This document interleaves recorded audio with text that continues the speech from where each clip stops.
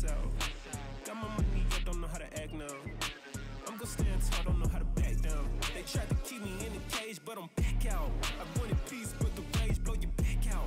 Treat a op like the Rock, I make them tap out. Don't make me, ayy, don't make me black out. I'm the black diamond. Fake gas stuff, still got the gaslight. Need a Brinks truck to pick up the bag. Shutty drink up, I pick up the tab.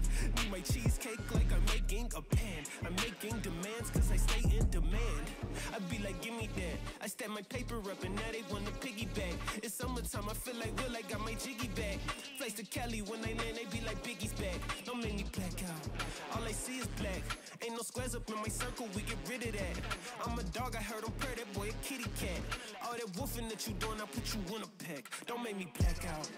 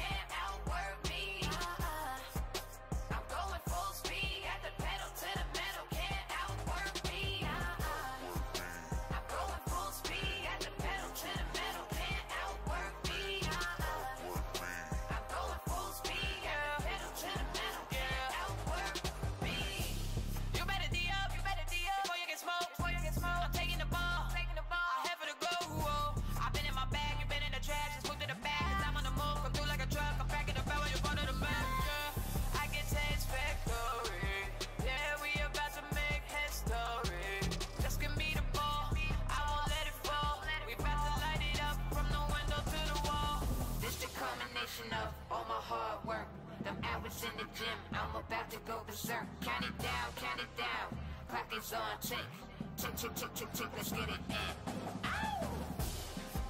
I'm going full speed, got the pedal to the metal, can't outwork me. I'm going full speed, got the pedal to the metal, can't outwork me. I'm going full speed, got the pedal to the metal, can't outwork me. I'm going full speed, got the pedal to the metal, can't outwork. He's a beast, he's a monster, he's a force with the man. I scanned the room, forming up the plan. Fire in my eyes, got them stuck with sin. I don't play to lose, I just play to win. It's that hard work, effort that I'm putting in. I don't play to lose, I just play to win. Sound like broken records against me, let them records spin. Yeah, I gotta give it 100%, nobody go harder than me. Do it on purpose, I got the people depending on me. Mama mentality, got my game face on. Every time I step up on this court, you know that we won this done. I'm going full speed, I just pedal to the metal, can't outwork me. I'm going full speed, got the pedal to the metal, can't outwork me. I'm going full speed, got the pedal to the metal, can't outwork me. I'm going full speed, got the pedal to the metal, can't outwork me.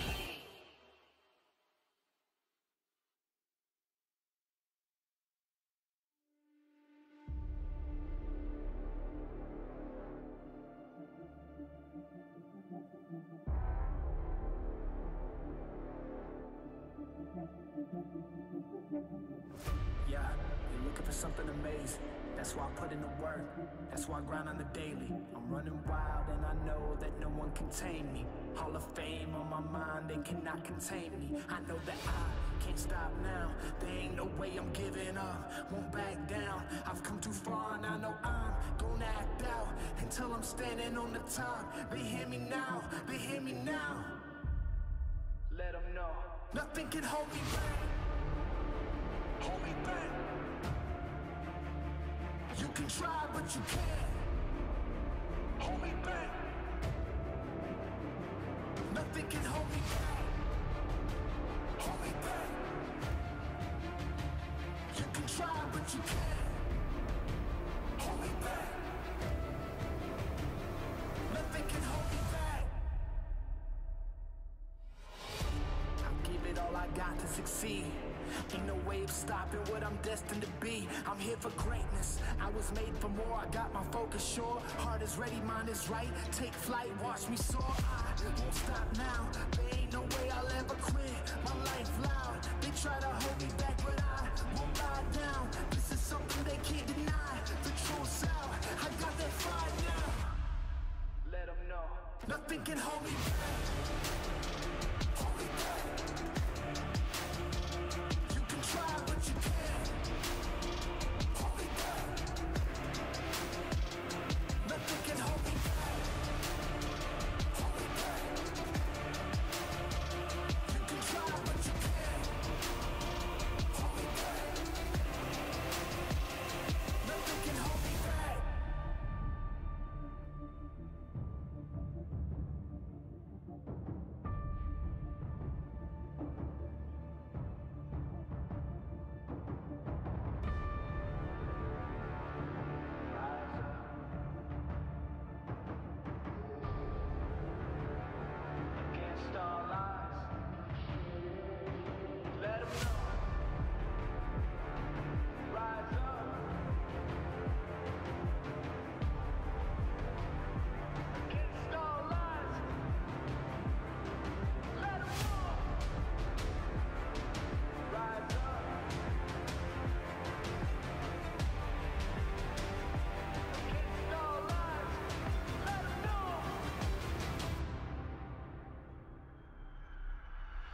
Nothing can hold me back. Hold me back. Hold me back. You can try, but you can't. Hold me back. Hey, hey. Nothing can hold me back.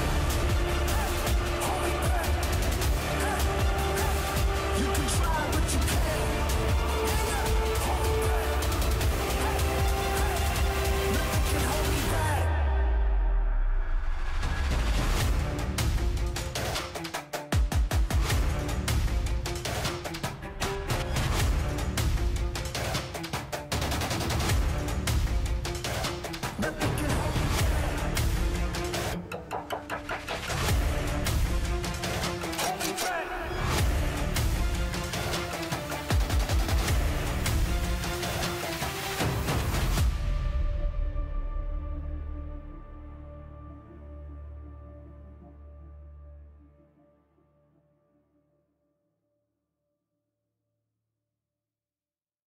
Man, this might be something lethal. Like a beast that can't be tamed. This the kind of rage you can't contain. Yeah, this might be something lethal. You can really see the flames. Feeling like it's borderline insane. Man, this might be something lethal. Something lethal. Yeah, this might be something lethal. Something lethal. Feel it coming. The pressure start thumping, ain't no running. It might cause a rave, all my people start jumping. You can feel the blood, shit, it get your blood pumping. Okay, you better take a seat. Don't step inside the kitchen if you cannot take the heat. It's looking like a feast, guaranteed to flame the streets. It's the jungle outside, tell me who can tame the beast. Something lethal, like a beast that can't be tamed. This the kind of rage you can't contain. Yeah, this might be something lethal. You can really feel the flames, feeling like it's borderline insane. Man, this might be something lethal. Something lethal. Yeah, this might be something lethal. Something lethal. Welcome to the valley, it'll eat you alive. It'll hit you out of nowhere like a thief in the night. Ain't no way you can hide, it came seeking a fight. Push the pedal to the metal, better keep up the stride. Keep up the pace, this is a rage, we gon' light up this place. Please make some space, or move out the way. Come in with pressure, get smacked in the face. Something lethal, like a beast that can't be tamed. This the kind of rage you can't contain. Yeah, this might be something lethal. You can really feel the flames, feeling like it's borderline insane. Man, this might be something lethal. Something lethal. Yeah, this might be something lethal. Something lethal. Yeah, this might be something lethal. Something lethal. Yeah, this might be something lethal. Something lethal. Yeah, this might be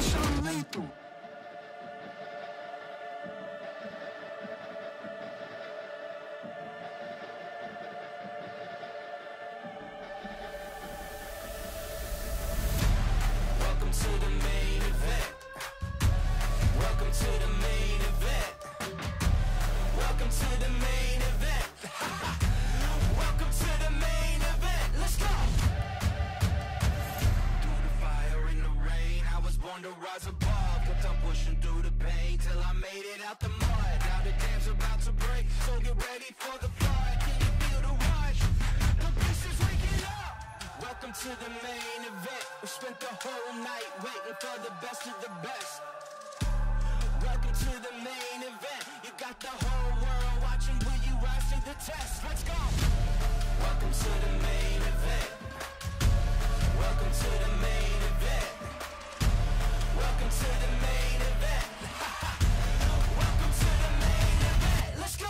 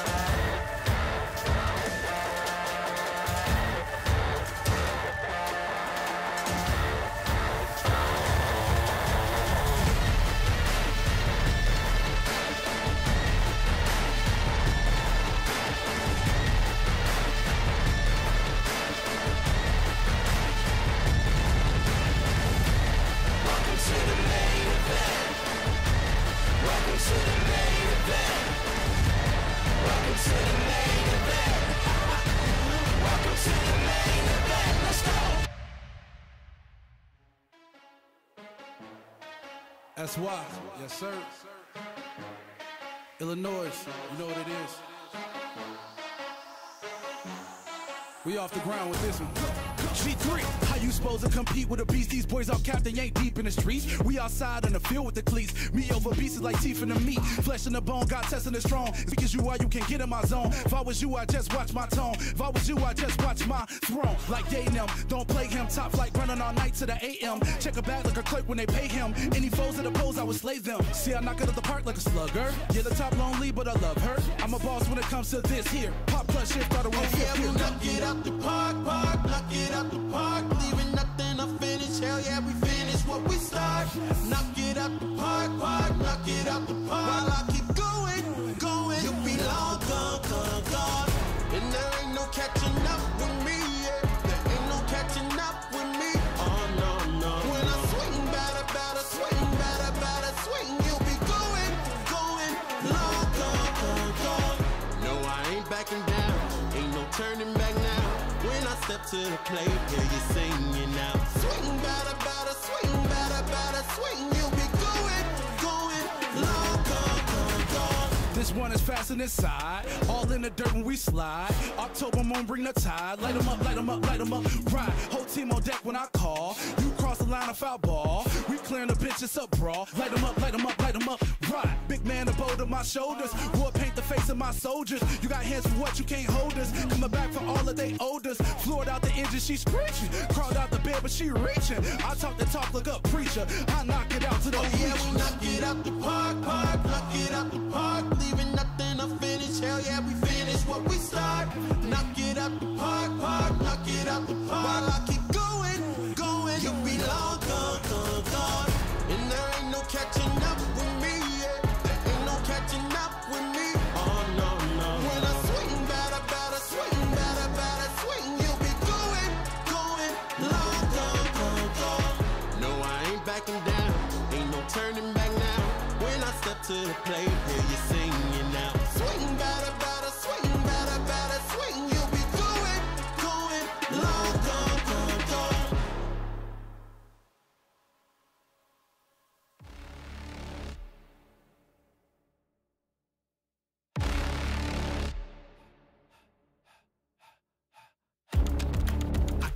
earth-shake. Chaos around me. So many enemies. They all surround me. They out for blood and revenge.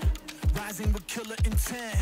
The fury ahead is immense, but I will not bend. Look in my eyes, no you won't see fear. Nothing but fire and it's not even fair. They all against me, but I'm still here. So go ahead and let them know I'm more than prepared.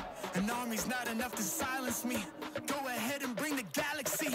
Nothing you do can rattle me. Go ahead, battle me. Get out my way. Get out my way. Move. Get out my way. On my way. Get out my way. Move. I gotta do what I gotta do. No one or nothing can stop me. And if you don't think that I can, just watch me. Move. Get out my way. Out my way. Get out my way. Move. Yeah, vengeance in the trenches with my mindset on a mission. Ain't ready for what I'ma hit with. I'ma go get it, I'ma get this. And I told them I'ma end this, get a witness. You want the fire and I got that. Ain't nobody here gonna stop that. Got more than a 12-gauge kickback. I'm about to get that, no one gonna top that. I've been putting that work in. If you want the crown, you gotta earn it. Don't assume that silence means weakness. There's a monster that's lurking under the surface. They about to know. To doubt me, that's a tragedy. You end up just counting the casualties. Victory is my anatomy. Go ahead, battle me. Get out my way. Out my way. Get out my way. Move. Get out my way. Out my way. Get out my way. Move. I gotta do what I gotta do. No one or nothing can stop me. And if you don't think that I can, just watch me. Move. Get out my way. Out my way. Get out my way. Move. All of that talking stops now. There's no need for discussion. Once you see what I'm about, all of that talking stops now. Let's do this for real. Let's go. Right now. Battle me. Get out my way. Out my way. Get out my way. Move. Get out my way. Out my way. Get out my way. Move. I gotta do what I gotta do. No one or nothing can stop me. And if you don't think that I can, just watch me. Move. Get out my way. Out my way. Get out my way. Move.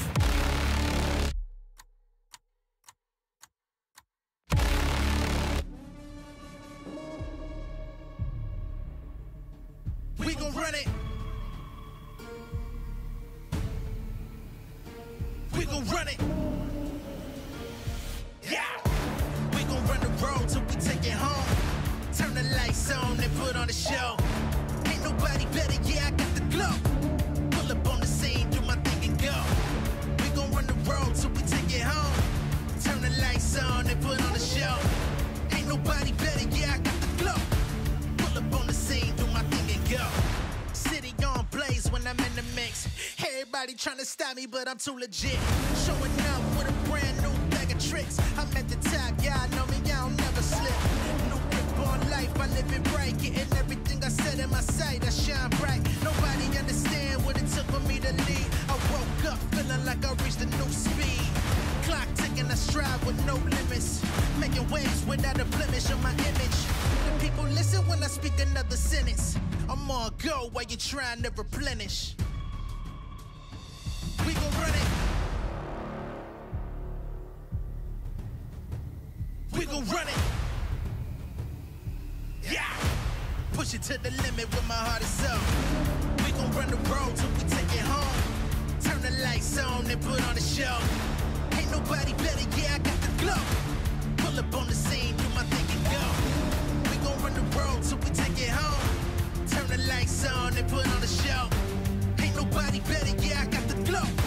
Pull up on the scene.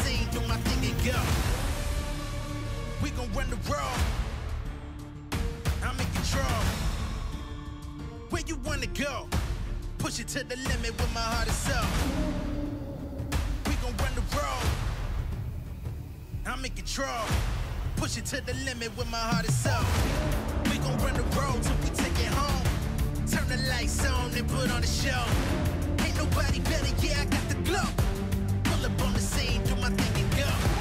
We gon' run the road till we take it home. Turn the lights on and put on the show. Ain't nobody better, yeah, I got the glow. Pull up on the scene, do my thing and go.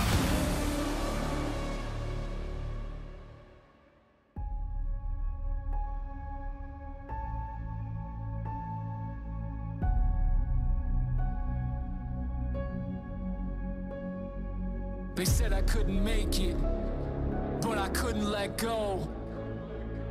The dream inside is all I've ever known. Run till I gotta walk, crawl till I hit a wall. Never see me fall, I'ma get it all.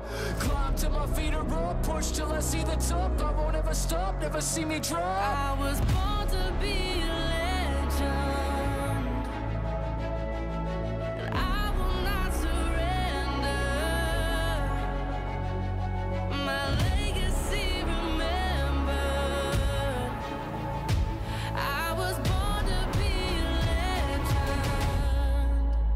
Legend.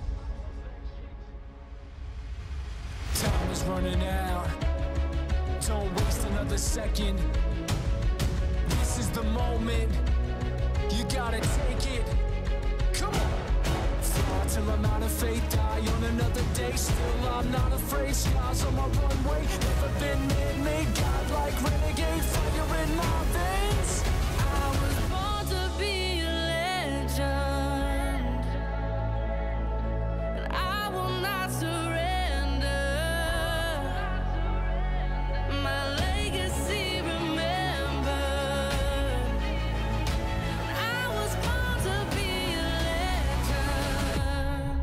A legend. Come on.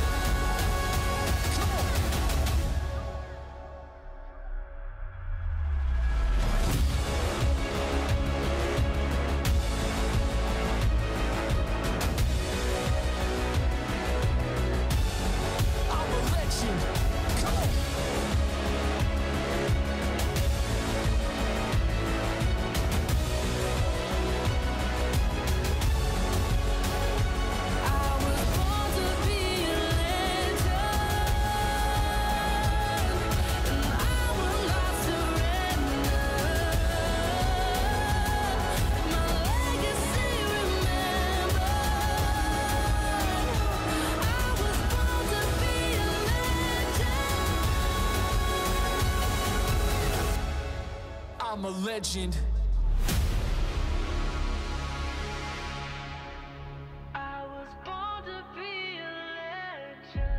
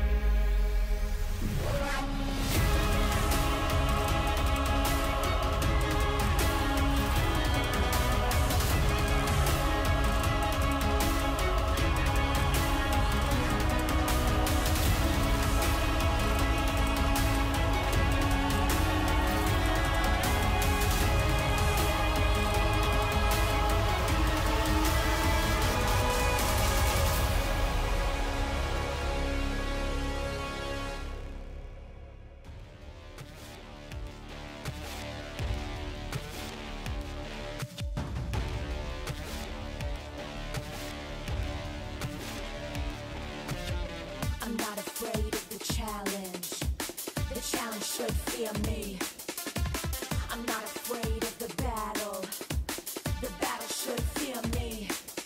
The only time is now. Jump into the unknown.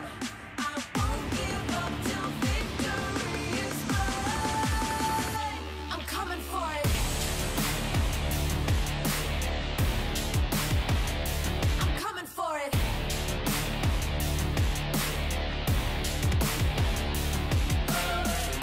I fought for this. I crawled for this. I died for this. I'm coming for it. Yeah, yeah. I'm coming for it. I'll take the win, the glory, all mine. I want it all. I've got this fire burning inside. I want it all. The world will know I'm do or die. I want it all. I've got this fire burning inside. I want it all. Only time is now. Jump into the unknown.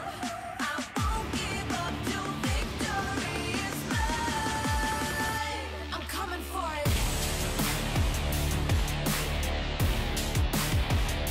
I'm coming for it.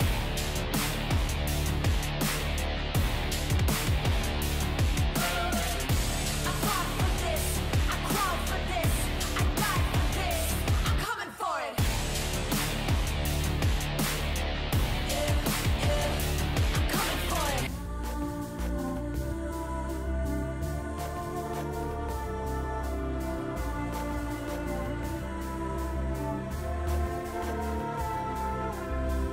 When it's all you got and it's all you want, you don't back down, you don't ever stop. You climb to the top, let the whole world know just how far you go.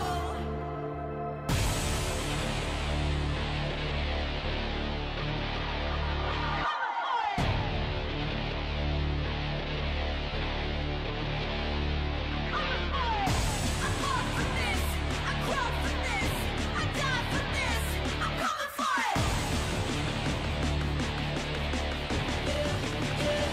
I'm coming for it. I'm coming for it.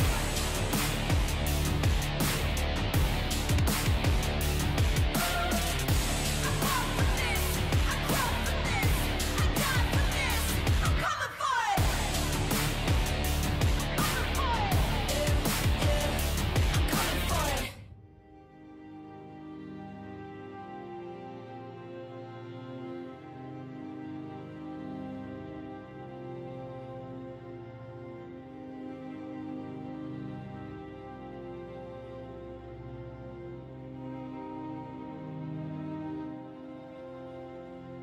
In my darkest hour, I can feel the power. Won't be devoured, never been a coward. They stone sour, I'm gunpowder. If I say it louder, can you hear me now? I got the power. Counting down the hours till the whole world knows this is what it's like to be powerful. Never gonna settle, I'm on another level. I'm powerful. I'ma let 'em know I got the gold. I'm in control. I break the mold. I show the world just how powerful I can be. Powerful. Powerful.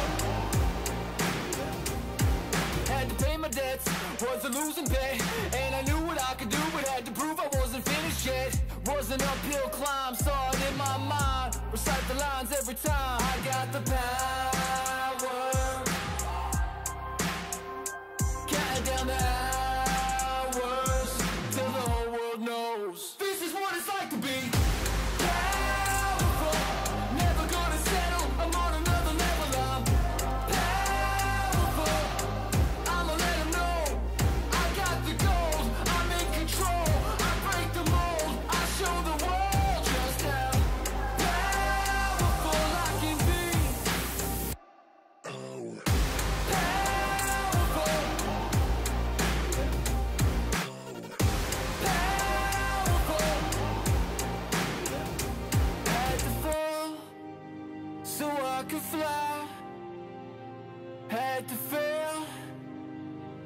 I could rise. Had to break to feel alive. I'm alive, I'm alive, I'm alive. Powerful.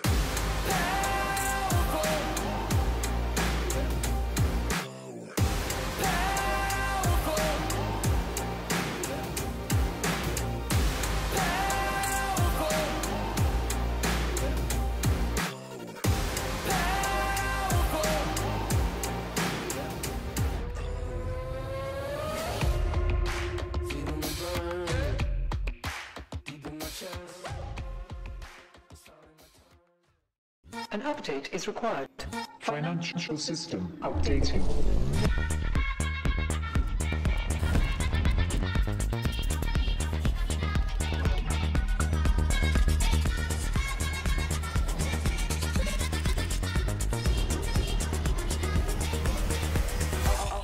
System updated. We will dance to get.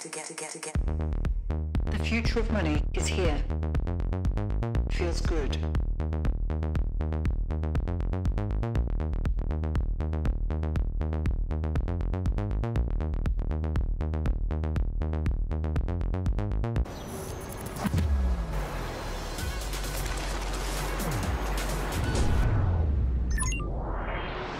Hunter in the dark.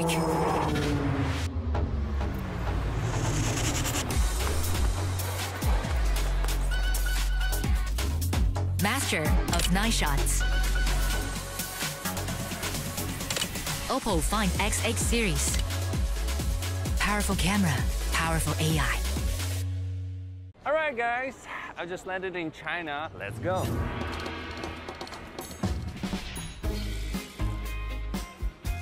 Play the local way, pay your way.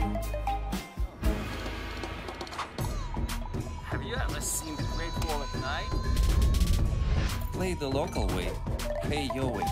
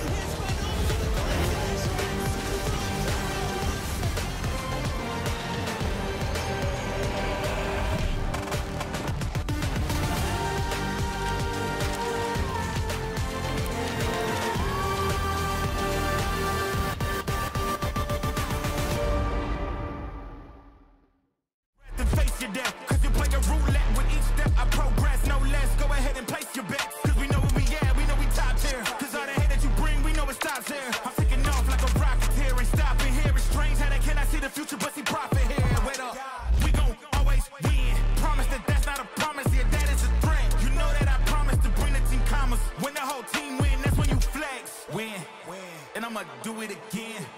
Watch me win. Then watch me do it again. What a car. Living the dream, huh? Sweet dreams are made of this. Who am I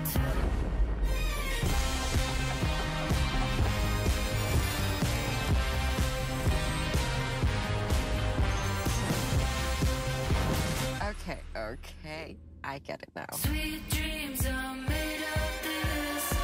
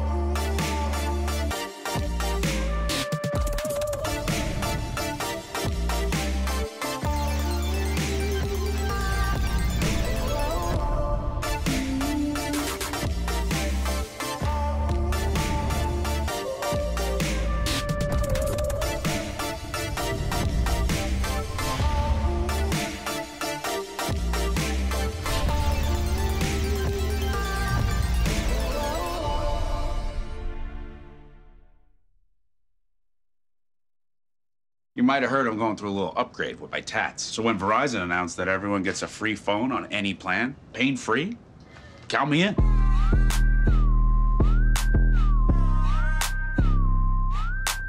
Try and beat it. I'll give you a sec.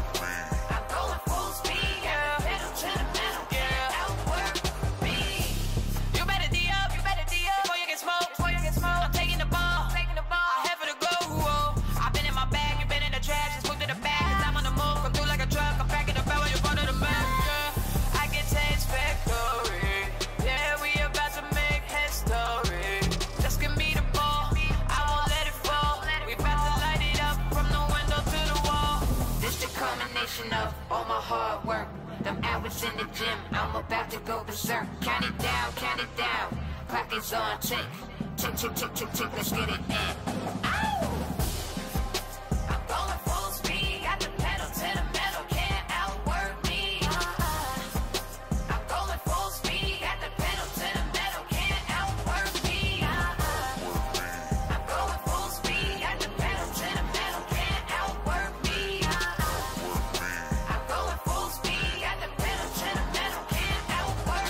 He's a beast, he's a monster, he's a force with the man. I scanned the room, forming up the plan.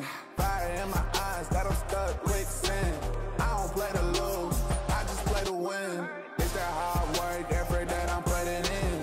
I don't play to lose, I just play to win. Sound like broken records against me, let them records spin. I gotta get it 100%, nobody gon' harder than me. Do it on purpose, I got the people depending on me. Mama mentality, got my game face on. Every time I step up on this court, you know that we won this time. I'm going full speed, I just pedal to the metal, can't outwork me. I'm going full speed, got the pedal to the metal, can't outwork me. I'm going full speed, got the pedal to the metal, can't outwork me. I'm going full speed, got the pedal to the metal, can't outwork me.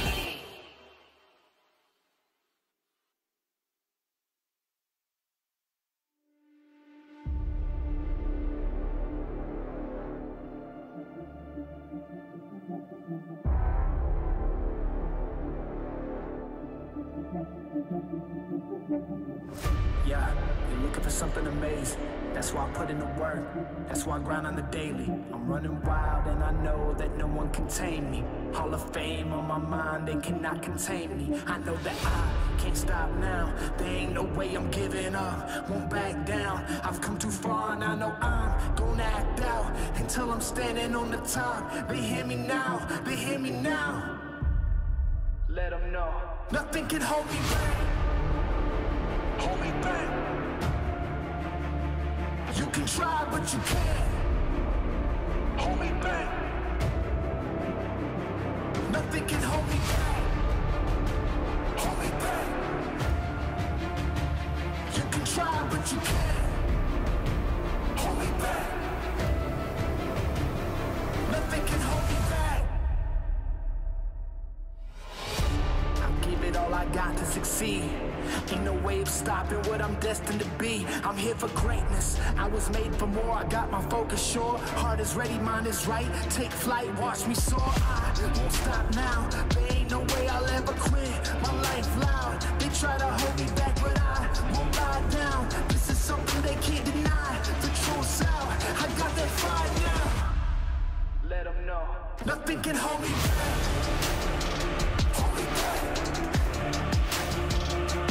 Try, but you can't hold me back. Nothing can hold me back. Hold me back.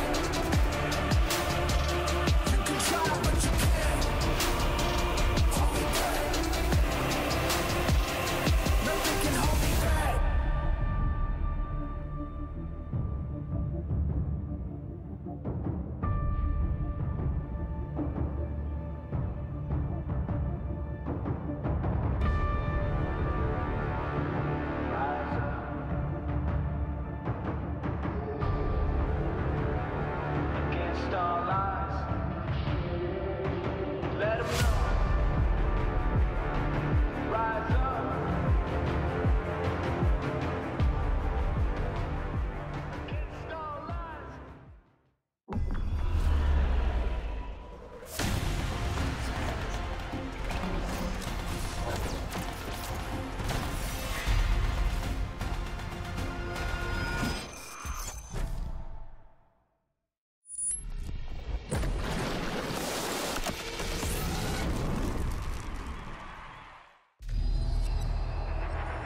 Something is coming. It's building, rising from within. It fuels the determination to battle against impossible odds. The fire within. Let me throw it down to the ground, make them turn around. I'ma look at you from the top, howling like a hound. It's not gonna happen, but in the back, huge! He's just too strong! It awakens here. Massive kill coming in! It awakens now. It was just cinema! Welcome to MSI!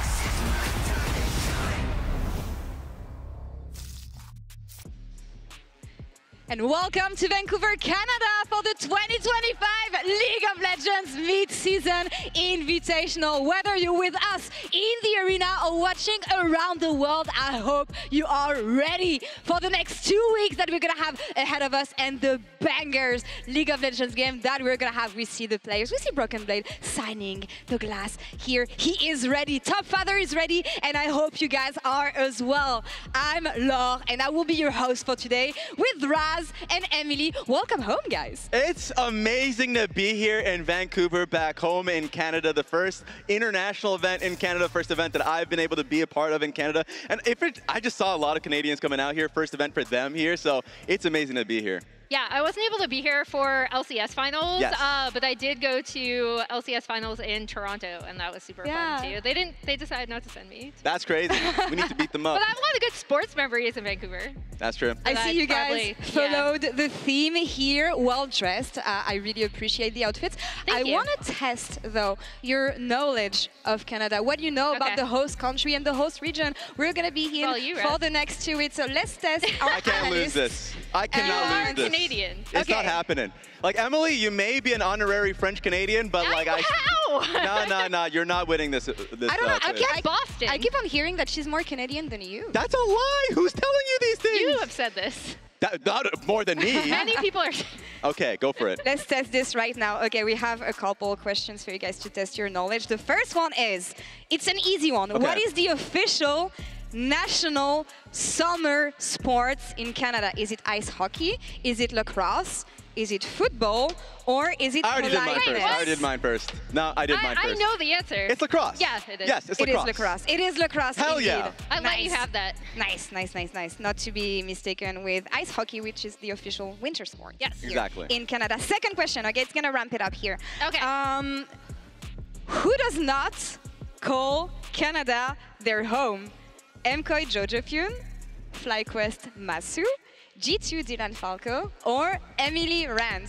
That is, it's a nasty question. I'm from Boston, Massachusetts. That's a lie. Stop lying immediately. Just because you're saying that you're not Canadian. I legitimately am from Boston, Massachusetts. I don't believe her. I don't think anyone here believes you. You're adopted. I think they can claim you. Apparently. Yeah. In fact, you can take this. Yeah, give her the flag. Give her the flag. This is yours. This is yours. This is massive. Do you want to make your case as a fellow Canadian? Emily. I mean, I'm from Boston. Oh my God. I'm surprised I'm not getting booed right She's now. not even trying. Don't let her get away with it. Okay, the next one is, I think this one is going to be funny. If your friend passes you a toque. A toque? It's a toque. It's a toque. It's a toque? Yes. What did they give you? I know what it is. Okay, do you want to go first or should I give the answers first? No, I already buzzed in. No, That's Raz awful. buzzed in mid-question before. It's I want the chat to be able to Okay, play. keep delivering the question. Is it a delicious local pastry? Is it a hat to stay warm? Or a precisely aimed skill shot? Or a witty insult? What's that? Yep. That's all it is. Yeah. It's a hat. Got It's it. a hat. We have one last question for you guys. This one is going to be a bit tricky. I get half mark. Canadian League hits different than what you're used to in Europe. Usually a different lingo, different expressions. So how do you call your jungler to get you a gank?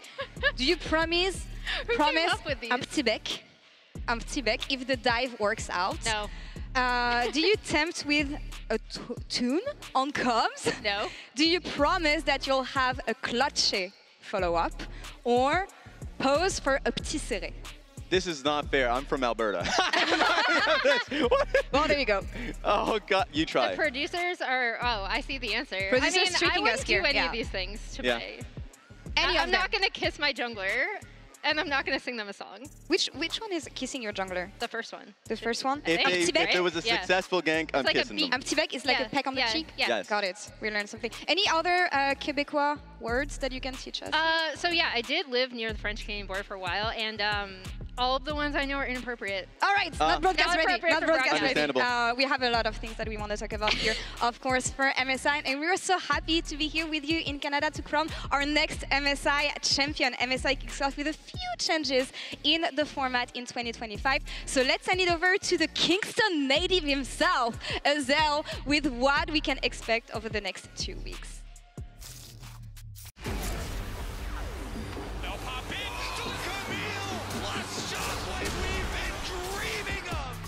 MSI returns this year in Vancouver, Canada, with a few format updates aimed at keeping the excitement high. This year, 10 teams will compete for the title, battling through an exclusively best-of-5 format with full Fearless draft in every match. Who will find the strength from within to overcome every challenge and take home victory? Those who best take advantage of MSI 2025's updated format will be the ones to rise to the top. Let's dive in and see what they're up against. 10 teams in total will be sent to Vancouver, with the top 2 seeds from the LEC, LCP, LPL, LCK, as well as the top seed from the LTA North and LTA South competing. The play-in stage will feature the second seed from LEC, LCP, LPL, and the representative from the LTA South. These 4 teams will face off in a best-of-5 double elimination bracket, with seeding defined by regional standings coming out of First Stand 2025. The 2 teams that reach 2 wins will move on to the bracket stage, alongside the first seed of each region and the second seed of the LCK, which receives a bye to the bracket stage since HLE won First Stand, representing the LCK. In the bracket stage, the now 8 qualifying teams will play another best-of-5 double elimination bracket, with matchups determined by a draw. Teams will be split into 4 tiers, with those tiers spread out across the bracket.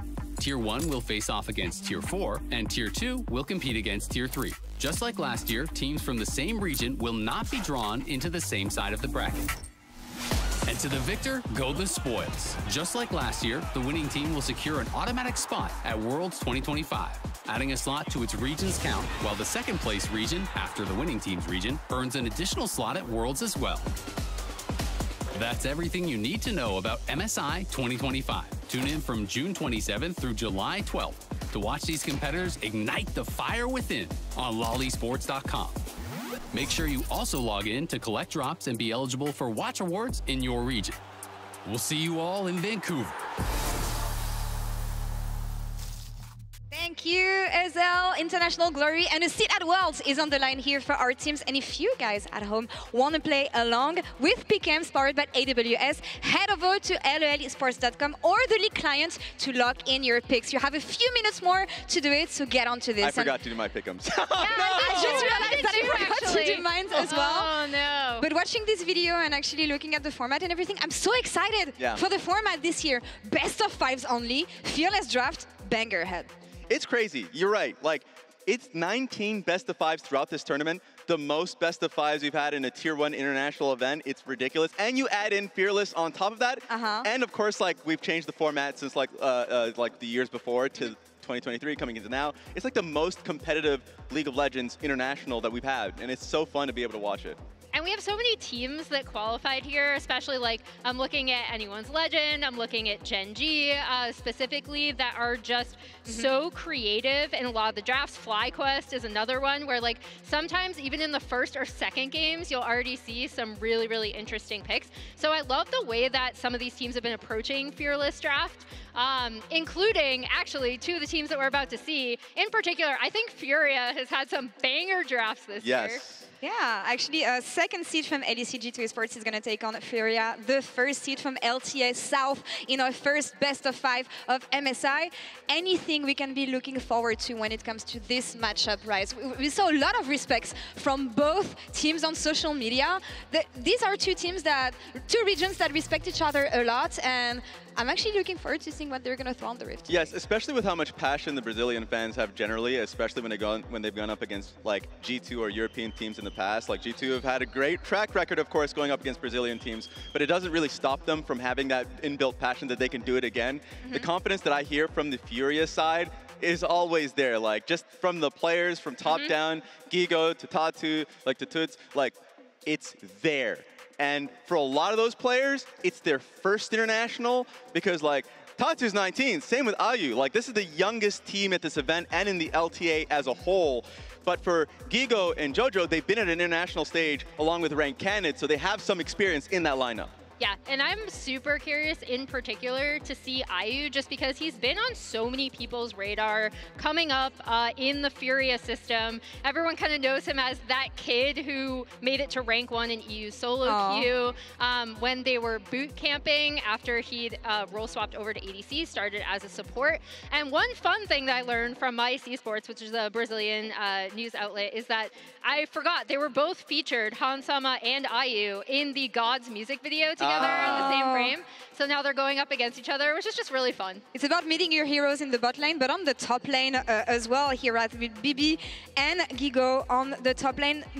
He had some strong words about facing Bibi. What was that about? So like after the series that qualified them beating Pain, like he was talking about how Broken Blade for him was an inspiration for a reason, because like when Broken Blade goes to internationals, guess what? He is matching the top players. For Gigo, he's looking at like Zeus or Ben and saying that seems unreachable, but Broken Blade is reachable for him, and he's seen Broken Blade through hard work, determination, all these things, be able to do that in international stages of the past.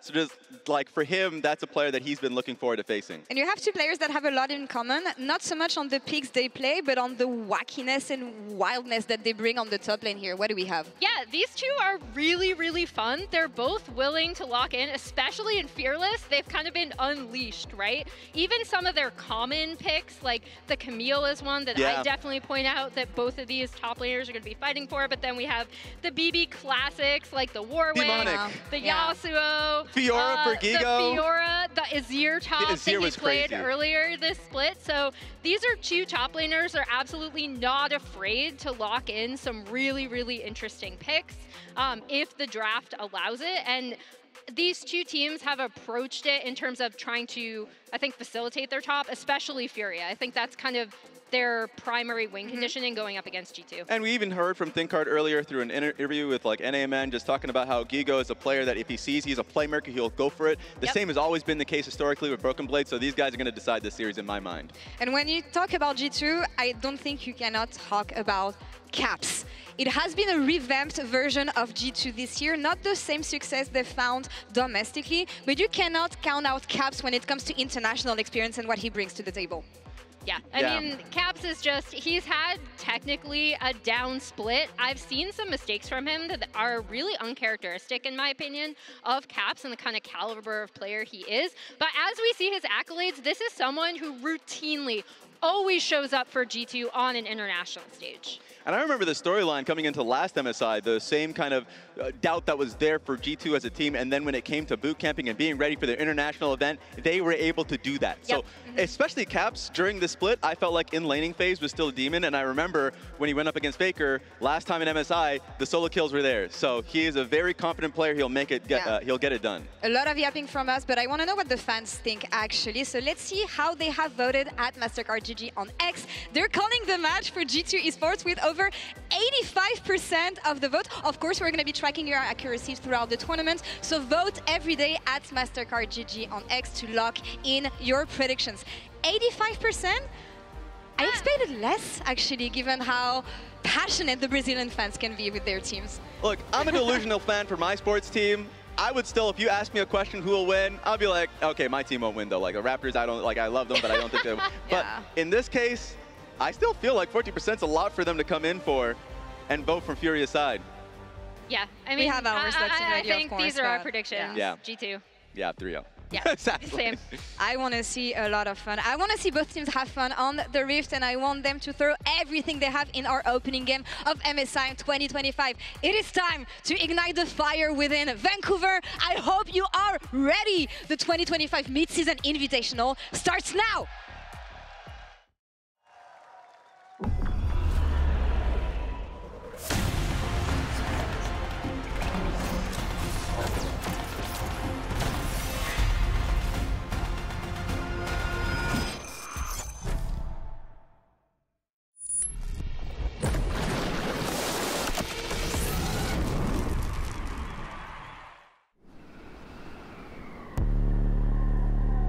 MSI là nơi những cái mạnh cơ hội bị gục ngã.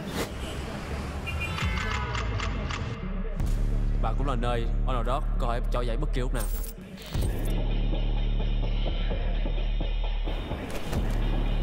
我觉得入围赛最重要的是调整自己的队伍的状态吧。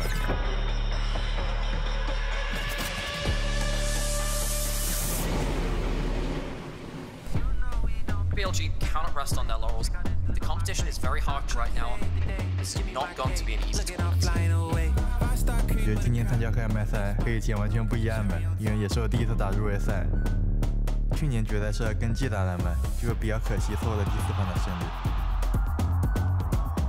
但其实当时我们和他们打的时候，还是感觉非常有机会的。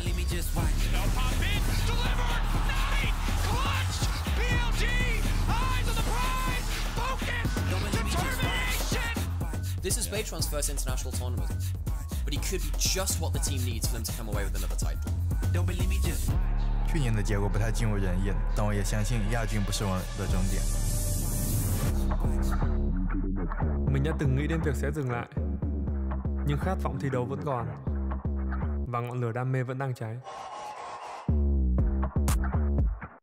Mọi người nghĩ BLG và G2 sẽ chiến thắng, nhưng GAM luôn làm họ bất ngờ. This can be done as they all engage, so Levi's ult. Submarine time again! They nuke the backline of Fanatics, they don't know what hit them. Levi's Nocturne does it better! Lần này sẽ khác. Eu sempre quis estar no Internacional e é a primeira vez em 5 anos que eu consegui me classificar. Fúria quebra barreiras, supera todos os limites, pro seu ano, pra sua história ser realizada. Esse momento é o nosso. A gente vai mostrar isso. Last time we were at MSI, it was the first time we've been an LPL team in a very long time. Actually getting the win in the best of 5 was quite a different feeling. We still have a long way to go. I'm just excited to showcase our preparation. 8 targets to try and focus on, but Cream's already down to 50%. The Buster shot, too good from Caps. Oh! Noran's been placed. Massive damage to come out here, and this might just be it. Every near miss, every setback fuels the fire within. Apenas assistam. Esse momento é nosso. BLG, họ như những gã khổng lồ thật sự, nhưng mà mọi người nhớ tên mình chứ. 虽然我们从入围赛打起，总会在总决赛最后一天相见。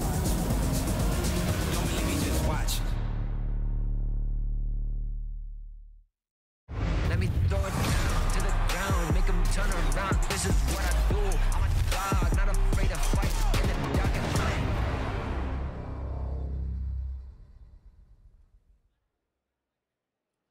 Vancouver! Please welcome to the stage, hailing from the LEC, G2 Esports! And their opponents in this best of 5, the representatives from the LTA South, Furia!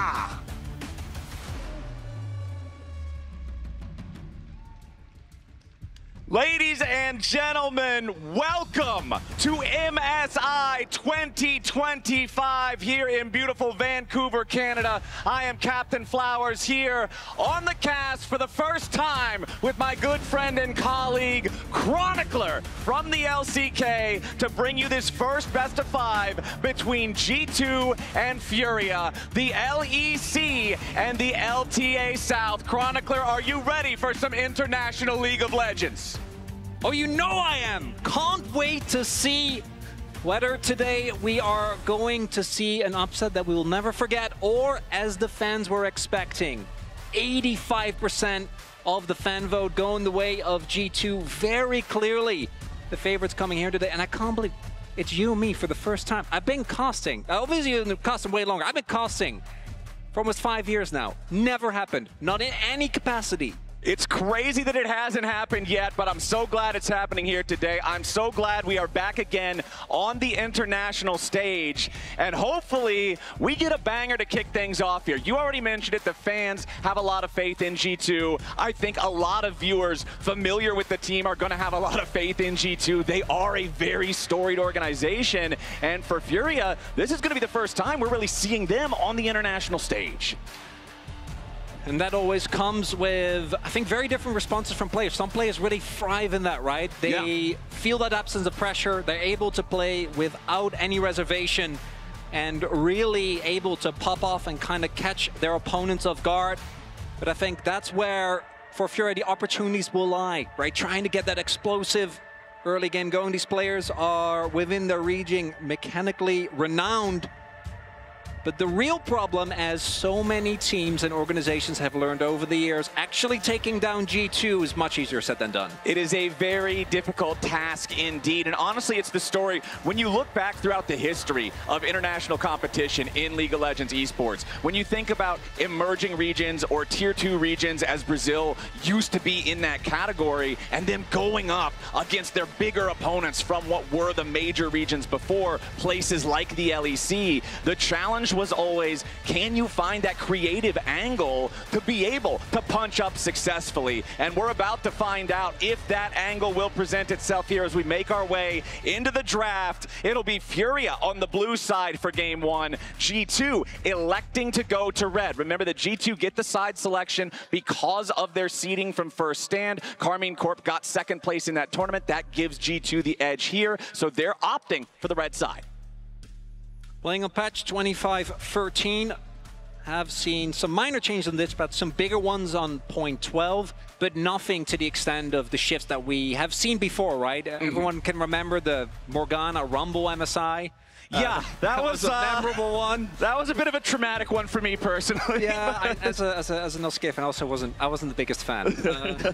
As we do see the TF, that's been one of the picks that people have really been talking about. Yeah, benefiting both from the buffs, and we already saw him kind of pop off towards the tail end of a lot of playoffs. And as you highlight, G2 going towards the red side. One of the things I do love about Furia is their willingness to fully commit to a draft. I think both their Sejuani and their Yasuo drafts are kind of the standout when you think of this, right? Being very happy to just go all the way. And on the red side, you do have a lot more opportunity to respond to those solo lanes, get favorable matchup, and make it harder for a player like Gigo to pop off too hard. Yeah, we've got the Yone, the Pantheon, the Twisted Fate banned out by Furia. Over on the G2 side, double AD carry bans, looking at IU, looking at the mechanical prowess there of the Brazilian AD carry, but also the Jax ban towards Gigo like you're talking about. And hey, Talia's up and open, Talia's locked in. I am entirely unsurprised. Yeah, this goes unchanged.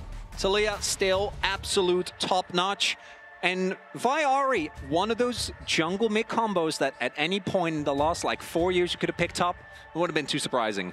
And the Vi Ahri also being a good denial. Vi also a great pairing with the Talia to be able to set up the combo for the seismic shove. So you get your duo, you deny them a good duo. Feels like a really good response there for the first 2 picks of G2. Let's see how Furia wants to respond to this one, taking their time, running down the clock on the second pick, sitting on this Shenjiao hover for a while, and they will go ahead and lock that one in. Another skirmisher that can scrap a lot early and deal with that Vi. A lot more dueling power than the Vi, but obviously doesn't have the same level of backline access. We already saw a lot of attention being paid by G2 towards IO in the draft. Now top lane wouldn't surprise me, and okay, well, The Aatrox just coming out straight up. Has, of course, been played a decent amount, but that is a big show of confidence here towards Gigo as it comes through. Yeah, throughout the spring split for Gigo, this was tied for his most picked champion alongside the Rumble there with 4 picks. Gigo is a player who is unafraid to pick whatever he thinks is going to work best for the game. It doesn't necessarily have to fit the state of the global metagame. So we'll see what Broken Blade is ready to pick into this, as the Kai'Sa is going to be locked instead, securing the AD carry for G2 before the second round of the bans come in. And look at this Chronicler. G2 is already right back to the AD carry game, continuing to hit that pool. Yeah, I don't think IU is going to be having the best of time. Probably not. The Kai'Sa, one of the downsides that you can run into it, obviously, is that the laning phase is relatively weak, but you already have an extremely strong dive core, and now we're also banning away things like the Xayah. Wouldn't be surprised if something like an Ezreal ban also comes through. That's the other AD carry they often go towards when it comes to a ton of innate safety. And the possibilities for IU are getting smaller and smaller, because for a lot of AD carries, just playing into this, if you don't get huge laning leads, is going to be tough. There's also the opportunity for G2 to go for a support counter pick, which can skew some of Kai'Sa's weaker matchups, where I think really your struggles often are in lane, is going to get taken off the board. Not a final AD carry ban for G2 though, but a very effective peel champion in the Alistar. Like you already said, you've got a dive comp. You've got one of the few AD carries that can dive along with it. This is looking like a real torpedo coming out from G2 Esports in the first half of the draft. So being able to shut down Furia's ability to stop that dive, I like what I'm seeing. Now, do Furia want to ban one more top laner? Yes, they do. They will keep the Gwen away from Broken Blade. And looking at this, the Renata, to me, kind of stands out as something that G2 probably wants to be very careful of. The Nico is still open. That's been one of the most popular counter picks we've seen into the Renata, and obviously when it comes to the laning phase, can really make life hard for her. But if you are already fully committed to playing this type of dive style composition, I do think Renata can really ruin your day, as this is something that was banned so many times against the Broken Blade, and it looks like those bans were warranted as the Warwick comes out. I love this, man. Gigo is someone who is known to play his types of champions, and Broken Blade is exactly the same. He will throw down the Warwick to deal with this Aatrox. The fact that you can use the Warwick Q to buffer through some of those sweet spots on the Aatrox Qs is such a powerful outplay tool, but it's Neela locked in for IU. You want to try to dive onto an AD carry. How about an AD carry with a dodge mechanism? Not only that, but Neela loves it when the entire team tries to jump into her, right? She can get so much value from the ultimate. I'm kind of loving this. And the Rakan, I think, is also a good pick away. There is still the Poppy open, so I do think that's kind of a smash hit, especially into the Neela as well. Even something like the Zinzo can really struggle with that. Poppy, to me, is also one of those picks that just always has value. But I love this. This is exactly what we were talking about earlier with the ability and the willingness to just go for these type of picks. So the Neela we have seen every now and then, right? It is a very niche champion. As you highlighted, she's very short range. Technically not melee, but let's be real. It's a lot closer to melee than a normal AD carry. It really is. And the ability to serve as both counter dive as well as such a good ability to absorb a huge amount of burst initially with the healing that comes through from her ultimate, plus the fact, and this is something that I wonder how well IU and Jojo are going to be able to use that, the experience, right? In case you're not familiar with Neela, because obviously isn't a very popular champion by any means, if she's able to last hit, gets full value for both her and her lane partner in terms of experience. So building early level leads can snowball very quickly, right? We've seen in any region, in any point of League of Legends, the level 2 power spike be kind of a, even though we feel like at this point we should all know, we still see teams get caught off guard by it so often, and Neela makes that whole situation even more complicated.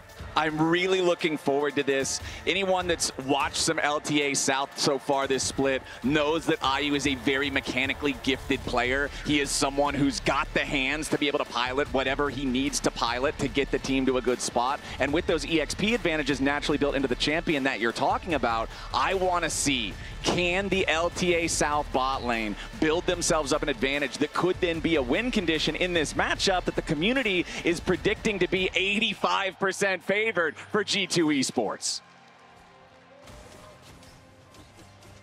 As we get into game, can't wait to see what we're going to have ourselves here today. Flowers, as looking at the rune setups, not seeing anything too out of the ordinary just yet. The other thing, as we talked a lot about the TF, that is definitely going to be a token board this tournament, is that unsealed spellbook that we see here on JoJo. A rune that got buffed a couple of patches ago. We already saw so many supports go to it in the playoffs, and no different here. Right, you lose some of that early trading power that you might have with something like a Guardian or similar, but as the game goes forward, you have so many more options. You have so many more ways to just catch your opponents, if they're not on top of it, always keeping track of what you're doing. There's plenty of opportunities to manage to throw a curveball at him, as we see Hansama and Labrov make their way into the bottom lane, looking for early positioning here in the side brush, but IU is going to see Hansama there.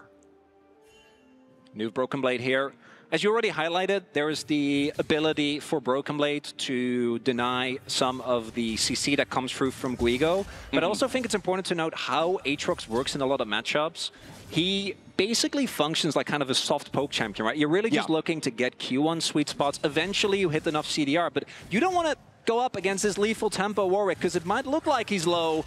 This Broken Blade is walking it off, but the sustain for a Warwick, as we're going to see now, I fear for Gigo, is something that's tough to deal with. Yeah, Broken Blade on that Warwick. The champion is so deceptive in the way that it works, right? It doesn't seem like he should be able to win a lot of the fights that he does, but if the player knows his limits on the champion, if the pilot is adept at the character, it's a serious problem to deal with, and we know that Broken Blade has the skill on this pick to make it work, as Gigo is just trying to stay back and farm. Broken Blade takes a turret shot. Not going to be too happy about that one, but still winning out an EXP, health bars around the same level. Broken Blade just wants to get this wave crashed in, looked for an extra Q there for a quick trade. Gigo with a nice little punish with a Q2 of his own, and Broken Blade's going to get the full crash. Yeah. Also do note, we have seen iterations of this Warwick where you play with Barrier, which is true. Like you can the solo straight queue up, style. You can straight up 1v2 or 1v2, right? If the enemy jungler shows up, very important that ward also highlighted. We see the ping. They did see it go down,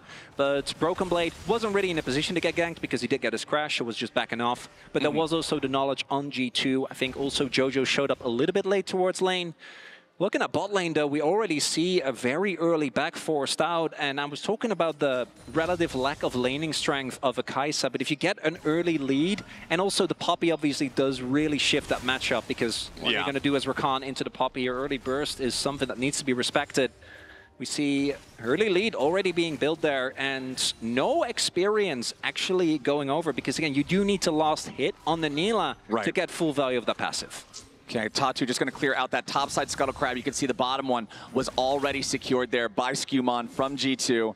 As looks like we might see Tatu try to make something happen up here, but he is going to walk over that ward in the Pixel Brush that was placed down by Broken Blade. So Broken Blade knows, hey, just play it nice and slow here. Allow this wave to continue pushing up. Don't go too crazy here onto Gigo. Tatu already taking his back as Broken Blade. Just again, trying to constantly be as aggressive as you can, using those Qs on cooldown with the Warwick. Nice slam into the wall there from Labrov on this Poppy. Steadfast presence on the back end of things just to try to make it so if JoJo jumps in and then tries to battle dance back out, he will be interrupted. And I do want to keep an eye on how effective Labrov is with these steadfast presences this game. It's very powerful against Rakan. It also has pretty great effect against Xin Zhao, Nila, and Aatrox as well. Just super, super good pick, I think, here on the R5 for G2. Broken it really Blade. is, and it also takes it out. As Broken Blade had to flash away. Gigo nearly got him there on the solo kill. That was death's door for the dog. Yeah, we talk about wanting to be low on Warwick. Not that low. Not that was not 20 HP. That was a little dangerous. Fortunately, in this case, he does have the teleport available, so that won't be too heavy of a payment. But losing the Summoner does mean that it might provide an opportunity to get this Aatrox out of the lane. He is going to use it immediately, I imagine, to try and maybe get an opportunity to play elsewhere on the map, because I don't think Broken Blade in time would have been able to really get the shove. Obviously, Warwick early on doesn't have the greatest wave clear. Does rely on his items to really get that going. You do need to be careful, though, in this longer lane. I know he just went back. Broken Blade... He's still going. The Lethal Tempo stacking. Yeah, Broken Blade's looking to keep this one going on there. Wants to find the fear. Gigo flashes away from it so he doesn't get hit by the CC, but Gigo's going to need the Qs to come back up yet again. Q2 hits! First blood solo kill for Gigo in the top lane. Broken Blade is down, but now G2's looking for a counter punch here in the bottom side instead. IU's going to be in some danger. Slam back into the wall from LeBron, but now dashes away to try to escape. Flash from Hansama, and G2 evens up the score. Really big that they get the kill there onto IU because they needed to make an immediate cross map. An unforced error there as Gigo just straight up solo bolos. The counter pick Warwick.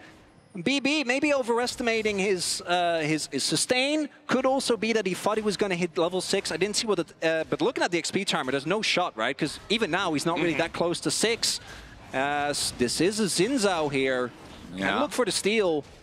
Tatu threw out the wind, becomes lightning, but didn't find a target with it. Now jumping in after LeBron. JoJo's ready to show up. We will at least get a smite fight over this. As there it is, TY for Leash. Furia secures themselves the first Drake after G2 started it up in their faces. They go to 13. Got the Drake. Doesn't matter. As there we saw, G2, again, understandably, that you want to try and get Drake as well. You just got a successful playoff towards the bot side. As we take a look here, and if you have barrier, I can see this work, right? Like, and it's something that we often go towards. Even then, I think it is really risky, but you have so much build and sustain on the passive on your W. But even without that level up, like, this wasn't particularly close. And you see, BB as well knows, this was... Yeah. It didn't even feel like it was a necessity, right? There's situations where I feel like if your wave state is really rough, well, you need to... But the wave state was fine. We might just have another problem here, Chronicler. As right back in he goes. Gigo's trying to make this one into another solo kill! Gigo is making Broken Blade look foolish in this 1v1. Yeah, the first one, it happens, right? Sometimes you just overestimate how much sustain you have. That one, though, that can't happen. You can't just be giving leads like this as Gigo on the Aatrox, full of confidence, understandably, has the ultimate available. And if Broken Blade goes for this plays approximately a couple of seconds later, maybe it's fine. The timing there again, Gigo able to simultaneously stack his Conqueror, walk away from the fear, and then here he still gets the damage off. And the Executioners means that Broken Blade doesn't heal that much. Skumon sees this like, if I go into that Aatrox, when it's clear my work, I'm going to get blown up. Like, there's no shot that you win that. There's just not enough damage.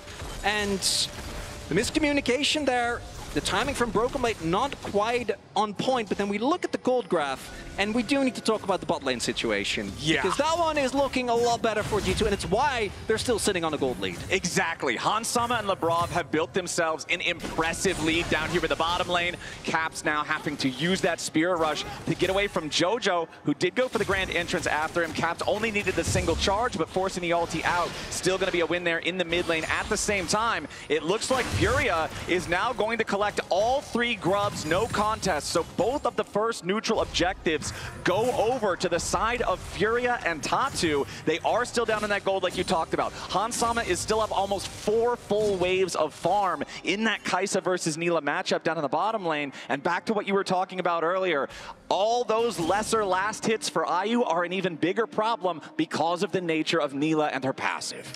The funniest thing, though, despite everything, if you look at IU, he's still ahead in experience.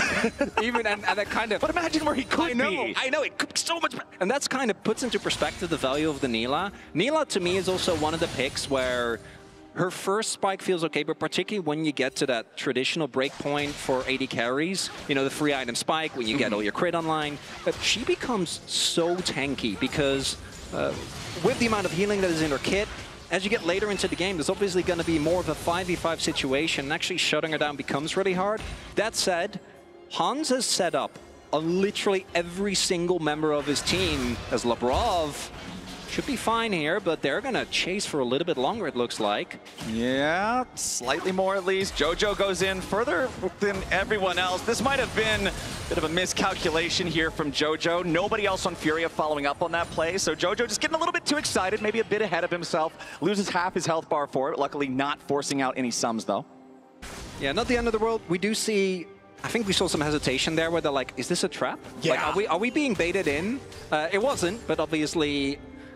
Furia doesn't know that as Gigo on his way. The timing could be here for Skumon to save his top laner. Yeah, this would be a big one there for Skumon. Immediately Broken Blade trying to jump in with a counter ulti as Gigo has gone too far, and it's a beautiful shutdown from Skumon. He's ready to chase him down with a my ulti. Toots tries to escape with a seismic shove defensively, but Caps is on the hunt. He clears the unraveled earth. Another charge of the Spirit Rush is ready to go, and Toots is trapped as the feat of warfare is claimed by G2.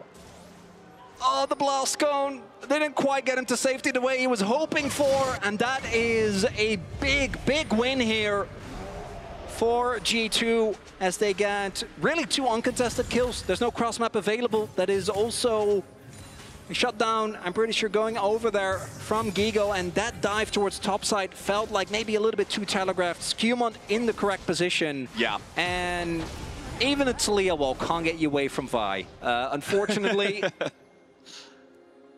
Let's see, doesn't look like we're gonna get a whole lot more here, but I do want to give props to Skewmont playing in his first international event, being able to have the game sense, have the knowledge, have the presence to stop what would have been another disaster up there in the top lane. If Skewmont's not in the right spot, all of a sudden Broken Blade is even further behind. Skewmont. Toots now could be in a bit of a rough spot himself. Skewmont ulti not quite ready to go again on the Vi just yet, so Toots can get plenty of distance in time as Furia is going to start up the next Drake themselves, but they got to be careful. Hans and LeBron might be able to stop him, but instead Hans is going to get caught out. Has to use Killer Instinct defensively, and now Skewmont is coming in for the counter attack.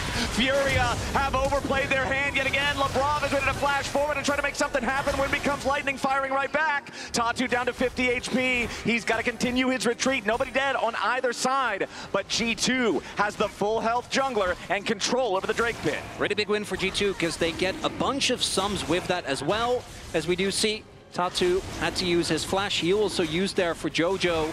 And they get the dragon. And the first dragon plus the first couple of grubs went over, well, the only couple of grubs now, obviously, went over to Furia, but not going to be continuing that objective stacking. And this is kind of what I think unfortunately happens often, right? Like the early laning, it looked great, but when it comes to these movements on the map, this play just a little bit too telegraphed. And now you see that TP coming in as well. They were ready. They knew this was coming, right? The wave crash was obviously being prepared, as there, unfortunately, doesn't quite make it out. As that's one of the longest Vi ults I've seen. Yeah, that was cross-country Vi ulti, and then you mentioned the blast cone. Kara, with Caps only having a single charge on his ult, I think he would have gotten out, especially with the Talia passive. If he just gets to the turret, I think he might have been fine. Caps still did have flash, so maybe he dies nonetheless, but that's definitely going to sting. And now, gold lead being further built upon there for G2.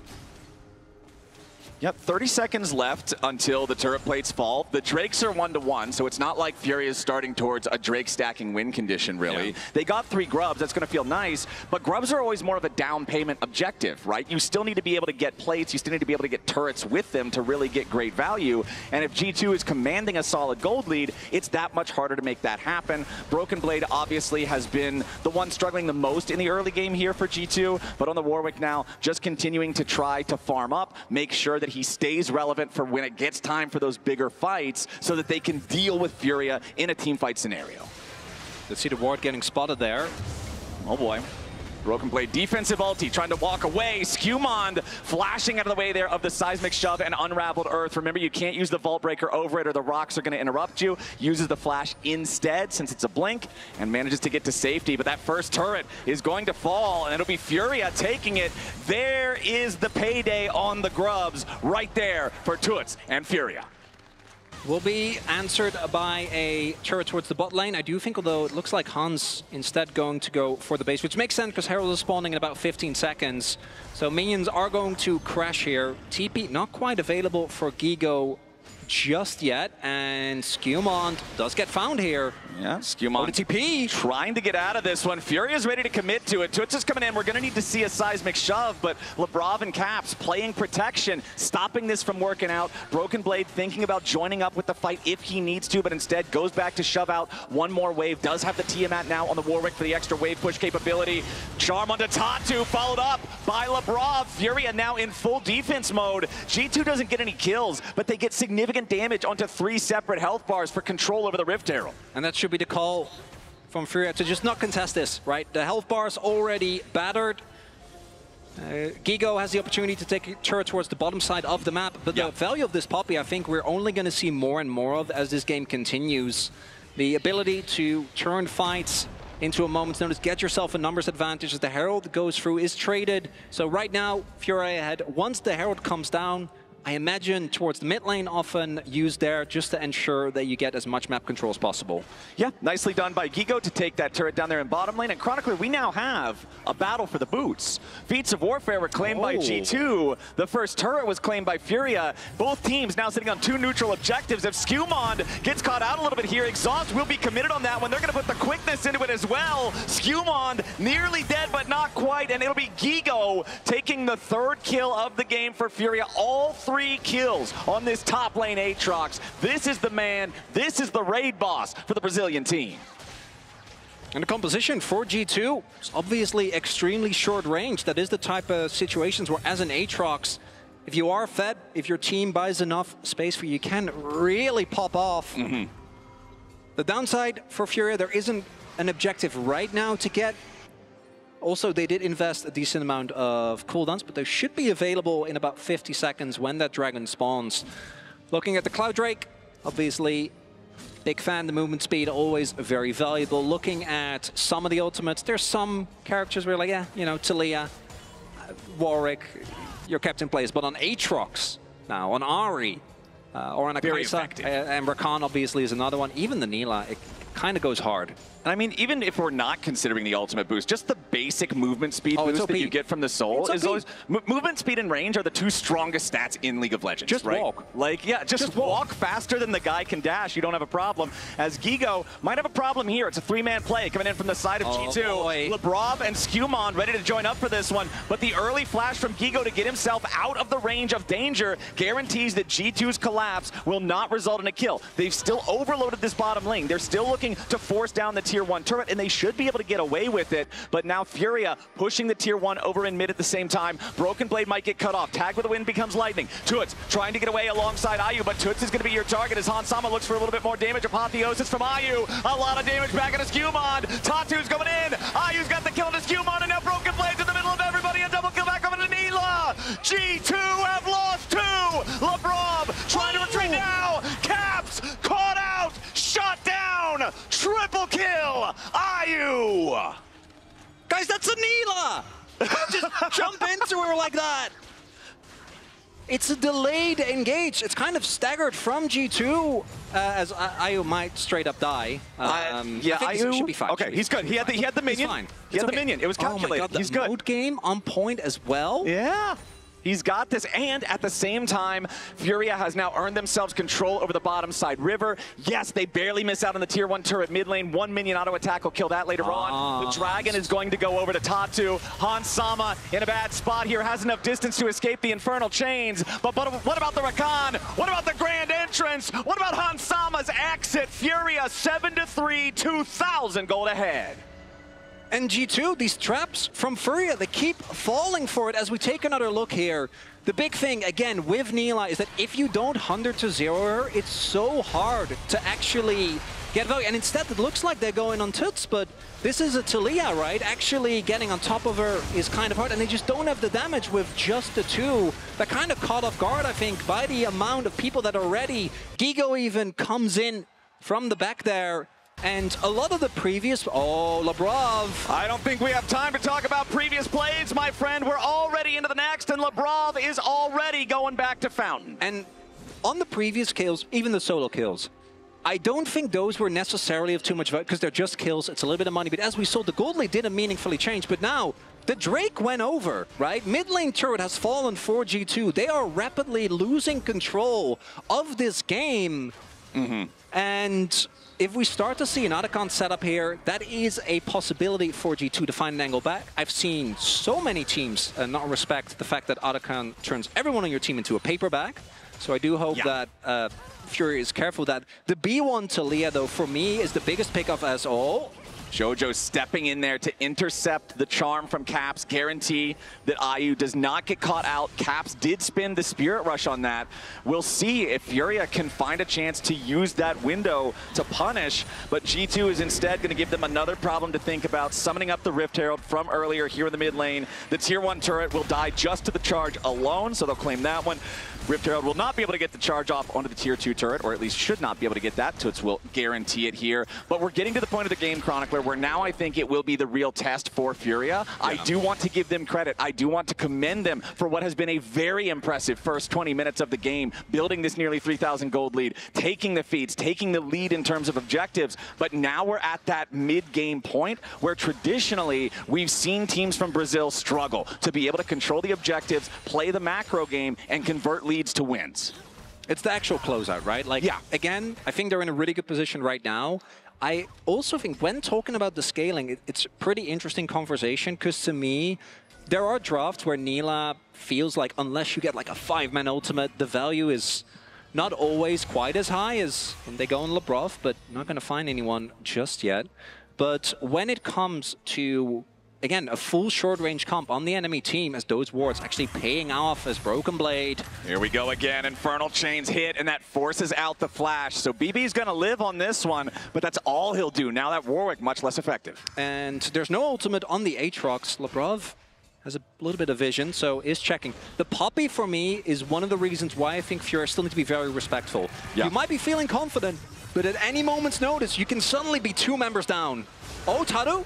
Yeah, let's see here. Tatu, Broken Blade, defensive ulti over the wall, gets himself away to safety, but now he's not ready to join up here in this fight. Caps is up in the top lane looking to take down that turret instead, as the Otacon is down to half HP. Furia's got 5 men down here.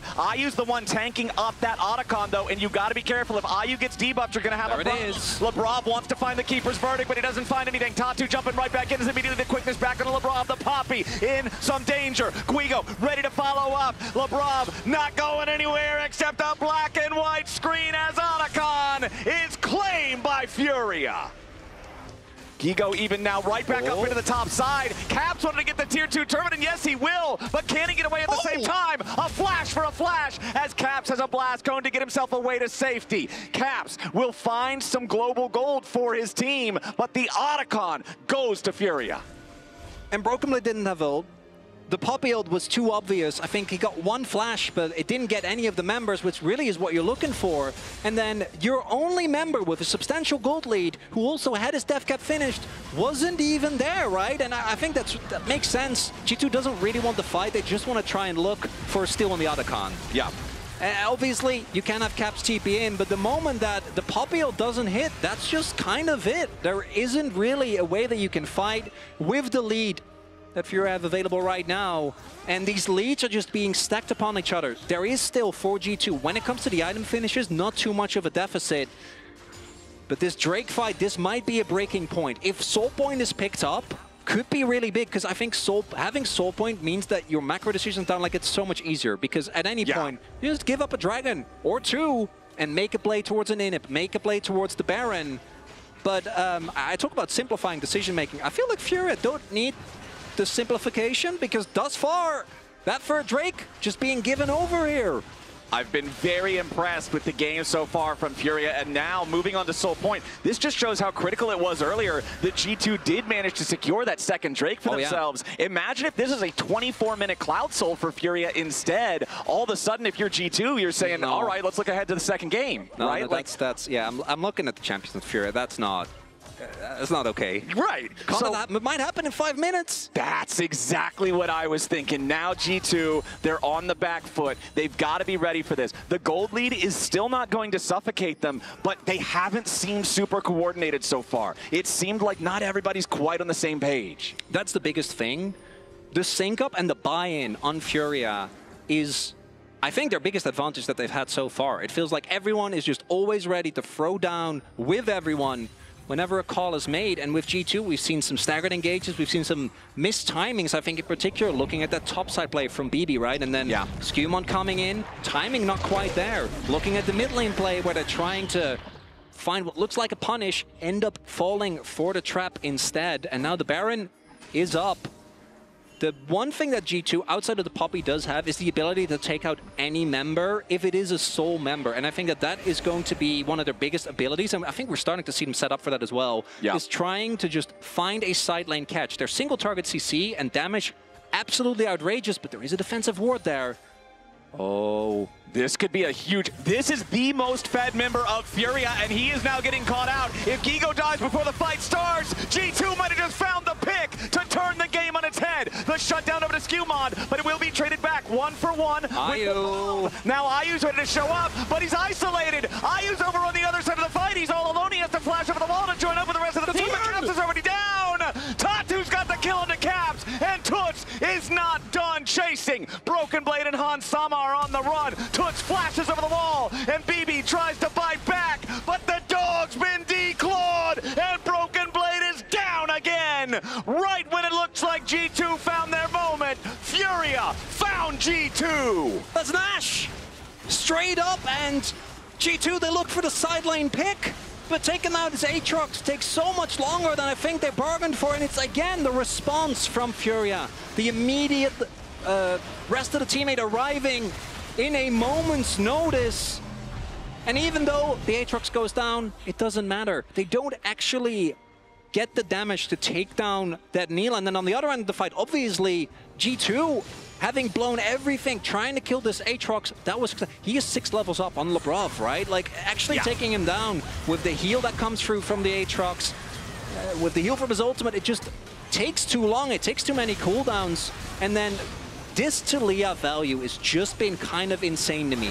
The amount of picks that we've seen that just are followed up on by that seismic shove, it's amazing. Tatu on the Zinza also, every time he goes in, someone on G2 dies. His decision-making has been so good. Now with the Baron. Here we go again, man. Broken Blade with another defensive ulti here with the Warwick. Gigo is behind enemy lines. Now getting jumped on by Skewmon to the wall, but Gigo is not down. The healing from the Aatrox baits in Han Sama, and Furia is furious in the face of G2 Esports. The inhibitor turret in mid lane broken as the inhibitor is about to follow. Gigo is back in the base, but he's got his teleport. He's joining back up with the rest of Furia. It's a 5-man push with a Baron against 3 G2 defenders. Furia has made their way onto the Nexus turrets. The first is already down. G2 are out of sorts. They cannot defend. Caps has to flash away from the apotheosis just to survive, but the rest of G2 cannot do the same.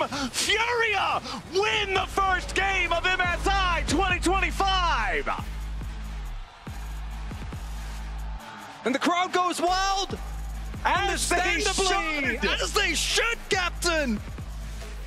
Because if you come in from the future like, oh, they take a game, you could see it, you know, maybe deeper into Fearless, a draft that you don't quite see coming, but slamming the Neela straight up into a full-on dive composition ended up being a stroke of genius. Add to that the performance of Gigo individually and the way the team played around him. What an opening here. What an incredible first game from Furia. That was exactly what LTA South fans wanted to see. I feel like that's what international fans wanted to see with the parity between regions. That was a show. Let's go ahead and toss it back over to the analyst desk to break it all down.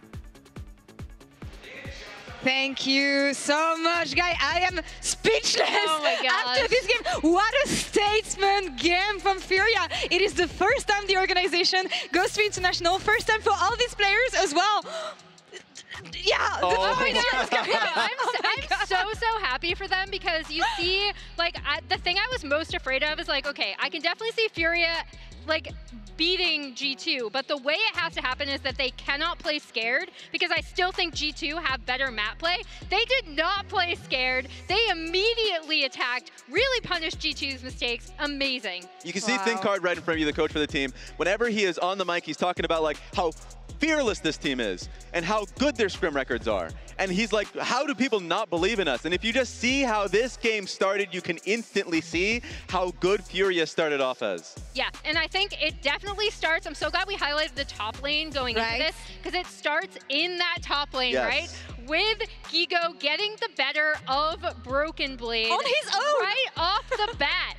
He immediately gets his flash at 4:30, follows up with first blood coming out, and then just becomes this raid boss for his team. You're right. The flash, he gets Tether into Q3. He flashes, obviously, the fear from Warwick. He plays this out so well.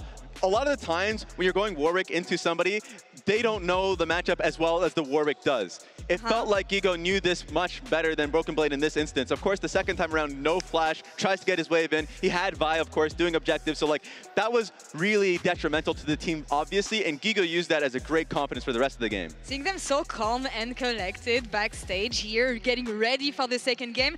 I'm worried as an LEC fan. I'm so excited as a League of Legends fan, honestly. And something that is really special about this game and about this victory is the fact that we are used to underdog teams actually performing well and surprising the expected team to win in the early game, but they kept the ball rolling. It was their game to win. G2 had no chance here, and as we know, every second counts, and thanks to the reliable Cisco network, IU, we hyped him up. He was able to stomp G2 with an easy triple kill. Yeah, and I think the confidence coming out of IU, he has a 75% win rate on this Neela. He's 3-1. This what set him up for success beautifully, ends up getting the triple kill off of this, and Furia kind of never looked back, even when G2 did have more turrets down on the map. Exactly, and even in this play, it was a numbers game in favor of Furia. The fact that Tatu and Jojo cut off the rest of the team, that Caps and Lebrov couldn't get there to the fight, the TP from Gigo making it basically a 5v3, so when Warwick comes, Vi is already out, like can't play that fight. So it feels like Furia is being able to play the fights both from a mechanical standpoint, very well, from a strategic standpoint, even better. Yeah, and that is the big difference maker for me, is like, okay, when I was going into this matchup, I was like, where do I think G2 have the advantage? Again, it was in neutral objective setups, and it was in how they play the map. The great thing that Furia did here was, A, their map play was pretty good, but then additionally, the way they set up these team fights, the way they used this composition to isolate G2 members, or when a G2 member did come in, the ability to absolutely stuff them, that dragon fight rounds was insane. Yeah. And you know the Audicon start, Emily? We've watched a lot of... We've watched a lot of bad Audicons. A lot of bad Audicons. That one made me a little scared. A little bit. But they played it out so well. The fact that, A, Tatu flashed out of the Poppy ulti and then held his Q3, the knock-up, just to be able to re-engage. They are so ready for any situation with a lead. I did not expect this level from Furia. I mean, that's the thing. I thought G2 might come back in the game, but every time, every fight, every timing, it was like a unit, a Furia unit on them, ready to strike back. I applaud the synergy from this team. Look at this play. You feel like G2 is going to be able to make the best of it, but you have the whole team running at them and just making the best out of this one. Yeah, and I think the big thing is they seem so comfortable and confident team fighting together, as we see IU coming in off the back, then flashing over the wall to join the rest of his team. I really, really loved the way they played with this composition to set up fights. And whenever we see a team from either Brazil, or we're going to be seeing, of course, GAM later on today, we talk about how talented they are within their own region. We don't expect them to be able to immediately translate that on the international stage. That is happening for them in day one, or at least in game one. And just being able to hear the fans from Brazil, from Furia saying, Dia de Furia, like, it's the day of Furia, like, this is going to be their day. It kind of feels like it, but it's a 5-game series. Yeah. So they can come back, G2 can be able to, like, basically be ready for game 2 and come back quickly. They started the tournament in the best way possible. They have the fans behind them because most of the fans were cheering for them during this game. Do we call this first game, I don't want to say luck, but what do we make actually of this first game when it comes to G2 and what Furia is going to be able to do for the rest of the series? Because again, it is fearless. G2 might have international experience, but this was Furia's game. Yeah, I mean, I definitely don't think it was luck. I think Furia did play this out really, really well. Yeah. Going into G2's next game, I think what they're going to want to do is really pay attention to their draft. Again, I thought the Ahri was actually good for Caps, but again, get him on something where he can be a difference maker, because I do feel like so much of this G2 team really relies on his playmaking. Yeah. And then again, Furia's approach to this was to really make it volatile early, and I love that from them, so G2 need to be prepared for that. I agree, and I think when you think about Tatu during the playoffs, his most played pick was his Xin Zhao. Yep. When you think about like the best play and pick for Tuts, it is the Talia. So they got their most comfortable pick out of the way, so it should be better for G2. And now I'm thinking about like that one haymaker you can throw in game 1. For me, that was the Neela. And so I am more interested in if they can go the long run from the draft perspective to have more things in the tank. That's going to be my question for Furia for the rest of the series. Is there any advice, you would be think card right now, any advice you would give your player to keep the momentum going and grab this second game? I keep playing with confidence. Like that's the big thing to me, right? Is whenever we have some of these mismatches and we're like, okay, you know, this team is going in as an underdog, you need to play with confidence, you need to play their game, and that's exactly what Furia did. Adrenaline can come in hot, especially on an international stage like this. So like be able to, yes, feed off that confidence, but remind them the good things that they were doing strategically. That good things, don't forget about it. The adrenaline is running too high, so being the sober second thought in the room is a good thing. Slow and steady, they have this so far in the first game, Furia, with the upset, with the surprise victory against G2 Esports. Let's see if they can keep this one going for game 2. We're gonna take a short break, we'll be right back. Let me throw it down to the ground, make them turn around. This is what I do. I'm a dog, not afraid to fight in the dark and light. What a car. Living the dream, huh? Sweet dreams are made of this. Who am I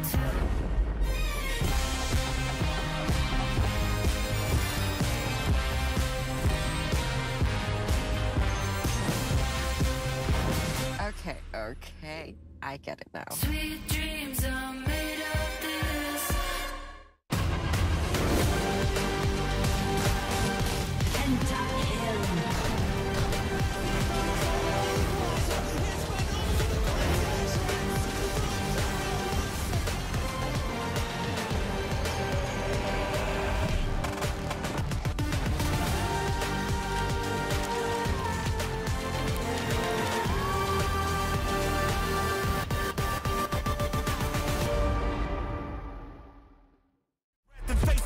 Cause you play a roulette with each step I progress, no less. Go ahead and place your bets, cause we know where we at, we know we top tier. Cause all the hate that you bring, we know it stops here. I'm taking off like a rocket here, ain't stopping here. It's strange how they cannot see the future but see profit here. Wait up, we gon' always win. Promise that that's not a promise, yeah, that is a threat. You know that I promise to bring the team commas. When the whole team win, that's when you flex. Win, and I'ma do it again.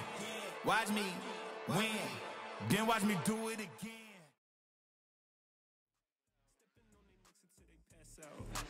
Got my money up, don't know how to act now. I'm gonna stand tall, don't know how to back down. They tried to keep me in the cage, but I'm back out. I wanted peace, but the rage blow your back out. Treat a op like the rock, I make them tap out. Don't make me black out. I'm the black diamond, still shining at night. Stay gassed up, still got the gas light. I'm the black sheep, I do it solo. I'm making moves, get it jumping like a pogo. Look like I'm rocking in designer when I hobo. I'm dragging all my competition, no Komodo. I'm making moves, I'm a jiff in every photo they flick. I'm a king, they should name me, but I'm holding the stick. I'm a dog, I'ma bite him, cause I know he a lick. It's on the line, I'ma crash, cause I know he a brick. Okay, the time ticking, in slow-mo, I'm John Wicken. I'm John Legend, not ordinary, I'm different. I blow the dough, it's never stretching, I flip it. They close the door, I'm never knocking, I kick it when I black out. Started in the bedroom, now we packed out. Stepping on their necks until they pass out. Got my money, I don't know how to act now. I'm gonna stand tall, don't know how to back down. They tried to keep me in the cage, but I'm back out. I wanted peace, but the rage blow your back out. Treat a op like the rock, I make them tap out. Don't make me black out. I'm the black diamond. Stay gassed up, still got the gas light. Need a Brinks truck to pick up the bag. Shawty drink up, I pick up the tab. Need my cheesecake like I'm making a pan. I'm making demands cause I stay in demand. I be like, give me that. I stack my paper up and now they want to piggyback. It's summertime, I feel like Will, I got my jiggy back. Flights to Cali, when I land, they be like Biggie's back. Don't make me black out. All I see is black. Ain't no squares up in my circle, we get rid of that. I'm a dog, I heard him purr, that boy a kitty cat. All that woofing that you doing, I put you in a pack. Don't make me black out.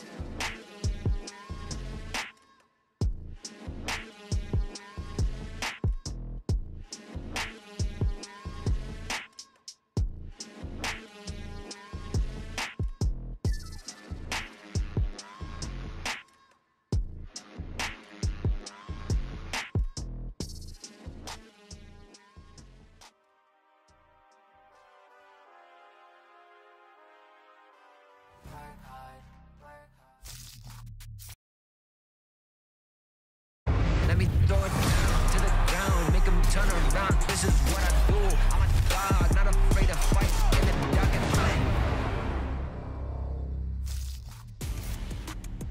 light. Ladies and gentlemen, welcome back to Vancouver, Canada, here for MSI 2025. We are one game into our first best of 5, and that game did not go the way that 85% of fans expected it to go, Chronicler. It certainly didn't. And as I highlighted, I think neither of us were ready to believe when the first couple of kills came through, because we still saw the gold lead for G2. Yeah. I think there was still this sense of, all right, around the objectives, around the team fight, around the macro on the map, they'll be able to pull it together. That moment never came. And a lot of that was due to the ability of Furia to consistently, across the map, set up these traps. The Aatrox, the Nila, these attempted engages that just weren't quick, weren't I think coordinated enough so that the sustain comes through, the reinforcements come in, and the play gets turned. And even as recently as at the end of Split 1, when the LTA North and South teams had the head-to-head for conference play, one thing that we saw from a lot of the LTA South teams was they could get early advantages, but then when the mid-game came around, they wouldn't be able to convert those into wins. But that was not the case here in game number 1. Furia was playing as a unit. They were punishing G2 when they tried to make any sort of a move, and they honestly ended that game very swiftly and effectively. Now, I have had my fair share of best of 5s where game 1 looks like a blowout, but remember, I've seen teams then swiftly follow this up with recalibration into a swift freeze. We saw this at the first and finals, right? Remember, back then, K-Corp able to get a very, very big win in that game number 1, and then Home Life tightened it up. Was able to pull the series back for G2. I do think we need to see that in this game number 2. I think that the downside of being such a heavy favorite in the fan sentiment, many people, me included, were expecting this to be a swift 3-0. If you go down 0-2, the amount of mental resilience needed is tenfold of what it would be if this turns out to be a 1-1. You know, you pull back and everything is fine. Right. Let's go ahead and jump into our second draft here, as it's Jace, Misfortune, and Yasuo banned by G2. Here on blue side, they've elected to go swap sides this time around. On the other side, Twisted Fate, Azir, and Pantheon banned out by Furia. So one thing that's worth pointing out, Varus and Misfortune were both banned out by G2 in round 1 of the previous draft. This time around, since G2's on blue side and they have that first pick, they'll keep the Misfortune banned, but they'll take the Varus for themselves. Furia, in response, they're going to grab the Rise for one of their solo lanes. Can be a flex for either one. And Wukong in the jungle. This is a champion that immobile AD carries do not like to deal with.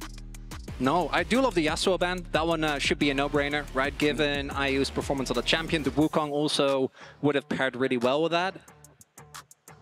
I'm a little worried about the Maokai. I think that Maokai is a pick that still, especially as you get deeper into Fearless, does have a decent amount of power.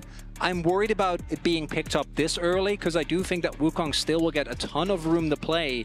Okay. And the Alistar comes through pretty early on here. We'll be able to secure that this time around. And the Poppy didn't have the impact that we were looking for, right? I think we only had a couple of ultimates, and they were mostly used just for CC, so you get the knockup, but you don't actually create a numbers advantage, and you do kind of need to find at least a couple of those to really make sure you get the value out of the pick. And we do see the Ezreal locked in here for Furia. I like this pick a lot against Maokai because of the fact that if he uses Twisted Advance at the wrong moment, you can use Arcane Shift to take him into a very bad position. Oh, yeah. Turn his engage into your counter engage with just a single button press. As we're into the second half of the bans, Tristana banned out by Furia with the Karma removed by G2. I was kind of thinking about that. Ezreal Karma, obviously a bot lane that goes way back. Alistar, his biggest weakness is his laning phase. Obviously, his level 1 is often talked about. about, but I think outside of that, you're really not expecting too much out of him when it comes to just trying the leverage. So it does also mean that I think the Varus does lose some of what makes it so strong, right? If you pair it with Renata, the laning phase, the 2v2, is so oppressive. It's not quite going to be the case here, as the way does get taken off the board, something that outranges the Rise and is generally able to punish it quite well.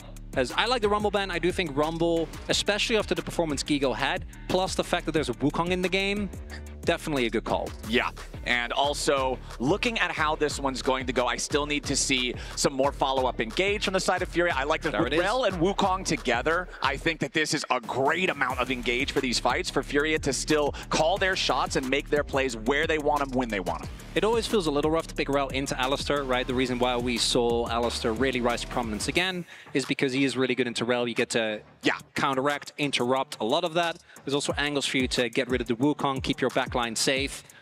As the Jax does come out, Gragas is still open. There's an immobile carry on the enemy team as the Corki comes through now.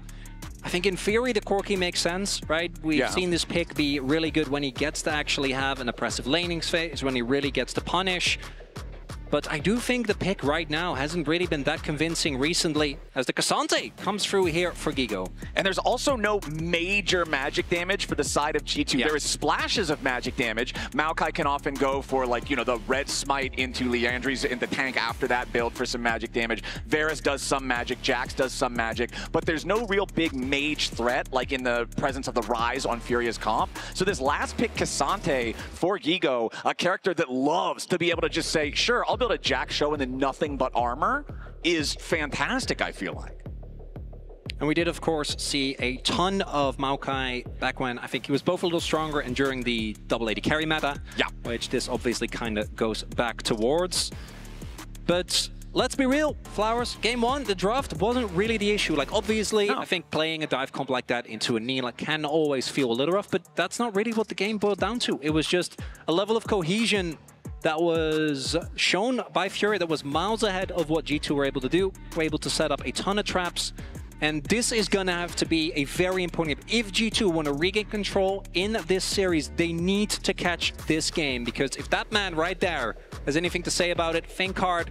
I mean, I don't have to tell you about this, Flowers. No, I'm very, very American when it comes to the my love for the NA versus EU rivalry. But we do also have to look at the G2 bottom lane, I think, when you're talking about G2 needing to win this game. Because when we go back and look at the laning phase, or just like the very early mid-game of game number one, it was Hans and Labrov who had that individual advantage in their own lane, right? It was like almost a 4-wave lead over IU. That's really impressive in terms of what they were able to build just in what was mostly isolated. So if they can manage to turn that into a win condition, that might be the key.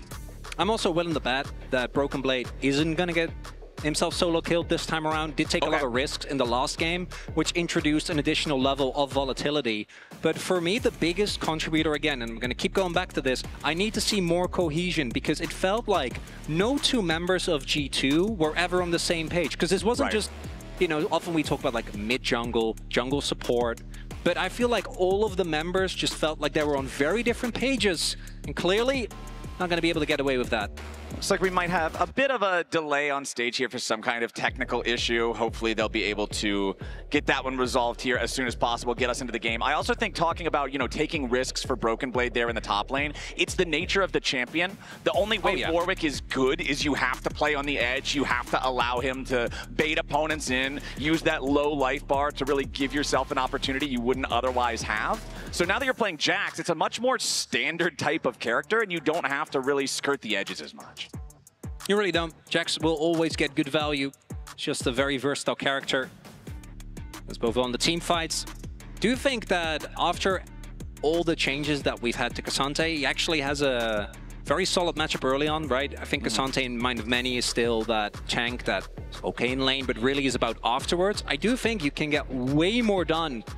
That is some wonderful cosplay there. That's some powerful cosplay, ears and hair there. I like that. I respect that.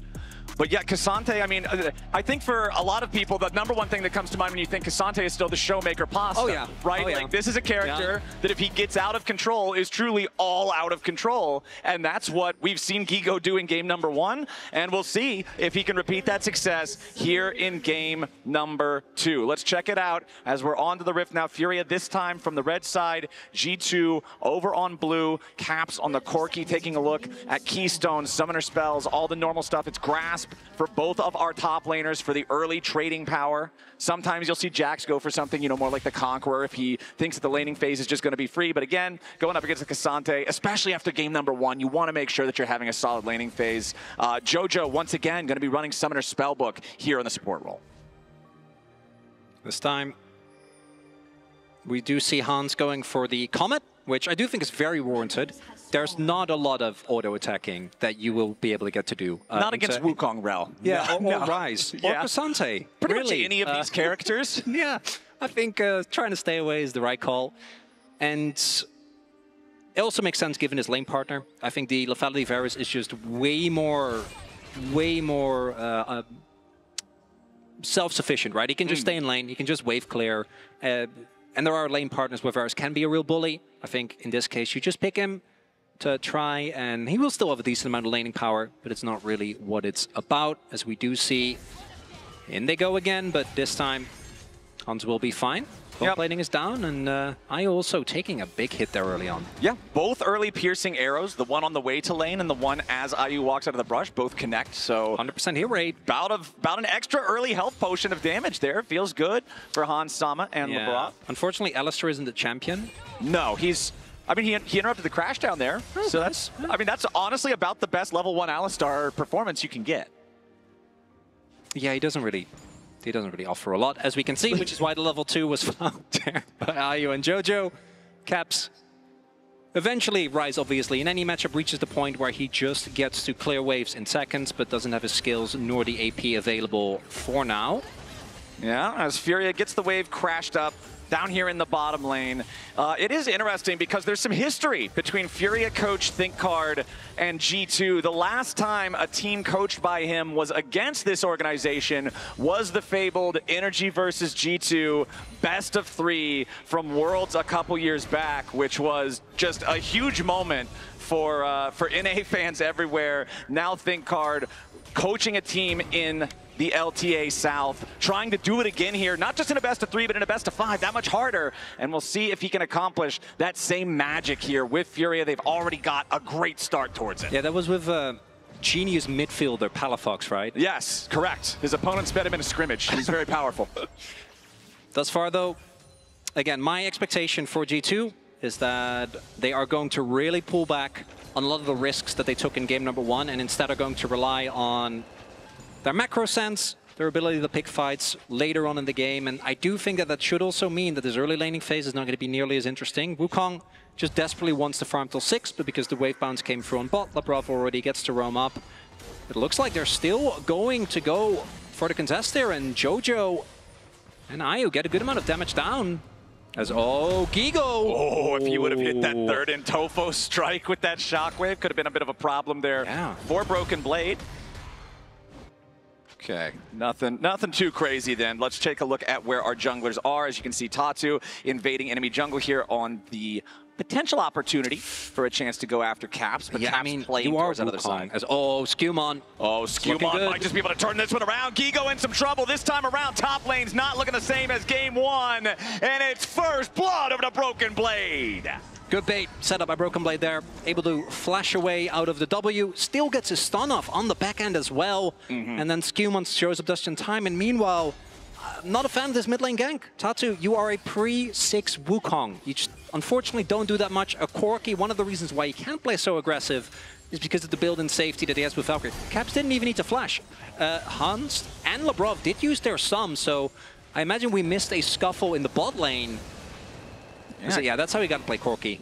Just got to jump right on top of him. But no cleanse, no heal does mean that at level 6 we could possibly see some volatility introduced if Tatu can get towards the bot side of the map. Yeah, the difference in this game in game number 1 is, yes, we still have the first blood happening up there in the top side, but remember that in game number 1, G2 got a kill back immediately in bottom lane right after. This time around, there was no such counterplay again, like you're saying, because the gank wasn't towards bottom. It's not like they were able to find anything effective in mid, so Furia now finds themselves slightly behind. Gigo, obviously not hurting a whole lot. You can still see he has a massive farm advantage, but a big part of that is the large wave about to crash into the turret of Broken Blade, so not hurting as much as could otherwise be from that death up there in the top side. Scumon's Maokai off to a good start here. You can see does have the red smite, does have the Faded Ashes in inventory, so we will get the Leandri's Maokai build for the extra splash of AP damage for this AD heavy team.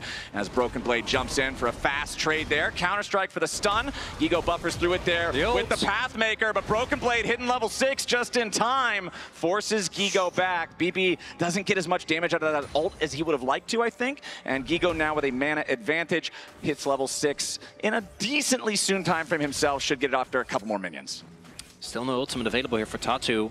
It's close, but this is 3 people in the lane. Scumon's also there. Yeah, this is going to be a 3v3, and immediately Lebrov gets targeted. Exhaust down to Han Sama as Scumond finds the counter engage onto Tatu, who has to flash out of the Wukong. Scumond getting the better of Tatu in the jungle matchup this game. No one ends up dying, but it's still, I think G2 pretty happy with that. And it's again, these ganks that come through is, there it is, there's no ult for Broken Blade. Yeah, Gigo's going all out. Pathmaker to try to buffer through the counter-strike. Broken Blade getting away. Gigo tries to flash forward for the Intofo strike. Toots is coming up to try to cut off Broken Blade's escape route. Realm Warp gets him in range. Toots is there. He binds him up in the Rune Prison. The last auto attack gets it done. And Toots evens up the score. See if the cancel can be found on this Cassante. Not going to be the case. No punish available. As I imagine, Toots just going to run towards top, catch that wave, swap for now. In this game, still a precarious balance, as maybe we get another one of those feats fight, right? Last time went those. all the way to the final for one. The boots. It's one of my favorite things, because everybody really wants the shoes, especially with the buffs. Like 3 minions lost there. Yeah. Although Varus obviously does have a good amount of range, so see how much Hans is able to pick up. It's Got not that too one. bad. Yeah, okay. So only like 2 minions, it's fine. Ayu and Jojo rotated over to the mid lane now, as Lebrov is just going to be the support for his other AD carry for the time being. Both of our top laners now set up in that bottom side of the map. You can see Caps currently leading in terms of XP globally among everybody here, but it is both mid laners significantly far out ahead of everyone else, as Tatu finally level 6 now on the Wukong. We'll see how much of a difference that makes, how much more he can get done, as now once more it's Broken Blade going in trying to use the ulti, but Gigo doing a good job getting himself away from it, outplaying the opportunity from Broken Blade there, and Broken Blade just using this ulti on cooldown, trying to trade with his opponent. Yeah, and that first ulti towards topside, right? I think that was an attempt at trying to force a flash out of, because I don't think there was really a kill opportunity there. There is on the cross map though, good amount of pressure, but oh, Tatu, instead of going for Dragon, it looks like he's trying to go for the counter punch. There is, I think, a counter-strike available, so we'll see if BB can outplay this. Yeah, this is pretty dangerous. Jack's very effective at defending against these types of situations.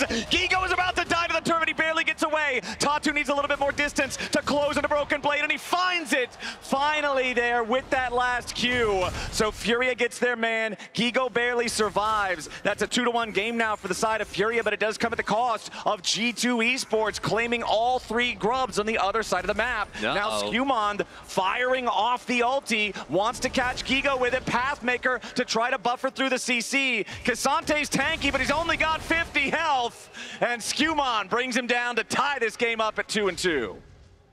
Feels like Gigo could have maybe left after they got the kill. Yeah, perhaps. Maybe. Just a little. They did get the, obviously they knew that the grubs were being taken, so maybe underestimating the speed with which Scumond could get towards the bot side. We also saw what was maybe a little bit, I thought that they maybe were going to look for a topside play the moment they saw Scumond in bot, but doesn't look like there really was a window. And G2, gold lead remains basically non-existent here for either team. Dragon is advantage for Furia, but G2 is sitting on the free grubs that obviously they picked up. Tatu getting my favorite experience as a jungler. Your laner is just not quite in range there to catch the waves, so unfortunately you have to do the job yourself. A little bit of extra econ. Especially as Wukong. Oh, yeah. The kill going to Wukong, I think, is also actually a big deal. We see that still Gigo is in a great position when it comes to gold advantage. thanks to the CSing and the plates. So he did, he did get the plate. So I guess that maybe he would call worth on that one, as the Dragon is going to come over here. Is plus 125 gold on your Cassante worth more than plus 300 on the enemy Maokai? Yeah, I'd say so. That's the question, right? Yeah, no, I really think so, especially given the fact that Hans, who, even if he does go for an on-hit build, I don't think it's going to have the best of time into Cassante, but it does obviously mean that until you reach really late game, I do think that ever since the change they did to Lethality Varus, once you reach like 4 or 5 items, you do actually have a deceptive amount, even against tanks, but it is a lot of Qs, right?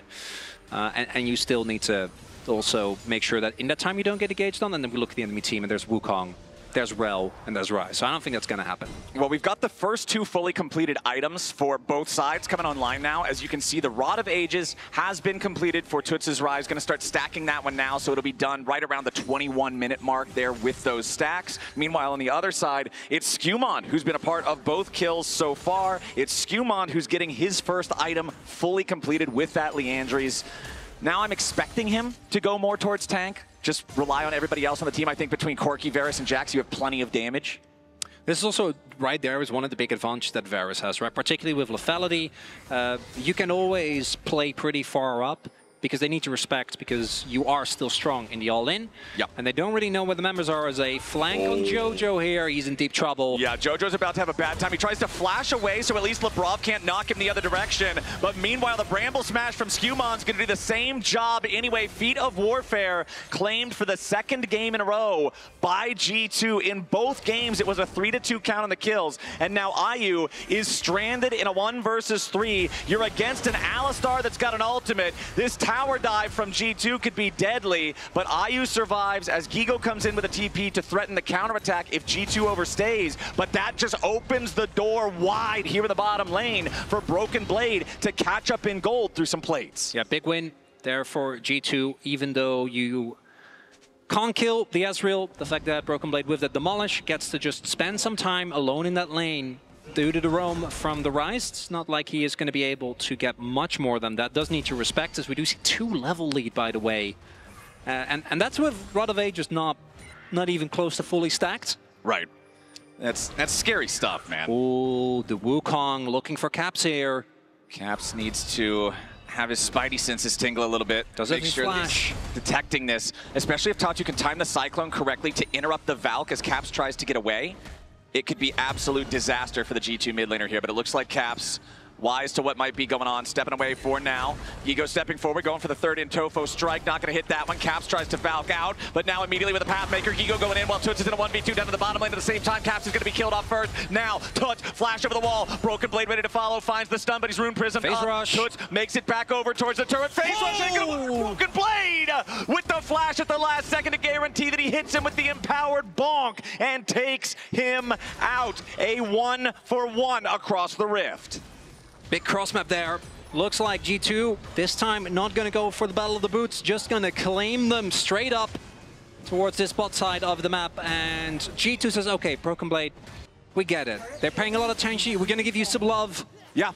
As the play towards the bot side, it does end up working out. Yes, Caps does go down, also uses flash, but he trades for 2 flashes. And because of the cross map, I don't think he's going to be too sad about the whole situation.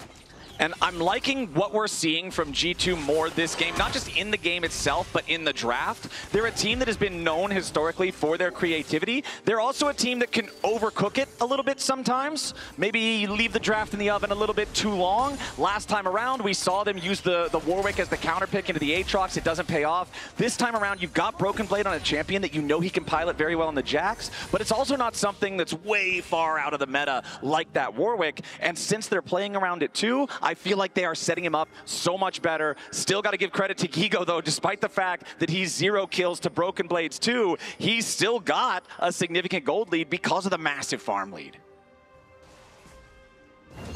As now, towards the bot side of the map, that top lane you were talking about, even with the kills, even with the first turret bot, as you highlighted. Broken Blade still fine as the TP comes through. There's a lot of people here, though. Yeah, remember, Labrov with the Alistar ultimate. This is a powerful turret dive, but not when you go in that early. Labrov just barely gets away. It's all calculated by G2 with a full 5-man stand. Jojo steps away from the chains of corruption, right back in to Broken Blade's waiting arms. And G2 is not making the mistakes from game 1 again. It was a bit quizzical when Labrov just went in when the wave was about to crash, but the timing ends up working out. There is enough support from the rest of the team. The damage comes through, and Gigo didn't have TP, so there's no way for him to join. We had the full 5-man rotation because Hans also, I think, just walked from mid lane towards the top end of the map. And if this Einer falls as well, even if he ends up dying, which I don't think is a given, Jack's obviously quite slippery. Yeah. Wukong, they'll be able to get him. It'll take a while, but that doesn't matter. I think that the trade is 100% worth it, although the Dragon will most likely go over to Furia. Yeah, it was a lot of money from a tier 2 turret. You are going to get a good amount from the shutdown as well. You will get it onto the Rise. Oh, never mind. Okay, if you get Dragon as well, it's like... Because the shutdown, that's a bit rough, but if you don't lose Dragon, it doesn't really matter. Yeah, Hafen does have both Rise and the Rel, who's now low enough HP that he has to reset. Means that G2 has control over this bottom side river, has control over the Drake. Once again, Chronicler, we are at a 1-to-1 Drake state. Nobody's working on that early Drake win condition here. And it looks like G2 still going to be comfortable enjoying their lead with a 1,000 gold. Rise no ult, no flash. Rise no ult, no flash. I'm gonna ult again. Look on right, look on right. That's 3. Let's go right. I have ulti on That's anyone. 3, guys. That's gonna dip. Okay, go on rise, go on rise. Good job, good job. Yeah. No flash. Look at him. Nice.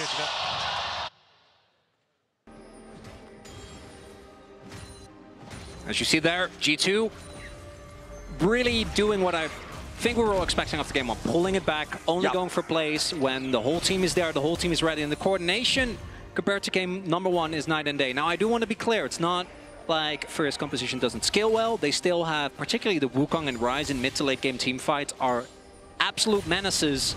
So we still need to see G2 actually close out on this. The team fight's going to be very interesting because I still think Hans is going to have a tough time. That objective just gone though, and they're just kind of looking at it happen. I don't think they can really catch anyone out here, and G2 going to be very happy with that. Yeah, G2 Rift Herald for free. You could see that Tatu wanted to contest, but it's one of the strengths of Alistar because you have the powerful displacement through the headbutt. Even if he wants to walk up, it's not going to happen.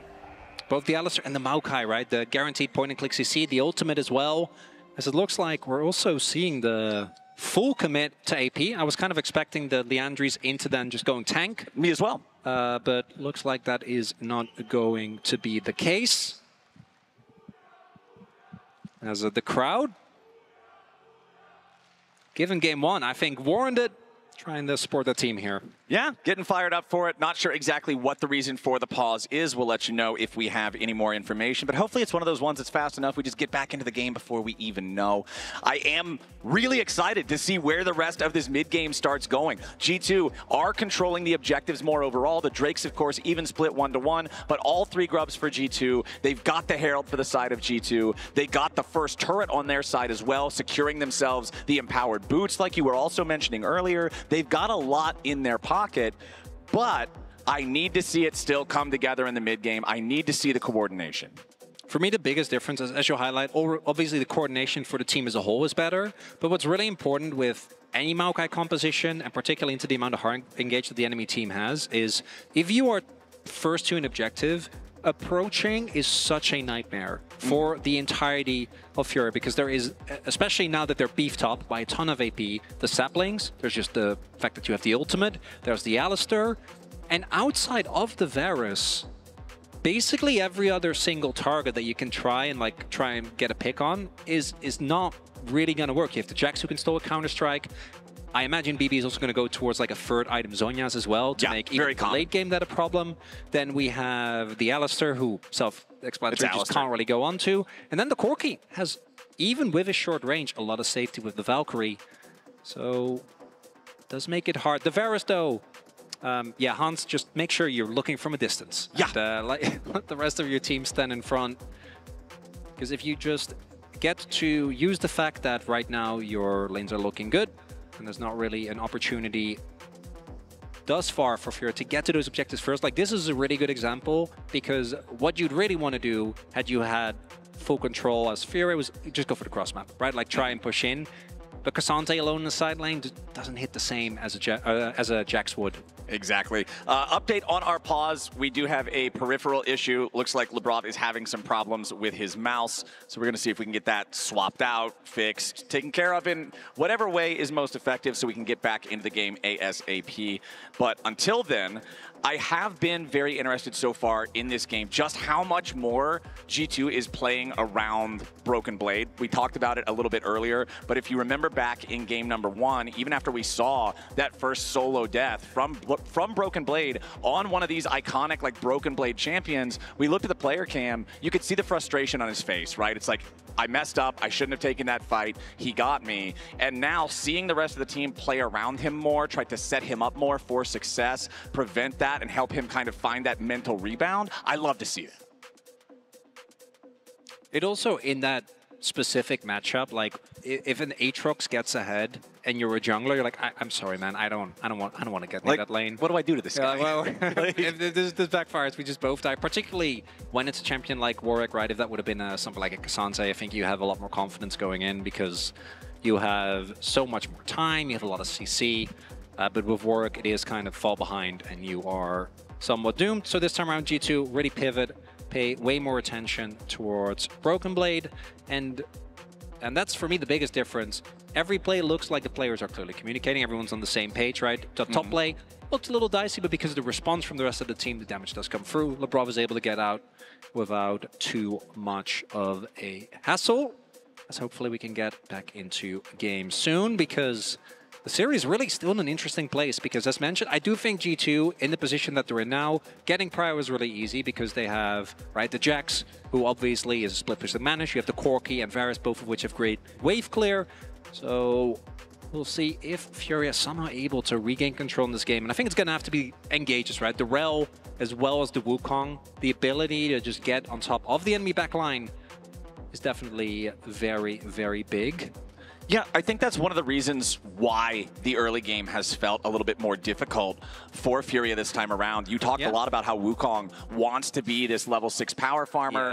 Tatu went for a potential play mid lane. It was 2 ganks, right? The bot one as well. And they fizzled out. They didn't work. Yeah, the bot lane gank that ended up actually just being counter ganked immediately by Skewmond. It ends up costing Tatu his flash. So we get to see 2 failed ganks, one of which costs a flash before the level 6 is even active, which then slows down the Wukong, so we don't have those big, powerful skirmishes and team fights. And I think that you're exactly right. If we see one of those types of moments where Ryze and Wukong both get to play their game, then all of a sudden it's a lot more difficult for G2 to play it outright. As the players, you can see, just trying to maintain focus. It's tough, man. During these long pauses, it completely takes you out. To be real, it's hard for me. Yeah, you know, we're commentators, and it's like, I want to get back into the game. Oh no, I was talking because, you know, in the LCK we love just yapping about anything. I'm shocked that we've been able to stay on topic for basically the entirety of this series. We're locked in, man. It's the first game of MSI. We gotta be locked in. I know. I need gameplay. We're in, but we're not actually in. Sorry, I was speaking hyperbolically. Figuratively. Figuratively. That's mentally we are we're not actually back in the game. Sorry for anybody who was just watching on a second monitor and you had the audio up. We're not actually in. The game is still paused. The mouse is still being fixed. But it looks like our ref is swapping out some cables, plugging in something new. Okay, feeling good about just this got an update. It's only going to be like another minute or so, hopefully. So we should be able to. Ideally. Okay. Otherwise, at what point do we start talking about what your favorite thing in Vancouver has been so far? Give it 3 more minutes. There was a really good shawarma truck. It was really tasty. My guy. What? I mean, I'm sure it was good. You posed the question. You were going to pander. You know, I'm like, oh, the most Canadian thing ever. I had poutine. It was a no. I mean, it was a Canadian shawarma truck. I don't want you to lie. It was good. Yeah, it was really tasty. Very highly rated. 4.9 stars. 4.9. Yeah. Every other thing that I saw, second highest rated thing I saw anywhere else is a 4.7. This was a 4.9. Yeah, that's kind of crazy. What about you? What's been your favorite thing so far? That's hard. I haven't fully been here because obviously I flew in from Korea.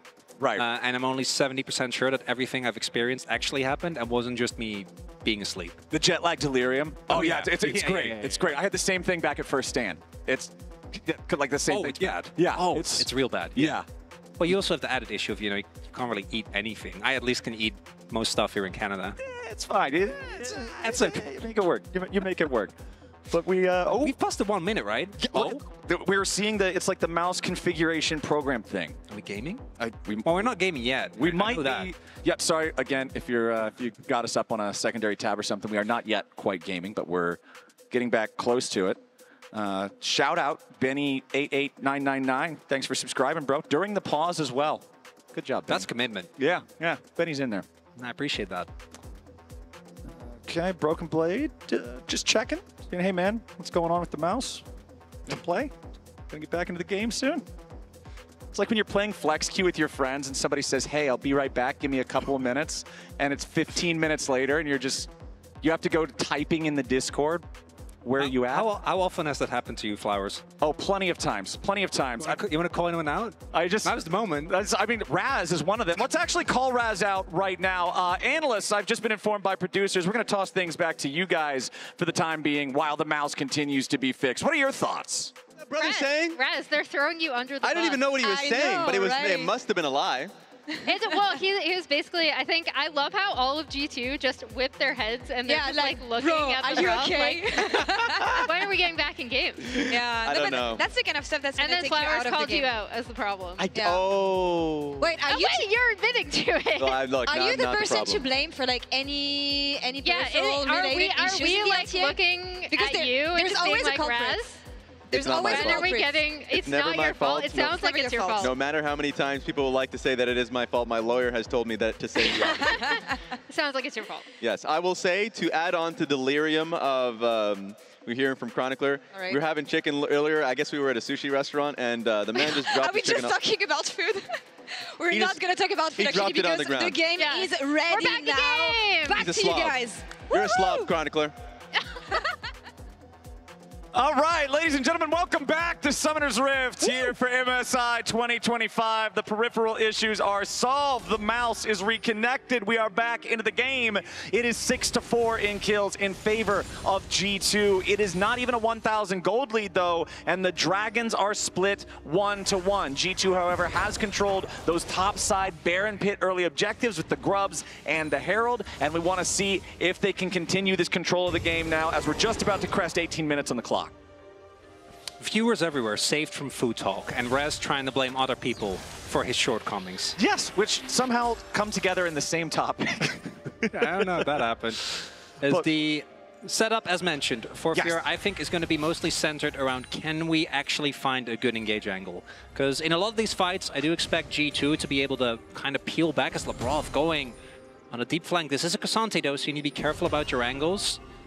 Okay. We also see Skewmont in the area. Yeah, Skewmont and Labrov hanging around. Gigo is going to immediately do a little footwork into the Tri-Brush. Pathmaker right back out. Jojo coming in to reinforce if he needs to. One big thing I want to point out, Toots just completed his Archangel Staff. Yeah. He is 5 spell charges away from turning it into Seraph's Embrace. His Rod of Ages is also at 8 out of 10 stacks. So here in 2 minutes, Toots is just going to have a massive power spike with that Rod of Ages alongside the Seraphs. Ryze will be very powerful. And again, I have to give credit to Hans. We're always seeing these piercing arrows find Ayu as Jojo wanted to make the engage. Toots immediately realm warps into his own demise. He's got to be careful about this one as Tatu's now going to be taken very low. Toots trying to provide a little bit more damage with a Broken Blade as Tatu is in full retreat. Toots wanted to deliver his jungler into the enemy lines, but as Tatu is caught out of position, he is forced to retreat. Ooh, I think Furia should be happy that that didn't end up going worse. That was a very scattered engage because Hans was able to flash. Jojo didn't quite catch him off guard. Now the flash being down for Hans, that's a big win. That's something. But because of how much else was invested there, at least for now, Furia is going to have to back off. They didn't have to use Tatu's flash, which is kind of crazy. Thought that that was going to be used. As we take another look here, so Hans very ready. Jojo doesn't quite find the combo in him. You can obviously go for like the Q first and then go for the follow-up. Didn't get that. And then Tatu able, thanks to the route there from Tuts, to stay alive despite everything. And G2 not able to find a counter kill, but I don't really think that they need to. Again, as long as they get to go for these counter engages, they're going to be happy. Yeah, they might still find their counter kill here as JoJo's already down to half HP. That rail is not long for this world. Broken Blade's already got him. Tatu's dead next. And now with Gigo teleporting into 5 players in G2 jerseys, Gigo is going straight into the ground. G2 just crushed Furia. In the previous play, Furia was able to slip away. This time around, not so much. G2 found the front line, not ready for this many people to be there, and able to both get the kills, get the Otacon as well. And on the counter punch, it's Wolves. Yeah, Wolves for Otacon, not good. Not the ideal handshake coming out from Furia, and 2 honestly. kills for G2. Yeah, this is looking really, really good for G2 at this point. They've got a 3,000 gold lead. They're 23-12 in terms of the flower petals throughout the map. They've got themselves just an absolutely commanding position in this game. I think there, Lebrov found Tuts because he used his flash as well as Realm Warp. As did Lebrov, so I imagine that happened off screen while they were setting up for Dragon. That should mean that this next Hextech Drake is basically guaranteed to go to Furia as... Ooh, Broken Blade? Yeah, Broken Blade getting a little bit of damage onto Ayu there, forcing him to Essence shift back over to safety, as G2 just has total control still over this bottom side river, over this Drake pit. Easy enough for AP Maokai to just burst this thing down fast enough. Not insanely quick, but still not like there's any contest when G2 is finding opportunities like this.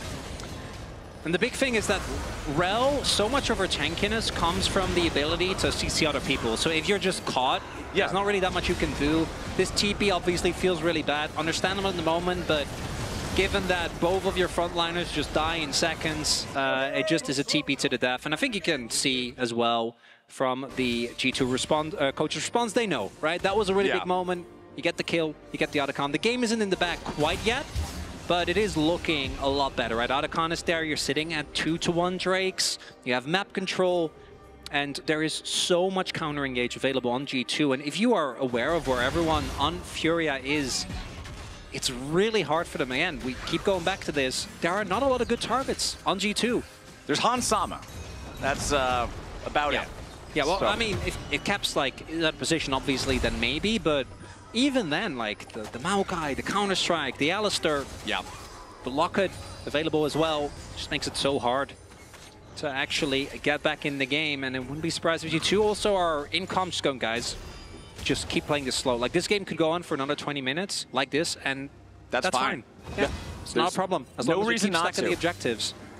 It goes back to what you were talking about at the beginning of the game, right? Like, when you're coming into this series such heavy favorites and game one is as one-sided as it was, you need a good bounce-back game to make sure that you don't start slipping further and further and further away from a solid mental state. And G2 seem to be bouncing back excellently in this second one. Really, all you need to avoid with Otacon taken especially, that's one of the big breakpoints that we often see for teams, where they overestimate how quickly they can do it, they end up getting caught. It's really just avoid a Baron flip, and anytime soon there shouldn't really be a big opportunity for Furia to regain some control of this game. We see as well, when it comes to the sideways, continuously very far pushed up in favor of G2. Look at Caps towards the top side of the map, has the 2-item spike now hit. Now Tuts is close to 16, did get his Roa fully stacked as well, but just the Rise, I don't know if that's going to be enough. And the fact that they don't have the damage from Ayu is a big deal. He's very far behind. Yeah, 1.2 thousand gold lead individually for Hans over Ayu, the largest individual gold lead in the game. And again, another piercing arrow, another hit. Every time we are seeing Hans fire these, he's hitting targets. He's making it that much harder for Furia to try to full send these engages. We've seen how squishy these guys are when they go in and they don't find their CC, they don't find that perfect engage. And Hans is a big reason why everybody's melting as fast as they are. Furia, it feels like every time we're looking at their players, they're just grabbing a camp here or there. They're trying to scrounge up whatever scraps are left, and G2 is just choking them out of Summoner's Rift. Look at the state of the vision across the map right now. Yeah. There are virtually no Furia wards anywhere, while G2 is lighting up the enemy jungle like a Christmas tree. They're making sure this whole thing is bright and easy to see any movements that Furia might try to make. And that's G2 now. It's very straightforward. Just keep starting Baron, and every time they come out, poke them off. The only thing you want to avoid at all cost is an actual flip. It's really hard to reliably deny access to Tatu, although if you just put him to like half health this early on, that'll work. I mean, Jojo goes in, but where's the follow-up? True Shot Barrage doesn't hit. Hans gets found. Gigo's gonna die at the same time. Jojo engages on the enemy AD carry, but there's nobody else next to him. And Furia is just all out of sorts here in this second game. G2 perfectly confident to stay in the position they're in, to continue forcing Furia back out of the jungle. And now, with the enemy top laner down, with that Cassante frontline no longer a threat, now G2 start up the Baron and dare Furia to stop them. Oh, that's a creative angle that we see here from Tatu on the Wukong. It does get spotted though. I don't think he's going to be an opportunity to actually get a steal here. Going all the way around is, oh, Jojo. Yeah, Jojo is out of there. They know, yeah, you see the pings coming down. Like, they are aware that he's behind them. He was spotted earlier on. Ayu gets out, Toots gets out, but getting out is all they're going to get because the rest of G2, they've just got control over the Baron pit. Tatu trying to be a man on a mission, but the only mission now is survive. Tatu will have to use his Cyclone to disengage. Broken Blade keeps on the chase. He's just going to force Tatu back, and Baron goes over to G2 26 minutes in. And this perfectly sets up for in 15 seconds that Hextech Soul Point imminent for G2.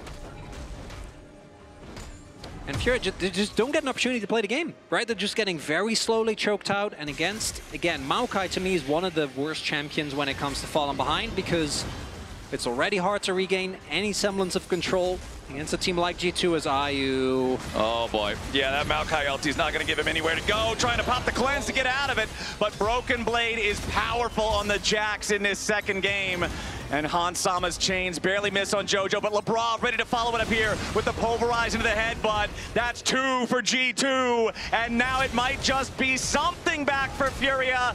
Gigo wants caps, but he has to trade his life to find it. 3 for 1 across the rift, as now it's only Toots and Tatu to try to defend, but they're nowhere near the lane being pushed, Chronicler. The tier 3 turret in bottom is already fallen. The inhibitor is the next target. It's 2 Baroned up cannon minions. It's the Rift Herald power, the Void Grub power, making sure that these structures fall that much faster as Tatu and Toots. The best thing they can do is make sure they only lose 1 inhibitor instead of 2. Yeah, it's looking like Elder Flip or bust. That's, I don't think we're getting there, my friend. I don't think we're getting there, no. Because obviously there's going to be Soul Point now here for G2. Hextech Soul is also one of the souls where becoming or trying to play the game truly becomes a nightmare, particularly with the amount of poke that's available. Like every single sapling, every single Corki rocket, and every Varus arrow will slow and damage the entire team. Yeah. It's a bad time, Cap. It's not good. Yeah.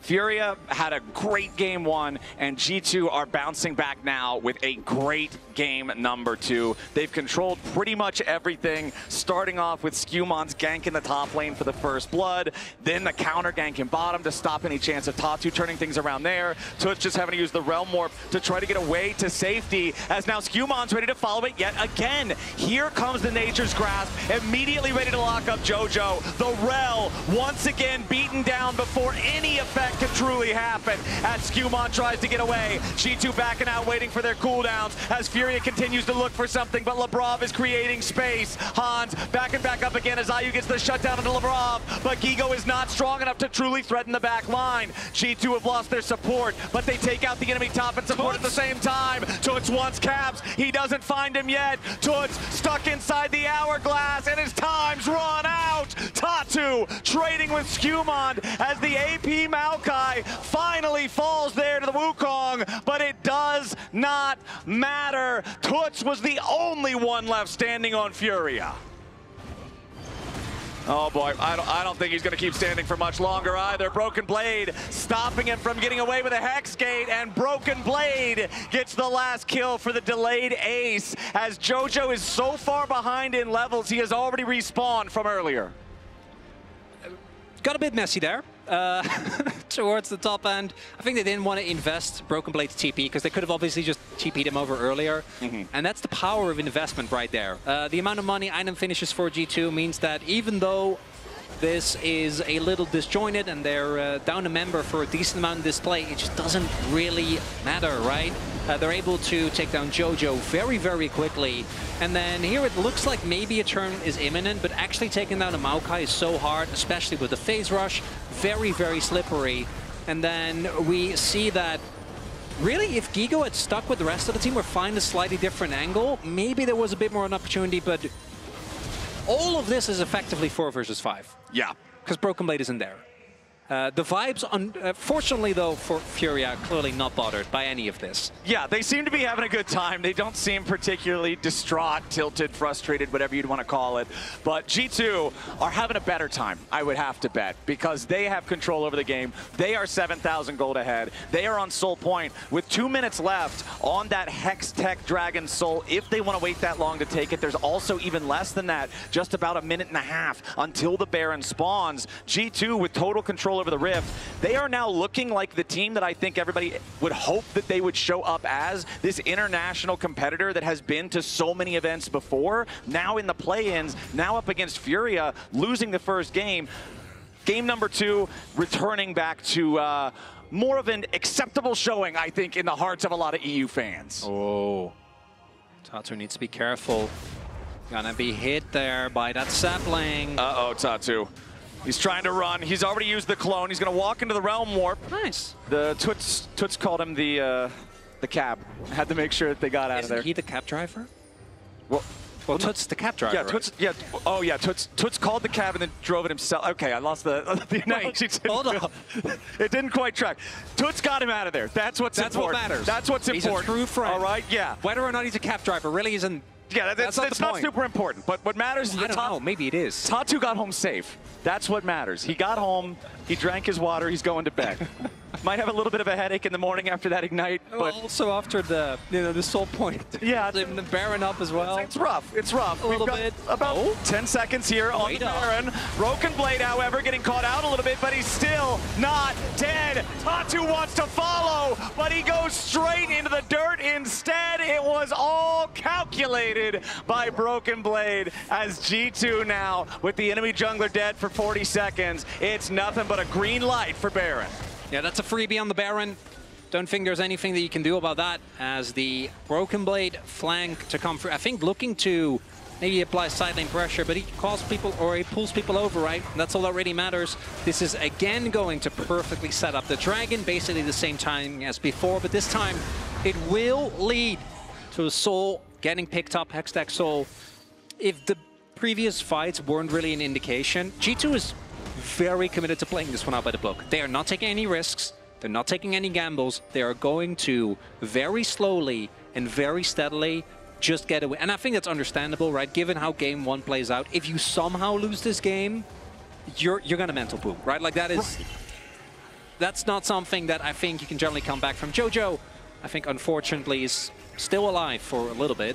I don't think that little bit's going to be a whole lot longer, however, as he uses Magnet Storm. Might as well. By the time you're back alive, you'll have it again anyway. Hextech Dragon doing a little bit of damage onto the roster of Furia as Broken Blade goes for the flank yet again. Ayu trying to escape as the Realm Warp gets Toots back to safety, but Broken Blade already has the stasis ready to go to buy enough extra time. Turn it around, guarantee the unstoppable kill there onto Gigo as the piercing arrow. I praised him throughout the whole game, and that's a great example why Hans Sama is not missing on this Varus. And the B1 picks, back-to-back, end up being huge. It was the Talia in game 1 for Furia. It's the Varus in game 2 for G2, but obviously Broken Blade having an infinitely better game this time around. The team, they gave him a little bit more help, and he paid them back. Yeah, Broken Blade here in the front line now. Finally drops. The shutdown goes over to JoJo. It ain't gonna matter. Furia dropping like flies at the steps of their own fountain. G2 come back with a vengeance, and 34 minutes in, they're gonna take their win and tie up this series in Game 2. It's a pullback game that I think many of us were expecting after the Game 1. We still saw some of those trademark moments from Furia, the willingness to go for these fights, but it really did feel like once G2 got control, they never ever gave it up, and the draft really helped them with that. The counter pick this time around didn't really end up mattering too much, and I already talked about the fact that we obviously saw Hansama have a great game on the Varus. Also Lebrov, has to be said. A lot more impact on the Alistair. I think a lot of the early game came down to him being in the right place at the right time, finding these side lane plays that really accelerated G2 to the point where Furia just couldn't deal with them. And I got to give Skewmon the exact same praises. Yeah. Very effective on the Maokai early on, affecting both the top lane and the bottom lane with those early plays, having a lot of presence with the Maokai ultis, making sure that they were able to not only find some lockdowns for some kills, but just create space otherwise. G2 bounced back in this second game, and TWIP subscriptions are back for MSI as well. Subscribers enjoy benefits like custom chat, emotes, badges, ad-free viewing, and more. Riot allocates a portion of the proceeds to the global revenue pool, directly supporting the leagues and teams in the LoL Esports ecosystem. Subscribe now to unlock the not like this Hui in-game emote for when you're on the receiving side of a game like G2 in Game 1 or Furia in Game 2. The LEC and LTA South are tied 1-1. Analysts, what say you? I say we have a series, finally, and I say G2 look a bit more like what we could have expected from the second seed of LEC here. Yeah, I think this is a lot more what I had thought the games in this series would look like, right? Like, really nice attention from Skewmon towards that top side. They lock in this composition, the Maokai with the double 80 carry for setup. Like, it's, they play it out much slower so that when it came time to a lot of these fights and objective setups, Furia just had no way in. And it was close at the very beginning. It felt nice to see that both teams were trading on sides. Like, if they would find a pick on towards Caps on the top side, they would do the same thing towards Tuts on the bot side of the map. So it felt like there was a lot of trading, but every time something would happen, it was G2 getting a slight advantage off of it. So it was good to see the fact that Furia was fighting, but G2 looked so much more comfortable of playing sides. It really looks like G2 needed to readjust their approach in draft and so in gameplay, because the clock was ticking in their favor. But like, when I look at G2 in the LEC, I look at something more spicy. I look at something a bit more faster paced, but for me, it's a confidence win that they needed this, especially after losing in Game 1. What did it come down to? Because I see you showing this man here. Honestly, I'm really happy for him, because coming after Yike was not going to be an easy task. On paper, I felt like they looked the same from a gameplay perspective. What I really appreciate on Skewmon, especially on his rookie split, is the fact that he became this adaptable player for G2. Playing Maokai today, during this game, bringing a lot of utility. We know that he's a versatile jungler. He can bring any style. But here in this draft, he needed to bring stability on the draft of G2. And the focus on an international stage like this, first time for him, looked like it was easy, right? And I think the Maokai was a good focus, because you're right, Emily, like the gank top side helped. The play on being able to clean up and kill Cassante on the bot side that was overstaying was another thing. And how important the Maokai ulti is for fights like these cannot be overstated. And so while it looked decent for Furia that they were trading back, it just always felt like he was one step ahead of them. Yeah, and I think here is the kind of like, not game decider, but I felt like this was really what set G2 up for success. Lebrov is actually going to live. I thought he was going to go down on the backside of this, but you see the Maokai setup, right? And this was set up by Caps pushing in that top side, Maokai coming out of his clear. They had sent Alistar up as well, and then TPing in from the bot side from BB. So I really, really liked this setup, even though Furia were actually able to trade mid tier 1 and bot tier 1 off this. That setup BB for that split push pressure. He ends up taking down top tier 2, and that really, really set them up on the map. It just blows the game wide open. And even earlier within that game, the dive that they were going on Tuts and then having to force the TP from Gigo, and so that's like 2 turret plates immediately, a denied wave bot lane. It felt like G2 is doing a great job at being able to set up BB for success. And the smiles are back on their faces, and on the other side, a lot of focus, of course, on the side of Furia, who still have the fan support, by the way. It's been wild for them how much the fans have been supporting them. Guys, we're still in Fearless Draft, so of course, the champion pool is going to get thinner and thinner. Before we look at the rest of the lineup, I want to attract attention on top lane here, because we set up both of these mad lads here as being able to play meta champions, but also wild picks. Of course, Sante's off the board. I don't want to see Warwick again, and I'm really happy about this. No more Aatrox either. Right. Throw these things to the side. So what are we looking at here right now? Like, what could be good options given how both team played so far? What do you guys see? Woo. I mean, for me, the very clear look is Renekton, Sion, and Ambessa. These are shared champion pool that is very still prominent within the meta, so I expect these to be either banned or focused on. The one thing that's a little sneaky is that Mundo. Mundo is so obnoxious, especially as a flex that can go into the jungle. And so I'm wondering if we're going to be seeing an angle for the later portions of the draft where the Mundo can come in. Yeah. I'm curious about that. I'm also curious because both of these teams have kind of kept the Rumble off the board. I also think Yasuo is an interesting pick for both of these teams because while BB plays it in the top lane, Furia will actually play it in the bot lane for IU. So I am curious to see as the bans get thinned out, right, as we lose more and more champions, what they decide to give up. That's the super interesting thing to me, especially if we are expecting Furia to go back on the blue side. One question that I have though, because I see this champion pool, this is whatever has been played from both these players on previous patches. True. What is the understanding of the new patch and the type of champions that we see both of these teams play? So one thing that I'm always curious about is a pick like Aurora that can always be flexed and could be played towards top lane. And I've seen a little bit of it from Bin in solo queue so far when he's coming in. So I wonder if that's going to be touched. It's always flex picks on an international stage that comes to mind, like that or Nico. You may not like it, but we've seen it come in from the top lane from like MKoi, the AD variety. Yeah, even Nirvin said that it was not a greatest choice in lane, but the champion is great afterwards. Yeah, so there's a few flex picks. Those are 2 that come to mind. All right, Emily.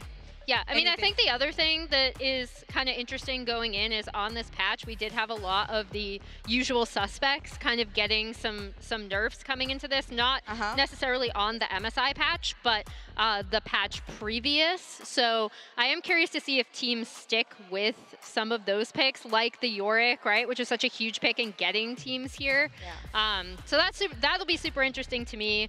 Also super interesting is where these junglers decide to go, right? Because all that action early has been around the 4-minute mark in the top lane, and we'll see if that continues going forward. Action-packed early game. That is all we want to see for now. And I want to see what teams can bring to the table. It is Fearless Draft. Once again, anything can happen here at MSI in this first series. Who will bring us to match point? Furia is back on blue side for game 3, and we will be back right after this. Let me throw it down to the ground, make them turn around. This is what I do. I'm a dog, not afraid to fight in the dark and light. All right, guys, I just landed in China. Let's go.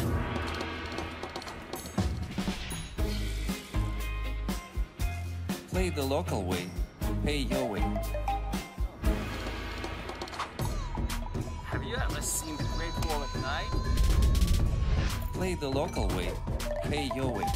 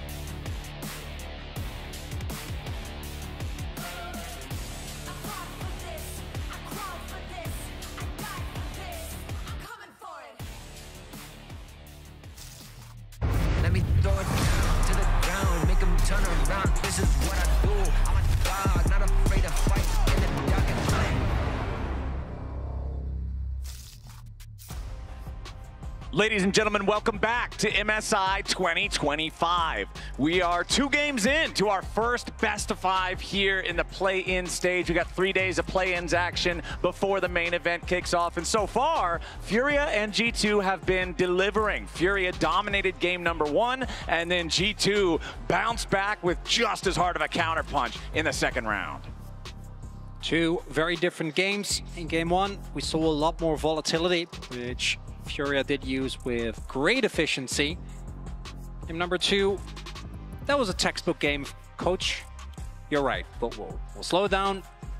Very, very deliberate play from G2. Yeah. And my expectation would be that in this next game, if we see the early game go the same way, they could probably step it up a gear. And now that some of the confidence has been regained, because if you don't handshake, I think every fight that Furia goes for the way that they did in game number 1, you don't give them as much volatility. It very clearly is G2 that can just go play textbook league, go for the objective setup, right? Find prio, rotate in the jungle, set up vision, go to the objective and wait for your opponent to run into you. I did also think, though, that the draft that they ended up with was exceptional as soon as you do get ahead, which obviously they were able to. Yep.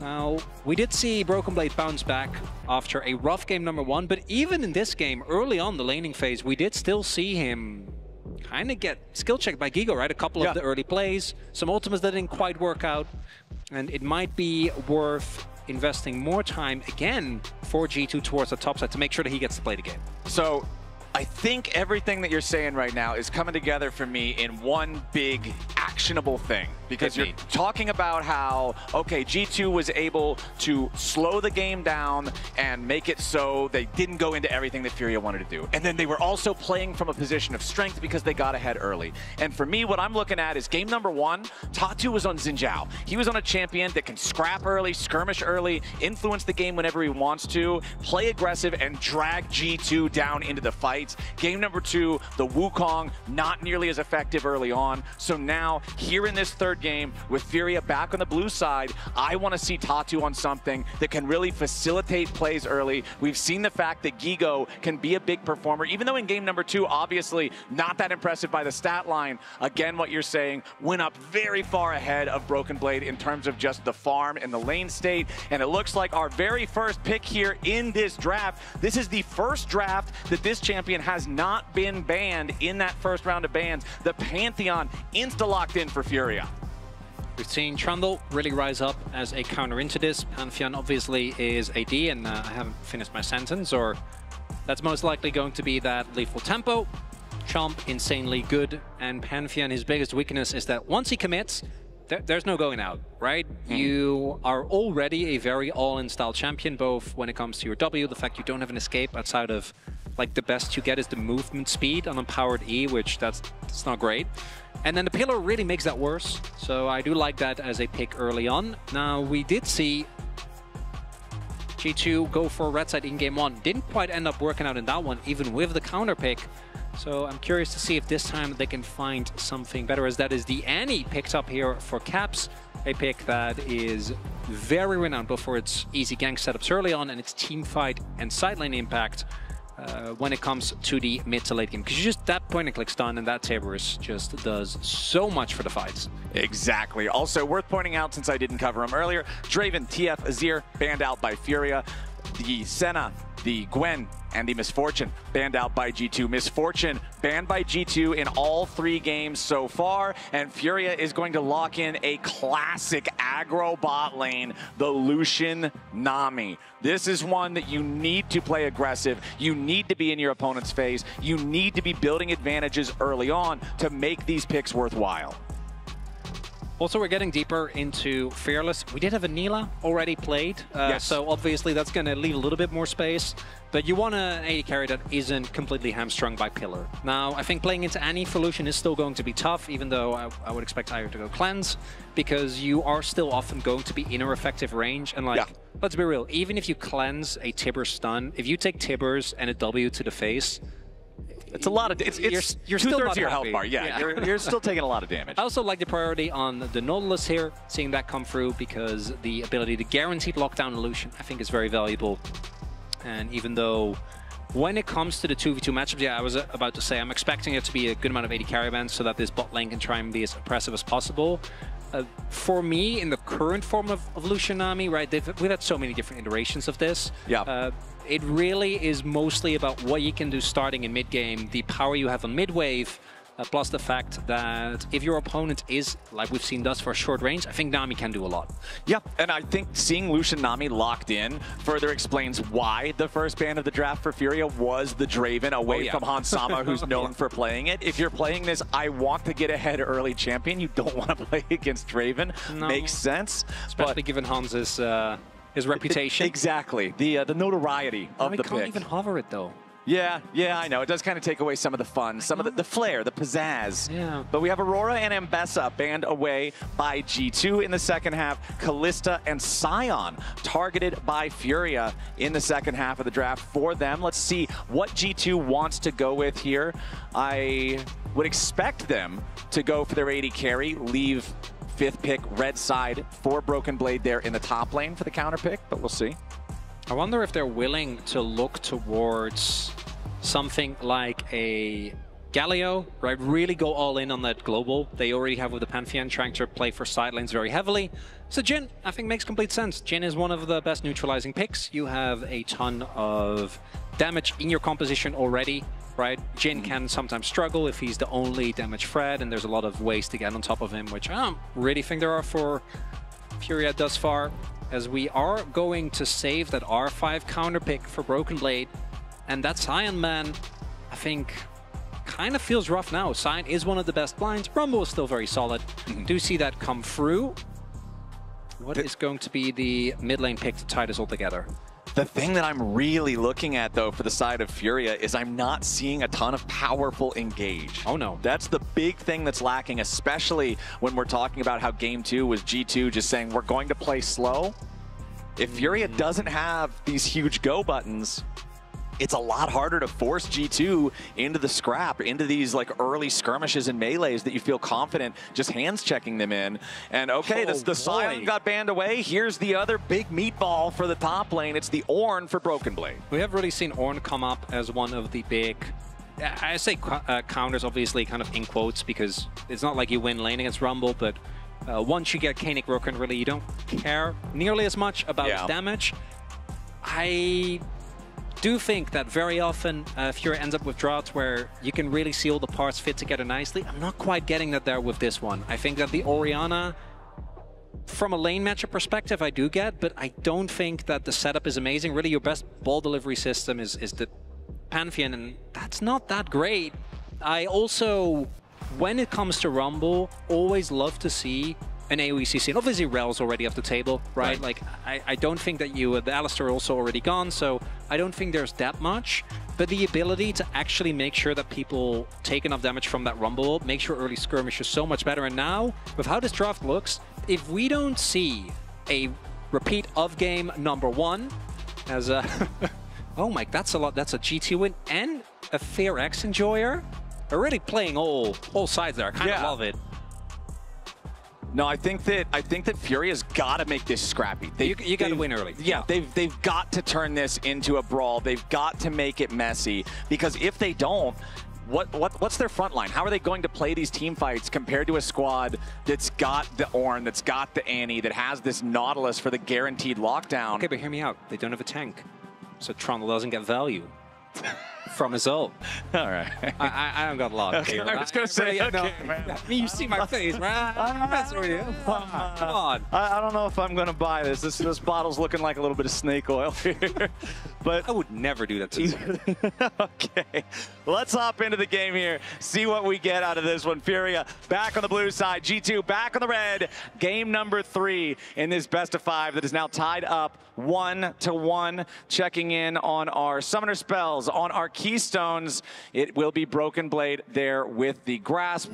Of course, Rumble trying to slam that lane as much as he can. He'll have the Conqueror, be able to charge that one up pretty easily. Down in bottom lane, barrier for the Jhin, cleanse for the Lucian, just as you expected, my friend, to be able to escape that guaranteed engage from the Annie, from the Nautilus. It's kind of rough, though, because against Nautilus ult, as well as Ornn, it doesn't really do that much. Lebrov immediately ready to jump in on IU here, but he takes the losing into the trade with half his health now gone already, chugging a potion. A lot of early trading I'm expecting here. Both teams going to fight very, very aggressively for that level 2. Hans does it the 4th shot, but did lose bone plating already. We'll see if Jojo and IU can find it, because if you lose level 2 early on, I think it's really hard to regain control, and they obviously have to play very respectful of the power of that hook. We also see Eri there for Tuts. Would hope to see him on this Orianna try and have as much of an aggressive laning phase as possible, but into the Annie, I think that's kind of rough, and it's kind of an issue that we do often see when playing into the Annie. You can either try and pick something else that's also short range, kind of take the blow and then go from there. That's Clan's gone. Yep, nice use of the level 2 advantage from Hans and Lebrov, guaranteeing that they're putting that early power to use there. When Lucian and Nami fall behind early, man, you know you are not having a great time down there in the bottom lane. Props to Hans Sama and Lebrov. Game number 1, they were slamming that 2v2, had a massive advantage for themselves. Game number 2, not quite to the same degree, but we're still up, I believe, overall around the end of the laning phase, as both of our junglers on the bottom side of the map right now, starting top side, doing that full clear type of path down here into the bottom part. As I really, again, just want to highlight, I want to see Tatu getting involved. I want to see Tatu making plays early and starting to scrap with these guys. Really have to make an impact on this Pantheon.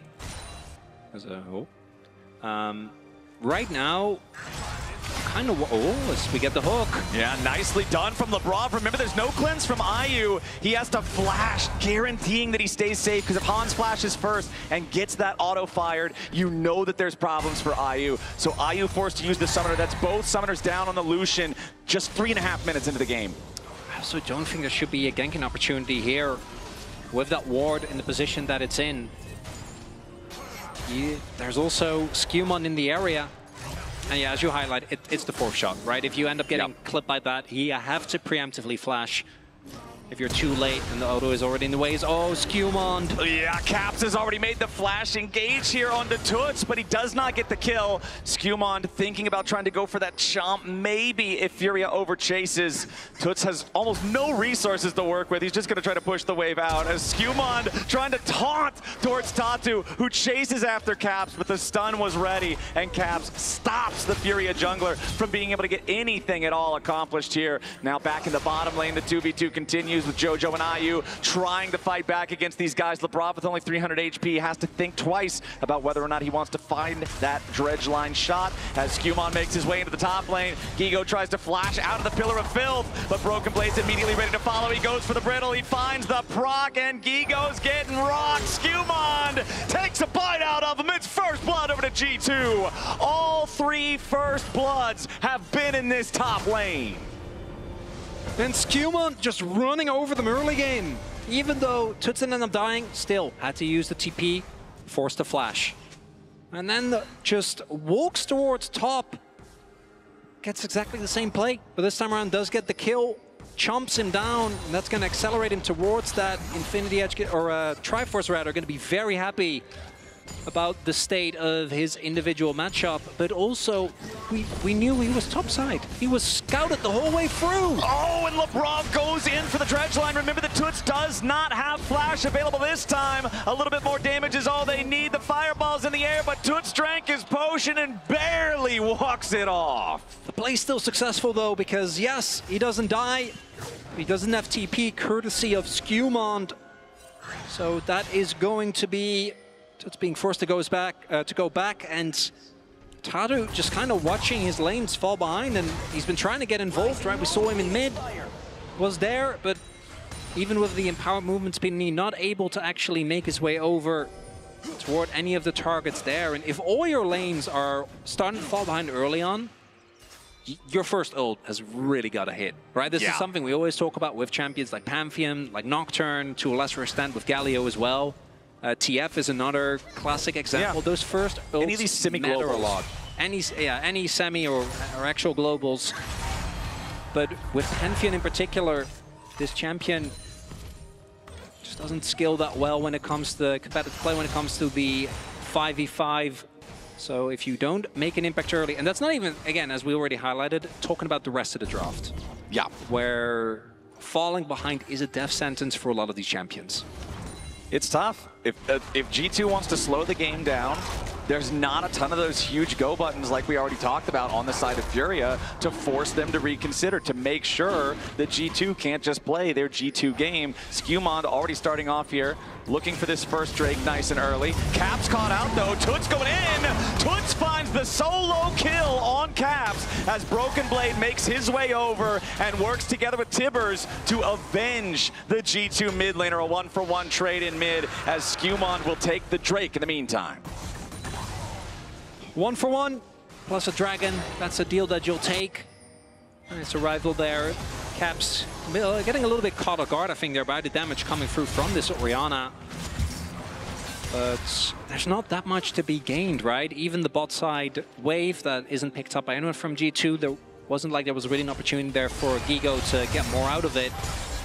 Because I will soon have access to that level 6 when I think the current form or the current iteration of this solution is going to feel better. But yeah, do note he did go for PTA. So what you see often is if you really only want to play for your calling, where you just dash in calling, they're half health, and that's it. You play first strike instead. Understandable given the lane, you need more power, so I went for PTA. But it does mean to get value out of that, you need to get into more dangerous positions, although that calling, as we can see there, still does a lot of damage. Yeah, chunks them down to a little bit over half HP each. Still control over the lane for IU and JoJo. And you can also see Tatu nearby. He'll start up the grubs, but because he's Pantheon, he also has the ability to immediately join a fight if G2 tries to find something up there in the top lane. Even down in mid, easy for him to rotate over. And since Toots has control over the mid lane, he's got that wave shoved up underneath the tier 1 turret. That means it's total control over the top side river. Should be a guaranteed 3 grubs for the side of Furia. Skewmond and G2 have to be aware of this. Skewmond's just going to go into enemy territory, take the jungler's favorite camp, the enemy chickens, as Toots isn't going to be able to stop a whole lot about it, but he at least will slow it down. Skewmond actually doesn't get all of the baby chickens. So Trundle's biggest enemy. Multi-target camps? Yeah, that isn't just one thing. It's not a Gromp? No, or a buff. As Skewmond, not able to get more out of that. And I think it also makes sense because topside, I guess, Ansama and Labrov, the bot lane was substantially chunked. And then Skewmond also hasn't backed since that kill, right? So he's still sitting on just the Sheen and the longsword. So I don't think you really want to fight. A couple of one-item spikes that are going to be really big for G2 are imminent as here we go again. Immediate engage from Caps. Counter shockwave from Toots though, as Tatu jumps in for a little bit of extra damage onto the G2 mid laner. Tibbers will die to Pantheon's spear underneath the tier 1 turret. Broken Blade joining there, but the 2v2 is no kills for either side. This play doesn't quite work out though, because the bot lane, Gigo is just unmatched. Will be able to pick up a plate of his efforts and doesn't have to be as worried about getting punished because Broken Blade doesn't have his ultimate. Still needs to be careful for the knock-up, but able to dodge the pillar, speeding himself up, and will be fine. Easy to walk that one off. You can see Skewmond wanting to go back in, maybe look for more opportunities to farm, or maybe even scrap here with Caps. Pillar of Filth comes down. Tatu immediately jumps in to try to dissuade Skewmond. Blocks a lot of damage there with the shield, but still has to flash back over the wall. Trundle is so powerful in those types of situations. He already used the Subjugate. He was sapping the stats from the Pantheon, and it just makes it so impossible to stand and fight. So they at least get the Summoner spell out of the Furia jungler. Yeah, if Tibbers was available, that would have not ended well. Real big problems. Skewmond, the best part of that is that obviously the Pantheon is just like gonna get pummeled by Trump. He's still just sitting on that Sheen. Like, my man is banking gold, and obviously any back that isn't Triforce isn't really going to feel like that big of a deal. Was both Labrov and Broken Blade just keep showing up in mid lane. Labrov's ready to go. Dredgeline connects. Nami Tidal Wave buys enough time to keep Toots alive, but now the Shockwave again for the counterplay. Skewmond, though, not afraid of that one at all. If Caps would have got caught, yeah, maybe you've got some real threat there, but with Caps not being caught up inside the AoE, it's easy for G2 to walk away. And if it's just these two, you obviously don't really have to flash start. I don't think they have enough damage, but there's always the threat of the Pantheon. You don't know where Tatu is, so if you don't flash, you end up going down. Pantheon starts to accelerate. Could be really rough, as we do see Tatu now finishing his Sundered Sky. Essence Reaver done for IU as well, and gold basically even, but we do have the Dragon advantage here for G2. So once again, we are seeing a top lane state where Gigo has the advantage in terms of the farm, in terms of the individual lane, right? He's up over 3 waves by himself. However, we have reached that point that you mentioned earlier, my friend. Ornn has Kaenic Rookern, so he doesn't really care anymore. He doesn't care. My check for Ornn is always, what is the experience state? Because to me, the champion obviously still needs gold, but so much of the power in his passive is just gated by, can you hit certain level spikes? He's up experience. So like the fact that you're behind a little bit of gold, it just doesn't matter. Like whatever, right? Yeah. But he's actually not even behind in gold. He's ahead 69 gold. Yeah. No, because the kill that he was able to get. And again, look at that experience bar. He's thriving. And G2, they can go for fights. They still have a lot of power with this Annie, with this Jhin. If Furia make a play, commit to something, the exit is going to be a nightmare with that Jhin. Oh, bunch of damage from the culling there. Looked like that was what? IU hitting Labrov about 80% of the bullets that he could have fired total. Labrov takes a massive hit from that, as now Furia, with the chunk on the enemy support, looking to extend their control over this bot side river. Skewmon still hanging around though. Labrov walking close to the Tri-Brush, does get found out. Tidal wave over the top. Labrov taking a ton of damage, and Tatu gets the kill. Furia ties this game up 2-2. In terms of the kill count, it also buys them control over this bottom lane. It buys IU the opportunity to get some plate money. Tatu going in for the ulti, but the Grand Starfall is not finding a close enough landing point to Hansama to make anything else happen. It will, however, force the G2 jungler and AD carry further back. It will allow IU and JoJo to get a second plate off of this turret for a grand total of 3 so far, and it opens up the bottom lane river for Furia to now start up the Drake. But the problem is the Scryer's trinket has already been used by G2. They know that Furia is going after this, and Furia has already used a lot of tools. They wanted to use them to make those kills, but now it's Skewmon getting caught out. He has a flash to try to get away, but the curtain call is opened up. The bullets are firing off, and once again it's G2 grabbing the feet of Warfare. Furia has overplayed their hand, and G2 is happy to punish a little bit of a juggling going on here in mid lane as Tuts is caught out and beat down, and Caps is getting paid. When the play started out, I thought that G2 had overstepped, but I think Furia just a little bit too over-eager there to dive into that choke point. They had full control of the choke point leading into River. I think if they play that slower there, it's actually really good. So take a look here. Imagine that instead of going all the way in here trying to take down Caps, they just hold the space. The hook copy found. Skewmon's out of the play, but against Jhin in particular, he is completely unchecked. There's no one that can come close. Gigo shows up, but at that point doesn't really get to offer anything. And the long-range re-engage that is available for G2 is just a really, really big issue. And it felt like for Furia to now start up the was the moment. Problem is, the right there. Trinket is already where I think if you find a big decisive fight there with your composition, and you get the dragon, and you get a couple of kills, I think things are good. It's not done yet. You have another chance here at the Herald, but definitely a big win for G2. This is the first game so far in this series where the first 2 Drakes aren't split 1-to-1. Yeah. And I think when we're comparing these compositions, when we're looking at this Furia squad that needs to get ahead early, like you said, that is pretty damning evidence against them. That is a big issue.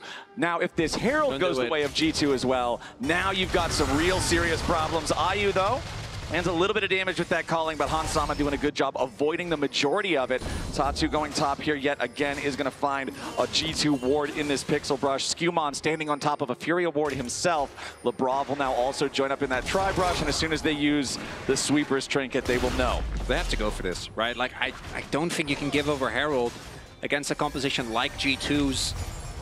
Ornn is going to give so much value to the enemy team, and I think in the 5v5, just playing straight up late game, it's not even like, oh boy.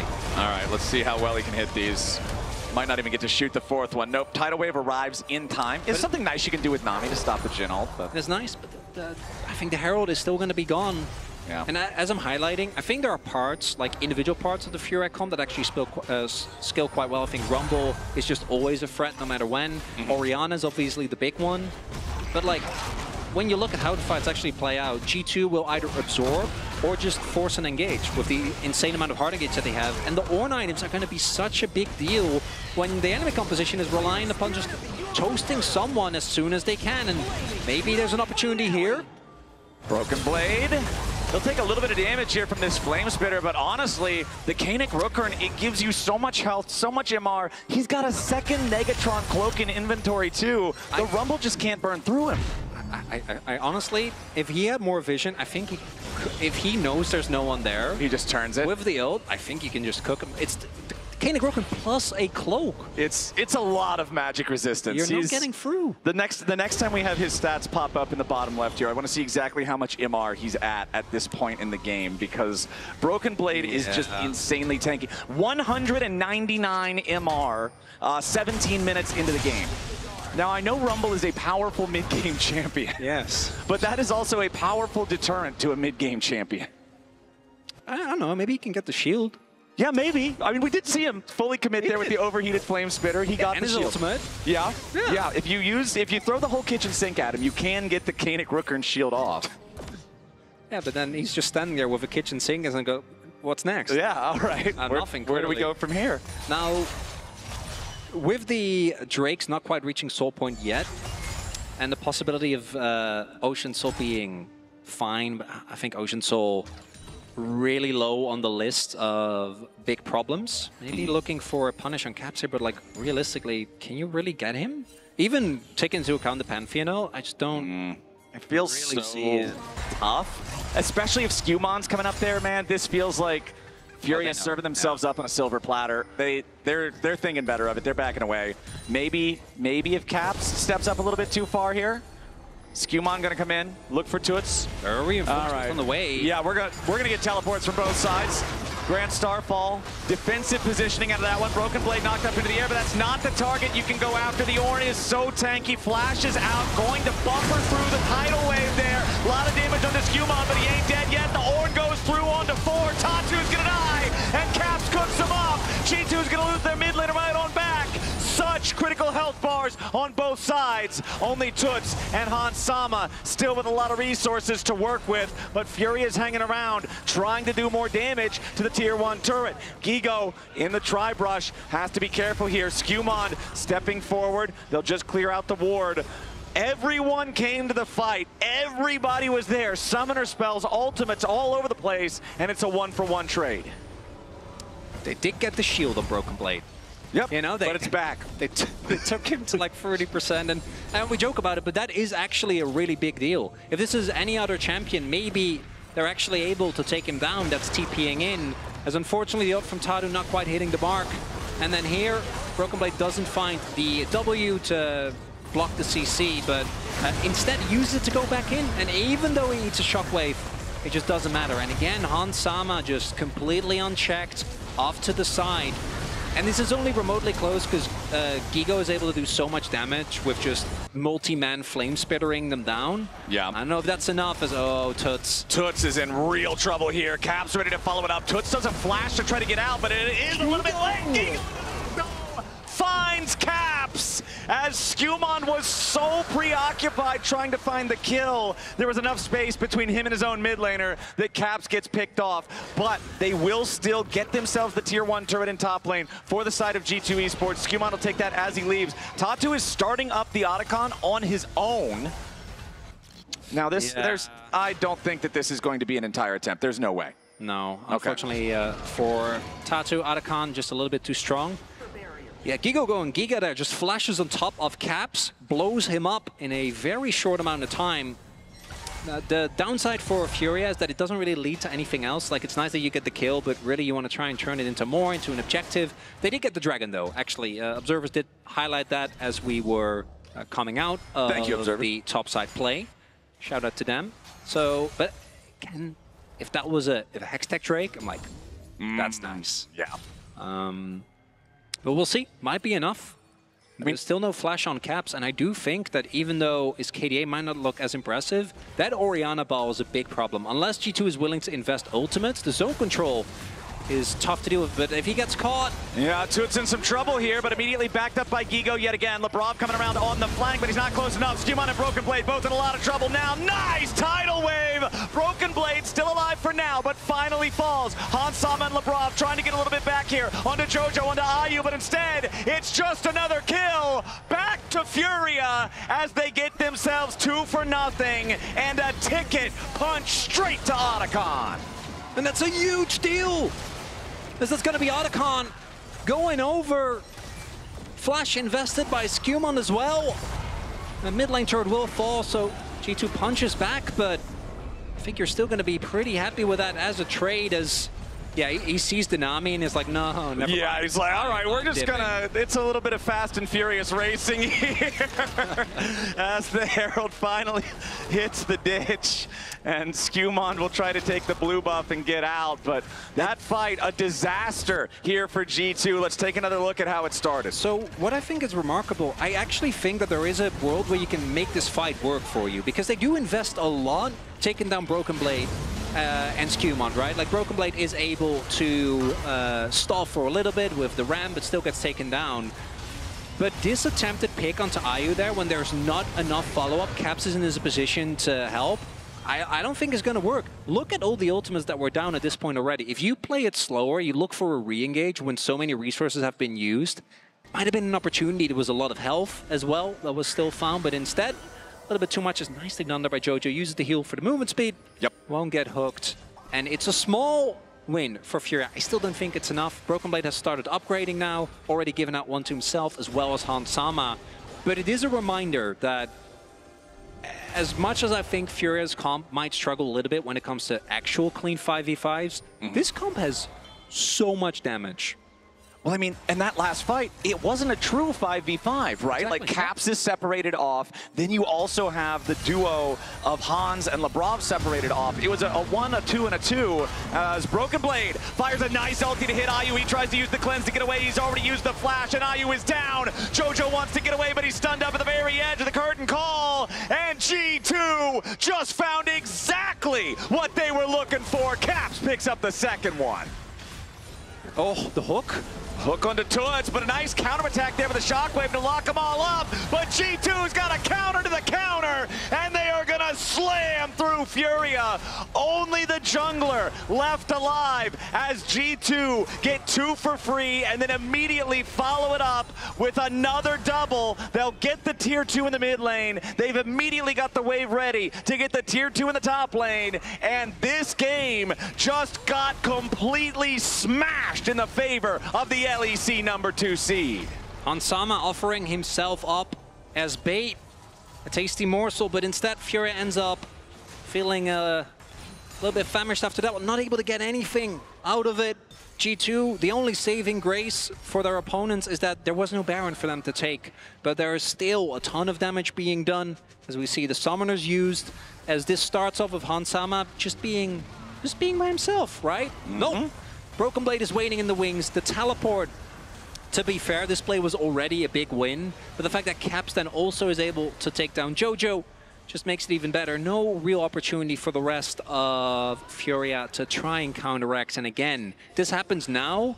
That's Baron. That's just game done immediately. Still, though, G2 in a great spot. The gold lead much bigger than you can see on your screen because of the power of that Ornn. Exactly. Now G2 grouped up as 5 in the mid lane. Here's those full-on honest 5v5s that you were talking about. Here's what's so hard for Furia's comp to play out. A nice route there coming out from the Deadly Flourish. Equalizer's not going to get a lot done. It's only Lebrov taken low. Tatu's going to grab the kill on him immediately here at the very start as Broken Blade and Skewmon having to retreat now. Curtain Call is fired. Its final shot. G2 have not won the fight, and now with the Grand Starfall coming in, Tatu ain't done. Broken Blade tries to get out, but a little bit more damage is going to seal the deal. Tatu takes out Broken Blade, and staring down the barrel of a difficult situation, Furia calls the bluff and takes another 2 for nothing from G2.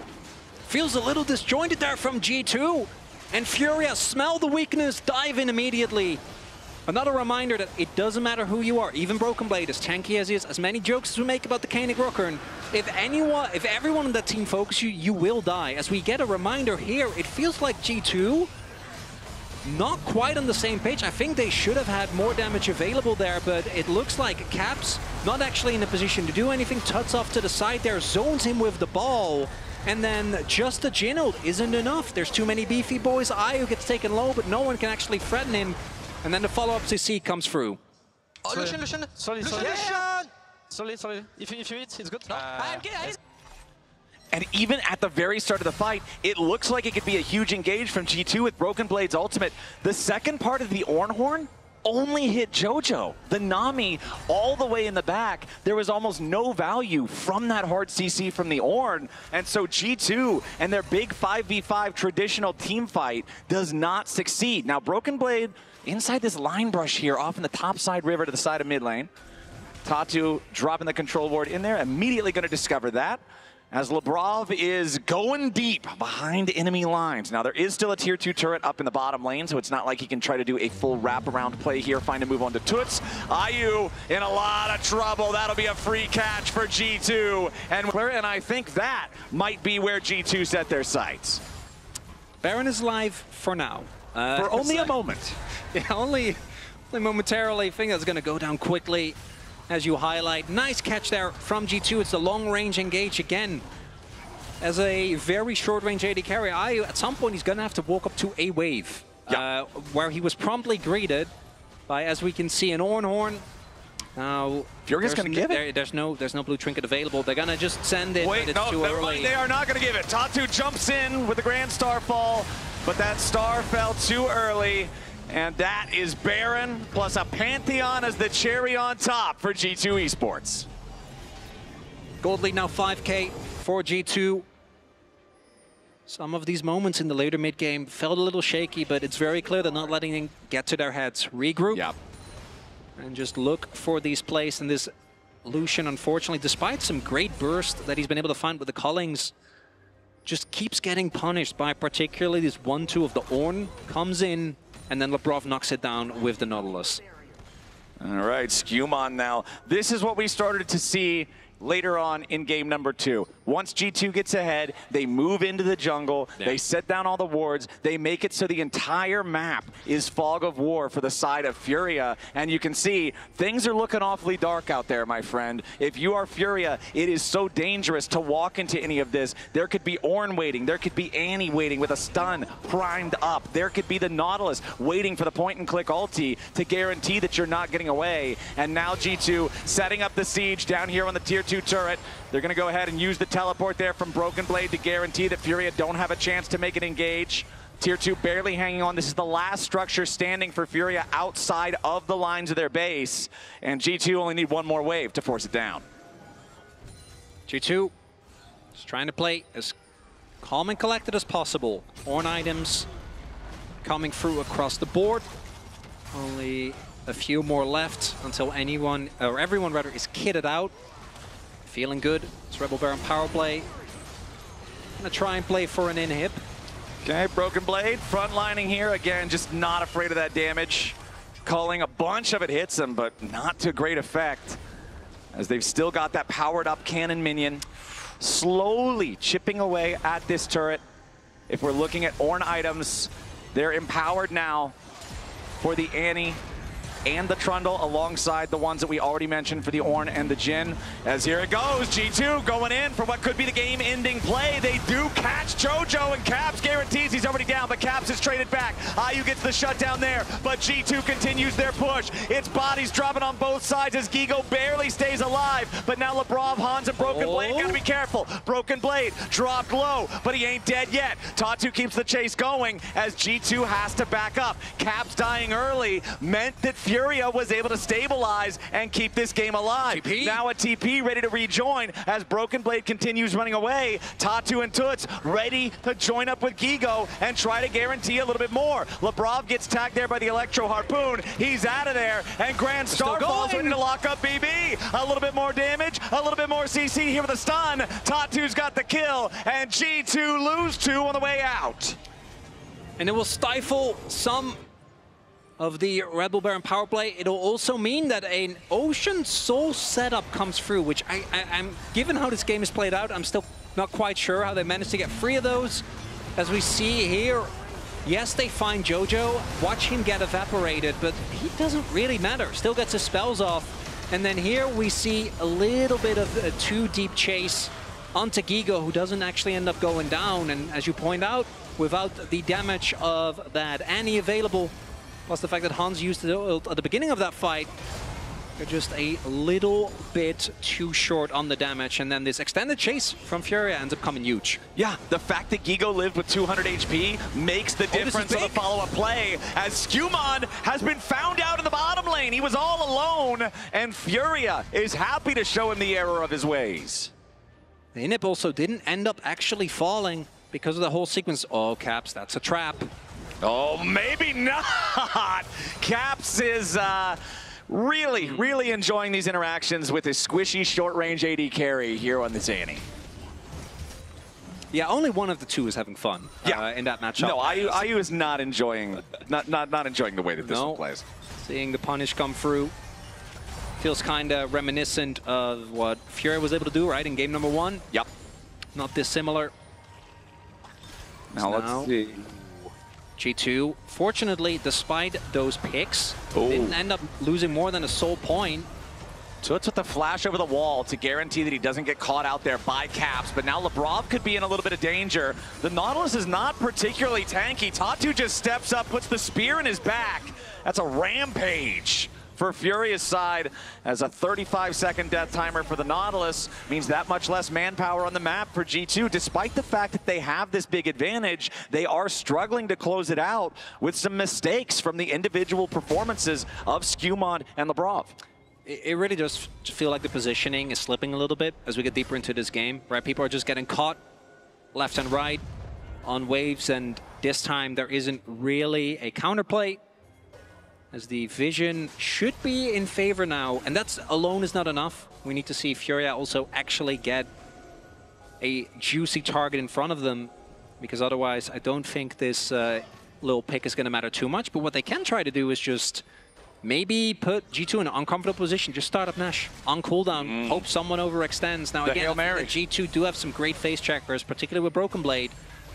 So, Tatu really wants the chicken. It's a jungler's instinct to go for the enemy chicken camp when it's up. Caps is going around for a potential. The calling nearly kills him. Caps is dead.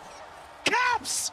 He wanted to make the hero move. He wanted to get the Annie play, the big Tibbers into the back line, but instead he's discovered he loses 90% of his health to the calling, and then the last little bit, an easy pickoff for Toots. IU getting the last laugh on that one. The ward, MVP there, spawning Caps on his attempted flank, and if you are spotted as Annie, you just die. Now do note, Jungler still alive. Skumon doesn't have flash, is Trundle, so he would need to walk over as Furia try to get the Baron, try to get back in this game. Curtain Call has opened up though. Tatu's got to be careful about that one. This Baron already doing significant damage to Furia, but they want to keep the aggro on. Curtain Call is gone. Furia with the pick on Caps. He had smite. He had smite. He had smite. That's a little scary there, Cap. That's a deadly flourish is not a Varus arrow. I know. It's also another Jin 4 shot, but I've seen it happen, man. That's fair. That's fair. We do have the Baron now secured for the side of Furia. This gold lead that was 5,000, almost 6,000 for G2 is now 1,500. The kills 15 to 15. What would be Ocean Soul for Furia spawns in 75 seconds. Maybe we're not even going to get to see that happen. Furia is just marching down mid lane. Caps back alive, hitting level 17 here on the Annie. Furia, they'll take the tier 2 at least. Again, the gold lead, just practically nothing at this point. I think G2 is trying to overcomplicate things. I don't think you need a flank from Caps. There are comps where, you know, the Annie getting a flank like that is essential. I don't think this is one of those cases. It's IU has nerves of steel. Yeah, he is ready to play to the limits here with the Lucian as he steps up with a calling. Broken Blade's going to try to block most of it. The Equalizer also already used. That's a couple big ultimates from Furia for not great result here onto the health bars of G2. Now, Caps coming around from the side. Keep your eyes on the Annie. He's got the flash ult. They try to go in for the ultimate there from the Nautilus as Caps goes in for the engage, but he only engages onto Jojo. Tatu's here on the front line. He's about to be taken out. Caps barely keeping himself alive as Giga's about to die here too. Toots stays alive as Ayu gets the kill into Caps, but now the carries on Furia gotta try to escape. G2 have found a massive fight. They found the AD carry, and it's a double kill for Skewmond as he takes a big old bite out of Brazil's hopes in game number 3. It's G2 versus Toots for the next 25 seconds, and G2 are barreling down mid lane. The inhibitor about to fall, the minion wave already ready, and Broken Blade so tanky, he'll take a shower in Nexus turret shots before he backs off. Labrov goes in for the dredge line. They'll lock up Toots. They'll lock up this game. It's G2 after a 37-minute battle, taking game number 3. And the fact they got Ayu there at the end, I'm pretty sure he got just, despite his fest, clipped by the Trundle pillar knockup from Ornn. At the very end there, because if he lives, I think they might be able to clear the wave, right? That wasn't an empowered wave, it was just a normal wave. Yeah. If he buys a little bit of space, and they have the Orianna, at least have the ability to clear the wave, could have been something. It was a messy win, but a win nonetheless. G2 will be going to match point, but man, Furia giving them a run for their money. Furia is making them work for it, but G2, they managed to pull it out here in the 3rd game. They move up to a 2-1 lead in the series. All they got to do is clear one more, and then they're halfway there to making it out of play-ins. All you got to do, you win 2 best-of-5s, you're into the main event, and G2 is 1 game away from that first series win. They have driven us to match point in our first series at MSI, and let's send it over to the analyst desk now for the breakdown. And there is so much to say about this game, guys. Match point on the side of G2 here, but like they had to work for it. It shouldn't be this close. They had to run for it. It shouldn't be this close, but it is. Every time you're like, okay, wrap it up, G2. You just got Baron, and they lost the fight in their base. It's a constant back and forth. I didn't expect it, like play-ins to start off as fiery as it did. Yeah, and I mean, I think the big thing for me is whoever kills the squishy carry ended up having a window in, right? We love the Annie pick. Yeah, because the Annie gets blown up, and then Furia are able to make that bot side play that put them on soul point with Ocean Drake. Then Caps finds that clutch catch. I mean, I think... Yeah, both of these teams were really trying to, it kind of devolved into both of them setting up trap plays for these squishy carries on both sides. And I really don't think, like, I didn't expect it to be this close. Absolutely. I don't think G2 expected it to be this close either. I want to talk about the tools that both teams had here, because on the side of Furia, I was not the biggest fan of the Lucian Nami, especially when you have Nautilus open on the other side. But Raz, #1 hater of the G2 draft here. I just like, there was a lot that was happening here. So first of all, I was like, Rumble is such a high priority pick, but it was not really picked by anybody until phase 2. And so it was picked in 4-pick. And then so like, I was like, first of all, okay, I didn't like the Trundle pick. I was like, okay, now the Trundle pick is from G2, please pick the Rumble. They didn't go for that. In fact, Furia goes Lucian Nami when they see the Annie. I was like, I wouldn't do that. That sounds like suicidal.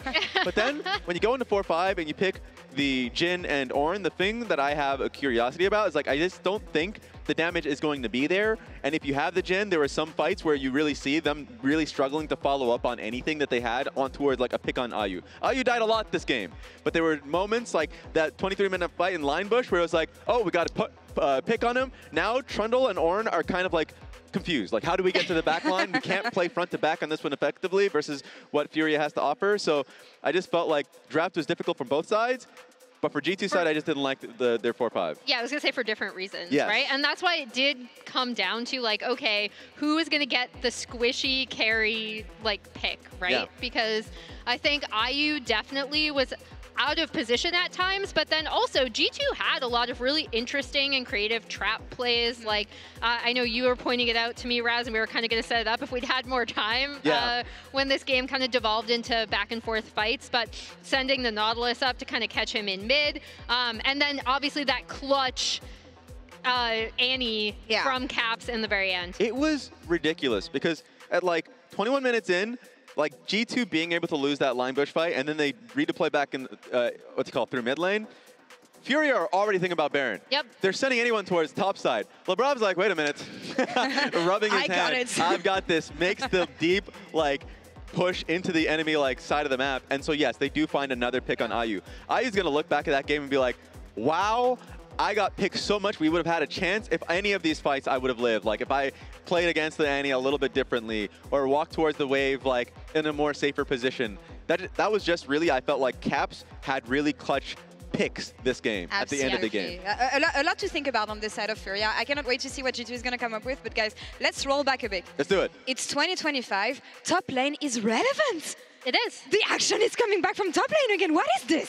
I mean, I think, first of all, it's both of these teams, right? We kind of highlighted how both of these teams were going to try to play through topside. This is Skumon once again going topside to get that first blood onto Gigo. And the big crucial thing is, again, both of these top laners are going to lock in some really creative things for their team. But then top lane has been relevant all year. I know Azael has been talking about how it's the most diverse top lane meta that he's pretty much seen ever coming out of League. So it makes sense as to why these two teams would go top. For me, G2, we've talked about how back and forth this game was. For me, it was the 13-minute fight where I was like, okay, like they're going to be in a good position again. They're going to be able to close out the game, right? I believe it was a Drake fight where they ended up like Furia ended up killing off, I believe, Labrov. Yeah. Really, really blew a lot to kind of push into that bot side. Then we're trying to set up for the Drake and got bested by G2, as we're going to see here. Yeah, the one thing pointed out for me is that you're right. Furia had the positioning and everything, and I think their composition worked well if Rumble there is first and with ulti, like anything to layer on to the people from G2 that are coming in and entering the fight. Yeah, and the big thing is that Gigo actually had to TP onto a further ward, right? Yeah. So even though he was technically first in terms of channeling the TP, it was Broken Blade who ended up making more of an impact in this fight. And then here, as we see kind of the final setup, Caps getting that kill onto Jojo here, and G2 being able to push for the win after. Oh, well, I mean, this happens was earlier. frequently. This happens so frequently, they all bleed into each other. So no, this was like basically when it felt really hard for Furia. Because yes, not only do they make a deep play mid, but then they actually get cleaned up even further because they tried to enter through the Raptors bush. And so it was Caps again and again. This is the fight you were talking about where he just nukes Nami, and it looks so much better for G2. It looks better for G2, but I gotta say, we came into today predicting 3-0, a clean 3-0 for G2. We didn't have that at all, so I'm actually really excited for the next game. This could go game 5. It could? This could absolutely go game 5. So what are we looking at for the next game? Again, with the fact that it's Fearless, that is going deeper in both teams' champion pool here. What do we want to see for potentially the last game on the side of G2, but for Furia to crawl their way back here? I mean, I'm just going to bring this one back up. I mean, I'm just going to point out one pick. It's not about top lane, so. It's not allowed. It's all about top lane, but for me, I'm going to go another flex. It's the Galio, because Caps also plays the Galio. A lot of the time, he used it to be able to influence top lane aggressively. And if you have Hansama, you can also do this towards bot side of the map. So I think if you get another chance, if the draft allows it to happen, then we go in that direction. Grab that Rumble. Let's take that Rumble out of here. Get him out of there. This one out. But yes, for me, it's about these picks. Like, the Galio, if it's flexible, same could be said about Mbessa, Gwen, like all of these picks, I think they're really good at being able to play towards them. And I always say flex picks. Caps is playing really well later on in this series, and I feel like if you can make it happen and get him more in, in an influential pick, that's a thumbs up from me. All right, eyes on top lane, eyes on Caps if you're a G2 fan, but it is match point here. It could be anyone's game, though. Will G2 be the one winning this year, or will Furia bring us 2 silver scrapes? We'll see that right after the break.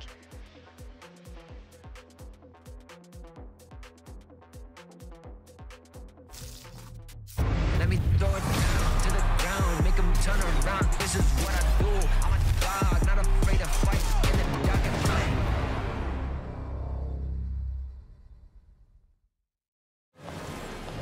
What a car. Living the dream, huh? Sweet dreams are made of this. Who am I to?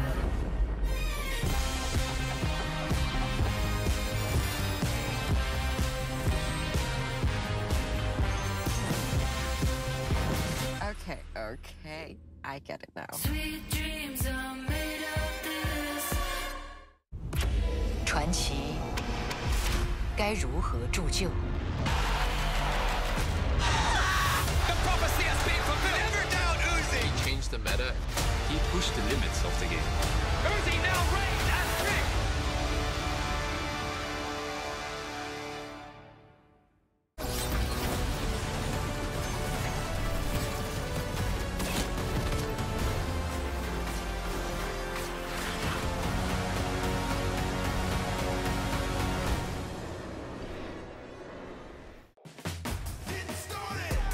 Level up, start my engine and I rev it up.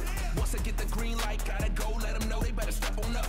Yeah, dog, I'm in that zone. While I grind hard while you at home. You talk about it, but I be about it, cause you all talk, no backbone. I'm on a 10, I'm on a level 10. I wanna win, then I wanna win again. You thought it was done? I'm hoping it never ends. If you wanna win, then I'm on a level 10. You got the whole world watching, will you rise to the test? Let's go. Welcome to the main event. Welcome to the main event. Welcome to the main event. Welcome to the main event. Let's go.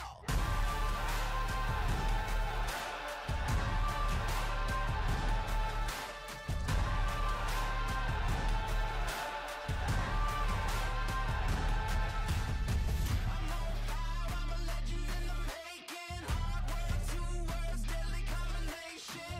It's in my blood, I was born with motivation. Better watch out, cause you're messing around with greatness. Welcome to the main event. We spent the whole night waiting for the best of the best.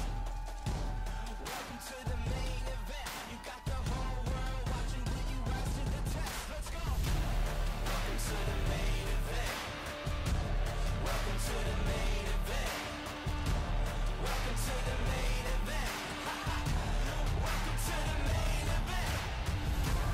Welcome to the main event. Something that you won't forget. Welcome to the main event. You ain't seen nothing yet. Let's go.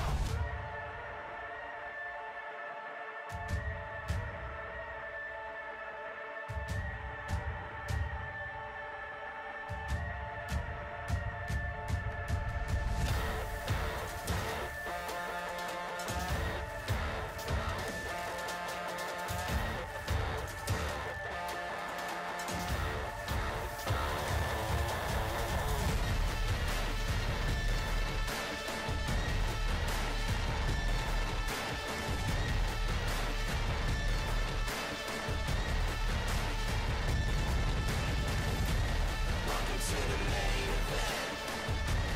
Welcome to the main event. Welcome to the main event.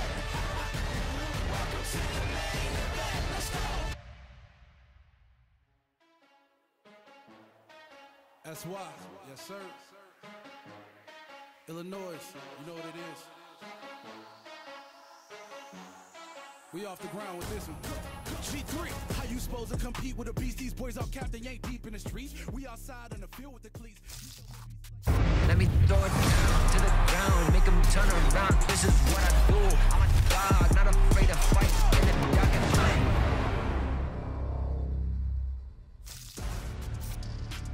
Ladies and gentlemen, welcome back to Vancouver, Canada here for MSI 2025. It is our opening best of 5. The whole tournament is best of 5, but this first one is currently sitting at a 2-1 score in favor of G2. First game, Furia slammed it. Second game, G2 slammed it. Third game, now G2 won, but man, Furia made them work for it. There were some issues, right? Yeah. I think G2, looking at that game, given how good of a position they got in early, and that for me is the key thing, the mid to late game, very clearly people getting picked off. It kind of was the bad habits from game 1 that were effectively eradicated in game 2 that just came back, right? There were people getting very, very heavily punished for mispositions. We saw some unnecessary flanks, right? The Caps one really comes to mind where he just got picked off on the flank that I don't think was necessary but they got the win. That's what matters in the end. As long as you get the win, take the lessons away, you can still be happy. But I really want to give credit to the way that Furia very clearly in every single game do not relent. They will not give up. They will keep looking. They will keep fighting. And they're on red side this time around.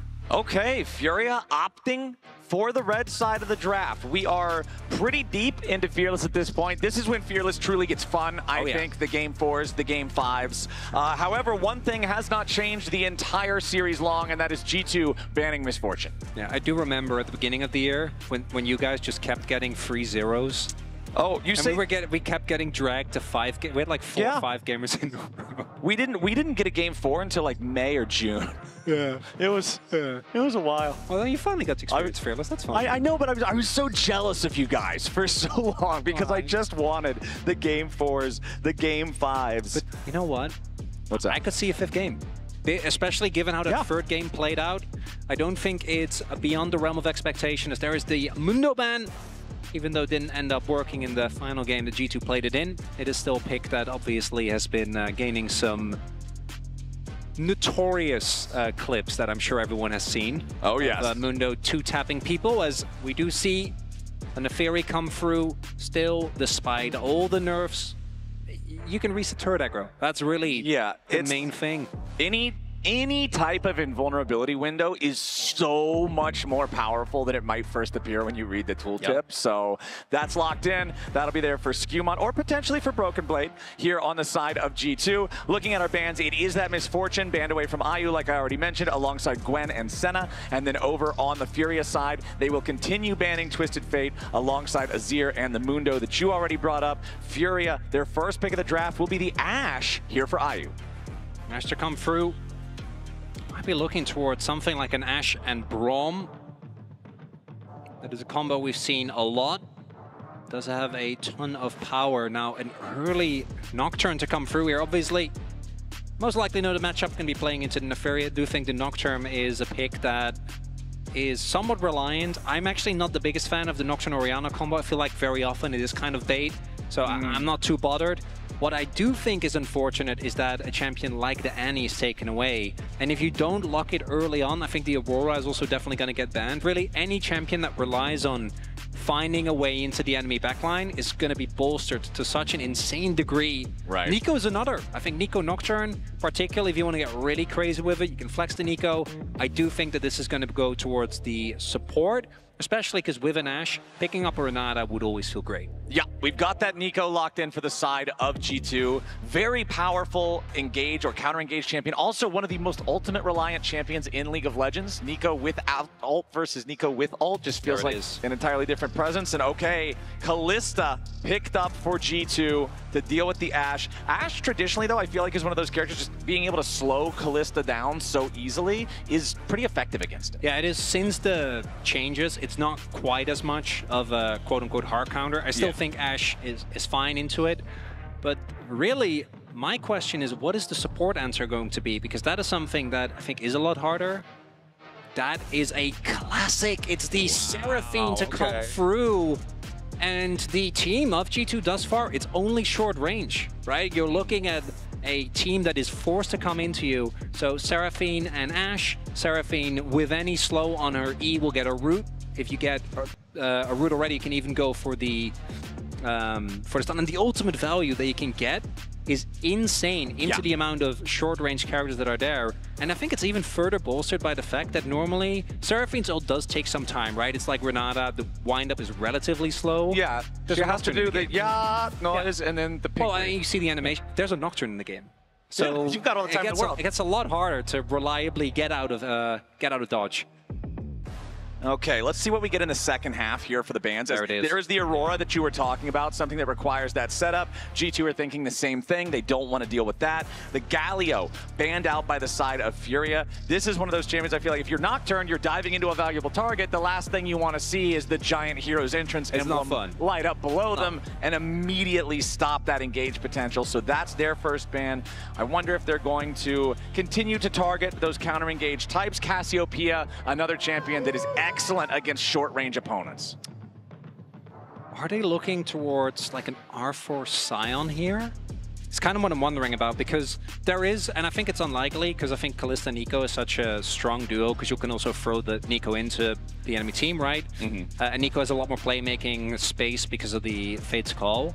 But there is still the potential for it to be flexed. We haven't just seen it recently, but there used to be a time where you could legitimately also play it mid and jungle. As the Silas also gets taken away. No, that's not what we'll be seeing. We're just going to play Akali. All right, we've got the Akali locked in here. This is a pick that, if I'm remembering the playoffs correctly from LTA South, this did not work in their initial game, their initial series, excuse me, against Pain, where Furia initially got knocked down to the lower bracket, but then they're confident enough to slam it again in the final, and it does work. So there it is. Yeah, there's the flex. Okay, we've got it. It is the, and it could also be possible that the reason why they went for this Akali is because they made the read that it's definitely going mid. Yeah. So the Blitz comes out, and obviously playing a hook champion like Blitz into something like Seraphine, you're always going to feel amazing. She doesn't really have a way to get out of range, so your hook is way more lethal than it would otherwise be.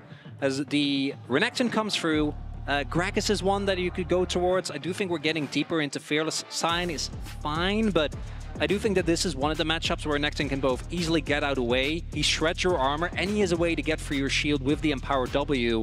So definitely a matchup where I think you're a little more... If this was an Ornn, I think you're feeling great, but obviously Ornn after last game, not available. Right. Fearless taking that one out. Also, the thing that I'm looking for is the setup for Lebrov's pulls. Obviously, you know, if you're just got that God hand energy and you can find those pulls constantly, great. But a lot of times you also want to run it with something. We've seen G2 run it a lot before with the Maokai in particular. Fire off the ulti, pull whoever gets grabbed as long as it's not a super meatball tank, and then just try to burst the guy down, right? But this time around, we're going to need to look to see that setup from somewhere else, or just full faith in Lebrov to hit the pulls. That is always the thing with Blitzcrank. You need to hit. Yeah, you're almost all of your champion power budget is tied into these hooks, and any bot laner is a good catch. If you get Ashe, if you get Seraphine, you're going to be very happy. Great. Obviously, Akali realistically should get hooked. Nocturne has a spell shield, and then if Sion gets hooked, Whatever. It's Sion. It's probably not good for you. You really want to target those two bot laners, though. Yeah. Okay, so if you are Furia, since they are the squad that needs to win here to stay alive in this series, what is the game plan?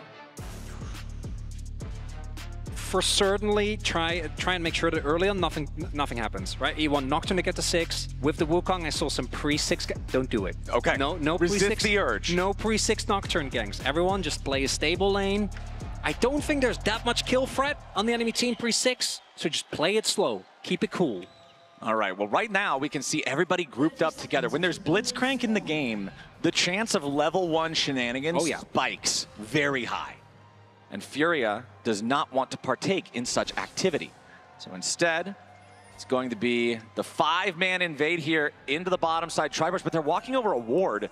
G2 knows that Furia is here. They're going to drop a ward there, and when Furia doesn't come up that way, okay, now they'll walk through. G2 knows where they're at, but it doesn't look like they want anything to do with it. G2's happy to just be like, no level 1s, play it standard, play it safe.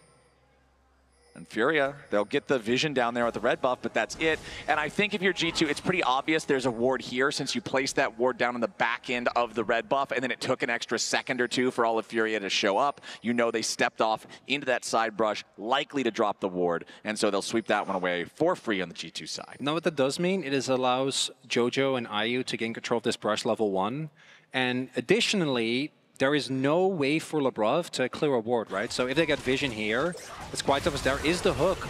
Yeah. But I don't think you win that trade. That's the problem. Like, just the hook is not enough, and that's the level 1 that you're looking for. Yeah, the 2 range champions versus a guy who is a hook and that's it. Sure, you can hit the hook. Here's our shields. Here's our extra damage. Here's Seraphine's high notes. Here's all of the damage from the Ashe. And that's immediately a level 1 recall from Hans Sama. This is not an Ezreal or an AD carry that runs a teleport. Hans is just going to have to walk it all the way back to the bottom lane now as IU and Jojo push the wave. And Hans, for me, has been the standout of the day. I think he's been very solid in every game. I mean, it's definitely the bot lane's fault, but in this case, right, what can he do? Once the hook comes through, you do have to commit. I think the call there should have just been let them hold off unless you have support. I just don't think you win that, even if you do hit the hook. As we saw, shielding comes through, and the early Ashe damage with that lethal tempo is just a really big deal. And it's not going to be enough to just get this lead, right? I think we do need to see Jojo and I keep playing out this lane cleanly, because the big thing is, like, yes, you get control of the lane, but Tatu, is he fine? I think he's fine.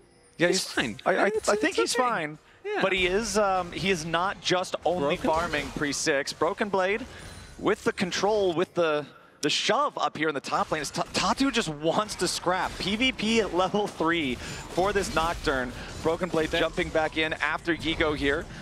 Gigo gets his shield immediately popped by the Ruthless Predator. There are some things transpiring here that I don't quite understand. Yeah. I'm pretty sure Broken Blade took like at least a turret shot for the lane to get to this state. And then if there is a champion where just full clearing is very acceptable, I do think it's Nocturne. Yeah, like, I would agree. So, even more so than with the Wukong, I'd argue you're so gated. Although I guess if you do find, you know, there are some matchups where, as a Nocturne, you're actually a really strong duelist because of your fear as well as the extra AD you get when you stand on your Q. Yeah.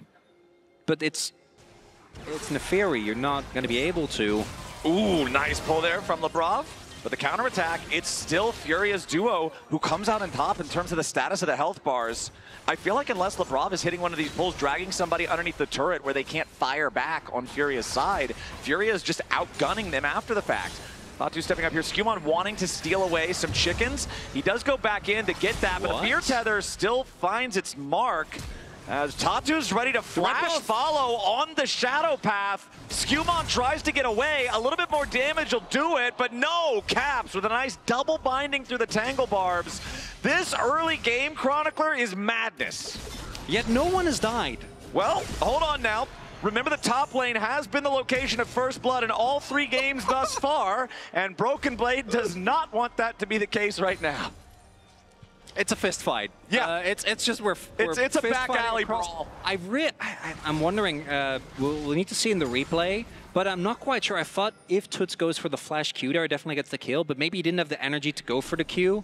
Not quite sure. As yeah, we're just continuing this because why not? This is a Renekton without flash, but he is still a Renekton, so... Oh, that's a slice and dash used! Yep. They wanted to get the E, and then you bring up the Nocturne. Now Gigo finds a little bit more damage with another Decimate, and for the 4th time in 4 games, first blood is top lane. Furia on the board. Tatu, he might not be farming camps, my friend, but he's farming champs. That's fine, he's level 4, who cares? Yeah, he's getting the kills, okay? He's got it. Getting summoners. And jokes aside, an early kill on Nocturne is obviously very valuable. One of the junglers that can really carry when given a lead. Well, now ding over to 5 as well. And also has been pretty active in trying to steal a lot of camps away from his opponent. And it is Broken Blade attempting to really keep the pressure up, as you would do, as we do have Labrov on his way. Ooh, miss. Nice connect there on the hook. Ayu gets grabbed, and the follow-up from G2 forces out a flash. Ayu staying alive for now, but it's a potential 4-man play from the side of G2. Caps with the flash in for the Blooming Blows to find the first kill, as Toots now in the middle of 4 has to use the ulti back over the wall. It's a scrap in bottom lane, but Caps gets it. As nice pull from Labrov. They're going to steal the Gromp away at the same time. Blessing and the curse there for Tatu. If you get hooked, you die, because he doesn't have flash, but you do lose your Gromp. It's painful.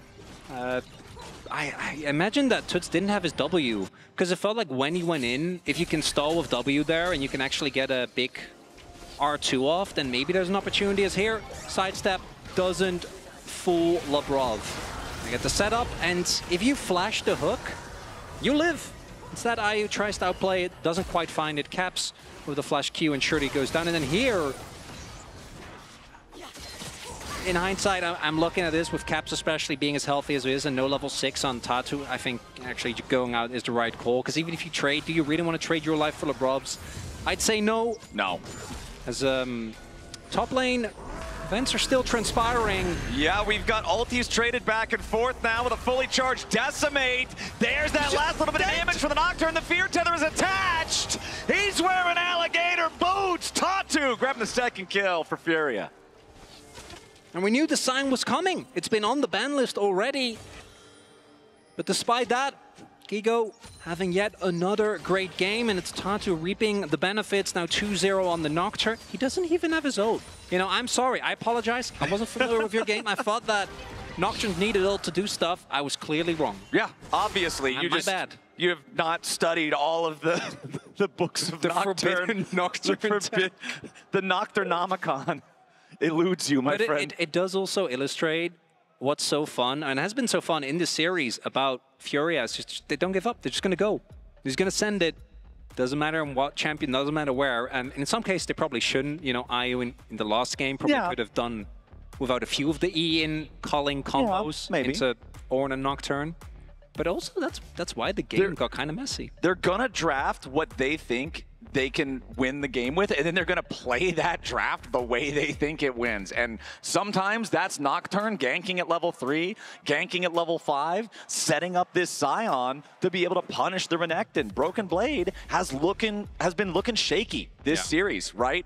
Game number 1, very rough on the Warwick, bounces back in game number 2, has a good performance on the Jax. Game number 3, his Ornn ends up very tanky, but even if we go back and look at the team fights, there were a lot of suboptimal plays, ults that weren't connecting where they should, and we've seen Broken Blade's highs be very high in the past. And so in this series, looking at him and saying, hey, I don't think he's on top of his game. If we play around that, that could be an opportunity, especially when you've got a guy like Gigo who's not afraid to throw down. I love this strategy from Furia.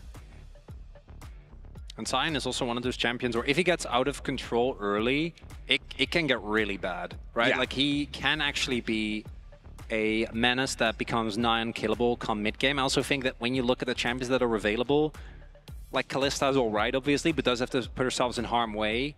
But you're not looking at a control mage in mid lane that actually shreds through him quickly. Or in game number 1, right, we had the Kai'Sa. Yeah. These type of champions can actually get through a Scion with not too many worries, as it looks like. Hopefully we should be going back into game soon, as 2-0 already on the Nocturne. That's pretty scary stuff.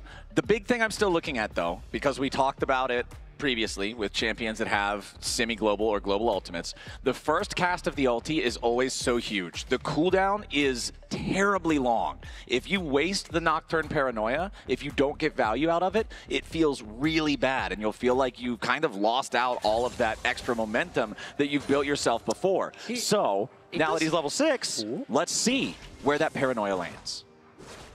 Yeah, I was about to say, like, you know, he has a ultimate hunter stat, but he doesn't have domination, so he doesn't.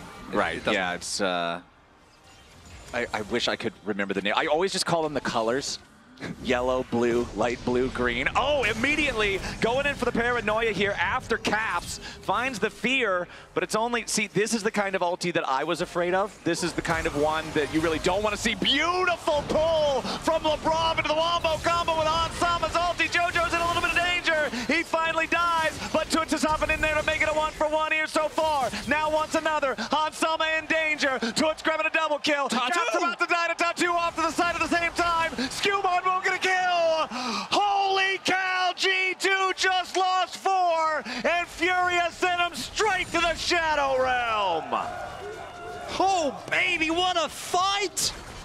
1k gold lead now. Grub's about to come through. And, yeah, JoJo dies. Yeah, okay. Wait, did he even...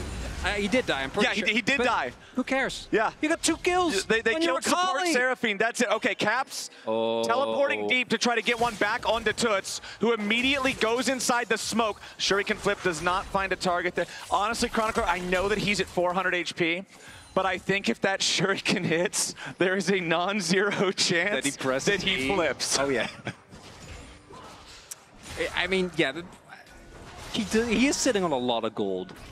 There is the Rocket Belt now. Now he's sitting on a Rocket Belt, yeah. The counterpunch from G2, it looks like, is going to just be this dragon. Don't think they will really be in a position because Tatu does still need to get a base in, and also, again, they got the grubs. But an early Ocean Drake does mean that the Dragon's Soul will probably be high value. Opportunity here for G2 to not fill it. But this early skirmish, as they again find the Seraphine, go for the immediate combo, and like the CC is nice, but IU is there to slow down the play. And this is all you want as a Kali, unlike you have your Hextech Alternator, you have your ultimate available. And this fight position, given that Caps will just not be able to join, even if Tatu isn't waiting there. Like, he was already 40% HP because of the Nocturnal. The comparison of the reactions, the frustration on the face of G2, the excitement on the faces of Furia, and the fans. If you've never seen the cams of the Brazilian fans cheering on their teams, you're missing out, man. It's one of the most passionate fan bases in League of Legends, and they couldn't be happier seeing how Furia is starting off the first 10 minutes of this game. They are up just shy of 1,000 gold, but G2 does have the first Drake for themselves. Grubs ended up getting split 2-1, so I do believe this is the first game we don't have a full 3-0 Grub take for either side, but Furia will still get credit towards the Empowered Shoes for that. And this is also the first game where Furia claims the feats of warfare, as now Scion ulti from Gigo to set it up for Tatu yet again. The call to Meek for the heal isn't enough, and Tatu's on a rampage. That is 3 kills on the Renekton for the Nocturne. And maybe a dive imminent here, but there's no wave. Jojo needs to be careful so he doesn't get hooked as Labrov. Labrov wants it. Jojo with a flash that time. And immediately hits him with the emote too. And Tut's going to use this opportunity to ensure that there's not a follow-up dive here by clearing out the wave. Yep. As soon as he can. Finds the final minion as well. That is a nice summer now being gone. And G2 does still have the opportunity with Blitzcrank to kind of create these situations, not unlike the Poppy, even though we didn't actually end up seeing that play out, where you can always turn any game situation unfair. But I think it's very telling that Furia is just doing so well in these early game skirmishes. And the big difference for me is that, look at this, this is still a good front to back comp. There is obviously the risk of Tatu and Tuts going way too deep. Rest of the team can't follow up. But if that doesn't happen, nice route there. Forces the ulti out of Hans, so good save there on Labrov. But as soon as that pull misses, that's the thing about Blitzcrank. If you fire the pull and you miss, you are zero threat whatsoever until that cooldown is back. I think the funny part about this game is we've also seen the hook does hit, but it's actually not good. Yeah, it just doesn't work. Yeah, and that's, with Blitzcrank, it is just one of those characters where it's so binary. Either it's a good hook and you hit it, or it's either a bad hook or you don't hit it, right? And then the play just fizzles. We saw it early in bot lane, and we also saw it there towards the top side. Yes, he finds the hook, but the price he has to pay, I think G2 is not going to be very happy about. As there is no arrow. Jojo does still have his ultimate available, but I think that Tatu wants to look for a base. Ooh, Toots looking for the kill in the bottom lane, but the fight breaks out here in mid. Labrov in some danger. Beautiful Seraphine ulti hits all 3. And now Skumon and Hans got him. But IU is focus firing straight through him. Skumon getting away. Hans doing the same. Meanwhile, down here in the bottom lane, Broken Blade still under the pressure from Toots. Keep in mind, though, the Renekton with Dominus. Deceptively tanky. Toots does not want to force a dive onto that one. Tatu going to move into the enemy jungle. Check for the red buff. Go ahead and take his recall when he doesn't see it. That looked like that fight could have potentially had some possibility there for G2, but the Seraphine ulti was absolutely massive to turn things around. And now Furia, just about time for the turret plates to fall, are up 2,500 gold. That's a good opportunity. Go back to expectations. At the start of the day, expectations were that this would be a 3-0. There was, of course, the opportunity that Furia would take a game, right? But even a lot of the fans of the CBLOL were like, if we take a game and we look good, that's a win. Instead, we are looking, yes, G2 on match point, but a 2k gold lead here now. And really every game, I'd say barring game 2, Furia have just been very competitive. Game 1, they obviously won, but even game 3, that was a close game. It was a back and forth. And in this setup, I think as long as they are somewhat restrained, and I'm aware of what I'm saying, but when they pull the trigger on the Nocturnal as well as the Akali, we are slowly getting to the point where it's going to become harder and harder to find a bad play, right? Because if Nocturne is 5-0 and Akali is 2-0, like, people will just die so quickly, and there isn't really a traditional frontline on G2. Renekton is really as good as it gets. Or, you know, Skewman is W. Yeah, you can aggro drop, so... The problem is when you aggro drop, that means that the aggro goes somewhere else. Well, I mean, that's a problem for whoever else is dealing with that. Yeah, right. Not for him. The other person is now in the danger. The dog is fine. Ooh, Skewman trying to sneak this one away. Furia. Are they going to find him out? They don't want to allow it to happen, though. There you go. Oh, Tatu's going to see the Drake. It's down low. Tatu, he flashes in to try to smite it away, but it looks like both smites got used. It might have been a bit of an early activation there from Tatu. Diving in now with a paranoia. Wants to go after Hans. Sidesteps away from the potential pull of Labrov. Ooh, it's tempo ult. Yeah, it's a tempo ult to make sure they're low HP and go after the Herald. I mean, we do joke, but he still got a good amount of damage down. Whoa. I mean, you still take that. That's Dominus gone. Yeah. Dominus out of the picture. BB still very low. Top 2 down to about half HP. This is your Fed Nocturne. It's a massive shutdown if they get it. Skewman and Caps coming in. Tatu is very low. There's your Pop Blossom from Caps. And the shutdown over to Skewman. What is the trade? Touch forcing Hans back into the fight. But Broken Blade is ready to jump into the back lines. But G2 has already lost 3. It's a 3-for-2 trade. And Furia comes out on top. Yeah, Tatu dies, but Ayu's gliding on them. No one's threatening him on the Ashe. Oh, here comes Gigo. He wants Hans Sama. He finds the collision into the Decimate. The volley fade away. And Ayu picks up kill 12 for Furia. And what a day of performances here from Gigo. Solo bolos, different styles of champions. It just doesn't matter. This man will not be held down.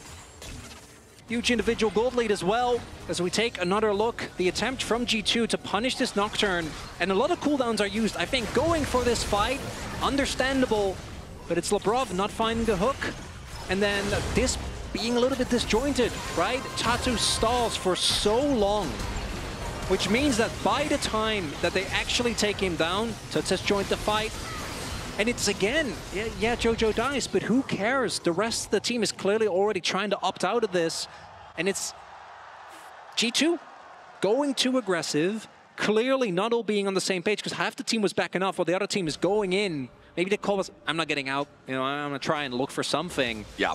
And the gold is not truly out of control just yet, but the kills are, that's gotta feel rough, right? Like the amount of gold that has been put into these mid-jungle duos, and not even to mine. The riddle thing, as we get deeper into this game, Tatu and Tuts are also going to create so much space for Ayu, because you need to deal with those two, which means that the Ashe is going to be autoing. Free firing. Yeah, there's been so many of these fights where even if he doesn't have a lot of mana to start off with, and all he is a right-click bot, he is getting the right click 20 times in a fight. Yeah, it works out great. It's doing his job great.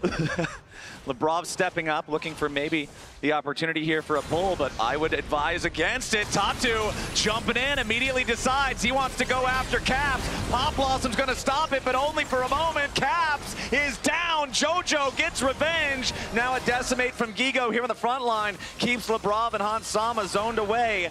13 kills in 18 minutes for the Brazilian team.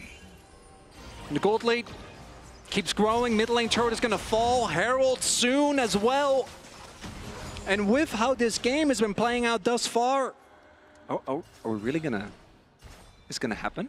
Are we going to start off with a silver scrapes on Series 1? That could be absolutely insane, but we still have to see if Furia can close this out. We had our doubts in game number 1, and they proved to us that they could do it. Now, here in game number 4, they're looking awesome. So far, as we're just about to hit 20 minutes in, the Rift Herald will be the target for Skewman. And honestly, I like the timing that G2 is doing this on. They're trying to force it down with the extra power of the Callista. Gigo and Tatu want to step up, want to try to stop it. Caps and Hans both here though. Furia coming in to try to stop this effort from G2, but the Herald has already been claimed by Skewman. Now you got to look out. Beautiful pull coming out from LeBlanc to try to shut down Tuts. A nice shutdown lands. Big three-man Seraphine ulti, but where's the follow-up? Nobody on G2 is dead. Jojo's forced to flash back over the wall, and G2, they get the Herald, they get a kill, they almost get Tatu, but now Broken Blade is still leading the charge. Furia continues to fight, the Decimate doesn't find the Renekton, and LeBron gets saved by Hans. Gigo's still frontlining as the rest of Furia runs away. Pop Blossom quite dead yet. 1 dead on G2, 2 dead on G2, 3 dead on G2. Hans Sama versus the world, and the world means Brazil. Hans trying to kite it out, but Gigo won't allow it. Ace for Furia, Quadra for Gigo. As Gigo gets 4. What? G2, they could have just left it at that, but no, they try to get more.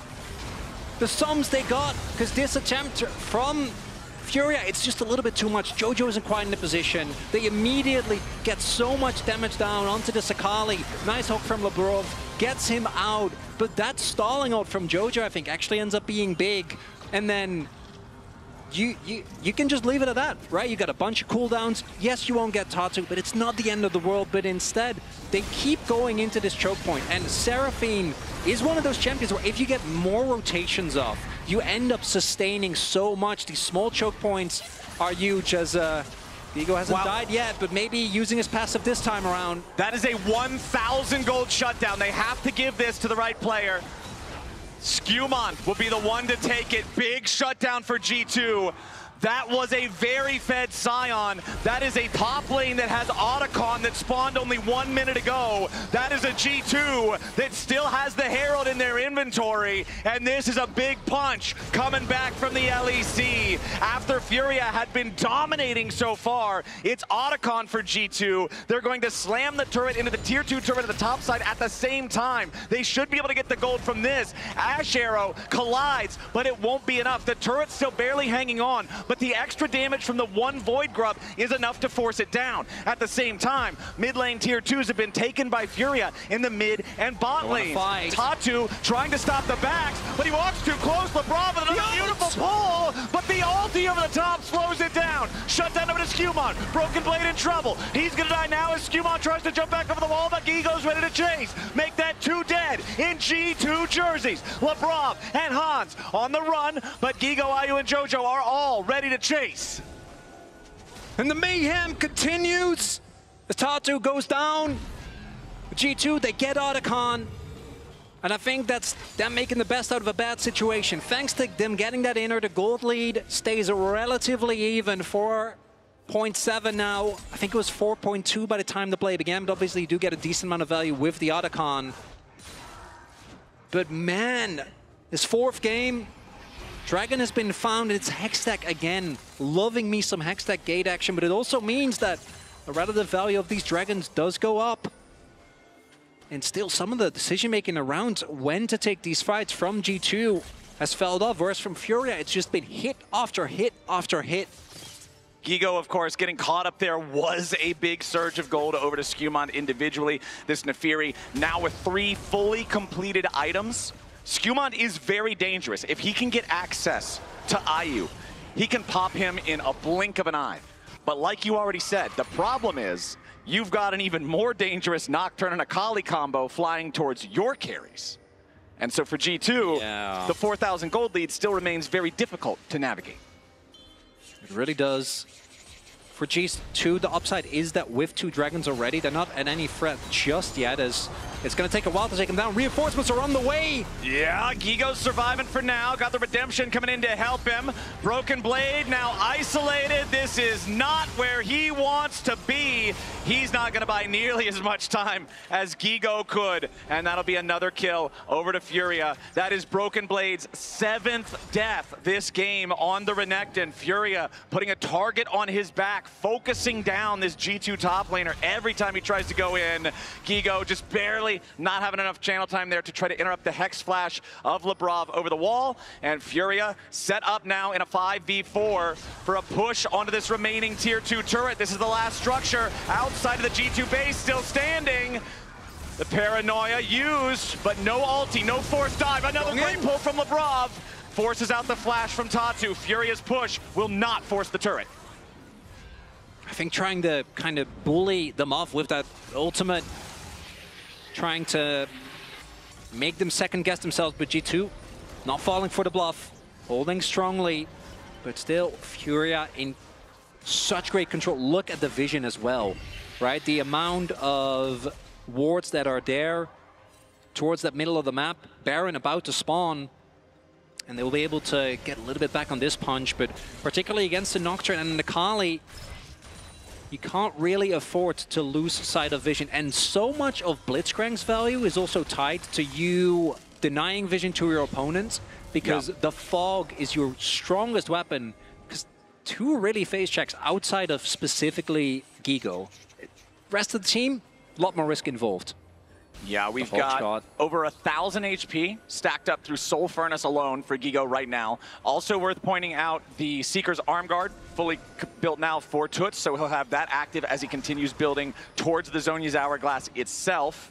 We've already seen the Redemption used a couple of times here from JoJo just to guarantee that when G2 tries to send these engages, there's no way they can punch through the lead that Furia has. Topside Scuttle Crab is claimed by Furia and Tatu as that control ward is cleared away.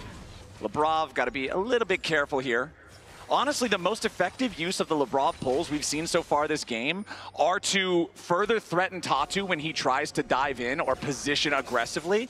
All the other ones, like trying to hit IU and JoJo, like we were talking about earlier on during the laning phase, they haven't paid dividends.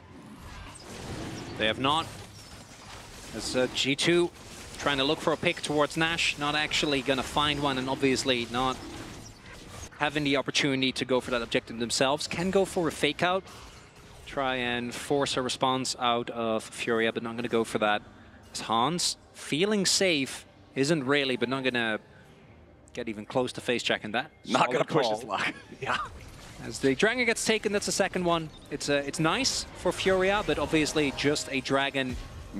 As good as it is with Hextech, not setting up for Soul Point just yet. Exactly. The 2-2 is buying G2 more time. Also worth pointing out, G2 has a lot more flower petals than Furia does because of the fact that they got the Otacon earlier. G2 with 27 versus only the 16 of Furia does give them some extra adaptive force to make up some of that gold lead that Furia has commanded the entire game long. I pointed out the Seeker's Arm Guard on Toots earlier. I'm going to point out the same thing on Caps now. Massive playmaking tools, particularly for something like a Nico. And again, going back to this champion, Nico's ult and the use of it, or lack of proper use of it, really defines what this champion is in a team fight. It's also the reason why Nico Kalista is so crazy is because the offensive value of the ult becomes completely ridiculous, right? Because you can throw in, if you have the timing right, there's very little counterplay available as Labrov. Labrov stunned up, saved now though by Hansama. Gigo looking to cut off the further escape route. Nice pull in from Labrov, but a nice Seraphine ulti over the top guarantees the kill. And now that's one dead on the G2 side. Caps goes for the Pop Blossom, but a nice use of the stasis keeps Toots alive. Caps getting away now as IU goes on a rampage, and the game goes into a sepia tone. The pause at the end of an explosive fight, man. Tension can be cut with a knife. I say that as Furia is just, hello. They're vibing, man. They're having the time of their lives. I love it. Understandably, there is really no pressure on them, right? This is the team that, again, 15 to 85. And sometimes you see those fan votes and we go, guys, come on. Now, we all know, right? Yeah. Like some fan bases will be bigger than others, but this one felt warranted.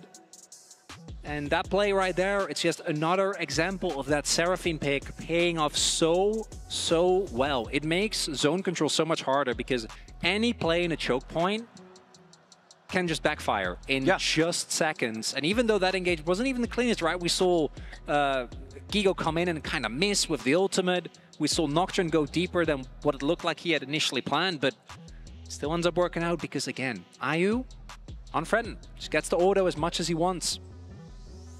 This is a very scary look for Furia. They are actually playing so smooth right now, making sure that they're playing around what they think is going to win them the game, right? I was talking to ThinkCard yesterday, asking about the team, asking him a couple of questions about what he expected, what to expect of them, and I said, who should I look at if I'm looking for a big pop-off play, if I should look for like a big moment? And he told me that Tatu and Gigo are the ones who are going to find the fight angles and they are going to find the pop-offs. And if you're looking for just turbo carrying a team fight, IU's the guy to look like. And I feel like, IU's the guy to look at, excuse me. And I feel like this game is showing us a lot of that. Tatu and Gigo have been finding these moments. Unfortunately for Broken Blade, a lot of them have been at his expense. But then every time we're also seeing these fights, IU is constantly pumping out damage. Again, even if it's a fight that breaks out where he's not the main character, he's always maximizing his DPS. And Fury has just been a lot of fun to watch today.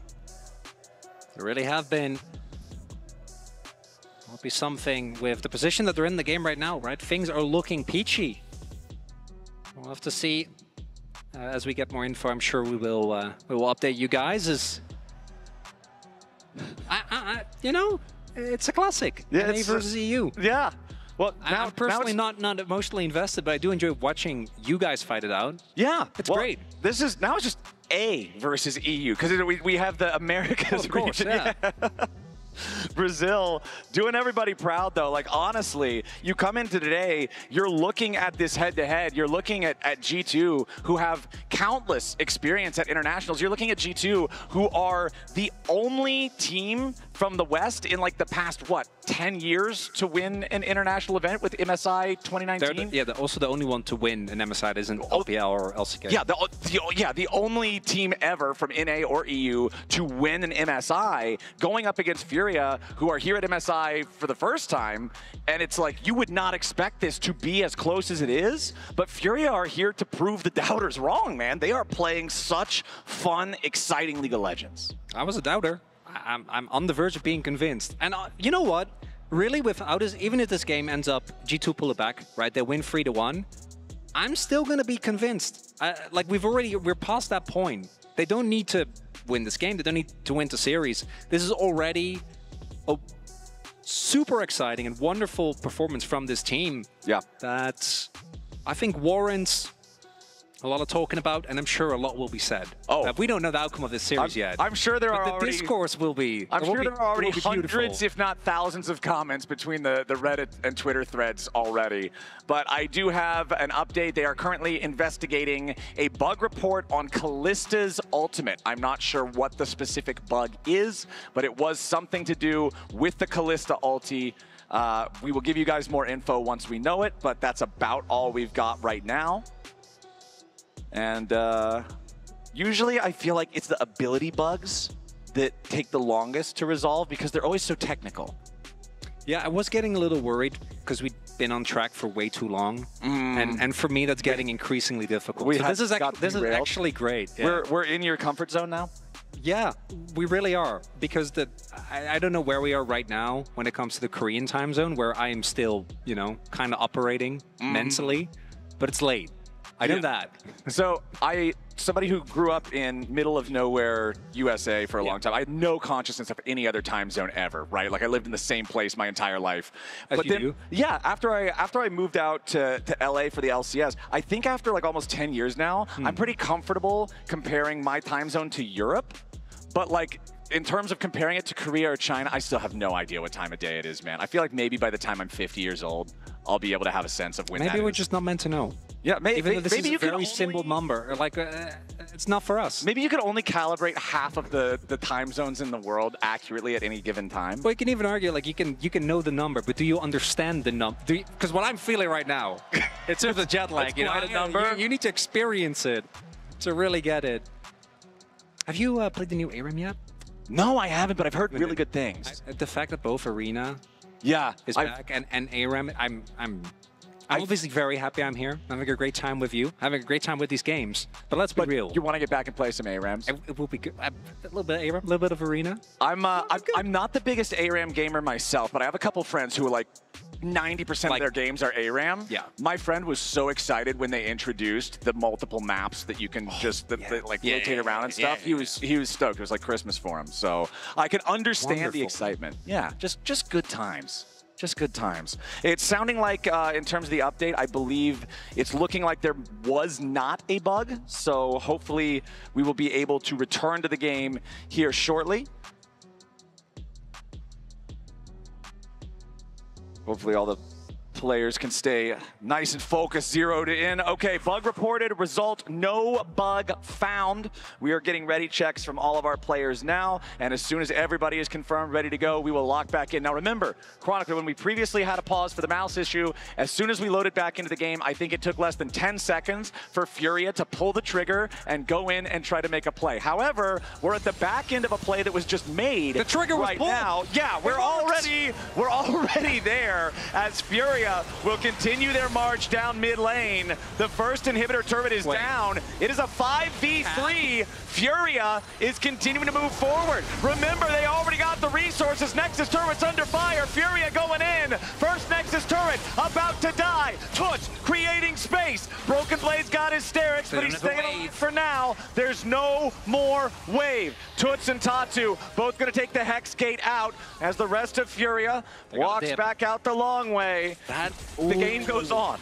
That's a call from Furia, because I think that with the lead that they had... Oh? Wait, hold on. Gigo's going back in on Caps. He tries to find the G2 mid laner, but a flash out from the Nico keeps him safe. That is a big summoner spell, though. Nico's flash is massive for team fights. Particularly because IU still has his. Means that unless Caps gets a crazy angle, and thus far we just haven't seen those in this game, he's not going to be able to reliably get on top of the Ashe.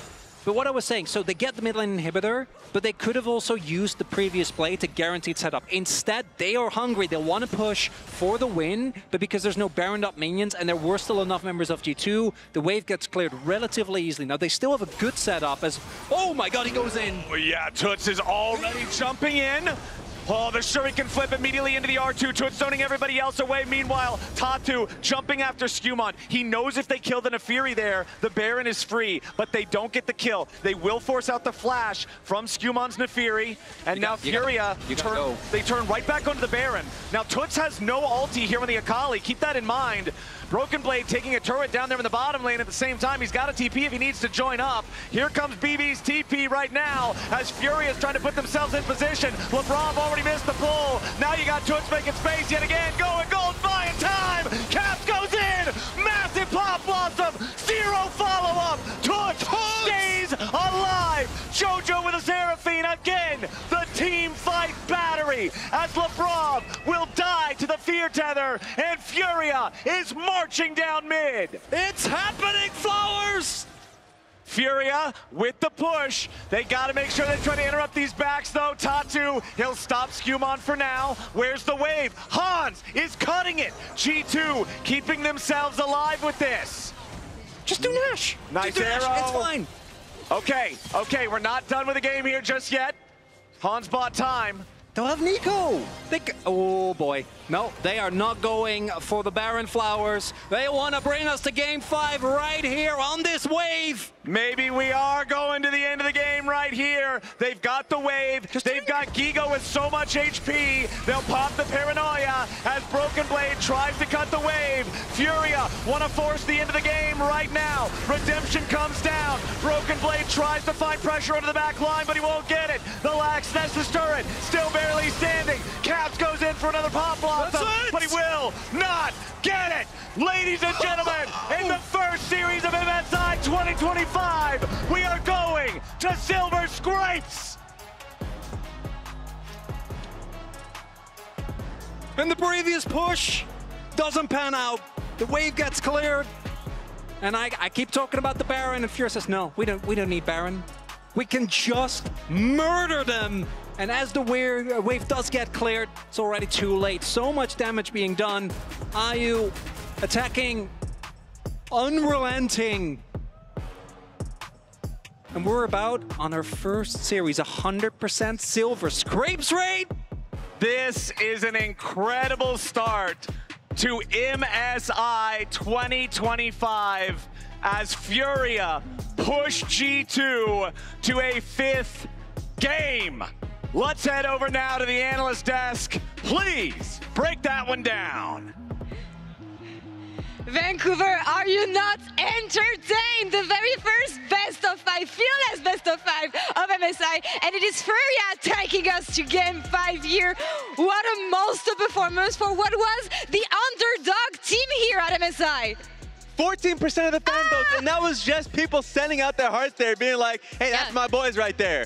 No one would have expected this. This is my apology to Furia. Although it says I was not familiar with your game, but I kind of was, right? Like, I think they've been playing a lot better than I expected, especially in terms of being able to match G2 in a lot of these team fights. I think that has been the massive difference maker, and it really has come down to those playmaking from Tatu and Gigo. And as you can see right in front of you, Brazil beating EU throughout its history only happened twice. Loud versus Fnatic in 2022 Worlds Play-In, and of course Kaboom and Alliance that has been referenced so many times. But it has never happened in a best of 5. It has never been dreamed of happening in a best of 5. I mean, there's never been a best of 5 as well to play for that kind of stats, but the fact that they actually make it happen on the first opportunity they get, because winning a game, sure. Winning a second game, sure, but going toe-to-toe against what is one of the most decorated org that we have in Europe history, round of applause, honestly, for Furia, because you need to have the stamina, you need to have the skill, and you need to have the creativity to bring one team there. And an issue that I saw from G2 during their playoffs run, but just during the regular season as a whole, was their fight selection in mid to late game. Like, what fights were the right one for them? And I've just been seeing it the entire series long. So it's tough to be able to look at them and say, oh, you have a lead in this instance of the game, and then they're finding themselves like taking fights that just don't make sense. And in this game, they were behind off of a really weird play, and they kept searching for something that wasn't there. Gabs being all the EU fans right now watching this game, sadly. But honestly, I applaud the draft that they came up with here, because, Emily, I feel like it's a risking one, but if you can put it off, steamroll, absolute steamroll onto G2. Yeah, the last time they played this, I believe it was against Pain, it was a win, specifically the Ashe Seraphine, right? Combined with the Scion, kind of once you get that death ball part rolling, it is a really obnoxious composition to go up against, as we see, like the Ashe being able to just free fire in so many of these fights. That's where you're seeing so much of the damage coming. And then the Scion play, the way that Gigo was playing these fights was also really important. I mean, even started level 1, the fact that Ayu and Jojo in like being able to bush camp, starting W on Seraphine, so the shield went off, forcing Hansama to go back to base, and even when they came back, it just looked like a really difficult lane for the two. All right, let's talk about the series as a whole. What has been defining the series so far? What do we remember before going to Game 5? I mean, I think we've had a first blood in the top lane every single game, right? This was kind of the difference-making fight in this specific game, where G2 kind of go in and Furia are actually able to react really well. On the back half of this fight, you actually see Tatu being able to take out the Nico in that top lane as well. It was a very, very split fight, but they were able to absorb that pressure and then return it back onto G2. And look at the fans in Sao Paulo, just so hyped up. Even the fans over here that are just die-hard Furia fans, I don't know if you guys would have expected it, but the fact that they are here now is crazy. And you're right, Emily, talking about those like split fights, that's happened a lot this series. And like Furia has been the team that has been kind of always getting ahead of it when these fights are so split and chaotic. There was even a time where Tatu was like, okay, I'm in the wrong position, I'm gonna shield myself, take the portal out of the fight, and Broken Blade was waiting, thinking that this would be a good fight for them, and it just simply wasn't. Yeah, no, and it ended up being really split. And I think, again, it comes down to so much what ThinkHard was saying in terms of like, who are going to be the big difference makers? It's going to be Tatu and it's going to be Gigo. And Gigo even had the first Scion Quadra kill internationally in this past game. And for Furia, those are the two that I'm looking at, right? Like, see if they can get ahead on the top side. It starts off exactly as you were talking about, Raz, where Tatu is trying to escape, but then G2 end up trying to go back into this fight, and Furia just absorb it so well. I think going into this corridor, I thought was an issue. Sure, this is a great pop blossom from Caps, but then you're just seeing Jojo and Ayu largely free fire with Guigo just being like, okay, if you can take him, sure, you're gonna have to deal with me at some point. Yep, and then he cleans it up for that quadra kill, ending up getting that final kill onto Hansama. And it really, the fights have been making all of the difference. And I'm not going to say Furia have always chosen the best fights, but when they do end up splitting up, I feel like they've been really good at identifying key targets. Yes, and this is basically where the pause ended up coming through, just because it was a really good start to the fight. You start to see G2 run away and the Kalista ulti come through, but yeah, I mean, this is not going to work out. I think it was a different fight, but there was just too many fights where it felt like Furia was just running them down because they had the right positioning and the control ward, so it looked like G2 was coming into their space not really knowing what fight was worthwhile. But that's what they had the whole series, the right positioning, playing together, playing as a unit, like the fans right now, basically, like giving. I'm so hyped for them. I'm so hyped that this team has been showing way more than anyone could have predicted. We're going into Game 5 here, going into the deepest depth of what you can find into people's champion pool. I don't know what to expect here for Game 5, but I'm so proud to see Furia making it this far, because at the beginning of the day, I want to say it again, we said 3-0 for G2. We're talking about players who've never been on the international stage, who've never played together against this caliber of player. Do they have it within them to take it and grab the victory? I mean, they're so young too, right? This is the youngest team we have here, the kind of two new Brazilian upstarts with Jojo and kind of Gigo being those two more experienced players on this team. I think it's going to start in the top lane though. You asked where it's going to start. Again, we've had first blood on top side with both junglers going up there. Gigo kicking it off with his solo kill initially in Game 1. I think that's still going to be, it's top and jungle being the massive difference makers across the series. Yes, and then of course it later on followed throughout the series was Skumons basically coming in and helping frequently, looking for a gank topside that got BB ahead, and so that was how it kept going. But then even just this last game was all of that, the constant top 2 going topside and just being able to put down the Renekton, forcing him into a position where he's like 0-7 in the game. So yes, we saw the replay where Gigo was going into a quadra kill. Yeah. Before that point even happened, he was just really, G2 could not deal with him. It started with a confidence game. Yes. And it's gonna end up with a Game 5 with, I don't know who's gonna take this one. Give it to me one last time before we send it to break. Who's taking Game 5? Do you think G2 has it in them to pull this one together, or is it going to be Furia and Brazil coming out victorious today? I'm flipping. Look, I know I should have flipped much earlier on in the series, but I'm now at a point where I have to be confident with these guys. If they're confident in themselves and they're putting out level of play like this, I have to be confident in Furia. Yeah, I mean, I never flip predictions. Oh, God. My heart is rooting for Furia, though, you know? I started covering CBLOL all the way back in 2014. Yeah? Yeah, give me the Take it. Yeah, it's beautiful. But I'm really rooting for them. Again, this is just, it's such a fun team. Not the team we expected to be here, the youngest team here. They're playing with such confidence in so many of these fights. How can you not root for them? How can you not root for them? They have all the fans with them. They have Brazil behind them as well. Will they be the one to take EU down for the 3rd time in history? We're back in 3 minutes, so let's send some silver scribes!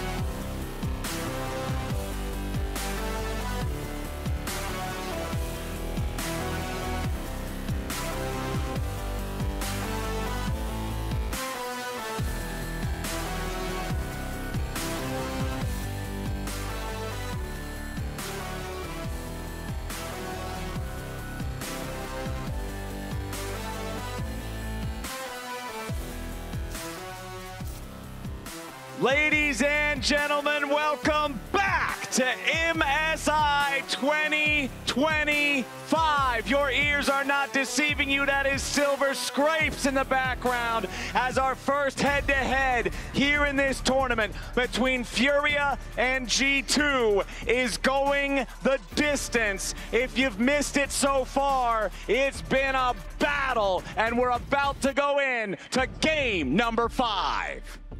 What a treat. What a treat. What a treat this first series has been. Can't wait to see how it's going to shape up, because this is a position that I realistically don't think anyone could have expected. You know, even the biggest CBLOL, again, the general consensus was as long as we look good. It's what matters. Yeah. Getting a game would be huge. Getting 2 games would be fully out there. But with how this performance has gone, especially given how close that game 3 looked and how little pressure there is on Furia, you gotta feel for G2 here. They were the overwhelming favorite. They are obviously, historically, a team that Europe has relied upon. And Furia back on red side again, a side that I think for them, particularly that last game, has been looking wonderful. Let's get into the draft. The misfortune will continue to be the first ban for G2, the most played pick for IU throughout Split 2, Spring Split, however you'd like to refer to it, there in the LTA South. They do not want him on that one. Banning out the Aurora and the Smolder as well on the G2 side. Meanwhile, Twisted Fate and Azir remain the bans for Furia. G2, after the loss in Game 4, electing to be on the blue side. Furia thinking about that final ban. Might be Senna. I wonder, the Smolder ban can either be they want to prioritize an early Senna pick. We've seen Smolder into Senna a lot. Or you want to try and look for a melee mid laner. Obviously, like the Sylas, for example, is still available. And that's something that the Smolder does well into as well. Right? We've seen it used as a counter pick to Sylas. Yone is another example that is still on the board. Game 5 in Fearless. It always gets funky, Cap. This is the best part of Fearless right here. 20 additional bans. And there it is.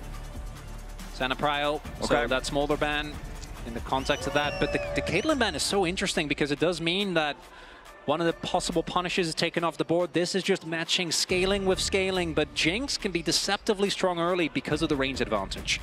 20 additional bans per side. I had to think about that for a second. Yeah. We so rarely get Game 5s. It's wild.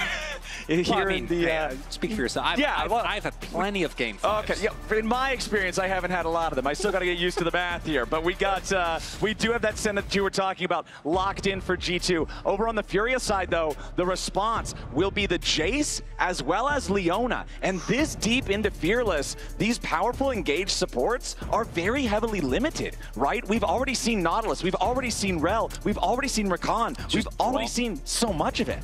I'd just be Braum. But Braum, when Ornn is already out and you're playing into a Jace, that feels bad, right? You really want to try and find a source of engage. But the Braum does come true because it's good into the Leona. Okay. But Senna Braum, as far as Braum pairings go, that's not... You're not loving it. You're not going to be super excited about it, but it does make sense in context of the matchup. But it also means that if you do end up going for like a Jinx or another Hyperscaler, there is so little opportunity to punish, as there is the Yone we talked about earlier as well. Yeah, the Yone, very, very strong, and Furia's response. We got some long-range artillery power. We got Jace locked in alongside a Ziggs for Furia. I love this. One of the big problems when you face against Senna, particularly when paired with a Braum, is eventually her range becomes a substantial issue. And even though in theory, you know, once you get on top of her, you're able to take her down, actually doing that is much easier said than done. Ziggs, though, it's almost impossible to farm stacks of him early on, because, like, realistically, he should be looking to trade with you a ton. And his ultimate late game will just blow you up.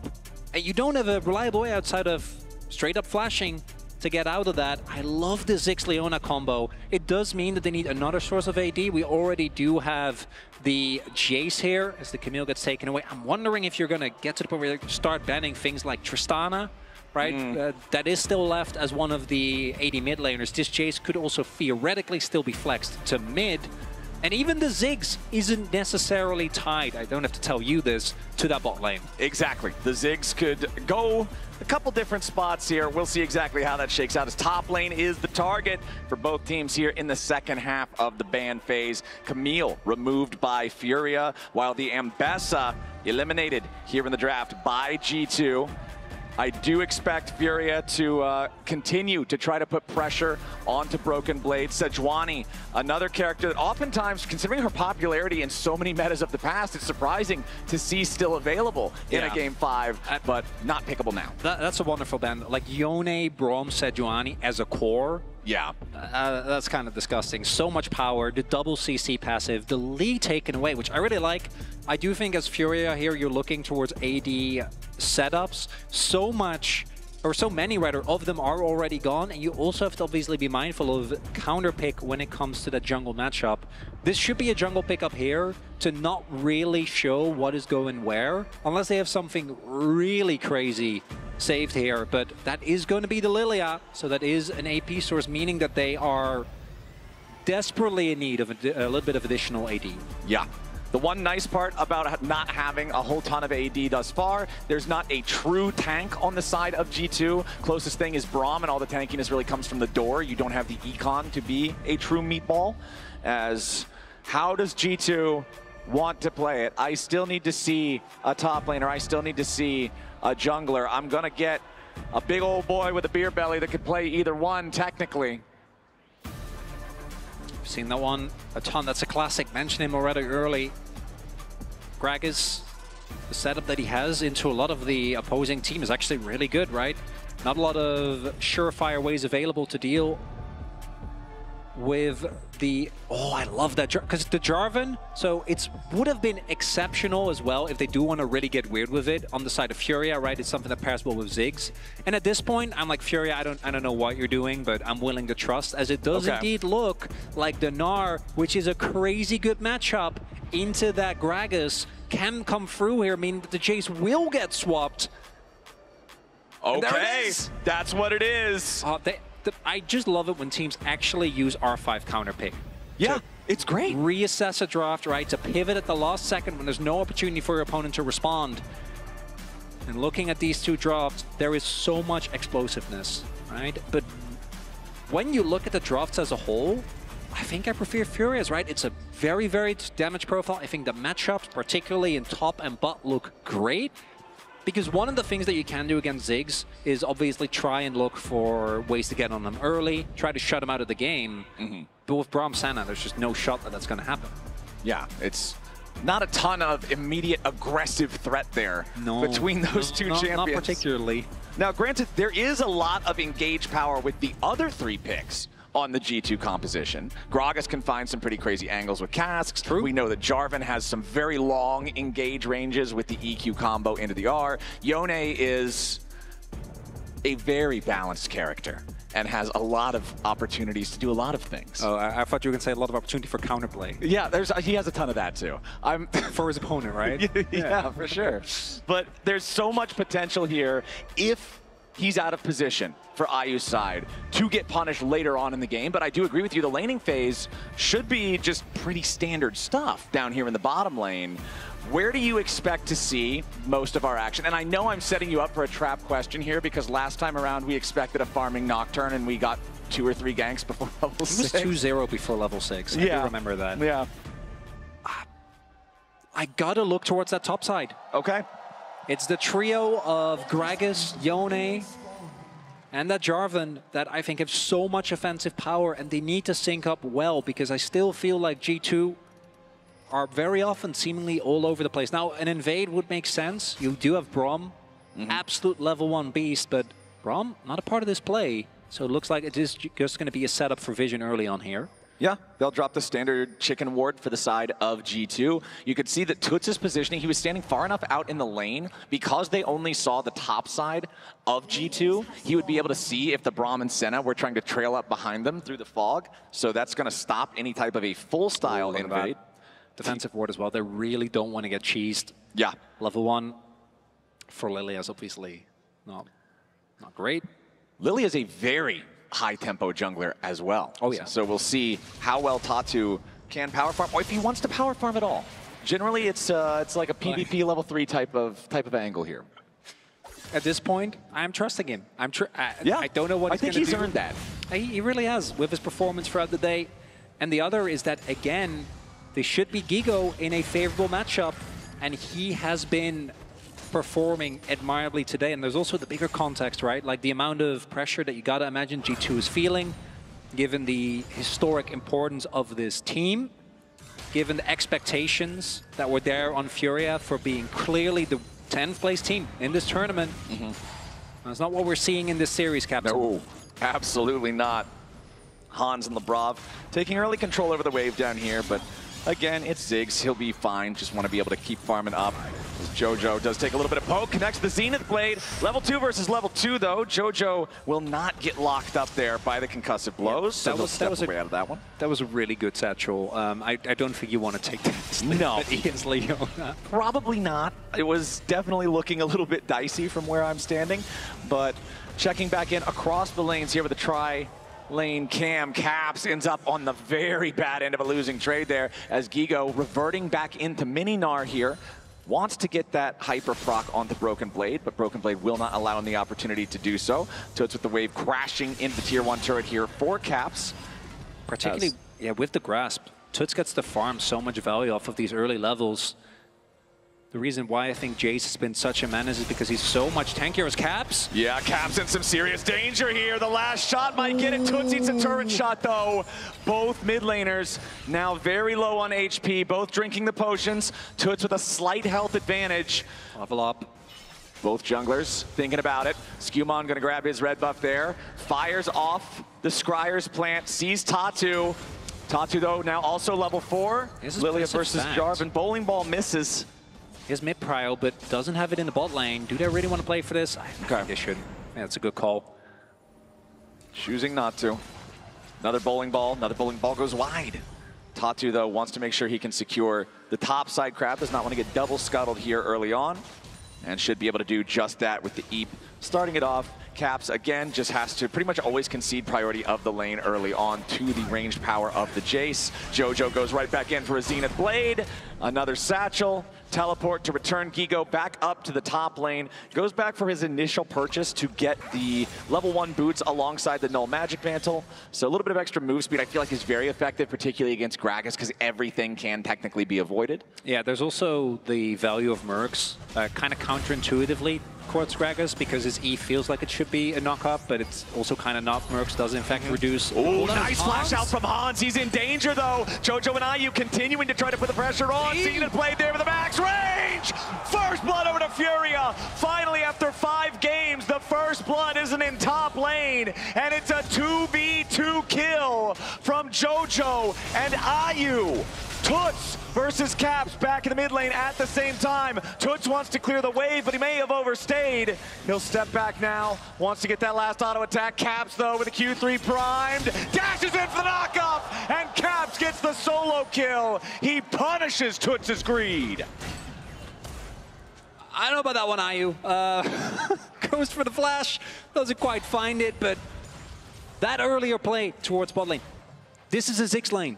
You can't be straight up getting 2v2'd by this duo, and yet that's what we just witnessed. Then the fact that Caps very clearly priming that Q3, Toots holding on to his flash to, I think, his own regret. That solo kill was big.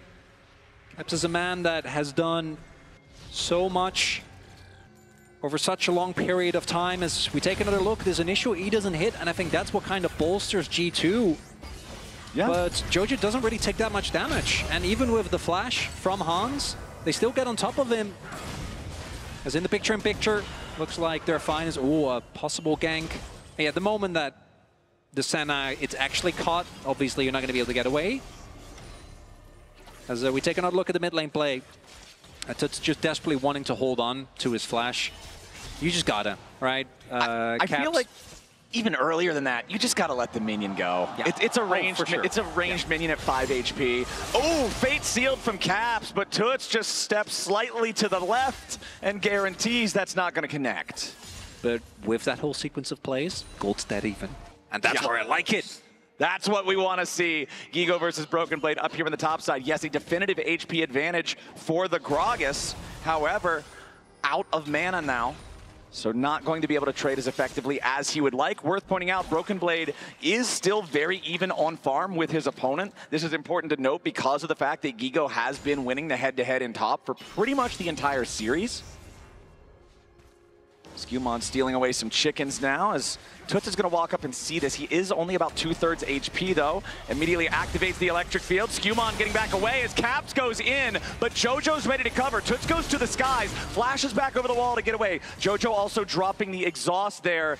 Toots playing really, really aggressively, very dangerously. Nearly gives over another kill yet again as Caps' Yone is keeping the pressure on. Jojo goes in with him, goes in after him with the Zenith Blade, but there's no way to follow up there for Toots. Meanwhile, Skewmon getting it done up in the top side. Caps is burning down the Ignite in mid lane, but he survives just barely. G2 come out +1 across the rift.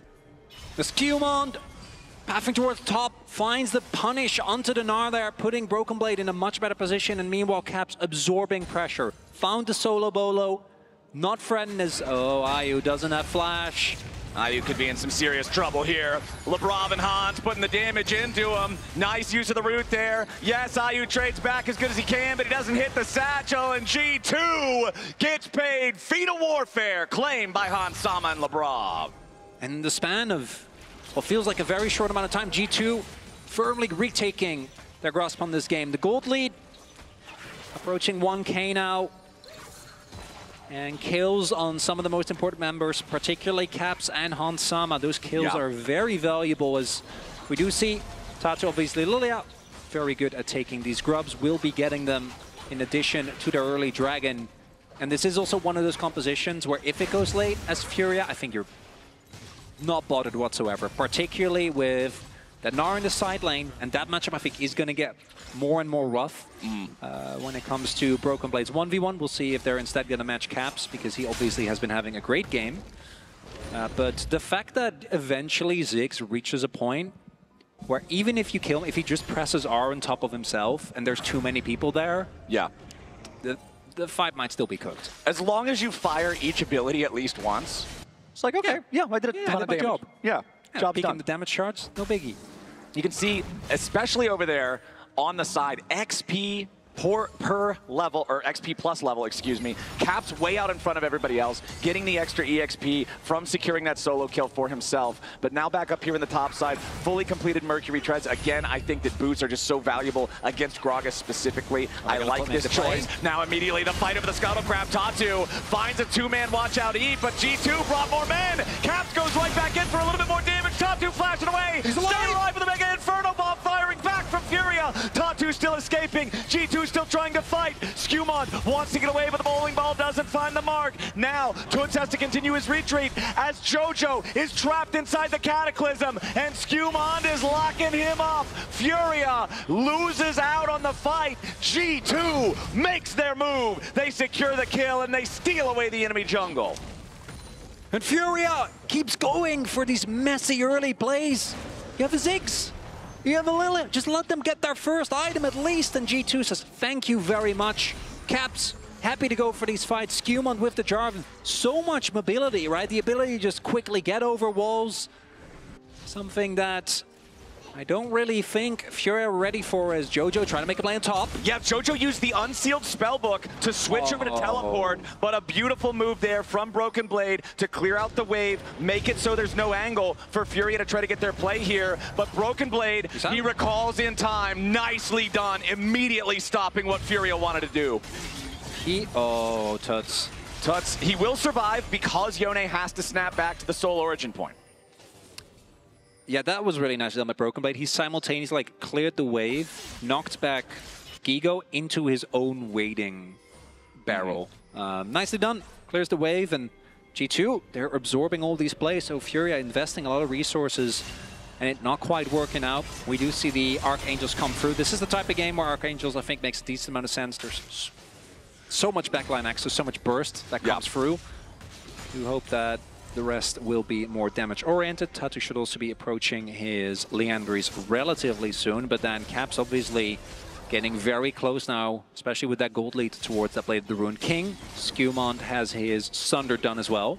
And I've really got my eye on Caps in this one. He's already off to a 2-0 start. He's playing a character that scales incredibly well. He's playing a true 1v9 champion. And we talked before, you know, there's always the conversation. Is it claps or is it craps, right? You look back at the finals for the LEC. You look back at that rematch that they had against Imkoi that G2 had won in the upper bracket originally. And you look at some of Caps' critical mistakes in that series and you say, if Caps wouldn't have done that, could G2 have been the first seed from the LEC? And when Caps is on, there's a reason that most people, many people, myself included, consider this guy the greatest Western player of all time because he just has that X factor. And I want to see if he can pull it off here in this one and bring G2 the win. As Furia now looking to step up and try to contest here for the Drake, but G2's ready to respond. Jojo's going to get locked up here at the very start. He should die before anything else even happens. Nice Solar Flare comes down over the top as LeBron is finally going to be traded back, but Furia have already lost 2.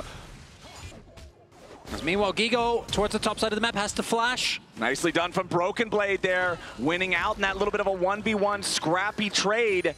G2, they'll take the objective and they'll win the fight. Favorable trade. This Jarvan coming up massively, right? You already talked, I think, in terms of 1v1, Caps has just been outstanding this game. Found the early kill, been able to really keep the pressure in mid up as well, simultaneously keeping a lot of pride, but also absorbing multiple ganks. But Skewmont in these skirmishes has been the biggest difference maker for me. Yeah. Finding the flag and drags and these consistent ultimates on targets without flash that are just, like Tatu was just sitting like, what can I do? Yeah. I'm stuck. So let's take another look here. As highlighted, yes, a lot of damage goes into the Eclipsed Leona, but it doesn't really matter because neither Tuts nor Ayu are in a position to do any damage. And again, I got to question the decision-making from Furia, which it makes sense, right? This is a team that has been playing very aggressive all day, but a Ziggs on only an Archangel, it just doesn't do anything. Yeah. Like, he just has no damage. There just isn't enough available. We'll see if they're able to make use of his passive to get an early turret. Their plates are about to drop, so maybe with some help they can get something going there, as we'll see if Lebrov is actually in trouble. I don't think he is. Okay. All right. Backing away from that one. Tatu maintaining control over the bot side river.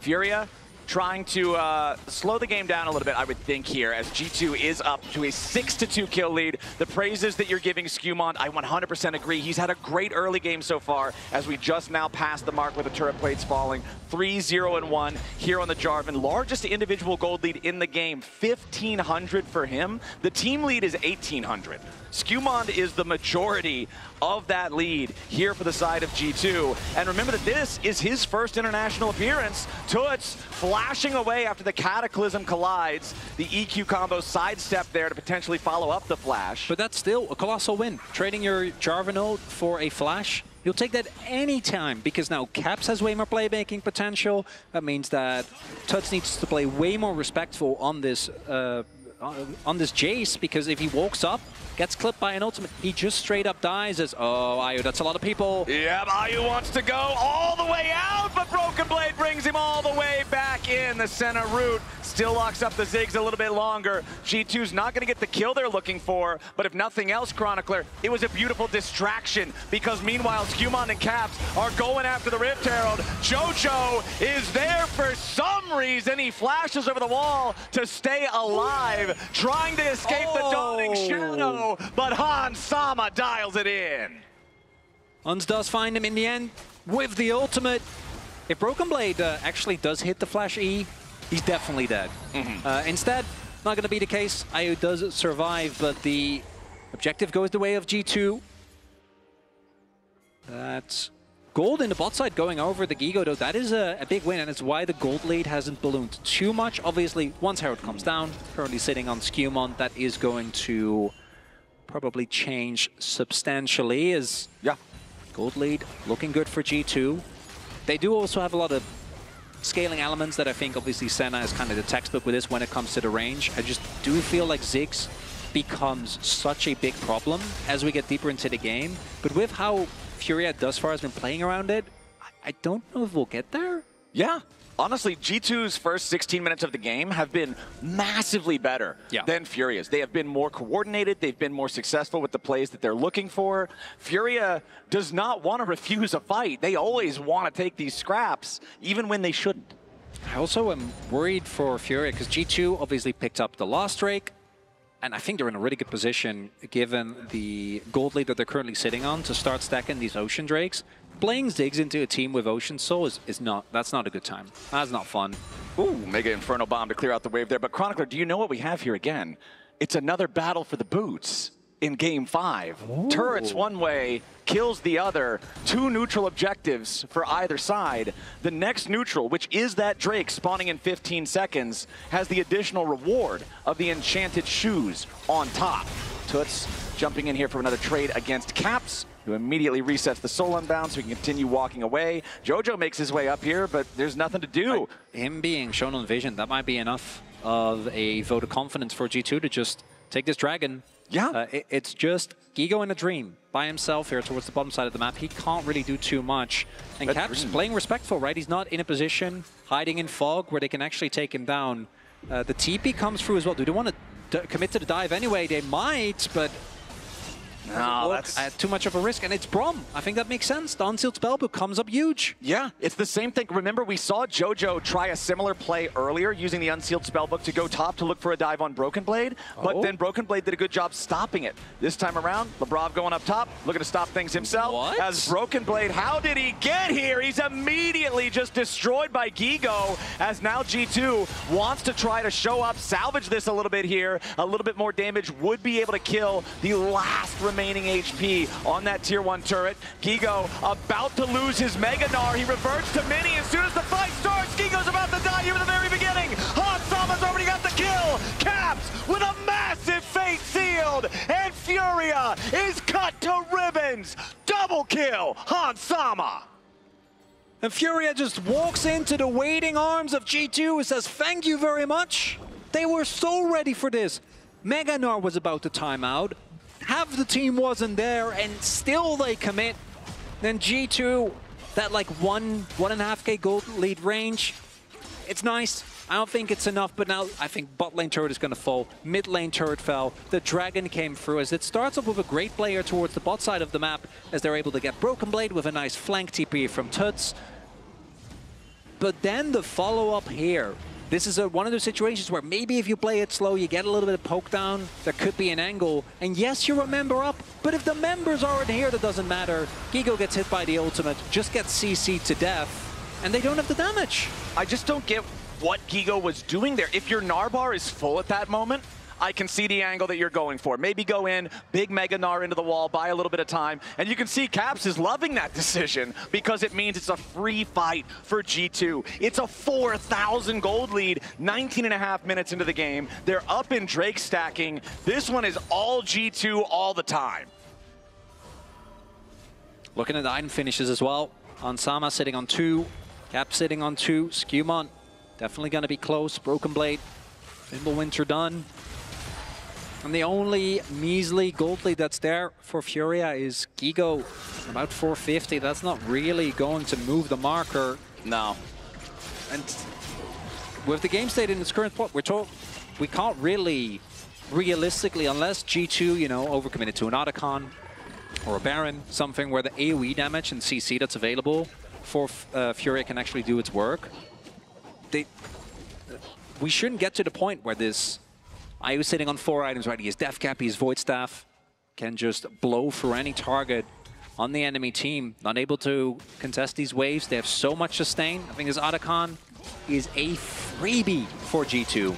Yeah, no way for Furia to try to contest this one. You can see nobody's even on this half of the map. I mean, they go for the cross map. They know, right? Yeah, even if they're there. It's like, you can't fight this. Look at Caps' inventory. He has the powered-up Berserker Greaves. He has the Immortal Shield Bow. He has Blade of the Ruined King. He's got a 3-0-5 scoreline on this Yone. There is no way you are getting anywhere near this. Skewmon also on the Jarvan. Same scoreline as Caps. Honestly, just having an incredible game here in this game number 5. First series of play-ins. stepping up to the plate. I love to see it, especially from a player that, like I've said before, this is his first international competition, right? Like, it's not like this guy is a seasoned veteran like some of his teammates, right? Like Caps, like Hans Sama, like Broken Blade. He's new to the scene. He's coming in. He's replacing Yike. And now here in Game 5, he's showing up. And so much of the early skirmishing went the way that it did because of his plays. Starrick's now done for him. A lot of extra beefiness. That said, Flowers, there is one thing that is always mentioned when it comes to Fury, and that they never give up. And we've seen it countless times today. And for G2, given the position that they're in, I think they have a very firm grip on this game. But we have seen their attention slip. Think back to that game number 3, where yes, they were able to get the win anyway, but it was not a clean affair. And I imagine right now the comms are focused on let's make sure that we keep playing it out the way we have. Let's get Prio, push out a wave, get vision together. Don't get baited into anything. Big thing that I'm looking at, inventories hitting fully completed item power spikes. When you're looking at the jungle, they both have 2 fully completed items as the Riftmaker is now online for Tatu. In the mid lane, it's a fully stacked and evolved Muramana for the Jace. In the bottom lane, yes, the Seraph is fully evolved, but also the Leandries now completed for IU. So if Furia wants a chance, they might have it, but not if Gigo does that. Walks right into an unwarded brush, and Gigo gets dunked right into the ground. Scumon's happy to send him there as immediately the Solar Flare and the Mega Inferno Bomb are completely wasted. G2 looking for more opportunities to maybe keep chasing as Furia scrambles to fire back. Such a nice little play there, found by G2. Scumon. Really, I haven't often described Jarvans as sneaky, but that was definitely what that was. Stealth Jarvan. Stealth Jarvan coming to you here in game number 5. Found a way into the brush, and Gigo had already used his hop, and they had full vision of him, right? He was caught in the brush. The soul point now imminent for G2. And even if they end up killing Broken Blade, which I don't think is a given, he has Fimbulwinter, he has Flash. He's hard to kill, man. He is hard to kill. He has Cosmic Drive as well. Even if they do, you get soul point. I don't think you really care. Yeah, Caps is here to immediately turn it around. Toots is already dead. Tatu's about to join him. Caps goes on a rampage and goes right back to farming while Scumon brings G2 to soul point. 23 minutes into the game, 6,000 gold lead. Furia has fallen apart in game number 5, and G2 has dismantled them. As I'm sure sighs of relief can be heard across the entire all across continent the European continent. As right now, 6k gold lead, 1 dragon away, and even a Baron attempt, I don't really feel too worried about. And this is where I think the Senna value really does shine through. You have, obviously, with the Yone, a lot of damage, can very quickly shoot for that big health bar, but you also stay very healthy. And trying to engage into a Braum and Gragas, even when the game state is even, is kind of a nightmare. And the damage that Fury has available just isn't enough. I just don't think that they have the items right now. Okay. Jojo, yeah, you can see it. That to me felt like a frustration ulti. Oh, there's been a few of those. Yeah, a lot of play as well. A lot of these Leona ultis are not hitting the mark. Not just him, right? We had the one of the ults go haywire as well was Caps. Caps might just find himself. If that Q3 hits and he gets the follow-up auto after, I think that's a kill on the reset damage. Oh, it is. Oh, it is. Would have been nice, a little bonus for G2, but they're not really in need of any bonuses. No. I'm reading this bounty thing here on the bottom part of our screen. Looks like a bank statement, as we've just got all of these values. 216 gold, 613 gold, 700 gold maxed out bounty on Caps, 582 nearly maxed out there for Hans Sama and Scumond as well. Honestly, if Furia can get the shutdowns, it would be nice, but the fact that they're as high as they are means it's probably not likely. G2 grabbing 1, forcing the flash out of Toots as he barely manages to escape, and G2 are just gonna knock down this tier 2 turret up here in the top lane. We have finally hit 25 minutes on the clock. Baron Nashor is alive on the Rift, and you can see the pings already coming out from G2. G2 very safe on this Baron attempt. I don't think there's a lot that can go wrong. Tatu does have his flash available. We need to see either him flash in, or we need to see a steal from the Ziggs, and it looks like G2 just not gonna give him the opportunity. Instead, that's pulling off. you know, just keep doing this, right? There's not really any opportunity cost for you. Your waves are pushed out. Mid lane turret is still standing, so Hans can safely keep farming those souls, and we haven't talked about them a lot, but about to hit 80. Looking good. Range is going to be a big issue for anyone on Furia that isn't Ziggs, especially given the items that Hans already has available. Rapid fire cannon done. And G2 looking poised to take this series. Maybe not in the way that we were expecting, but this final game, it does feel like the most one-sided one we've had thus far. Yeah, even comparing it back to game number 2, which was also very one-sided, this one just feels like a... It's a little different. Yeah, this one is here proving a point. Caps with the Infinity Edge now completed on the Yone. Very easy for him and Skumon to just two-man this Baron. Everybody else can run interference. Broken Blade split pushing down in the bottom lane at the same time. Right, does have his teleport to join. Everybody on Furia going for maybe their last chance gambit here at the Baron pit. Gigo gets locked up again, though. Immediate problem as the Mini-Gnar is down. Caps unstoppable. Skumon chasing after Ayu, who immediately flashes out of the Cataclysm. Broken Blade, nicely placed ulti knocks Toots right back into the waiting arms of G2, and Ayu is not going to escape with the kill onto the Ziggs. G2 knows they won this fight. And that's Baron for G2. Furia just don't have anything that they can do. G2, one step ahead of them. The vision is there. They're not going to give the opportunity for a Ziggs steal. They're not going to let Tatu anywhere near, knowing that if they play this out cleanly, there's just nothing that they can do. Broken Blade sets them up. Skumon, these ultimates have been such a big issue for Furia. He can go in on any play, and he really has. So Rebel Baron Power Blade comes through, and it's already an 11k gold lead, Flowers. It's not going to get better. No, especially not when things like this happen. Again, another fight starts as Guigo enters Mini-Gnar. And Caps goes in with impunity. The item finishers are there. Even going into a choke point like this, there's just no threat from the side of Furia. Skumon keeps on chasing Broken Blaze. Really nice there off to the edge of the fight, setting up a tasty treat for the rest of his team. Toots get knocked back, promptly dispatched. And even Ziggs is not going to be able to clear these waves in time. Remember that Ocean Soul you mentioned earlier? Yeah. Yeah, looks like that's about to rear its head here as well, as now we've got G2 with a Baron for the next 2 minutes, with Soul for the rest of the game, with a 12,000 gold lead, and with Baroned up minions ready to collide into the Furia base. This is the absolute most dire possible situation for Furia as they scramble to try to defend. Center route there onto Gigo, again in Mini-Gnar, just never finding the right timings on the Mega-Gnar to really have an effect on these fights early on. And now we're so far past that, G2's just kind of playing the game however they want to play it. You can see it as well, right? You can feel the difference. The way Caps is playing on this Yone, just going in, getting cooldowns, popping back out again. Yeah. He's not afraid at all, starting with a solo kill. Right back in there, it's Toots having a flash into the Cataclysm, and Tatu's already down on Sama, grabbing the kill as Caps continues diving forward, godlike with the kill on his lane opponent yet again. Gigo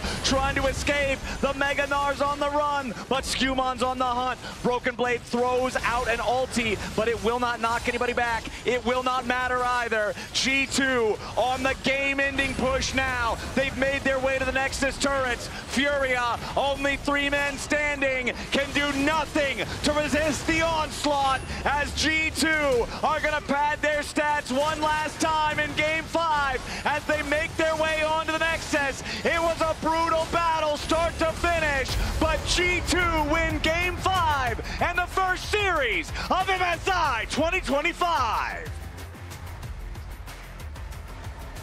I believe that's what G2 calls content. Flowers, that's what I've been told.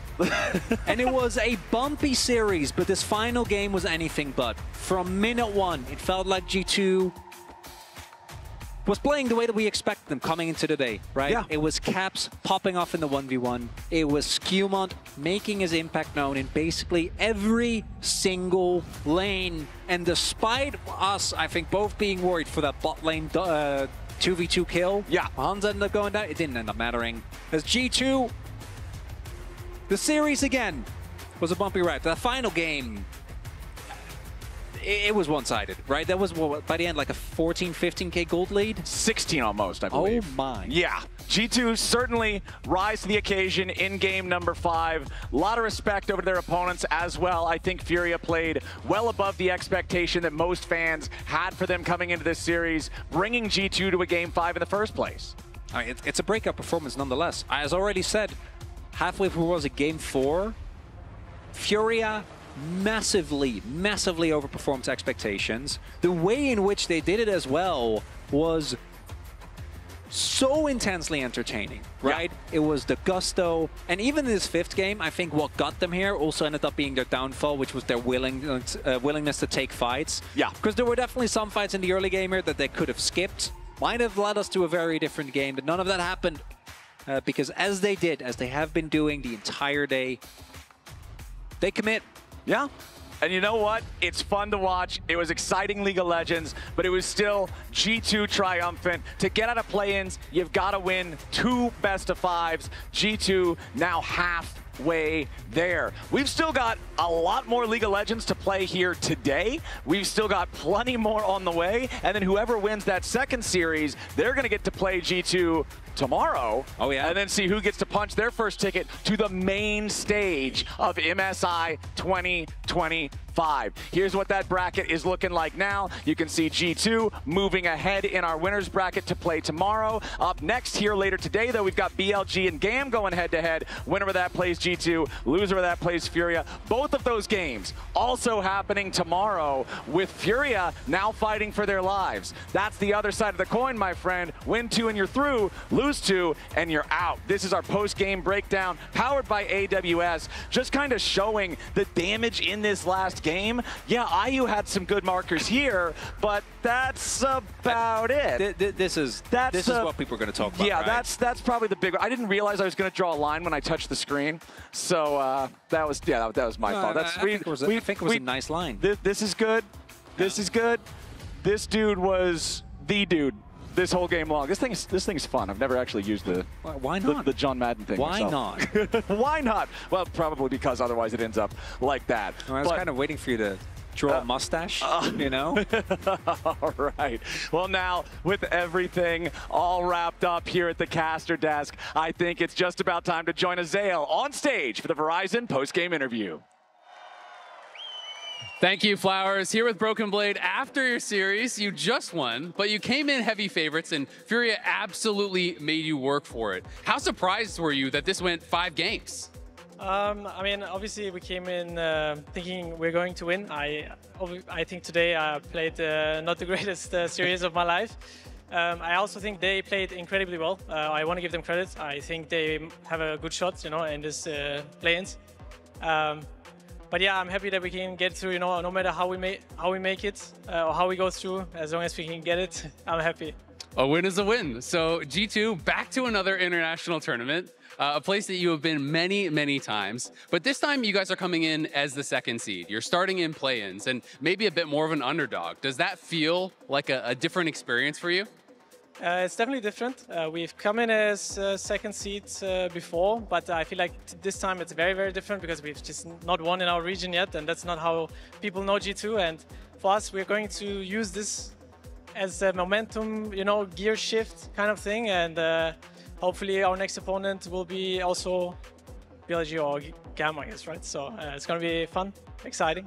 Yeah, obviously you are awaiting the winner of this series, but let's be honest, the people are expecting that BLG is the likely opponent, and BLG has kind of been G2's nemesis. You know, they knocked you out of MSI 23, they knocked you out of Worlds 23, they knocked you out of Worlds last year. So how confident are you going up against BLG, and how hungry are you for some revenge?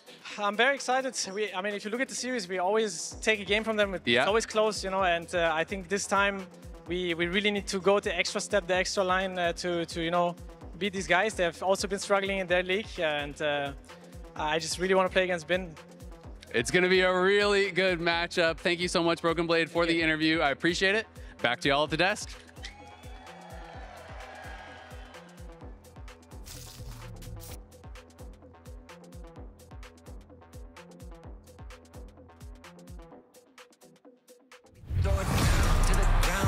Turn around, this is what I do.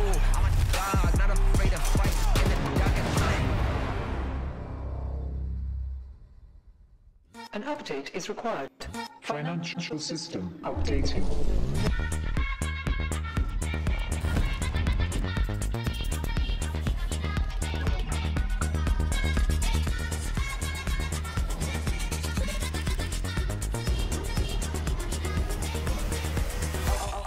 System updated. We will dance to get. The future of money is here. Feels good.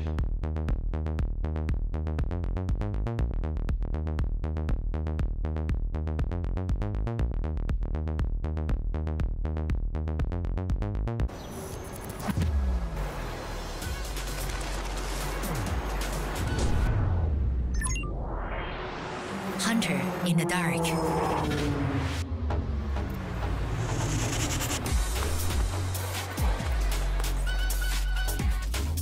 Master of 9 shots. Oppo Find XX series. Powerful camera, powerful AI.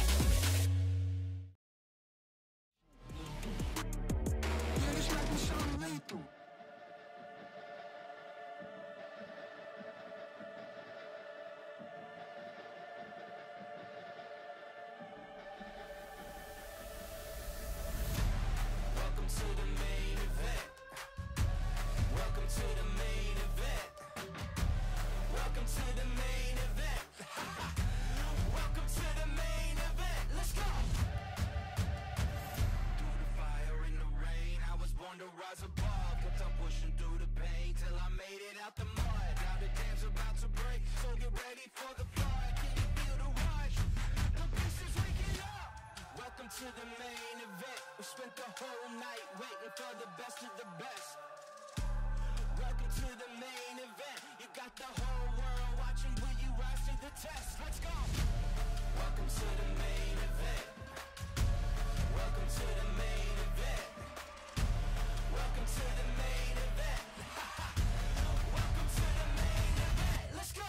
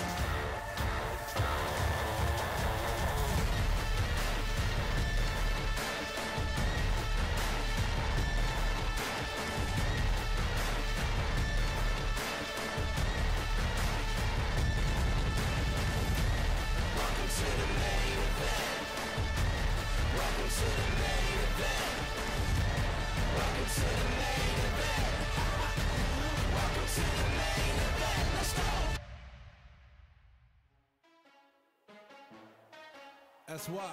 Yes, sir. Illinois, you know what it is. Hey everyone, I am here with TK ahead of GAM's match against BLG. Yes. How you feeling being here in Vancouver? How's the team doing? Oh, we are back and we're excited to be here in Vancouver with the team and obviously be here with you guys and representing for the LCP. So the team is feeling good. I think we're over the jet lag. We're in peak state. We're ready to go up against the Giants. So it is, you know, you said it, it's BLG. It is a bit of a David versus Goliath matchup. Yep. How are you hyping up the team to be able to take down the big dogs? Hey, you know what? Esports is all about uniting and inspiring people. When you have these difficult matchups, right? These challenging matchups, you know, it's all about looking at it as an opportunity to make them believe and let them know that we're here to play, and they always need to know what time it is, baby. As always. It's game time. That's right. Game time! Welcome back to the Analyst Desk for our second series of the day, BLG versus GAM. You heard it, David versus Goliath. But after that first series, everything's starting to feel a little bit more possible here at the first stage of the tournament. But for GAM, of course, while it feels like we always see them, they're an expected representative. That wasn't really the story of how they got here. It just isn't. I mean, for GAM to be able to get to this position, they were 4th seed going into playoffs. Everyone expected it was going to be like Talon that would be here as the 2nd team. That just didn't happen. They were just such a team fight king. Yeah, and I mean, I think the big thing is the way that they were able to end up qualifying for this tournament in particular. I think the big thing that you want to watch out for with GAM is, the core of this roster was kind of forged in the fires of the PCS scandal from last year, right?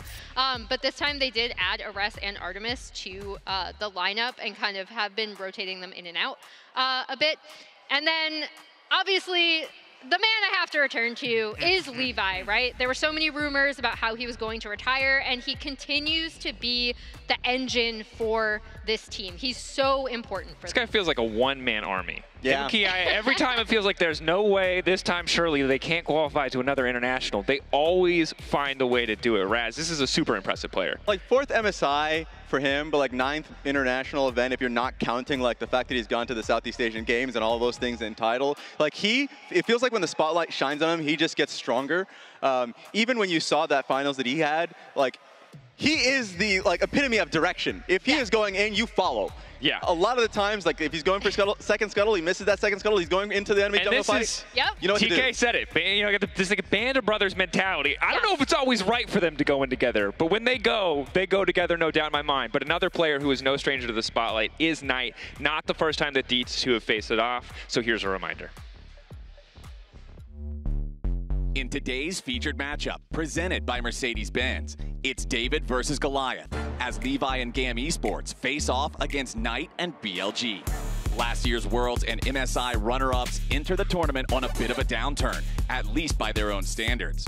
They finished 2nd domestically and have once again swapped junglers. But Knight is still the man to beat in the LPL, and if he wants to break BLG's 2nd place curse, he'll need to show up big. BLG's journey to the top starts with GAM, but they're not going to make it easy. Led by veteran jungler Levi, this team has made magic happen time and time again on the international stage and proven that they are not to be underestimated. Of the upset! If you overstep against Levi, he'll punish you for it. A fate Knight knows all too well. So will Knight set the tone for another deep MSI run? Or can Levi pull off another miracle? I'm glad we're setting this up as Levi versus Knight, which is kind of an interesting matchup. They're both like tentpole players for their respective lineups, right? And then talking about Knight, people who might have only saw him in the finals might have thought he had like a pretty rough split in terms of these split 2 LPL finals, but I actually thought he was really, really strong. And when BLG were kind of struggling to get it together to play as a team, Knight was kind of a consistent performer for them if you look at the split as a whole. Yeah, 1st team All-Pro, like for him, he was somebody that like consistently they can play through reliably. Even in that series that you had that you said he was struggling, which is true, like I remember that Silas game, he was the reason why they even got that game on to begin with. Like he is the engine, both in the early game, but a lot of those hectic, chaotic team fights, he will thrive in that. And while BLG's form is something we'll get to talk more about as we progress further in the tournament, I think the other thing for people who haven't seen this team is we have a new jungler. It's not the first time you've heard about a new BLG jungler. This seems to be the trend. You know, every year we swap somebody new in. This time around Spatial. And let's talk a little bit about him. Let's talk a little bit about this history of kind of the rotating cast of players who picked up this role. It really is a revolving door because Shun comes in, of course, like 2022, and there were issues, I suppose, because a lot of the times, like Shun, yes, he can play for lanes, but he's a lot of the times like he can go towards his kin 100 or is Nidalee. Like, so they wanted someone that can play for lanes. Wei comes in. There are struggles there. Beishwan starts to come in. And Beishwan now really takes in that role of like, I am going to play towards my lanes, my solo laners, and that's like his diehard. That's his goal. And I feel like right now, BLG struggles. There's a lot, but it seems like it always goes towards the jungle as the blame game. Yeah, I mean, I think the big thing for Beishwan, to reiterate, is that I feel like he does understand his role on this team, right? The potential of this team is you have two of the best solo laners in the world, potentially, right? Yes. And his job is to kind of facilitate that, coming up from FPX, then on to TT. I believe he actually beat BLG while he was on TT, if I remember correctly. So, yeah, he understands his role, and it was kind of a guiding force for them to group around while they were having some struggles this split. Exactly, but I want people to remember, like, throughout the split, you could look towards the jungle or you can just look towards the lanes themselves. Like, Elk had like a really on and off split himself, but for sure, Bin as a player, he's somebody that will always pressure constantly, but he made mistakes, so like, if you're somebody that's gonna constantly pressure, but you're not making the right plays, you're dying a lot. And I feel like, to me, I look towards Bin as a player who's incredibly skilled, needing to play more consistently. Yeah, and obviously for BLG, such a historic lineup. I think Bin versus Ki are going to be a thrilling matchup. Jungle thrilling, hopefully for the right reasons for Beishwan, right? This is a guy you want to see perform his first time on international stage, but this is a stacked tournament when it comes to the jungle role, and it's going to be a tall task, but as you said, it's a good time to be a facilitator. You're playing your first tournament as a carry jungler, sounds tough. If all you got to do is gank, it feels a little bit easier. Yeah, I mean, I think the interesting thing on the opposite side is previously we had known Levi as more of a carry force, right? But he has played a lot more towards his lanes and for the team. And that's kind of an important shift that we've seen in this GAM squad and kind of this roster, talking about this roster being forged in the fires of, I guess, despair, like kind of coming together. And then being able to move forward as a unit. They are very, very close. And then by contrast, BLG, with all of their struggles, it's been getting them onto the same page, and that has been what it seems like Beishwan has really helped with. Yeah, 100%. Raz, I'm going to have to cut you off there because it seems like we're ready to meet the teams. Time to send it over to our casters, Vedius and Azael. Hello, Vancouver! Please welcome the competitors in our second series. Representing the LPL, it's Billy Gaming! And opposite them on the rift from the LCP, it's GAM time, GAM Esports!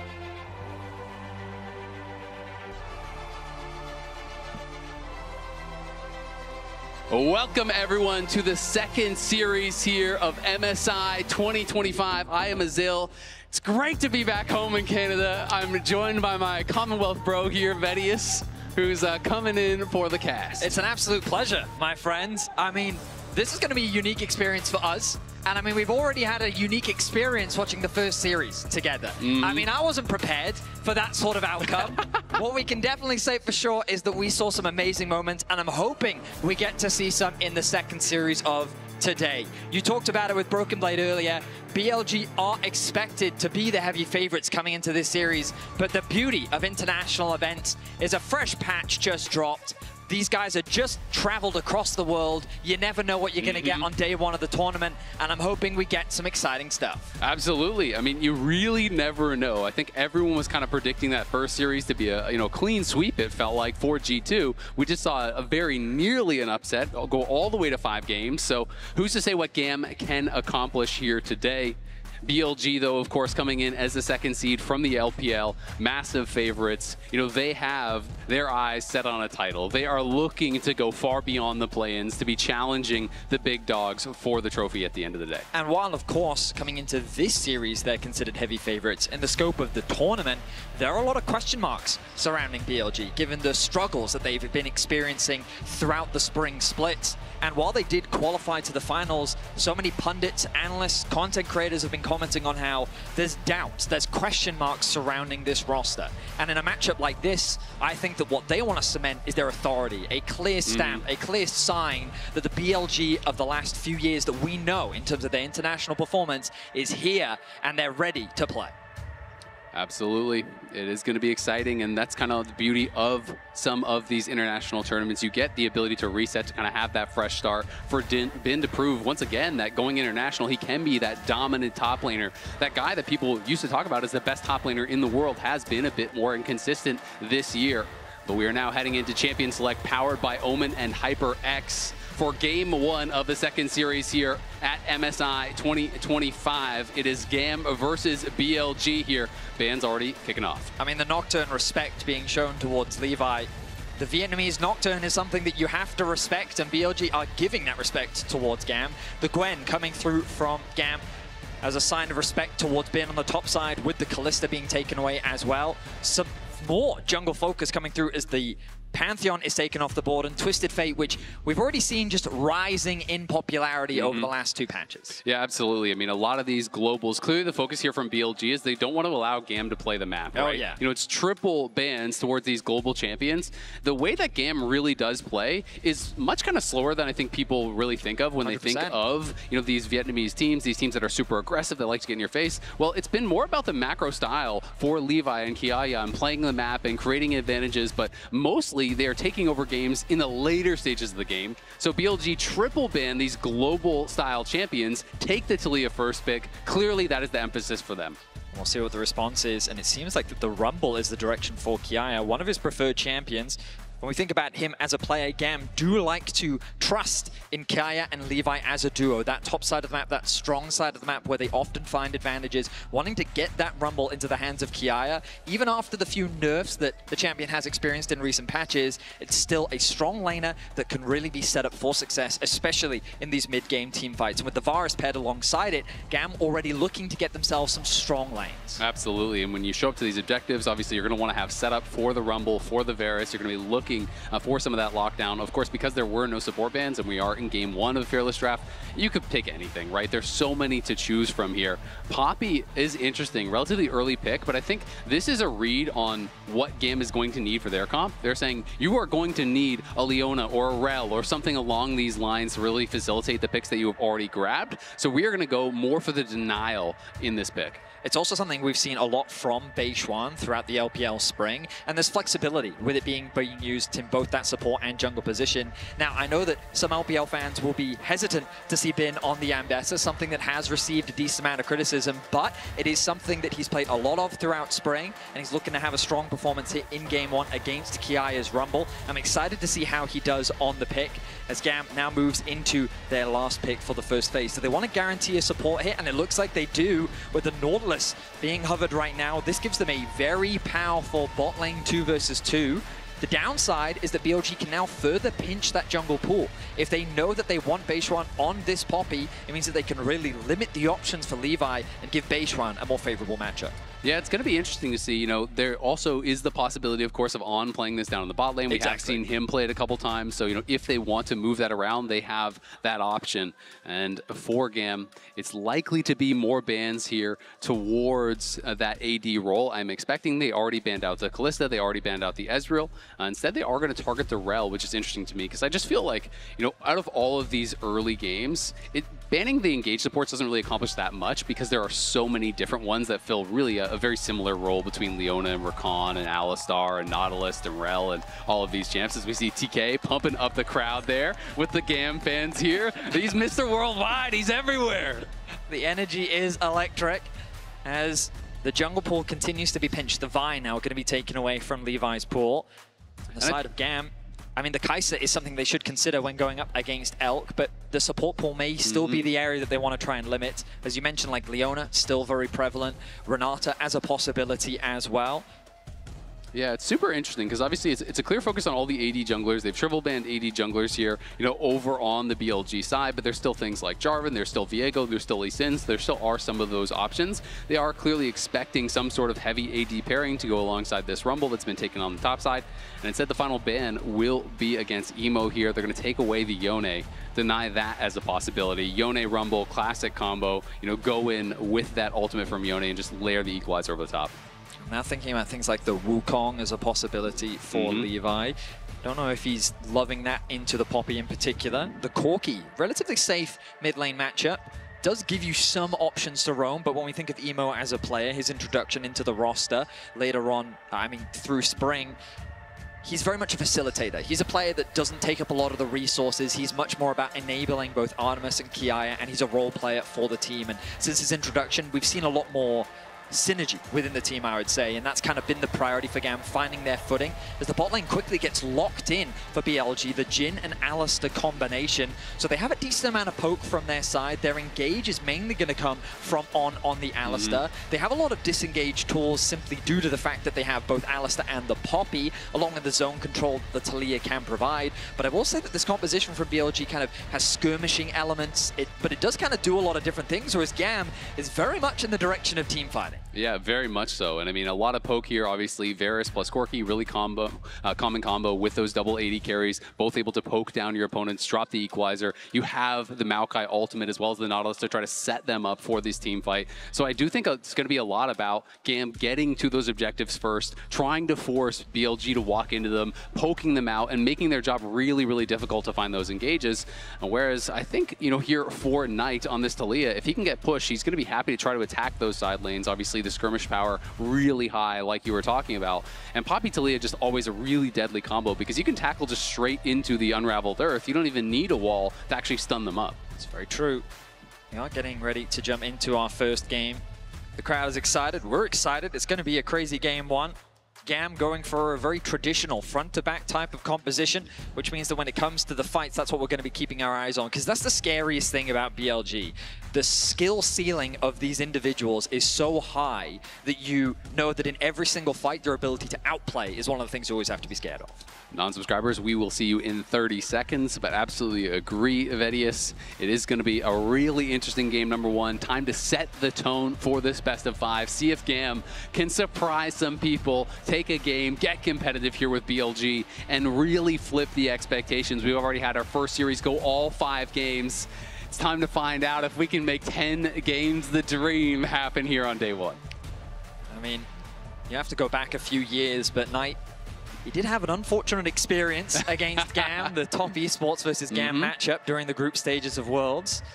But of course, a lot has happened since then. BLG rising to prominence on the international stage, making a World Finals last year against T1. So close! A single game being the difference, and that final game being so close. But, I mean, Faker is inevitable. But BLG, since then, have kind of fallen from grace a little bit. They've gone through a bunch of iterations in that jungle role. And now they find themselves here at MSI with a lot of question marks surrounding them in terms of the level. Let's see what they've brought to us here in this game one. It looks like a standard line of scrimmage so far. Bit of early investment in the vision from both sides. Beishuan gonna see what Levi is up to in the early game. But in terms of GAM, I expect the top side to be the priority in terms of their early ganks. As we were talking about, GAM do like to try and enable Kiaya on the top side of the map. But against Bin, I imagine that they really want to try and give Kiaya as many resources to set him up for success. Absolutely. And to expectation is going to be Poke Varus. You can see he's playing with the Comet. Kiaya also electing to go for the Comet there as well. And it'll be interesting to see how Emo actually builds. We were talking a lot about builds earlier with Corki. But GAM, of course, here, no stranger to the international stage. They have the second seed for the LCP. This is their 4th MSI appearance. Levi, definitely one of the big standout players. If you've been watching International for a long time, you know this guy, you love this guy. Kiaya as well, really has been a mainstay and has been such a part of their success all over these years. And I mean, 9 international events, that tells the story. Pretty incredible track record for GAM across a lot of different years. And we know that GAM shoulders a lot of responsibility as being a representative for Vietnam, and they shoulder that pressure themselves, and they want to perform for their region. As the faster level 2 here. On is going to take a lot of damage before he actually gets level 2, and he just has to headbutt Artemis away there. Another hook is going to come in. It does land onto Elk. Elk trying to turn this round, has the 4th shot, gets Artemis quite low. But still, the health bars very heavily favoring GAM as BLG tried to fight for the level 2, but just kind of miscounted the minions and couldn't get there in time. Some beautiful trading from the bot lane of GAM. I love that great aggression. hook by Elio. On is trying to survive. Will be able to do it as he procs the Aftershock right before that piercing arrow came through. But down incredibly low, and topside looking spicy also, as Bin is going to be able to crash this, but not without taking quite a bit of damage. You look at the jungle pathing, and you can see that Levi is making his way up towards the top side of the map, but an early base will come through from Bin, so he's he's going to respect the possibility of a gank, as Beishuan is setting his sights to hover around the bot side of the map, is On actually looking for a quick back. On is going to stay, though. He elects to stay because Poppy is coming. So they're going to try to make a play very, very quickly here. Elk is trying to keep his wave from crashing, but GAM have no wards, and Beishuan is going to be behind them. They're about to get the bad news here. Flash combo from On, perfectly engaged. They're going for Elio. They flash forward. Artemis trying to finish him off. He grabs first blood. They're looking for another one. Elk's in trouble. It's a double for Artemis, and it's GAM time already. But Beishuan looking to get him back. Flash to follow, gets a double, is able to trade evenly. But how about that? 2 for 2 and a 2v3 for the GAM bot lane. Incredible aggression from the bot lane of GAM. Without hesitation, they flash in to go for those kills, and they make it happen. In a 2 versus 3, it's GAM that draws first blood in the bot lane. You have got to love that confidence. There was no fear at all. There's no hesitating. Should we flash back? Should we be running away? Take me through it. As you highlighted, On thinking about going back to base. They do tick over to level 3 for the GAM bot lane, but On with a great engage. Flash with the 2-man knockup. Beishuan arrives, but the flash in from Elio to connect the hook onto On. The Comet actually gets the kill, and then his W comes back up, meaning that he survives long enough for Artemis to get that second kill.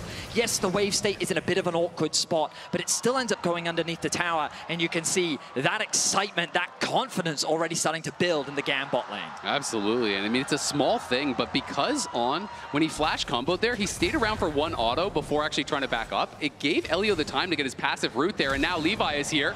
They're going to force the flash as that hook actually connected with the minion, but Elk, of course, did not know that was about to happen and had to respect it. So either way, just calibrating down there. I love the thumbs up from Elio. He knows that he's in their head right now. They're feeling themselves with how the bot lane 2 versus 2 is playing out.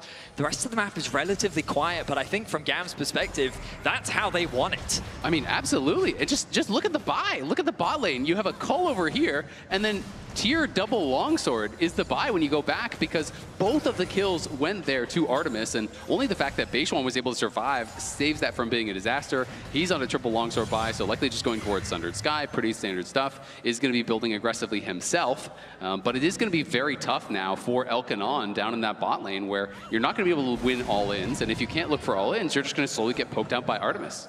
A good little window utilized by Beishuan there as he steals away those Raptors. Able to get a small lead at the very least over his jungle counterpart, but it's important to remember that Beishuan did himself get those 2 kills. So while it is incredibly positive for the GAM bot lane, they need to now try and leverage this strength that they've been able to develop. So they're swapping them up towards the top side of the map. I question some of these decisions sometimes, only because when you're in that winning state, you have to make that choice of, do we want to try and move it around the map to then try and push it even further, or do we instead want to try and punish the bot side even more? And I think that they could have bullied Elk and On a little bit more, but instead they've chosen to prioritize the top side to get Elio and Levi grouping up and moving into the enemy jungle. Definitely agree with you, but also a thing to note, because the wave that Elk based on was a pushing wave, it's heavily frozen towards GAM in bot lane, and also in top lane, Artemis moved forward, caught the wave, stacked it, so they have double frozen waves right now in top and bot. They are going to be able to deny, and now they elect to push it out, but they were able to deny all 3 of these melee minions. As you see, the last one is likely to die there, so they denied 3 minions on top side. They denied almost an entire wave from that wave that was pushing towards Kiaya, and he's going to have way more minions to farm. So I do like the thought process there from GAM, as Levi going to show up here and try to make sure that he is covering for any potential Beishuan action. And you can see that Beishuan has already been back to base. Not only is he up over 600 gold, he just spent, so he is massively stronger than Levi right now. For sure.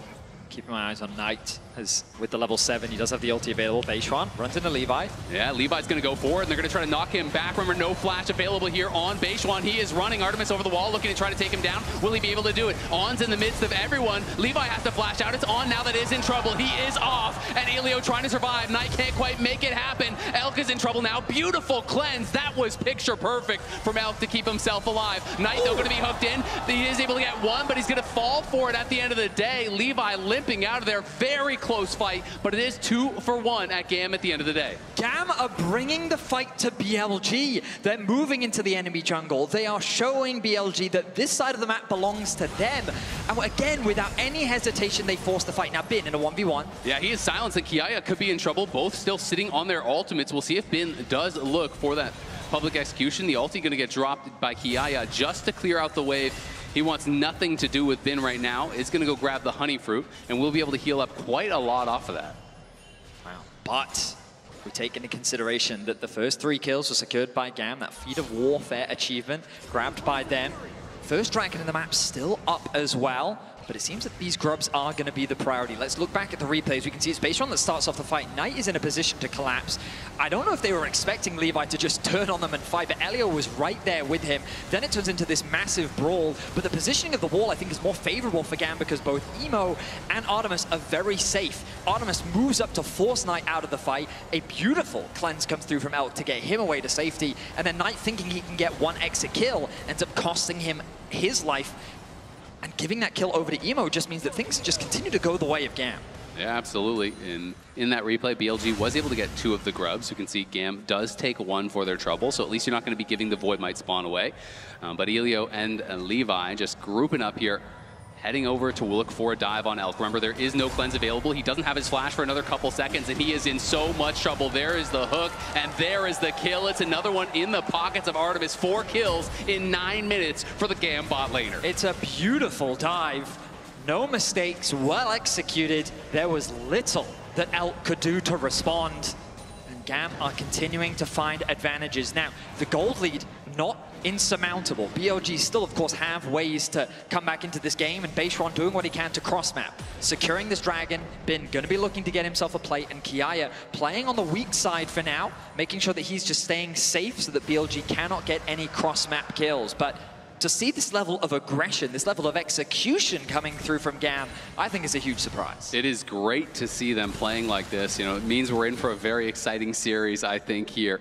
As GAM, when they're on, they just really seem like they're on. There's one of these teams that just, when they catch fire, they really do kind of play with vibes, man. Like, they're one of these teams that really emphasizes that feeling of family and togetherness, and that, you know, one person is less important than the whole. And it's all about this philosophy that they have, that they take into their training, into their practice, into their gameplay, that really has netted them so much success, this trust that they have in each other's, and it can get them pretty far, and we'll see if it can get them a win here against BLG as they are out to a slight lead. And what I will say is that when you watch the playoff run, sometimes they do just make bad decisions. Sometimes they get individually outplayed, but this roster really does make magic happen at times. The way that they find these incredible steals, the way that they navigate certain fights, like they're a team that fully trusts in each other, and they do a really good job of just committing to the play they have decided to make, and that makes for some amazing moments and is why they are here at MSI today. Now, of course, the gold lead, 1K, a very good start to the game. Puts them in a good positions, but we still got a lot of the game left to go as they continue to look for a fight.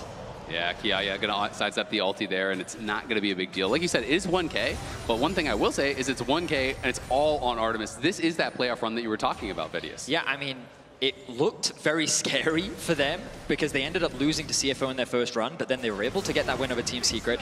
The win over Talon, I think, was the biggest surprise, especially the way in which they won it. And then pushing CFO all the way to 5 games was a really crazy run. And again, like some of the consensus I heard was that they're not even the second best team from the LCP. There were question marks, there were doubts that it was kind of a miracle that they made it here, but Game 1, they are looking impressive. Emo gets knocked up. Oh, he does get knocked up, and he's going to have to flash to safety there, as it looked like the Valkyrie even got interrupted. So as he comes out of that combo, just has to spend the summoner spell.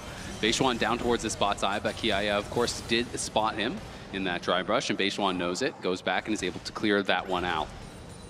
First items are starting to be completed across the board. The Heartsteel coming through from the Maokai, going for more of a defensive kind of frontlining tanky build. And I actually really like this because I do think when you are not solo AP, it's not worth it. There's the flash, and it's going to connect, and the Chains of Corruption is there as well. GAM, it's surprise! They jump over the wall. They take him down. Kiaya gets the kill on Bin. Bin was not expecting that at all. Neither was I! I mean, our observers were showing his Bin POV, and so we just saw the fog of war, and out of nowhere, GAM attack. The surprise collapse means that they find a big pick onto Bin, and now the advantages are starting to be... Jump scare. It's happening across the board, and that lead that BaseOne had been able to build for himself early on because of those 2 early kills, that gap is starting to close. And meanwhile, for Artemis, a 1.4K gold lead for him. But yeah, back to the Maokai point. To me, you know, if you're not solo AP as Maokai, I think it is just wrong to go AP almost always. You know, there's so much damage on this team. You have Kiaya on the Rumble, you have double AD carry. You just need to create space for them. You need to be able to peel. You need to be able to create that zone of control to buy the Corki and the Varus time to do their work. So I absolutely love that he is going to be going full tank here with that Heartsteel. Makes a lot of sense. I also love this vision investment from GAM on the bot side of the map. Look at all these wards that have been set up, making it a lot more comfortable for Kiaya to play in the 1-versus-1 matchup. Just getting that deep vision in just provides them with that extra bit of security so that they know that the Rumble can play very, very safe while Levi starts pathing back up towards the top side. But BLG naturally doing the exact same in response, making sure that they have good vision coverage, keeping track of where Levi is on the map so that these surprise ganks are less likely to be affected. Bin looking to try to get in range of Kiaya, but can't quite do it. He's just going to be constantly trading back and forth here. Kiaya doing a good job spacing Bin, it seems like, when we're checking in for the most part, not allowing him to really get those good trades. And I mean, when you're playing against Mbessa, so much of these matchups is about forcing Mbessa to use the spells to close the gap, not allowing her to begin trades with those spells. As Kiaya again overheats, and this time Bin is going to be in a lot of trouble. The equalizer is ready. He just hit 11. I think Bin, it's time to get cooked. There's the equalizer, turns around with the public execution, does proc the Eclipse Shield, trying to run for the hills, but it's just not enough. Kiaya will not allow him to escape. Kiaya gets a solo kill onto Bin. What a fantastic play, punishing the aggression from Bin. The Rumble now sitting at 2-0-0, a 1.2k goal lead for Kiaya. And GAM have everything going for them. No Rumble ultimate available for the Dragon spawning in 5 seconds, but the Corki is in position. Bin does have the TP available to join in the event that a fight does kick off. Emo avoids, and this is the thing, I feel like GAM is showing the utmost respect to BLG while still playing with nothing but confidence. Absolutely, and you have to. You cannot disrespect Knight and Bin and Elkanon. These guys have been here so many times before, but there's a fight breaking out. Elio could be in trouble. The seismic jump does connect onto Levi, but he is tanky enough to survive. Bin arrives with a TP, so does Kiaya. Remember, Kiaya has no ultimate. Emo hitting on the side, trying to get them low. You can see the ultimate coming out from Jin as well. On flashes forward, there's the flash from Beishwan, sending Kiaya into the wall. He's overheated and he is shut down, and now Emo's in trouble as well. Just like that, BLG roar to life, take 3 kills and the Dragon. The snap engage from BLG was ruthless. They isolate the support. They make sure that they have a numbers advantage, and as GAM is filtering in, they just pick them off one by one. You'll see Levi and Elio sitting in the river trying to contest some vision. The Talia ultimate comes through, then they get split off. Artemis can't really offer anything. The Corki is still separated, and the TP is late from Kiaya. Remember, no Rumble ultimate available. Then the knockout onto the Varus means that he can't get involved in the fight, and it just becomes pick after pick after pick. And what was a 2k goal lead for GAM disappears in a single fight. Yeah, it's just being able to find these small windows, punishing your opponents. It was a great angle there from Knight. Comes over with the Weaver's Wall, able to section them off. And without Kiaya having the ulti, he couldn't really get much of anything done in that fight. So great punish there from BLG. They now maintain the gold lead, as Kiaya will try to defend this tower here, but seems like it may not be long for this world. He's trying to deny the feats of strength. They're both rushing for this first tower, which would get it for either team. Emo down here on the bot side, supported by Elio. It is important that they try to push for this. Do have the numbers advantage on the bot side of the map. A hook is going to go wide for Elio. Another wave is coming through for Knight. He's very close to securing that tower. Yeah, I mean, Levi's got to get up here, otherwise they're going to lose the tower, I think, on this wave. Kiaya needs help to defend it, but Knight is pushing forward. Kiaya trying to keep it alive. They are racing for it. Bin on the other side does pop the ulti. Elio tanking up the tower as much as he possibly can. Kiaya about to overheat, trying to run for it. As Beishwan's coming in, there's On arriving as well. Going to pop the ulti to try to tank up the tower. Bin is in trouble. Emo's making it happen. There's the public execution, trying to take down Elio. He does. He's in the 1v2. Can he make it happen? The shield, the double. It's Bin, and he is back.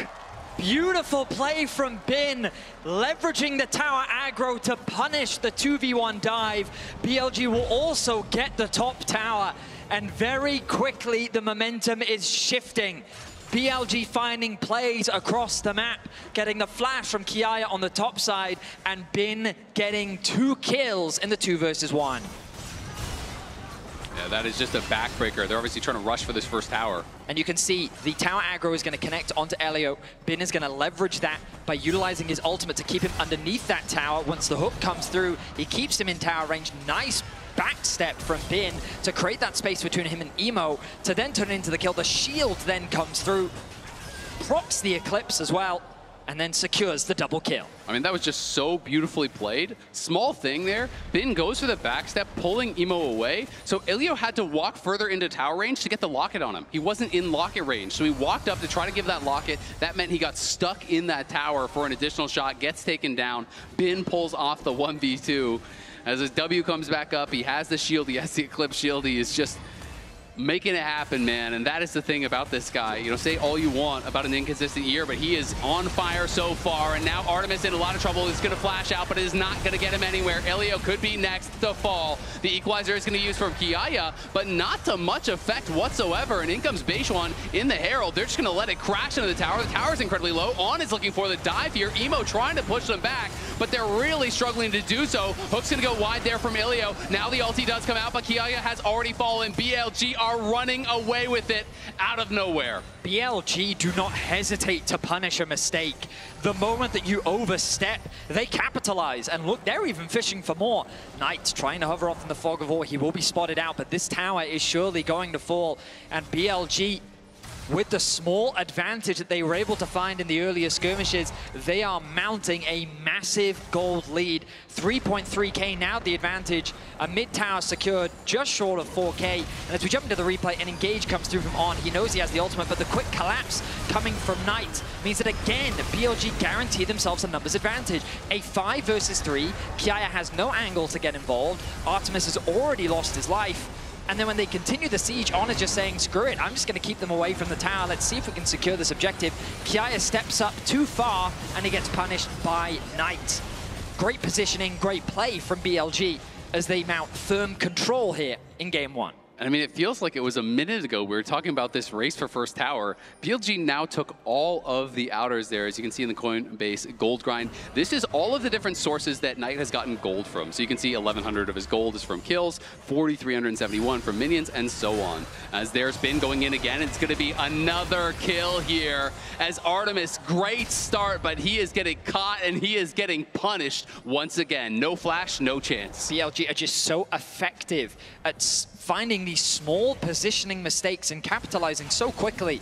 Knight's ability to collapse. He didn't use the ultimate this time, but we've seen it multiple times. And while it might seem like that they're over-grouping, I feel like GAM is just being drawn into the fight. Rather than looking for cross maps or looking for advantages elsewhere on the map, they're just constantly trying to trade with BLG, and BLG are getting the better of them. Now Knight once again throws the ulti out to catch this mid-wave and look for a pick. Yep, you are not allowed to trade. They're saying you cannot take that tower. Levi tried to get down there and see if he could fight over Otacon. Does proc the phase rush, but he's got no flash, and I think he's going to get chased down. There's the flash in from On. Bin and 3 members of BLG will knock down Levi once again. He wanted to get there, see if he can make a hero play at the Otacon, but he loses his life, and it's just going to be a dragon as well off the back of that. As BLG are just taking everything. They're farming your jungle, they're defending their mid tower, they're taking Otacon, killing your jungler, and then getting the dragon. It was a promising start for GAM. Some really awesome plays from so many members, but BLG, they are the classic. You give them a finger and they'll take the whole arm. The moment that you give them a semblance of an advantage, I know, right? I gave them my finger. And they want the arm. That's messed up. And not only, they're beating you with the arm right now. They're taking absolutely everything. It's so messed up. But BLG find themselves with a 5k gold lead, second items being completed across the board, and they're looking good. We wanted to see a statement game from BLG, and it was looking shaky within the first 10 minutes. But here we find ourselves 22 minutes in, and BLG are looking confident. Yeah, I mean, Knight now well over 2,000 gold ahead of his counterpart here. He did go for the Magi's, lost some stacks off of that, so it is a bit unfortunate, but he is, of course, on his 2 items, got the early Rylai's. And when you look over, you see all these melee champs on the other side. It's going to be very frustrating for them to be dealing with this. So it is going to be, I think, a tough ask for Kiaya, Levi, and the rest of GAM to try to come back here. You start feeling like it has to come down to picks. Find people inside lanes. Try to find odd number fights where you can find a 2v1 or a 3v1 or something like that to try to even out the fight. But BLG is just pushing this game forward so fast. I mean, you have 4 minutes until Ocean Soul. Exactly. And I think that that is another angle. Ooh, Bin is going to go in, but this time Levi is behind him. Has been a bit off more than he could chew. Levi overheated, trying to get the damage down, and TP's even coming in as Beishwan's going to arrive. So does Ilio. Now an equalizer, well placed. It's going to be flash out there from Bin. It's now Beishwan that is the target. He has a flash of his own, but not even going to need to use it because the reinforcements are arriving. Elk is here, and Knight is positioning for a possible Weaver's wall here. He's in the banana brush, and here he goes. He's trying to section them off. Levi is going to get trapped, and Levi's got no flash. Stunned against the wall there by Beishwan. Going in for the re-engage as his team is firing over the wall, and now Beishwan has to flash out. It's Ilio that is the target. GAM will retreat, will survive, but just by the skin of their teeth, BLG clearly too much to handle. A very awkward fight for both sides there. I was expecting BLG to look for a cross map, but there were only really tier 2 towers for them to play for, so instead Knight set his sights on actually collapsing, looking to try and convert this into more kills. I think Levi, once he was trapped, played that very well, utilizing the twisted advance to get out of harm's way, but ultimately it doesn't result in a huge amount. Summoner spells were burnt on the side of Elio, along with the flash being used by Beishwan and Bin. Those summoner spells could be crucial, but with the next objective still a minute away from the Baron, I think we're really setting our sights on that Dragon Soul for BLG, 2.5 minutes away. I think their priority is going to be pushing in these sideways, getting good vision coverage around that side of the map, and potentially looking for a few more picks. Yeah, absolutely. And it's going to be up to GAM to just try to get as strong as you possibly can and have a proper setup to try to deny this from BLG. When you are playing a comp like this, Corky Varus, you're so reliant on your poke. We talked about it during the draft. If you are a poke comp and you're playing into Ocean Soul, things are tough. So we'll see if they can find a way to make it happen. But you're looking at the map right now, and there's just not really any wards in the area for GAM. You can see that Elio is trying to get over there and trying to reestablish some vision control. Bin here getting chased down by Kiaya. The rest of the team is coming in. We'll see if they can find him. Remember, he has no flash. The equalizer is there to slow, and in comes Levi. Public execution going to be used, and he is just trying to waste their time as BLG on the other side of the map are looking for a play. They do get the shutdown, but again, it costs them the equalizer. That should be up, though, before the Dragon does spawn here, as BLG looking to pressure some towers. Good news is that the wave was quite far away, but Emo needs to be very careful. He's going to respect the collapse from Beishwan, and this tower is going to fall. I would say that the risk of using those ultimates is that will they be available for the next Dragon's fight? 1 minute and 20 seconds. I imagine that the equalizer will be up, but it's going to be close on the Maokai ultimate for sure. Kiaya will secure his second. I mean, actually, he's still sitting on a decent amount of gold. He'll have to go back to base and spend what he can. The tower still standing, as BLG have done a great job of keeping all of these outer towers alive. But this Dragon, 1 minute away.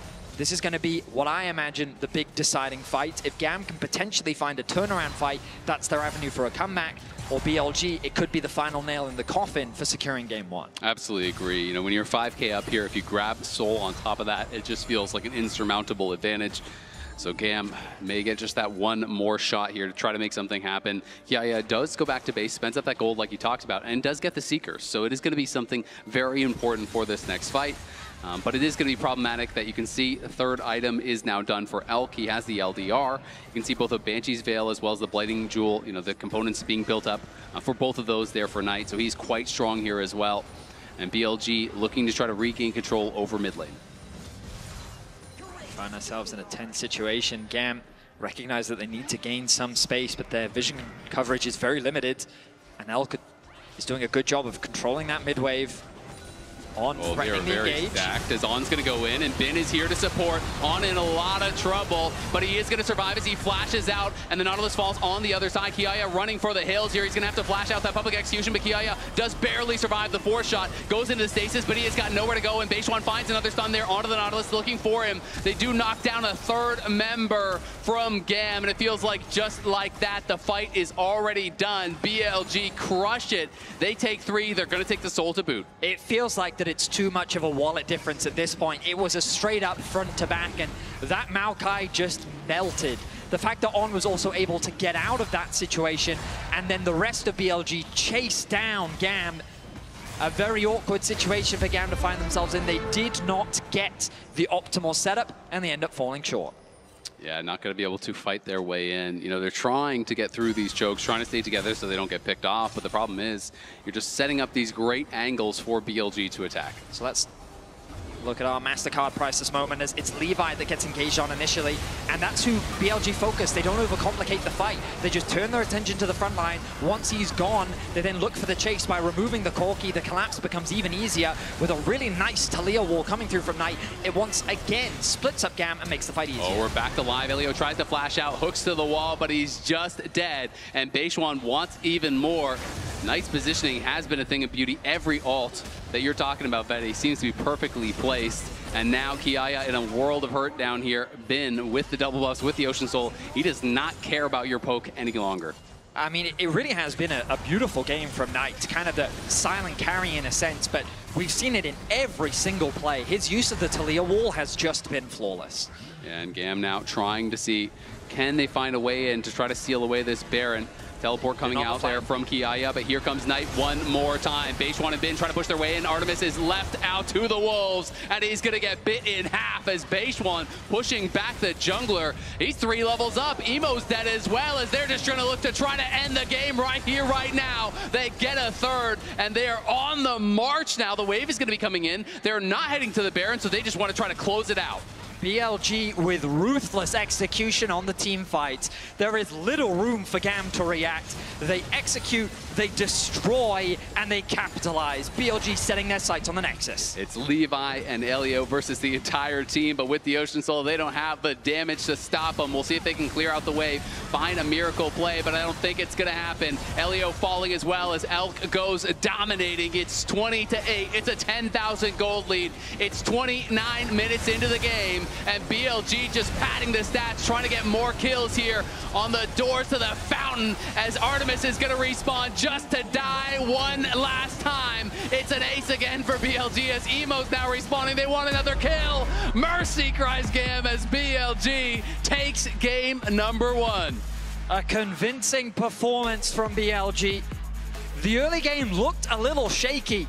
I loved the confidence from the GAM bot lane. The solo kill from Kiaya. Things were looking good, but it only took a single fight from BLG to close the gold gap and swing the momentum massively in their favor. That's scary stuff, man. We have seen these kind of series so many times in the past where some of these underdog teams come out, they show their prowess, their individual skill in the lanes, but then when it becomes time to moving around the map, to setting up objectives, to moving as a unit, BLG definitely looked like they were on another level in this first game. Yeah, they certainly did, and BLG kind of meeting the expectations put upon them. Coming in as heavy favorites, dominating game 1. We'll see if GAM can bounce back. We will see BLG claim the first win of the series. Dracos, what you got back at the desk?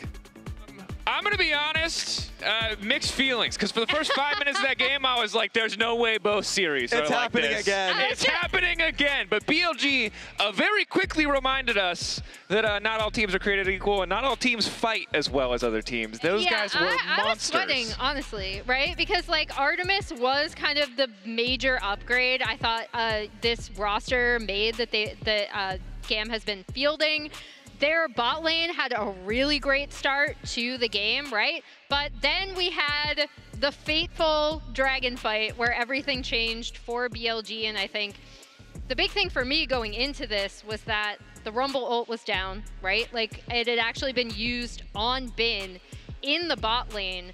So when this starts up, it's a really good example of why BLG wanted this Poppy Talia combo so badly. Yeah, and also just on top of the fact that Talia was able to make it there first, I think GAM just needs to be able to anticipate the play that he was going to be there first at all times. Like, he gets 2 crazy flicks. That was a great flick to be able to get Emo as well. So I thought it was a really good play overall from BLG. You mentioned it, that was really kind of broke open. But also they just kept pounding the mid lane. It kept happening again and again. Like the Talia ulti, whenever it was up, guess who was getting sacrificed? It was Artemis. Yeah, well, the thing for me is just Knight is a demon. And sometimes you forget, right? Because oftentimes we hold Knight to such a high standard that if he's not in contention for best mid laner in the world, people are like, that's not enough for him. Yeah. But you forget just how incredible this player can be in the clutch. And that was the first of many team fights. That single moment, it never felt like GAM had a chance to get back into the game. Even as we look at the game-winning fights, even as we look at the mid game, their consistency here was incredible. Now, the lane phase is still shaky. There's still things you can throw criticism at, but across the board, the coordination here in these fights was excellent. Yeah, as we see this game-winning fight come through, right? Like, they immediately get on to Artemis. At this point, they're so far ahead that it's going to be really difficult for Bin to not just be able to go in and get on these carries, but you really see how they wanted to play this composition out, especially when ahead. Yeah, because the fact that if you look at this composition and you're Artemis and you have such a great lead, it's like maybe I've circumvented the entire problem. Like there's no threats from the Talia and even like Bin getting solo killed early, like maybe I'm fine. No, all of that was thrown to the wayside. You're right, the lead happened, and so when he gets crushed like that and there's really nothing to stop that from happening, and this is just one of many plays that showed that he's getting like destroyed by the Talia or the ulti coming in from the top lane. It's just it's rough to look back at. And I do definitely want to highlight the massive gold shift that did happen, right? Because it's important to remember that GAM were actually up, I believe, 2.4K gold, right? So it's just this entire section of the game, and in particular, look at what happens with these two top laners, right? This is where Bin really, really pulls ahead, even though it actually starts with him getting killed in the bot lane. And unfortunately, I don't think we're showing the correct gold graph currently. We got a little preview of what's to come. It just wasn't showing. Perhaps for AL and T1. But the big thing to highlight is this was not a game that started off super incredibly for BLG, but they found that single angle. It just continued to snowball. And I think the moment where we kind of came back to earth, other than the dragon moment, was when we were reminded not to test the Gigabin in our HyperX replay, because this is a guy who, is gold even a concept that he cares about? I think not. He's just outplaying like a madman. Yeah, this 2v2 is pretty incredible, because at first it looked like he was just dead. The shield does eat it. He plays back. Like, when he walks up first for the wave, then Elio's like, okay, this should be a good dive for us. I'm going to take turret aggro. Now, Bin ultis, not just to take this shot, but the next turret shot that comes through, so he couldn't even flash, so he dies right then and there. Yeah, and going into this, Elio had actually been the huge playmaker for them, right? So being able to keep it within turret range was massive. Bin turns it around 2 for 0. The W shield and the Eclipse shield. You're like, okay, my support's down. Maybe I can still kill him. Couldn't get the job done. There's nothing that feels worse than seeing an enemy Ambessa come back to lane with Eclipse. You're like, ah, yes, I no longer get to deal damage. That appears to be the case. Here now we have the correct PGB powered by AWS. And still pretty impressive stuff across the board from BLG. When we look ahead to Game 2, how worried are you about that early game that we saw? Is this something that you think GAM can exploit and potentially bring home a game? What are you focusing on when it comes to that Game 2? What are you guys keeping track of? I'm a little more saddened because, like, I feel like that's the sucker punch you go for. Like, you think you're coming in as the heavy favorites, and then once again, BLG were at the sleep of the wheel last MSI as well, and then they cleaned it up later on. I feel like they're going to be a lot more safer, and I'm going to be looking at GAM a little bit, and I'm just going to have one request. Be more careful on the mid-wave, please. I'm begging, GAM, just be a lot more careful on the mid-wave. So that's going to be my message for them going into this one. Hopefully there's less Talia in this game. Thank you, Fearless. But the mid-wave, it's a scary place, dark and full of terrors, most certainly. Emily, what are you focused on? For BLG, I mean, we kind of talked about how shaky at times this bot lane in Elk particular has had a very up and down split. So I really want them to start off a little bit better, let's just say. How much of that is individual performance versus like draft? I know we did throw some criticism. We were a little bit skeptical about the Jhin Alistair lane into the Varus Nautilus. I was very skeptical about it. It seems like rightfully so. I feel like that skepticism was paid off. But I think the big thing they did want in this draft is the Talia Poppy. I think tunneling on certain things in draft has been a BLG special a little bit. So the big important thing going in for GAM is that they are on blue side, so I'm curious to see what they end up on, because I actually thought their drafting in this first game was very solid. Yep. Adaptations in draft, it sounds like, for the side of BLG, and maybe being a little bit more careful around the mid-wave for the side of GAM. There's a lot of dangerous players who can show up there. You got to be careful about the risks you take. For now, though, we're going to head to a quick break. When we return, Game 2 coming up. We'll see if GAM can bounce back. Let me throw it down to the ground, make them turn around. This is what I do. I'm a dog, not afraid to fight in the dark and light.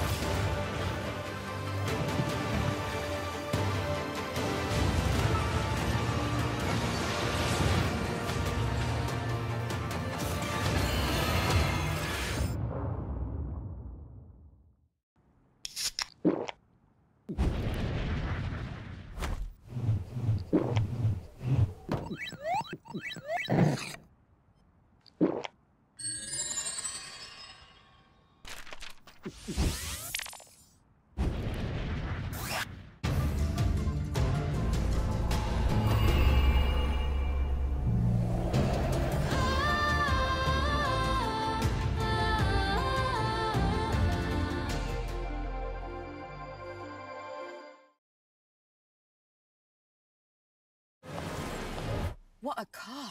Living the dream, huh? Sweet dreams are made of this. Who am I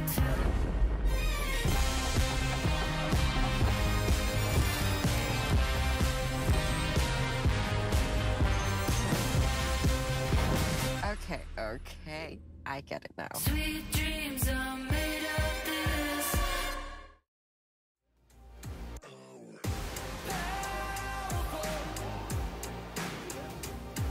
Had to pay my debts, was a losing bet, and I knew what I could do, but had to prove I wasn't finished yet. Was an uphill climb, saw it in my mind, recite the lines every time. I got the power, counting down the hours till the whole world knows this is what it's like to be powerful.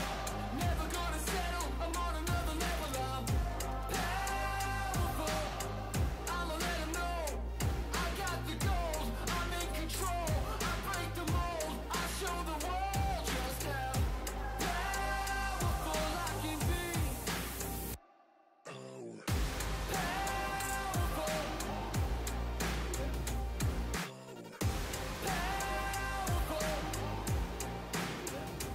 Had to fall so I could fly. Had to fail so I could rise. Had to break to feel alive. I'm alive, I'm alive, I'm alive.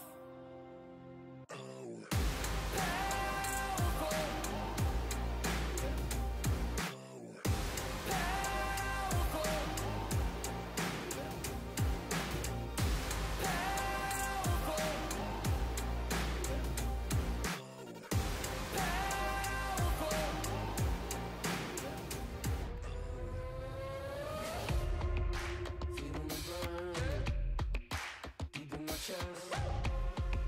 It's starting my turn. I'ma give it my best. So don't overthink it. Enough is enough. The moment is now, yeah. Gotta keep up. Gotta keep up. Gotta keep up.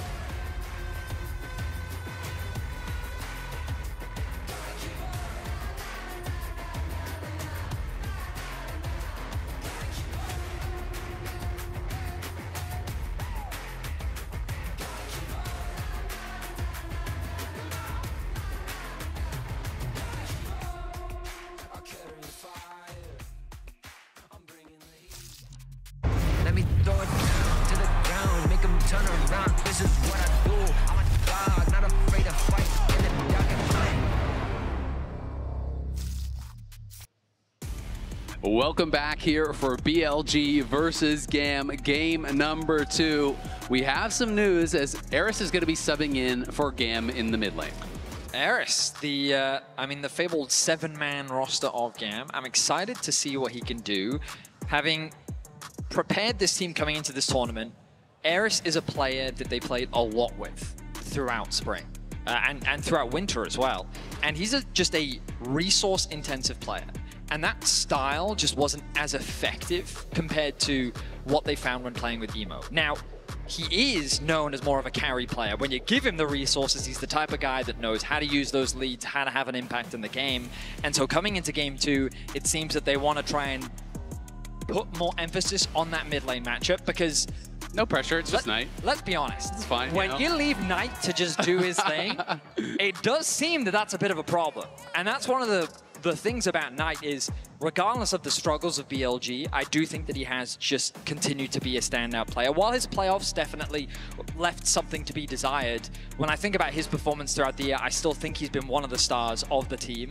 And I've been impressed with what he's been able to demonstrate. And again, he comes into MSI and he has a performance like that. Those Talia walls were just fantastic at every single opportunity. Yeah, absolutely. I mean, it's so hard to see a game like game number 1 and be like, oh, yeah, you got that guy. You know, the guy who had 4K gold lead. You know, the guy who had those perfect Talia walls every single time instead of every single team fight perfectly. Yep, that's your man. That's your man. Go get him. Got him, right? Go get him, Tiger. Hey, you're the carry, right? Oh, also, you didn't even get to warm up because you weren't starting the series, so. Well, I have confidence. Yeah. Well, I mean, they already have Emo's arm, and they're beating us with it apparently. So, I mean, you're gonna have to make a sub, right? Well, let's see what he's prepared for us. We're getting ready for the draft in Game 2. Of course, we are playing Fearless. If you have just joined us, that means that anything that was picked in Game 1 will not be available for the rest of the series. And as we move deeper into the pool, we have to think about things that rise in priority. Things like Varus, still high in priority. The Gwen was banned away. Kalista was banned away. We saw a lot of the globals taken away from GAM as well. Exactly, yeah, and that's what I was really curious about. You know, is BLG going to maintain the same bans here? You know, they prioritized Tilly on blue side with the first pick, and they triple banned globals away. So it's really interesting to see if that is going to be their strategy throughout this entire series. You know, just deny the globals from GAM, don't allow them to kind of have that additional power to play the map and to really be out there. Or was that something that was more catered towards Emo? We are about to find out here as we head on into Champ Select, powered by Omen HyperX. It is Game 2 here between GAM and BLG. GAM, of course, now on the blue side and with their subbed in mid laner. So far, the bans have remained the same. Nocturne coming through from BLG, the Kalista on the side of GAM. Ooh, they're banning the TF themselves. So that does raise questions as to what their priority pick is going to be.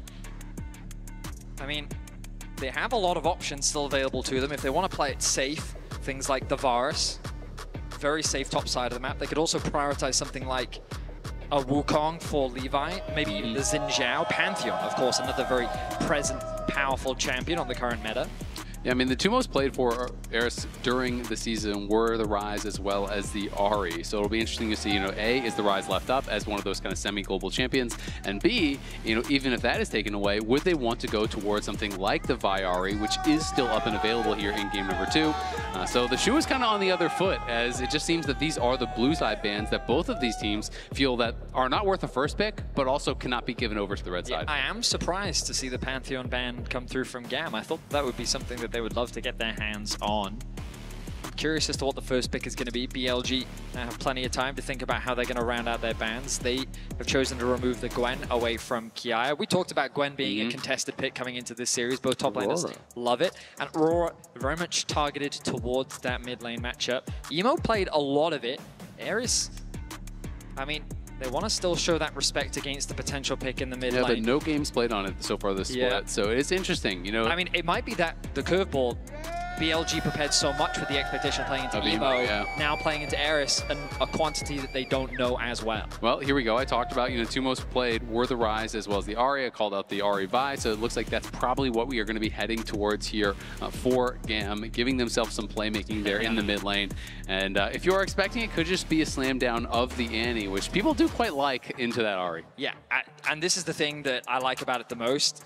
Knight is daring you to pick Ahri into him. Not only is he known worldwide for his Ahri, but also Annie was a champion that he made a name for himself on back in 2023 at MSI. It was something that he was bringing out throughout 2023 and is one of his comfort picks, and as you rightly said, is very good into the Ahri matchup. So he's basically daring Eris to say, go on then, show me what you got, because I'm a big fan of this matchup. All right, well, it looks like the gauntlet has been thrown down, and I think the challenge about to be answered, as it looks like the Ahri is going to get locked in. So Eris will be going with it regardless of the fact that he's almost being like pre-counterpicked here by Knight. I mean, you know, very similar roles that I think both of these champions play on both sides. We have mid jungle for both sides. It is playmaking, it is engage, it is a powerful 2v2 for both of these teams. That being said, I do think that the Annie Wukong kind of is easier to get value out of and is easier to pilot in these team fights. I think the big value as well is you're taking the Wukong away from Levi. It's one of his staples, one of his go-tos, and by denying that and also giving yourself just strong team fighting prowess, I really like the approach that BLG have taken in the draft. Right now there's a bit of a cheeky Mel hover, but of course there's a lot of flexibility. I would love to see a Jack slam for Bin, especially after he gets solo killed into then finding that 2 versus 1 outplay. Just ride off that confidence, believe in yourself in the same way that we're used to from him. But instead, we're going to play it safe. We're going to get the support lock in to match the Rakan. The Rel going to come through from On, another engaged support. So Beishuan and On I'm expecting to see some of the synergy that we saw from them in Game 1 with so many fantastic engages being set up by the Alistar from ARC. And I really feel like the Rel here on 3 is kind of a bit of an adaptation because of Fearless, but because with Rakan taken away and the Alistar as well as the Nautilus already taken away by the first game's Fearless, if you double ban, say, Leona Rel, then all of a sudden you're really getting into a much lower tier of engage supports. So I don't think that On was willing to allow that to happen. So as a result, they're going to earlier pick their engage support. But this series, especially if GAM is able to get a win, is going to get into kind of that weird territory where supports cannot just pick the default meta engage champs. They are very quickly going to be pushed out of it in Game 3, Game 4, and beyond. Yeah, and I imagine Nico is going to rise in priority as the series goes on. But Xayah, I feel like, will be the follow-up ban coming through from BLG to deny that Xayah-Rakan pairing. On the side of GAM, though, do they really want to limit the mid lane of the AD carry pool? Yeah, they will. Okay, they're going to ban the Xayah themselves. It's really interesting because I was going to say, you know, one of the things that they could be worried about is the actual Xayah pick on 4 for Elk, right? Because they are also showcasing a hard dive comp that Xayah answers well. So, you know, it is one of the advantages here of being on red side is that you can essentially like triple ban almost through the AD carry, use your 2 bans, then you take away another on that 4th pick. And you can really limit the champion pool here for Artemis, who had an incredible start to the last game alongside Elio, was able to get that double kill in the 2v3, was really playing well. And it is going to be even more bans thrown down towards that bot lane. Kallista's gone, Xayah's gone, as is the Zeri and the MF and the Jhin and the Varus, all from that previous game. The AD carry pool, of course, still a very deep one. Yeah, when you're thinking about safe ones, I'm thinking about things like Ezreal still up and available. Very true. So I do wonder if that could be a target for GAM if they are concerned about that. Instead, they are looking more for the offensive option with that Kai'Sa. Yeah. But Ezreal feels like a real possibility here for Elk. It's also just one of his go-to champions as well. It fits, and I'm one of the best in the world at it. It seems like a good pick. Yep. I very much align. And I think that this is like, so far, I really like what BLG have done with their draft. And they're also going to get counterpick at the very end as well. They read the Ahri. That's not fair. With the with the Annie. They got themselves the Wukong to set up for some really nice team fighting, and they've got so many options with how they play the fights. GAM now, they're going to have to blind pick top. I wonder if Renekton will be something they consider, maybe even the Gnar. Tristana, relatively safe, solid scaling, front to back, good AD carry. But when you think about Tristana, Rakan as a bot lane, not a huge amount of playmaking potential, but I guess Tristana very good at being independent and free farming to potentially open up Elio to roam with Levi and look for plays on the map. Yeah, it would have to be, you know, Elk overextending a bit, you know, gets King H on by Elio, Artemis jumps on his head. But I do like the Buster Shot as the disengage, specifically against Wukong. If you can catch Wukong, you know, as he's going forward, knock him back, that can be quite powerful.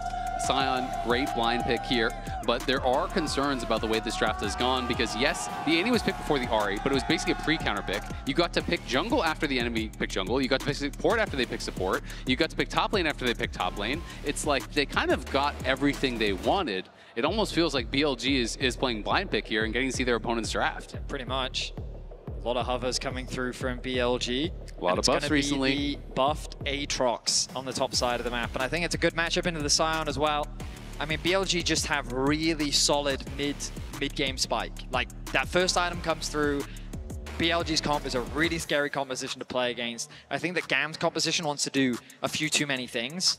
You've got solid dive coming through from the Ahri plus the Vi. Rakan follow-up seems good on paper, but you've also kind of got this front-to-back element with both the Sion and the Tristana. And so I think that how they execute the fights is going to be a little challenging, especially when you think about, okay, the Vi is going to dive in onto the backline of the Ezreal, but Ezreal can create a lot of space, then the team fight becomes very broken up, and then how much security does the Tristana suddenly have? And so, again, I really like BLG's approach to this draft. Yeah, me too. It's interesting that you touched on the kind of AD carry dichotomy there, because that's where my mind was going too, is often when you're playing a comp like this, where you're playing a Tristana in this comp, you have 4 members who want to kind of dive, right? So they all go and they fully dive. What happens there is you're kind of left behind, and now you have a Wukong and an Annie running at you, and that can be an incredibly difficult situation. If you have no peel, you're often going to die. Ezreal survives in those situations much better, I think, and Wukong, I think, can be also more effective, potentially just as the counter engage. Ahri and Vi can't really play peel. They kind of have to dive and be the ones to kill off this Ezreal, or no one else is really going to be able to do it. So will be an interesting game here. BLG definitely looking really strong from the draft and from the gameplay in game number 1. But we'll see if Eris can try to mix things up. Yeah, I mean, all eyes will be on Eris coming into this game. The roster change coming through from the mid lane. GAM's no stranger to making these change up when they feel like they need to. GAM moving over to the blue side. See what early game action they can make happen. Already skirmishes. We saw Knight getting a bit of damage onto Elio. We're seeing the same thing happen in the jungle matchup too. Beishwan going to force Levi back early. Elio being safe is going to respect the potential of that continued invade, but while you're watching the action unfold, keep an eye out for exclusive drops just for tuning in to MSI. All you need to do to be logged in and watching on lolesports.com for a chance to score some sweet in-game loot. Who doesn't like loot? I guess it depends what the loot is, you know? Honestly? What if it's like a bag of coal? Then is that really considered loot? I mean, I don't know. You tell me. I mean, I could Mr. I like loot. I'll find a use for it, yeah. I'll take some coal. I'll do it. Maybe light up the barbecue, you know, grill some dogs. Now it's what? Some hot dogs. Some hot dogs. That's what you meant. Okay, yes. okay. All right, well, we can see the runes. Nothing too crazy standing out. I was going to be interested to see if Ben would have been playing Conqueror or not in that top lane, but Grasp is just so strong in the early laning phases that most people are going for it, even in some of these tank matchups where you're going to get a lot of value out of Conqueror later on. And you can see it is just a split map, exactly. Yeah. So the wards from GAM spotted out the deep invade that came through from BLG. BLG was fishing for an early pick, an unsuspecting GAM, but GAM wisely respect it, and they don't fall for the trap, meaning that the split map will isolate this bot side of the map of GAM. And I think that BLG is very happy about this. It means that Beishwan can look to put a lot of pressure on this bot lane 2 versus 2. It provides a lot of safety for Elk and On, and also some much needed revenge after what happened in game 1. Yeah, absolutely. Elio is going to get pushed back here. There's the flash in from Ana. It's a level 1 support, and he's got nowhere to go, and Elk snipes him for first blood. I mean, that was just exquisite from On. He flash engages, ticks over to level 2 at just the right time, and he catches Elio completely off guard. Now, Levi looking for a response. Yeah, this kind of has to work here for GAM, but Kiaya is getting incredibly low. Will he just get knocked down by Ben? Ben trying to take him out in that 1v2. Will he be able to do it? Ben now trying to kite back, waiting for the Qs. Doesn't look like it's going to happen. GAM get their response kill. So that is a pretty big one because it was just the support that died in bot lane, but still, I mean, the kill went to Elk, and as a result, Artemis was kind of starved under that tower. Yeah, honestly, I do think that's a misplay from Ben. He needed to show a little bit more respect on the top side of the map when you know that the split map is coming. But On, he's looking for another play mid. He is indeed, and there's the flash stun. The Q, the crash down, does not connect. The CC not chained perfectly. Eris just enough time to flash out to safety. I mean, On continuing to have impact, a player that I think overall did have a solid year. Some comments around inconsistency have risen, but overall, I think that he's had a very solid year. And now coming into this series, he continues to find plays on the Alistar. His engages were spectacular. And now already early on in game 2, he's finding some great plays across the map. Absolutely is, and On definitely threatening in his positioning here. They do have a ward in Pixel that will be able to spot Beishwan if he wants to head down towards that bot lane. You can see the XP advantage there showing itself for Artemis. As yes, he missed a lot of farm, but because his support died, well, it gets some solo XP down on that bot side. So silver linings, I guess, and we'll see if they're going to be able to hold this for a little bit, as On's just going to use the crash down to tank up the minion wave and try to keep it on their side. TP's going back into the mid lane as the junglers now return to their rightful sides of the jungle. Respawn of the Raptors going to come through. Kind of look across the CS, things relatively even. The gold difference is nothing too significant. Jungle lead in favor of Levi as the AD carry for Elk, and that's really just represented in the kills that they were able to find for themselves. Too chaotic so far. Dragon going to be available on the map in about 30 seconds. And in game 1, we didn't really see a huge priority on the Dragon. Grubs really does seem to be the name of the game for many pro teams. We'll see if that early swap does in fact come through. Something that you want to try and leverage on the Sion specifically is trying to go for those early swaps, because Sion loves being in the 2 versus 1. But I use love in quotation marks in the sense that he's a champion that just does very well in that situation. You can tell you're not a top laner by that comment. Yeah, I know, right? I know. Just playing against Nico Varus, no problem. He's such a big fan of just playing stand 2 in your versus tower, 1. play for experience. Loves it, trust me. Loves it. And Aatrox really doesn't love that. So I am expecting an early swap to come through from GAM. In the meantime, Levi covering his bot side of the map. Well, he's going to spot On here, and On still has no flash, but should be able to just walk it out. You know, Artemis and Ilio not in position to really follow up there. We'll see GAM just kind of fishing around this bottom side. We'll see if Levi wants to be starting up this dragon. Is On going to threaten with a Hex Flash there. Beishwan does arrive to try to back up the rest of the team, and they are looking here. The charm does connect onto Knight, and there is the Q to follow. Knight gets 6, but it just doesn't matter. It's too little, it's too late. They get the kill on the LPL mid laner. Nicely done. We wanted to see some mid lane investment from GAM, and the first gank pays off super effectively. They knew that Knight had burnt that flash earlier on when they tried to make that mid lane play, and they were able to find magic, and they're able to get themselves another kill. So GAM off to another small early game lead here in game 2. Yeah, and it's going to feel really nice that he also used Tibbers there, right? Like, he spent the ulti, didn't really get anything for it, and Ahri did not use ultimate, you know, got 6, I believe, off of the kill or off of the minions as that kill was happening. So there is a chance that they could just look for a rinse and repeat play, as Levi's also closing in on level 6. Simply is. Dragon looking to be secured by BLG as the swap is coming through now from GAM. The rotation into the mid lane from Elio. Working with Levi, something that we continue to see, this combination of the jungle plus support. Artemis, I think he was able to sidestep the vision there. Oh, doesn't matter. He's just going to make his presence known as the Scion looking to TP towards the bot side of the map. Dragon secured. Grubs still a minute and a bit more away. Yeah, Levi heading up towards that top side. They were going to try to see, does Bin overstay his welcome? This time he does not, as he's going to be backing off pretty early. Levi may spot him, but is not going to actually catch him on the end of that recall, and Artemis is just going to be able to farm a couple plates as On is heading up towards that top side.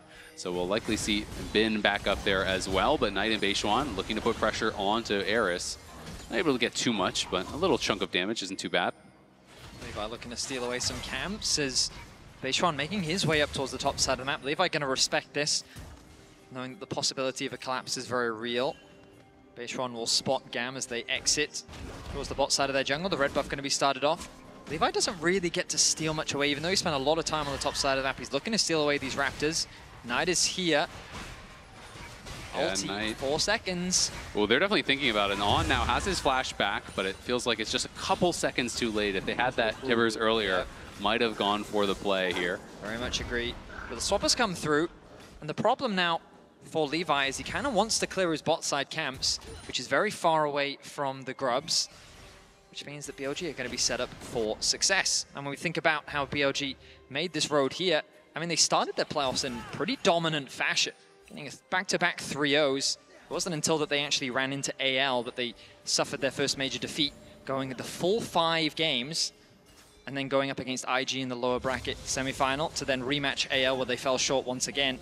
And I think it's easy to remember that while they did have a difficult regular season, BLG really did step up in the playoffs, and they were able to showcase a lot of improvements after so many of the struggles that they ran into with the jungle changes, the coaching staff struggles. They were able to find their footing and make their way back here to MSI. Absolutely, and it also speaks to the incredibly high standards that are set for a team like BLG. When you talk about expectations, that people are saying, they're not looking as strong, they're not as consistent. Well, they got second in the LPL, and they kind of, crushed in playoffs for a lot of it, except against AL. So BLG definitely still a team to be reckoned with, and we'll see, if they can reclaim some of that form they've had in the past to really challenge the likes of Gen G and T1 and the LCK teams that are going to be waiting for them in the group stage. You're completely right that it's very much expectations, and it's all about perspective, right? Like making the finals of the LPL for many of the teams competing at MSI would be a massive achievement, but for BLG, and especially the way that they got there. Getting a win over EU, over NA for EU, also a massive achievement. Exactly, exactly that. And I think that for BLG, they just held to a very high standard, and it's understandable. Like World Finals last year, MSI Finals last year, like they are consistent finalists, and they are hungry for that title. Of course, there is still a long road to go. The Plains is the first step of them here at the international events. And right now, they find themselves 1K gold down. GAM did secure the Grubs. They've now swapped back towards the bot side of the map. Plate still very well defended by the BLG bot lane, but a slower early game. Yeah, and it's all feeling like it's going to come down to the team fights. This game, again, is a lot slower than the last one. GAM did get out to a pretty nice early advantage in that one, but of course BLG kind of erased that advantage in the first major team fight. GAM again up over 1,000 gold. They do have some good scaling here. You know, when you're looking at the Tristana, when you're looking up at Kiaya and the Scion as well. But there's a lot of power compositionally for BLG, and I feel like what they have drafted really does answer what GAM wants to do incredibly well. I mean, and that's the beauty of League, right? Often you have these very clear expectations around how fights are going to go, but then it all comes down to execution in the moment. And I think what the scariest thing we saw in Game 1 was how BLG, they didn't even give GAM the chance to set up. It was like they attacked them in the setup, catching them completely off guard. And we'll see if GAM can find their footing in the fights. Continues to trade in the 1v1 against Kiaya. Kiaya's doing very good.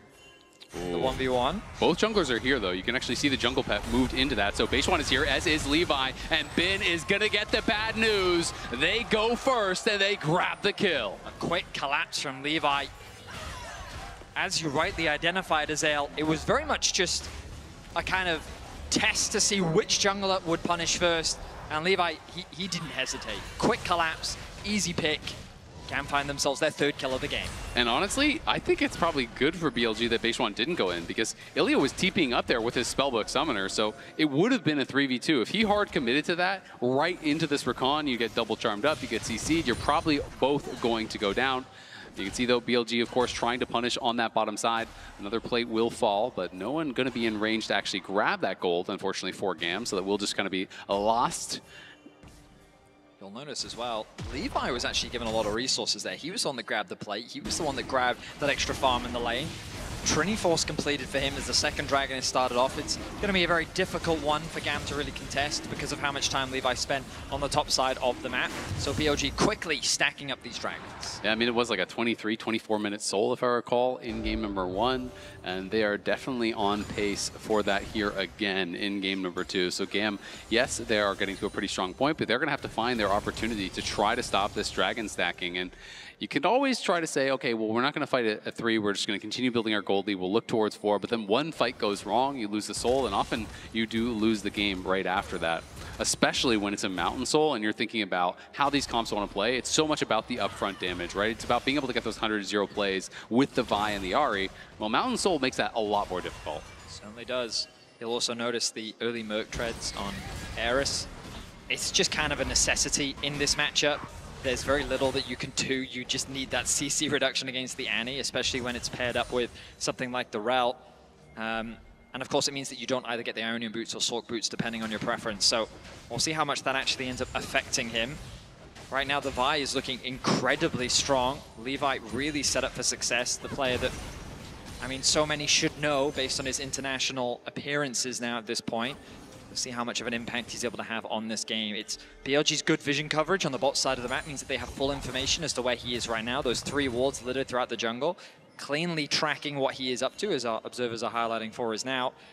And this is sort of one of the big things that so many top teams around the world remain very good at. Keeping good information, very clear, making sure that you see what the enemy team is up to. GAM setting their sights on this top tower. TP's going to come through from Bin. Yep, Bin going to be arriving up here, just trying to protect this as much as he possibly can. Is on around here with Elk, but Eris does have the backup of Levi in the area, and they are trying to look to threaten this dive here. Elio looks, but cannot actually hit there. Will have to back off, very likely, as Baishwan and On now are going to be in the area. On spotted on the ward as Artemis trying to get that tower down. Can't quite finish it off. Levi's going to go in. Here's Baishwan. He gets the bad news as On is trying to turn this fight around. Bin now on the backside, going to get buster shot out by Artemis. Artemis trying to get the work done as the TP's going to be coming in as well. GAM is fully committing to this. Eris in trouble on the side, though, as he's going to get the charm down on the Knight, but Knight gets a stun of his own, and he's chasing after Eris. Eris has to flash as Elk is now flanking them on the Ezreal. He goes in and he gets the shutdown. Flashes out to safety as well. Another TP coming in, but now Kiaya wants nothing to do with this. He's going to hold out to safety, and it's Artemis that's kind of lagging behind here. Kiaya stopping to try to peel, make sure they cannot catch up to that Tristana, but that means the mid lane tier 1 is going to be completely exposed. The response from BLG meant that GAM had few options. It felt like GAM was just kind of trickling in one by one, whereas BLG was already a unit much faster than GAM was ready for. They still hold on to the gold lead, but it is only just by 500 gold after BLG secure themselves another tower, or sorry, their first tower of the game and the first tower of the game. The idea was promising from GAM. They wanted to threaten the dive. They were sending their sights on the top tower, and BLG was just covering for the possibility of a dive. But then, when BLG recognized that GAM was ready to fight, BLG are no strangers to a fight. So the moment that GAM tested them, BLG responded in kind. The double TPs came through from both mid laners, and Ari TPing in that situation is just way more favorable for the Annie. It's so much easier for her to drop her combo. Eris was forced out of the fight immediately. But reminder that Levi still gets the Herald. Oh, they want this dive. There's Tibbers coming down. The CC chain is going to be enough. Eris going to get smote down by Beishuan. We'll be able to limp out to safety. Very nice dive comes through from BLG. They'll now get themselves the gold lead. Set their sights on this bot tower. And again, we're seeing On hovering around here. A little late to the party, but it doesn't matter because the clean play still comes through. Tower secured on the top side of the map, so at the very least GAM will find a cross map. And credit to GAM, keeping things competitive. 3-3 in kills, the gold very even. Knight's back also going to be interrupted. You can also see the feats of strength are going to come down to one more objective. Yep. Both teams on 2 out of 3 of the objectives. We had the feat of warfare there for GAM. First tower went the way of BLG. So these two teams, it's going to be down to this next dragon fight. You have to feel like that is in 40 seconds. Double Trinity Force spike coming through from BLG. We talked about it in the draft. This spike is where I feel this composition gets super scary. And it's going to be on this next dragon. 30 seconds away. Of course, GAM sitting on items of their own. We'll see how they fare against this setup from BLG. Their team fight setup, I mean, just look at them anyway. You can see all the vision coverage that comes through. There's one potential very deep ward coming through all the way on the bot side of the map. GAM are setting their sights on the mid lane to try and gain control. They have the Rift Tower drop. I like this, giving them access into the river. Yep, going to be able to get this to crash. You can see Eris marking Beishuan on the side, but Knight has a good position here, looking for a potential flank. Ultimate's ready for pretty much everyone. Knight's going to be up in a couple seconds as Kiaya fishing will hit some damage down here onto On. But it's going to be about the engage. And if GAM will allow BLG to get in here, they're going to go, and they're looking for the engage. It's Eris that's caught, and it's Eris that's killed by Knight, but in the back line, it's Levi trying to turn things around, trying to beat down Knight, but he can't do it. Elio just trying to peel off Beishuan as Knight finally gets killed by Kiaya, but he's knocked down as well. Levi on the run. The bot lane is scattered. GAM are running for the hills, but BLG do not want to let them get away here. They're trying to find one more bit of CC. The Vault Breaker will get Levi out to safety as GAM's bot lane immediately runs mid, trying to take a tower here, but that means it is going to be feats of strength going to BLG with this dragon as well as the soul point. On is just exceptional. The small positioning mistake from Eris immediately capitalized on by On. Eris doesn't get a chance. Look, he's just stepped up one step too far. On realizes it, brings him back into the team. Quick snap engage. If Eris had been allowed to live a little bit longer, look at how much work Kiai actually does in the fight. He gets so much damage down. Levi wants to re-engage with him, but Artemis and Elio are just forced out of the fight, so they can't really contribute much more, and BLG is able to clean up.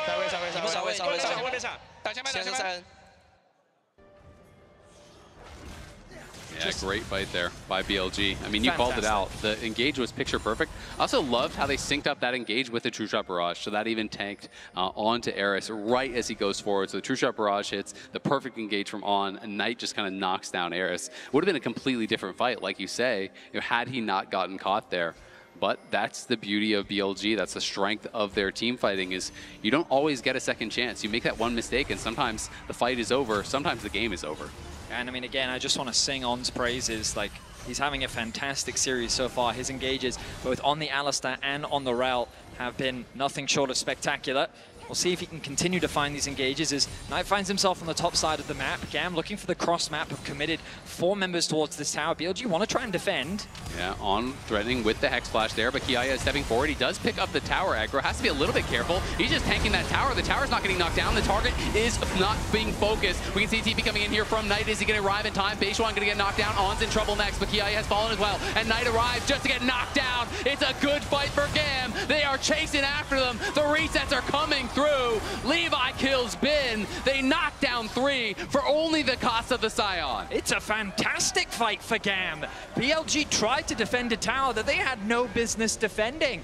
Rather than go for the cross map, they took the fight to GAM and they paid the price. Kiaya loses his life, but as you said, Azael, 3 kills secured for GAM. Such an interesting fight, because I thought it was looking kind of rough at the start there for GAM. Oh, yeah. As Kiaya picked up the tower, I think, earlier than he meant, maybe with the Sunfire Cape.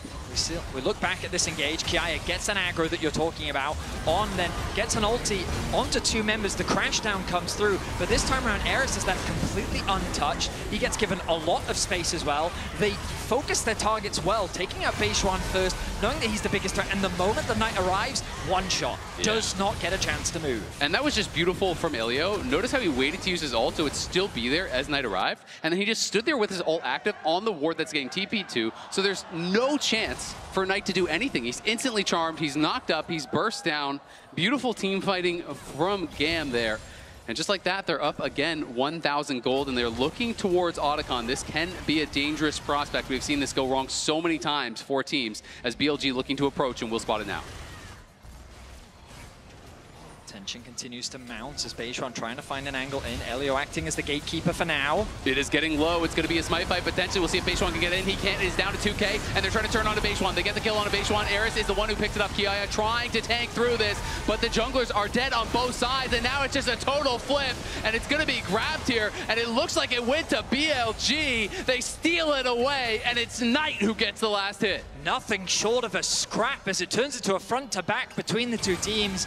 I thought that with Beishuan getting one shot at the start, it was going to be a guaranteed fight for GAM, but BLG did not hesitate. They did not slow down. They respond with aggression of their own, and they pick up 2 kills for themselves, taking out both Levi and Kiaya. With them gone, the front line disappears, and GAM is forced to retreat. Yeah, it is tough. You know, you have to wonder, could they have played that different? You know, maybe sacrifice Kiaya to try to buy some time, but now Artemis, beautiful buffer on the rocket jump there. We'll be able to get him out to safety. Because Levi turned, they wanted to commit to killing Beishuan. They wanted to go for that, but the problem was Levi died just as fast as Beishuan. Yep. So then they were kind of up the creek without a paddle and no real way to secure that. Yeah, I mean, this Annie is getting scary. Just the teamfight value that Annie can provide, even just stunning up 2 members can be so difficult to deal with. And as we look back at the fight, you'll see Beishuan's approach is very difficult. Elk does a good job of trying to chip away at the HP. Beishuan immediately gets targeted, and then he drops right from the start. But now a lot of resources were used, and then the 2-man stun comes through from Knight. Then the knock-up as well means that the re-engage from GAM, once they take out that initial front line, they're just kind of, they run out of fuel. They run out of options to continue the fight, and then BLG capitalize. Yep, able to take the fight down. Well played by BLG, and now 20 seconds until what could be the end of the road here for GAM. You really do not want to give over that soul. You can hear Ghost being popped there by Elio as he had spellbooked over to it. Now swapping back to another summoner. Kiaya taking some damage, is going to get Shattering Struck and stunned up, but will be okay. Still losing about 30% of your health before that fight. Not what you want to have happen. Oh, he's actually going to look for the engage. He's looking for a Knight here. Elk just shifts out of the way, though, and Kiaya is now the one in trouble. Eris trying to get some damage down on Beishuan. He can't actually connect much. Elio's got to run. So does Kiaya. And GAM are getting crushed. On flashes in. Artemis flashes out. Artemis trying to turn the damage around. As Artemis gets a kill, he gets a shutdown. It's Bin now trying to take the damage in the front line. It's going to be another kill for Artemis as he jumps forward. He's looking for Elk, but he can't close the gap. BLG turn on him. It's a double for Bin. It's Kiaya knocked down. It's the ace and the triple for Bin. And it's going to be Mountain Soul as well. It's chaos in the mid lane, but BLG fight their way through it, securing an ace and walking away with 3 members alive. They will get themselves the soul, they'll get themselves a tower, and they're looking to get themselves game 2 in this series. It's a good try there from GAM. They tried to get very aggressive, but the amount of damage they took early on in that fight really did feel like it kind of swung it. Elio and Kiaya ate so much free damage early on. Even with Artemis and Eris finding angles to try to get in and just try to play it aggressive, it was very tough.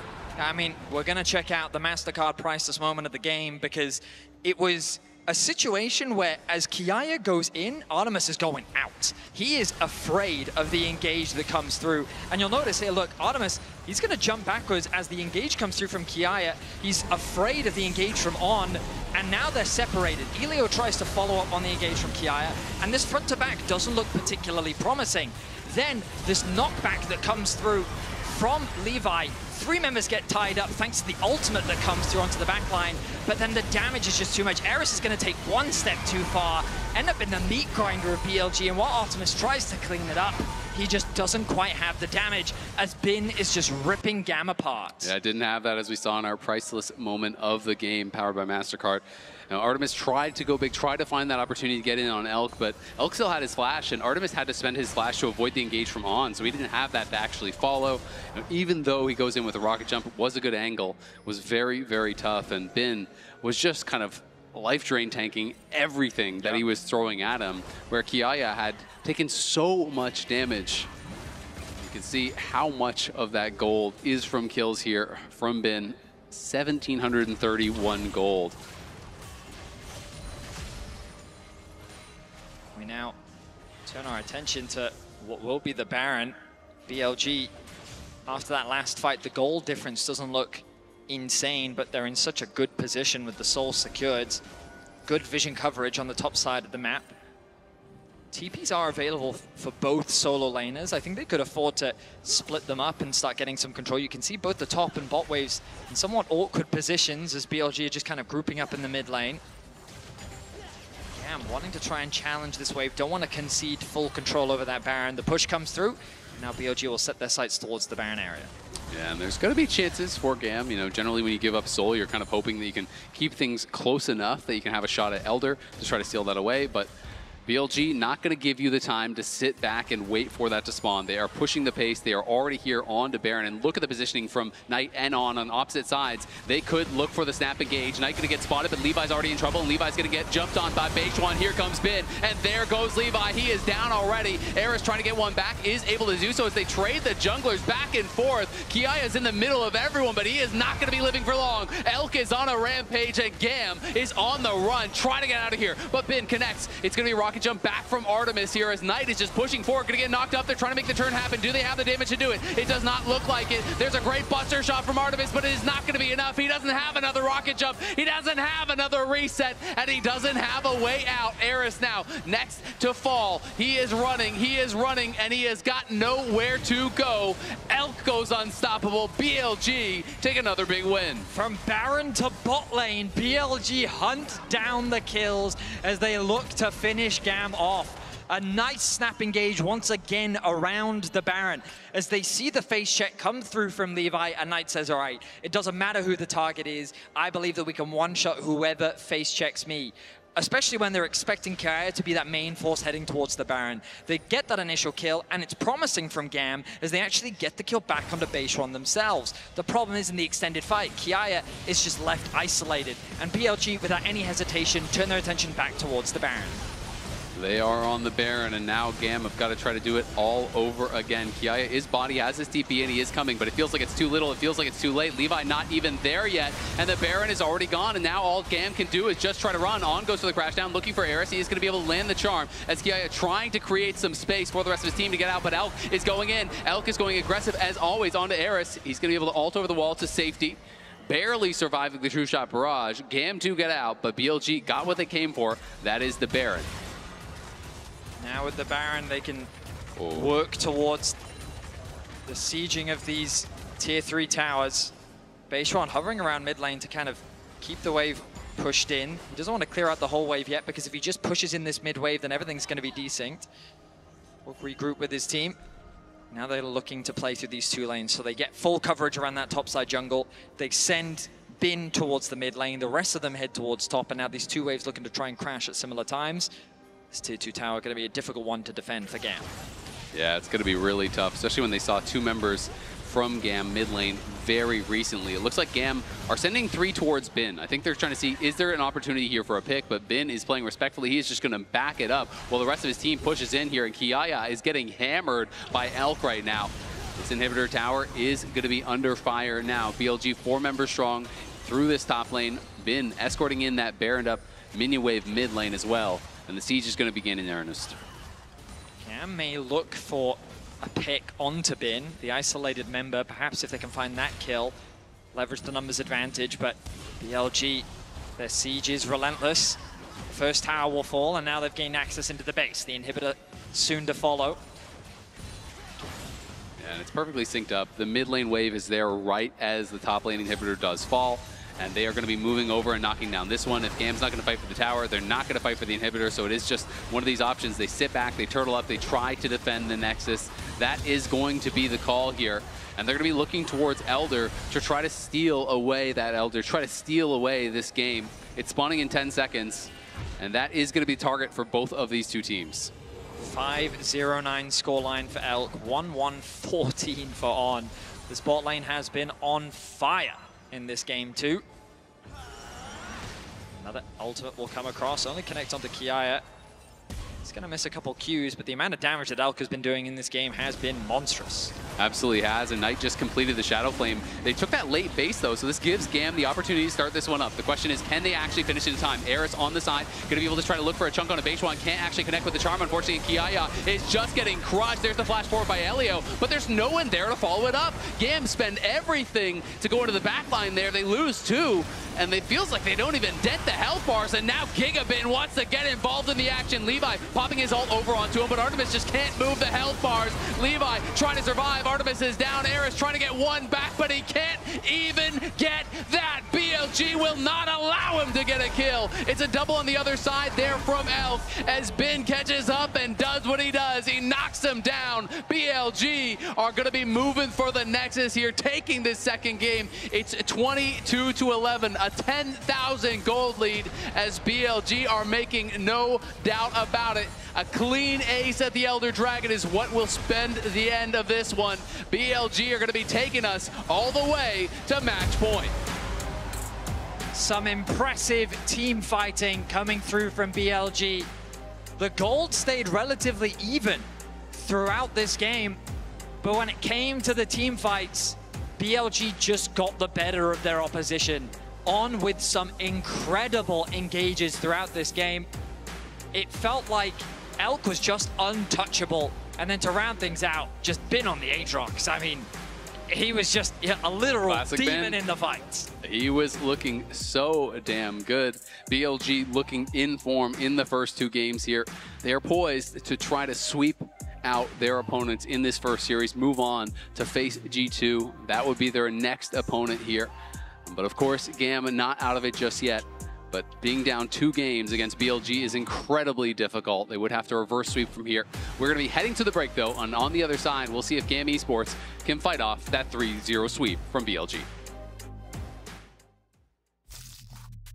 Let me throw it down to the ground, make them turn around. This is what I do.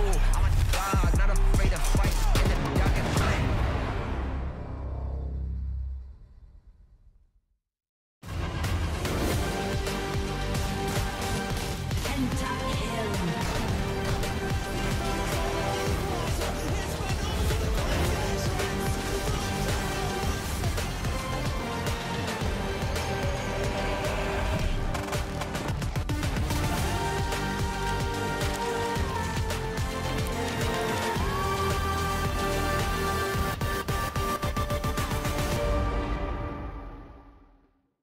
Then face your death, cause you play a roulette with each step I progress, no less. Go ahead and place your bets, cause we know where we at, we know we top tier. Cause all the hate that you bring, we know it stops here. I'm taking off like a rocket here, ain't stopping here. It's strange how they cannot see the future, but see profit here. Wait up, we gon' always win. Promise that that's not a promise, yeah, that is a threat. You know that I promise to bring the team commas. When the whole team win, that's when you flex. Win, and I'ma do it again. Watch me win, then watch me do it again. You might have heard I'm going through a little upgrade with my tats. So when Verizon announced that everyone gets a free phone on any plan, pain-free, count me in.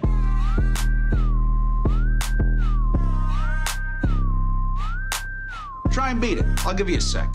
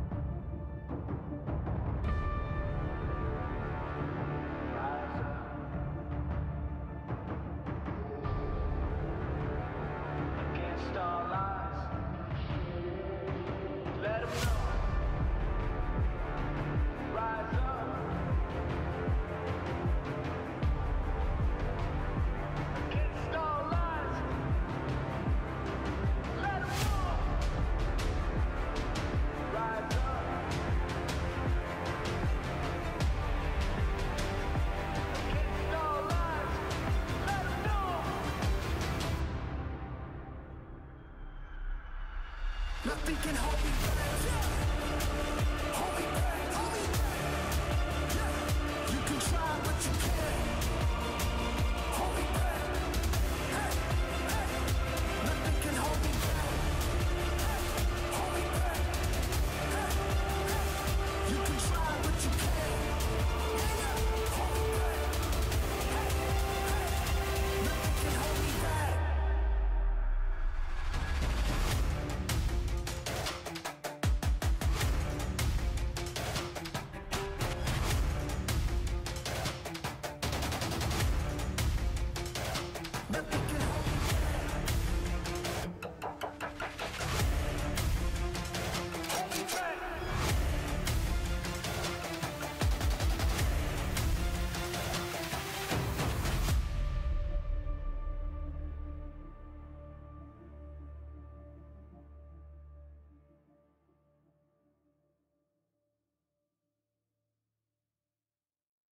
Man, this might be something lethal. Like a beast that can't be tamed. This the kind of rage you can't contain. Yeah, this might be something lethal. You can really see the flames. Feeling like it's borderline insane. Man, this might be something lethal. Something lethal. Yeah, this might be something lethal. Let me throw it down to the ground, make them turn around. This is what I do. I'm a dog, not afraid to fight in the dark and light. Welcome back to MSI as we see BLG moving up to 2-0 against GAM in what was an incredibly dominant game and a super dominant final team fight.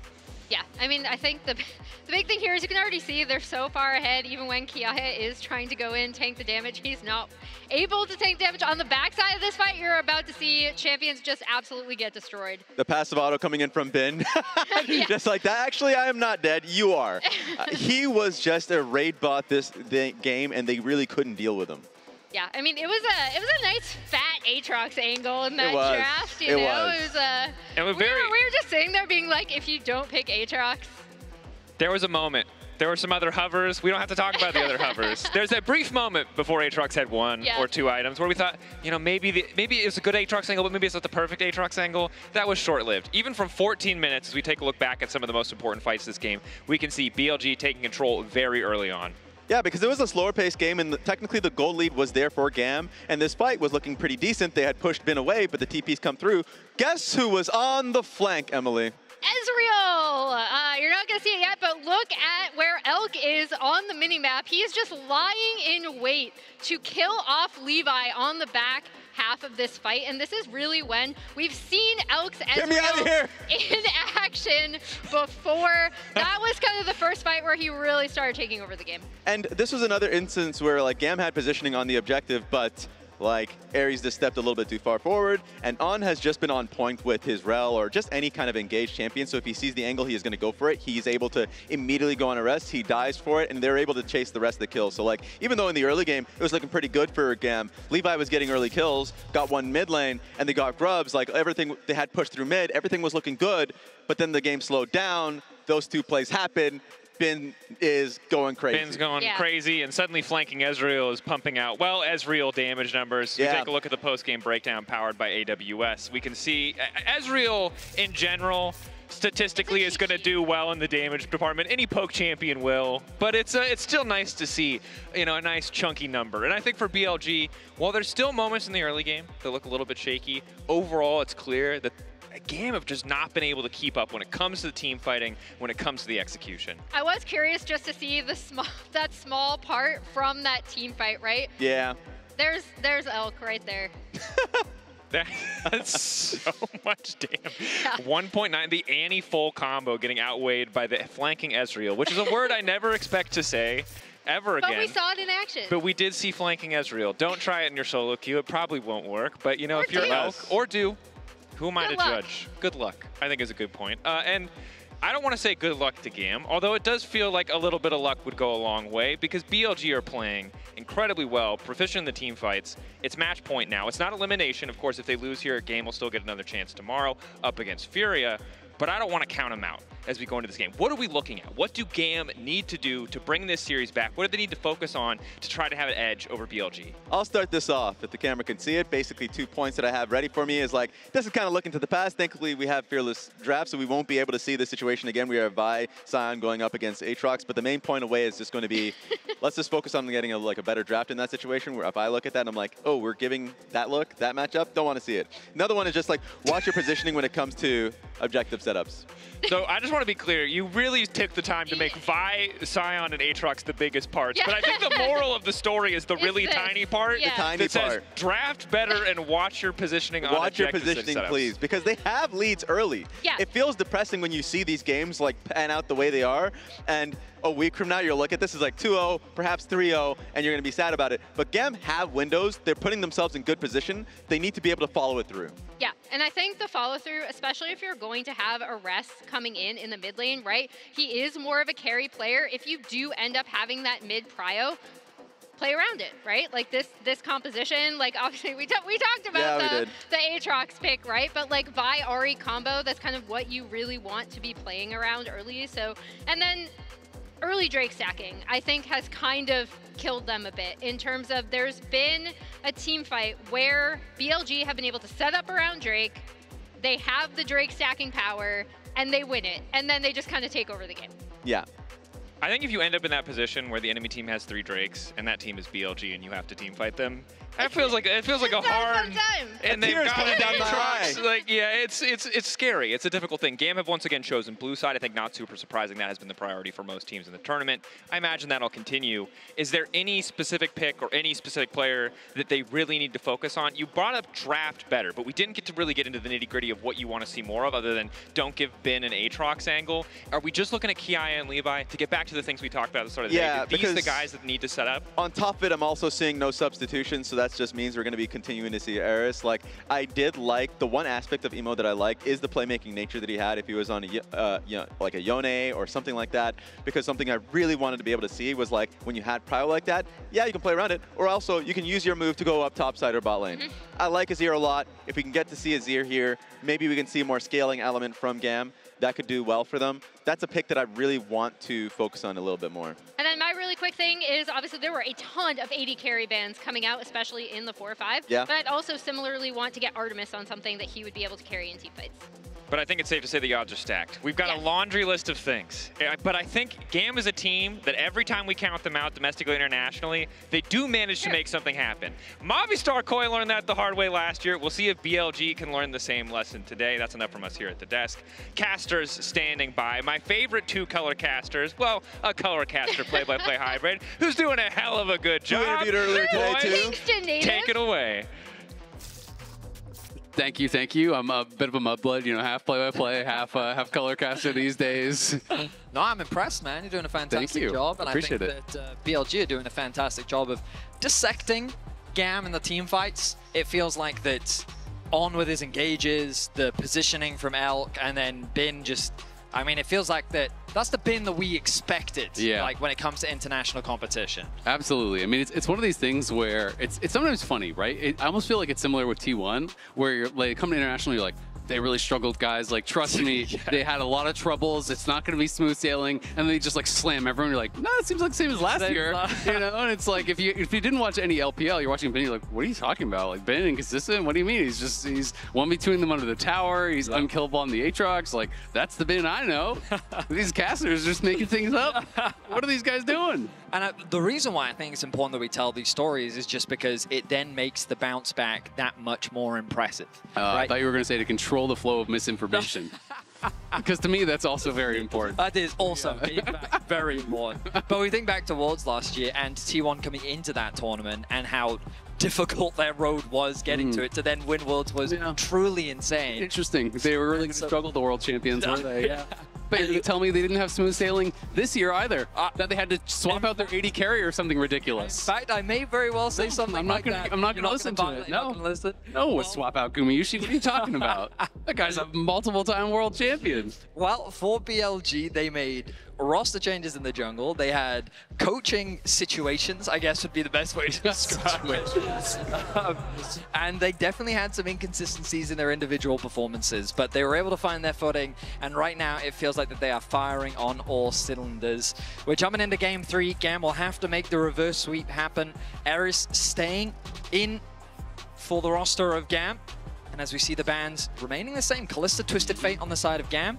Meanwhile, Nocturne, Gwen on the side of BLG. Some familiar faces on the ban list for sure. I'm really interested to see if Leona priority will skyrocket.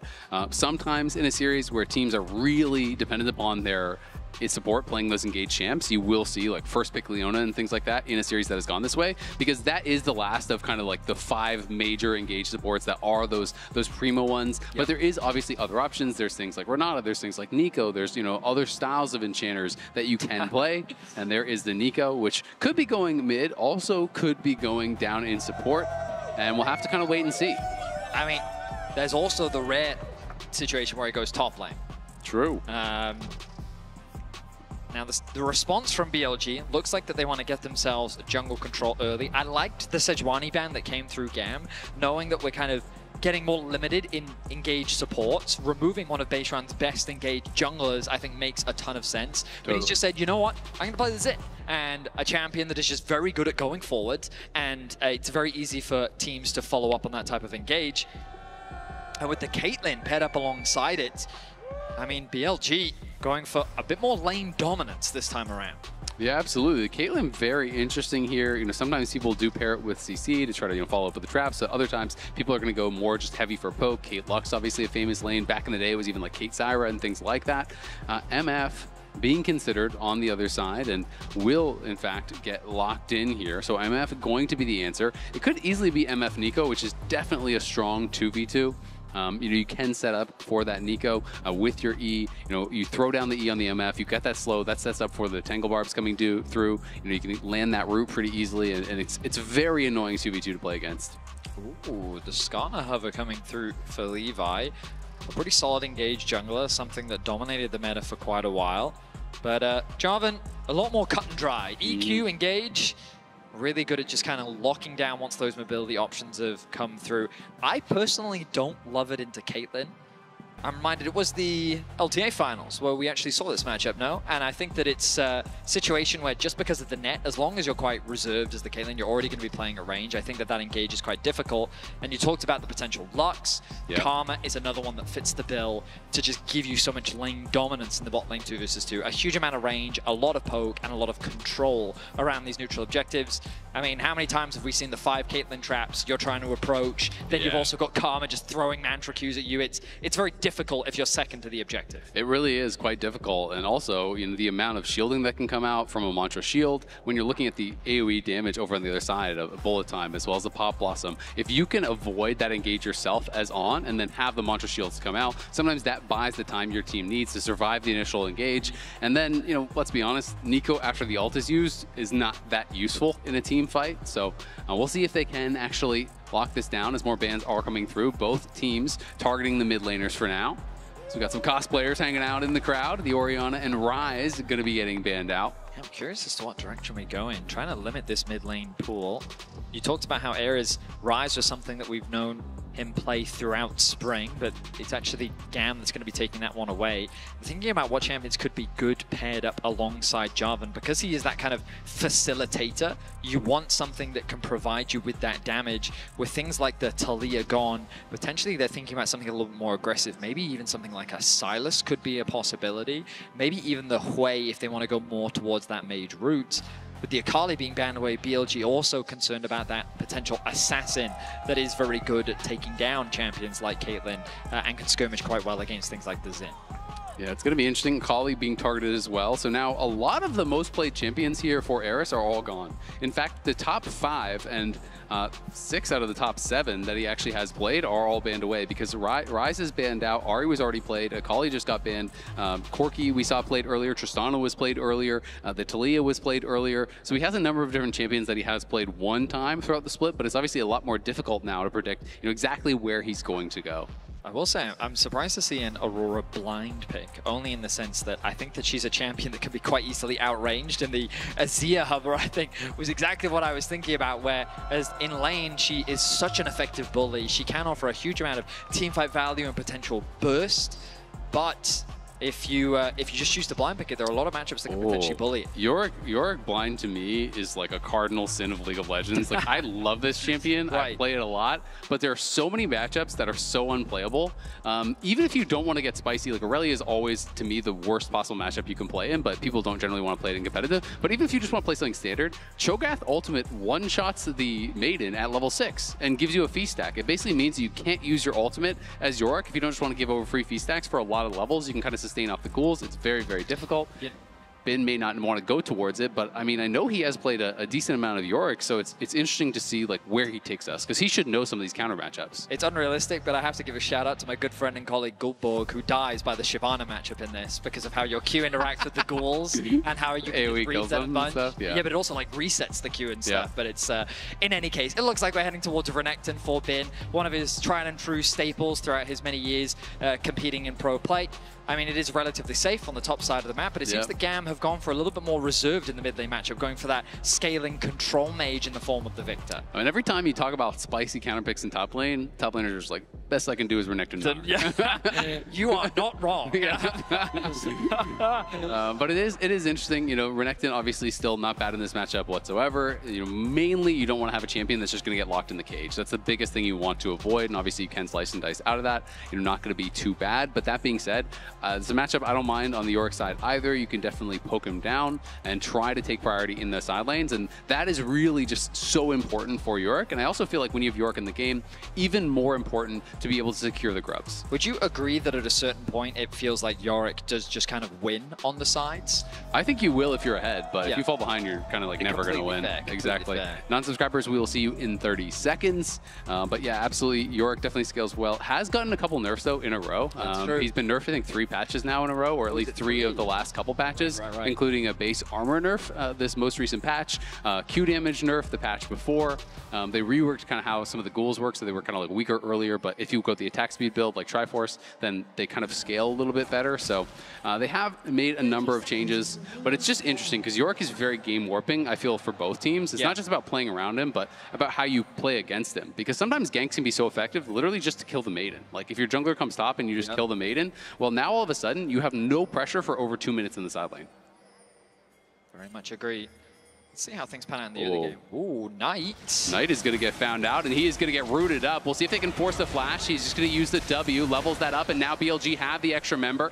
Elio going to have to pop the heal and get them back, but minions have spawned. Both mid laners will have to base very late.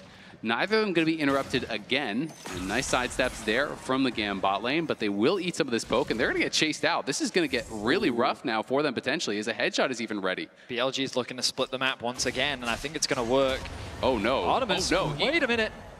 I think that was a bit of a misclick there, as he stopped auto attack that. Now he is low. He is still staying around because they don't want to actually give this over. Test this. I think this is a huge time waster. There's no way you're going to be able to fight for this.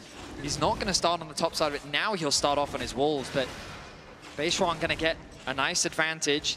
The bot lane going to be late to lane as well. Elk and On going to be able to do a bit of chip damage. I mean, Artemis is screwed. Like, look at his health, and he already used his potion, right? You're showing up to lane, having missed all 3 of the melee minions of experience, and look on the other side, Elk got all of that experience. So you're now 3 minions of experience behind. You're down 200, 300 health almost, or whatever, and you have no potion. So if On is on point with his Qs, if he hits those, it is going to be so tough now, I think, for this GAM bot lane, and they're going to try to go back and push Beishwan off, but we saw how this worked last time. Yes, we did.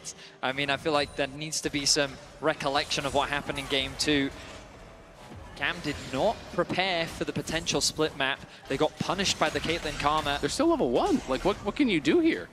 And the wave is in such an awkward spot as well. Elk managing it perfectly to deny as much farm as possible.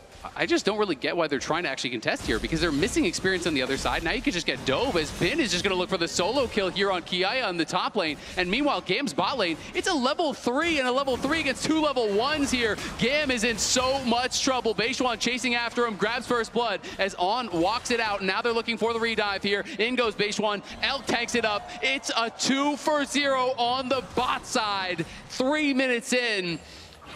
0 CS for Artemis. 0 CS, level 1, got about 1 minute of experience. It is He's cooked. Disastrous for GAM. This is a worst case scenario for any bot lane player. As with 0 farm, 0 experience, all of that gold disappearing to the tower. I just don't understand why they contested the jungle so hard. Like, you could just play the wave, get level 2, and then probably defend the dive. But yeah, I mean, the very least attempts to try and thin out the wave as much as possible to make the dive harder. Maybe if you can get the level 2. Exactly. But Levi, I mean, he's able to clear out the full top side. He's gotten level 4, but now it becomes a question of salvation. I mean, you highlighted it right.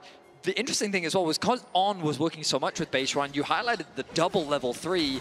Elk is able to set up all these traps. He also has both the E and the Q. On manages the tower aggro, and he does it so that Beishwan doesn't end up getting the aggro even after getting the kill.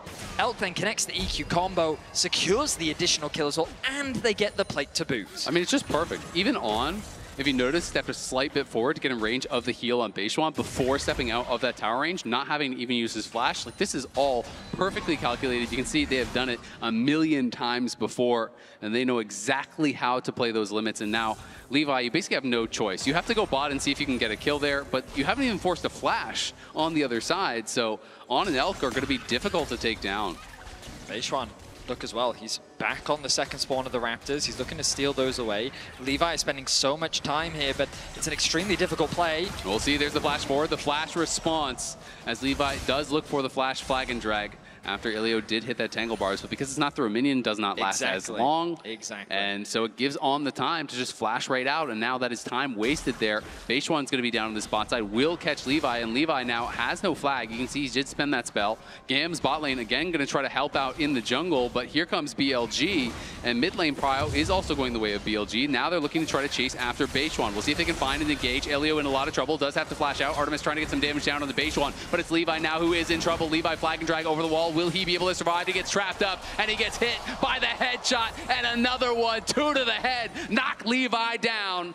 It's another kill for Elk, and it is BLG running away with the most one-sided game of the series. Exquisite execution from Elk. Utilizing the trap over the wall, relying on the roots that comes from the Karma to guarantee that headshot. Connects the E as well to get another headshot. Just beautifully done. And this is just systematic destruction. GAM's response to the split map from BLG has been disastrous. And we see Elio, I mean, he's just so squishy. Level 3 gets chunked out immediately. And again, you'll see here, the root still goes through, the trap drops, gets the headshot, connects the E, second headshot. Beautifully done. I mean, what more can you ask? It's just perfectly played right there, just nailing it. Now Bin level 6 looking for the kill onto Kiaya. Kiaya incredibly low. Bin trying to work his way out of this cage. Kiaya going back forward. Should have mana for a Q, but Bin is about to have his Q. He's going to flash forward. The Q heal does come through. The ulti from Kiaya trying to finish him off. The Maiden, though, doesn't quite have the damage, and now Bin's cooldowns are coming back up. He's going to flash in, slice, dice, stun, and he knocks him down with the Ruthless Predator. That's what Bin is, and he is king of the top lane in this series. A slight overstep from Kiaya is quickly punished. And what was a disastrous bot side of the map is now extending to the top side. Bin finds himself with a 650 gold lead, and things are falling apart everywhere as BLG find themselves with a 3K gold lead only 7 minutes in. Eris is just like, hey guys, I'm up 4 CS, how's it going? Well, the gold difference is a nice summary for Azazel. It is not looking good. Woo. It's tough. Now the swap will come through from BLG. The grubs are spawning in about 40 seconds, and BLG do not want to ease up on the pressure. They will not go easy on GAM. GAM has put up a decent fight in the first 2 games, but here in Game 3, BLG have shown 0 remorse. Caitlyn 3-0-1, a 1.3k gold lead already. I mean, you just look at the itemization, and it is so sad when you're in these kind of situations where it's just like, what can you do? You can't compete. Like, there's no winning situation from that spot. And this is the BLG jungler timeline. A lot of questions about Beishuan, coming into MSI. Of course, he's going to have to answer more than just a win against GAM, but he has been good, very good, I would say, in this series. As Kiaya having no fun whatsoever. Another trap lands as the CC just feels endless. Going to get chunked down incredibly low, and we can see Beishuan up on that top side. He is filled, to me, more of like the Shun role than the Wei role. He has been kind of more that facilitative jungler, playing for the lanes, and has been quite good at it. Helped the team to get here, and Artemis now in trouble. Gonna have to flash out as almost gets knocked down there by Knight. They try to move the MF mid lane, try to find somewhere where he could safely farm. Nothing doing. Yeah, I feel like the Beishuan has fit into the mold that BLG needs, and this game is a great example of that. He's played towards the lanes very well, and this is very reminiscent of the BLG that we saw last year, that very bot-centric BLG, really good at setting up their bot lane for success. When you give them that gold lead, they utilize it incredibly well. You just leave Knight to play his lane and he will find advantages, and GAM is just on damage control. Their lane assignments are kind of all over the place as they try and match BLG where they can, but BLG are even punishing that. Finding the flash in the mid lane onto Artemis, the fact that top lane continues to be bullied, it only goes from worse to worse. Yeah, it is very, very tough now for GAM, and if Kiaya falls too far behind, York doesn't really have a fallback plan, right? Like, whether you're winning or whether you're losing, you're kind of running down a side lane. Like, that's kind of what the champion does, how it functions. Eris in the side lane now might get some bad news. Has been posturing very aggressively. Someone behind him? Yes, of course. Knight is there. The BLG soul laners looking to group up, and Eris knows he is dead, so he's just going to knock down the wave, accept his fate. Knight is on the board in game 3. A nice little window that Knight was able to find to roam towards the bot side of the map and pick up a quick kill. 6-0 now the scoreline in favor of BLG as they continue to grow the gold lead. TP back into mid. The timing is just perfect. It's like the pieces are just fitting into the puzzle one by one. And BLG are not struggling to find those pieces whatsoever. We expect the bot lane to swap back towards their respective lane as the dragon spawns in 55 seconds. And I mean, like, it is just textbook League of Legends at this point when you have this kind of lead. Yeah, absolutely. I mean, it's so difficult to really be able to deal with them when you don't have side lane prio, when your bot lane is so far behind. You really are looking for some sort of a fallback plan, and it's got to be, playmaking. It's got to be some sort of an outplay in the side lanes, but it's going to be really, really hard. We'll see if they can find a way in, and we know GAM really hasn't had much emphasis on the Dragons throughout the series. There's been BLG stacking them every single game. And when GAM was ahead in the last 2 games, they didn't even contest early Dragons. So I definitely do not expect them to try to contest from behind. Yeah, GAM aren't the strongest when it comes to early game objective control. And I mean, the reality of their situation is that they are relying on BLG making some egregious mistakes, whether it be positioning in the team fights or overextending in side lanes. There's a possibility that with this kind of a lead that BLG get a little overconfident. They go for plays that they shouldn't really be going for, but with the goal lead that they have, they feel that they can make it. But as of right now, it's been flawless play, and BLG are not leaving any of these windows open. Yeah, and I mean, if you're going to depend on mistakes from BLG, at this point, they're going to have to be some bigger mistakes. They're going to have to, like, sub-Vedius in on Nocturne or something like that, you know? I mean, their chances would only go up if they did that. I'll tell you that right now. All right, well, we'll see how their chances are going to be here as they're going to let the bolt time rip, trying to clear out the wave, and he is just gone. It's a magic trick. Now you see him, now you don't. Ilio going to get chased down as well. Is still barely alive. The last auto will finish him. As even on grabbing a kill there. That was a fast one. Yes, it certainly was. That really is the wallet difference that you are seeing. The Sundered Sky being completed.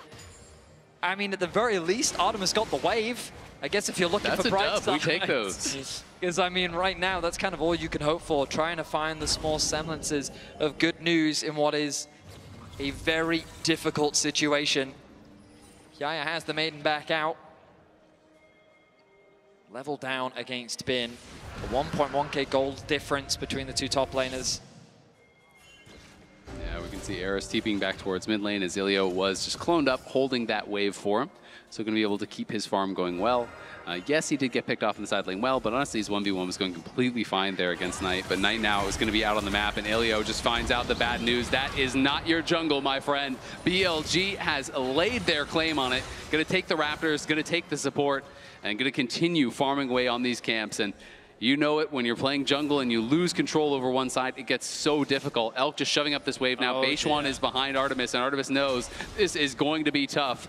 Levi is moving down here, but I don't know if he can actually get there in time to really do anything. There's 3 members, and it's going to be Bin fighting on the top side. We can see the dive going off on the bot side. The first kill is already there. Kiaya trying to run. Levi came in, but he couldn't do anything. Now he's going to get trapped up. Kiaya will be able to survive. Loses the maiden, though, in the process, and Eris is going to move down here. They're going to look to try to make a fight happen. It's a triple knockup for Levi. The Chaos Storm comes through. They do get 1 kill. In comes Elio. They're trying to get another, but they just don't have the damage to knock down Beishuan. He is healing up. He's getting shielded, and he's going to re-engage with the Sundered Sky. Trying to go for more here. He will have to try to kite it out, though. Eris looking here with the laser. Does connect. Gets the shutdown. GAM getting their first kills in this game. At the very least, GAM get on the board. And I like the proactivity, but BLG's back on the map, and Knight secures himself another kill. That's 3 for him. 2-12 is the scoreline. And GAM, I admire that they have not given up. They still look for those plays. Levi finds a beautiful engage with Eris in a good position. But as you rightly identified, it's just a matter of gold. They don't quite have the damage. If the gold was a little bit closer, that play would have been massive. But the amount of healing that was coming out from Beishuan was just disgusting. Yeah, it is very, very difficult. You know, when these kind of drain tanky bruisers get ahead, it is so hard to be able to actually knock them down. You know, you're losing on the bot side. You're trying to make a play happen there. And I think it was a pretty good play to look for. As Artemis, of course, will survive that ultimate, but does get pushed back, and this tower is not long for the world. You can see the top lane tier 1 low as well. The bot lane tier 1 has already been claimed, and that is a lot of plates going the way of BLG. 1,123 gold, and they're looking like they're 6,000 now ahead. They just crested. 14.5 minutes in. GAM, I still have confidence that they're going to be looking for plays where they can.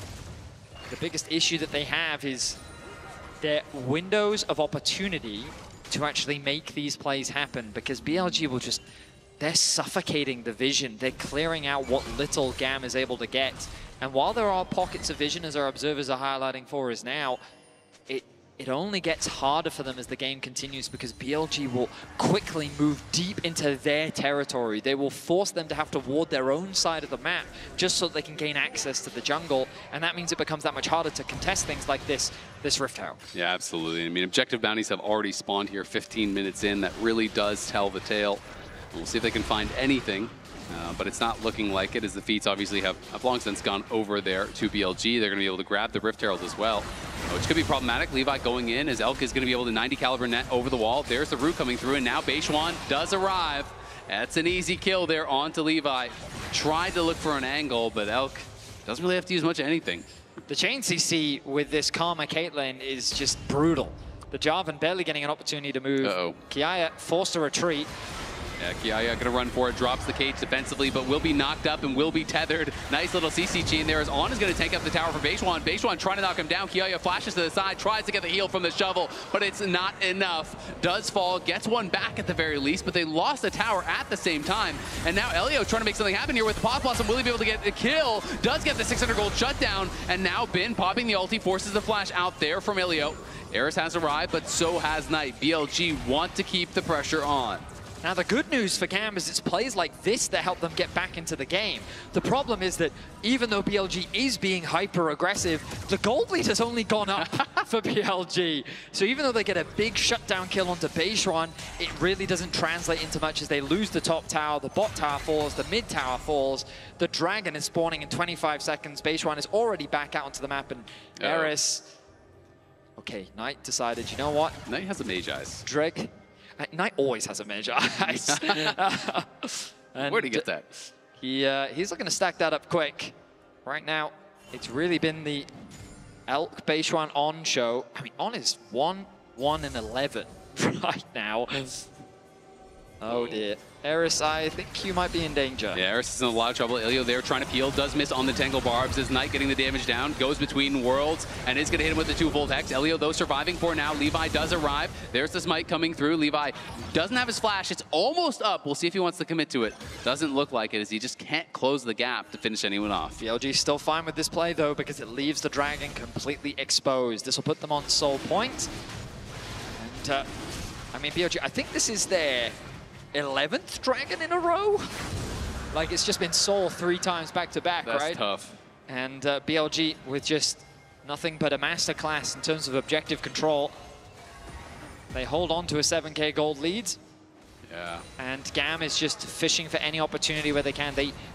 They responded to the aggression on the top side well. They stopped BLG from getting another kill, but that's kind of the best of their options right now, just kind of stopping BLG from getting more. Unfortunately, BLG still finds a way to get something on the map. Absolutely. I mean, Elk now individually up over 3,000 gold. His call is long since cashed out. And they're going to look for one of these side lane tier 2s. A big prize to take, as Beishwan will just ride this one in for the crash. And that tower is going to be gone for sure. Now it's 8,000 gold in the lead. And he's just going to ride into the next tower as well. Will he go towards mid lane? Sees a lot of GAM members. He's just going to drive for the tier 2 there. Gets that incredibly low, does get knocked back towards the GAM side, and there's some slows coming through from Artemis, but it's just not even going to matter as Levi's going in for Elk. Nice flash out there from Elk, does get him to safety from the flag and drag. Kiaya in the area, has the maiden back once again, and Eris arrives with the teleport. You can see Bin in the bot lane has TP'd in as well as Beishwan trying to look for something here. Beishwan is just going aggressive. Elk knocks down Artemis. Bin is chasing after Eris with Knight. Eris is in a world of hurt, and he gets knocked down as Knight goes on a rampage. Kiaya trying to get back into the base, but he's got nowhere to go. He's rooted up, and he's knocked down as well. It's Elio and Levi against the world. BLG not afraid of this whatsoever. They're chasing into the base. It is 19 minutes, and nowhere is safe on the map for GAM. BLG dominate GAM as they just take control over everything. GAM is left wanting as Levi has to witness the destruction of his base. They will leave the inhibitor up. It is still very early into the game. Simply as a warning. That is a message being sent to GAM that BLG will allow their inhibitor to stay up. They will walk away with the red buff. But my goodness, Beishwan, yes, he is going in super deep, but he is surviving way longer than he has any right to. Yeah, I mean, you just have to commit way too much, even if you can kill. Yeah.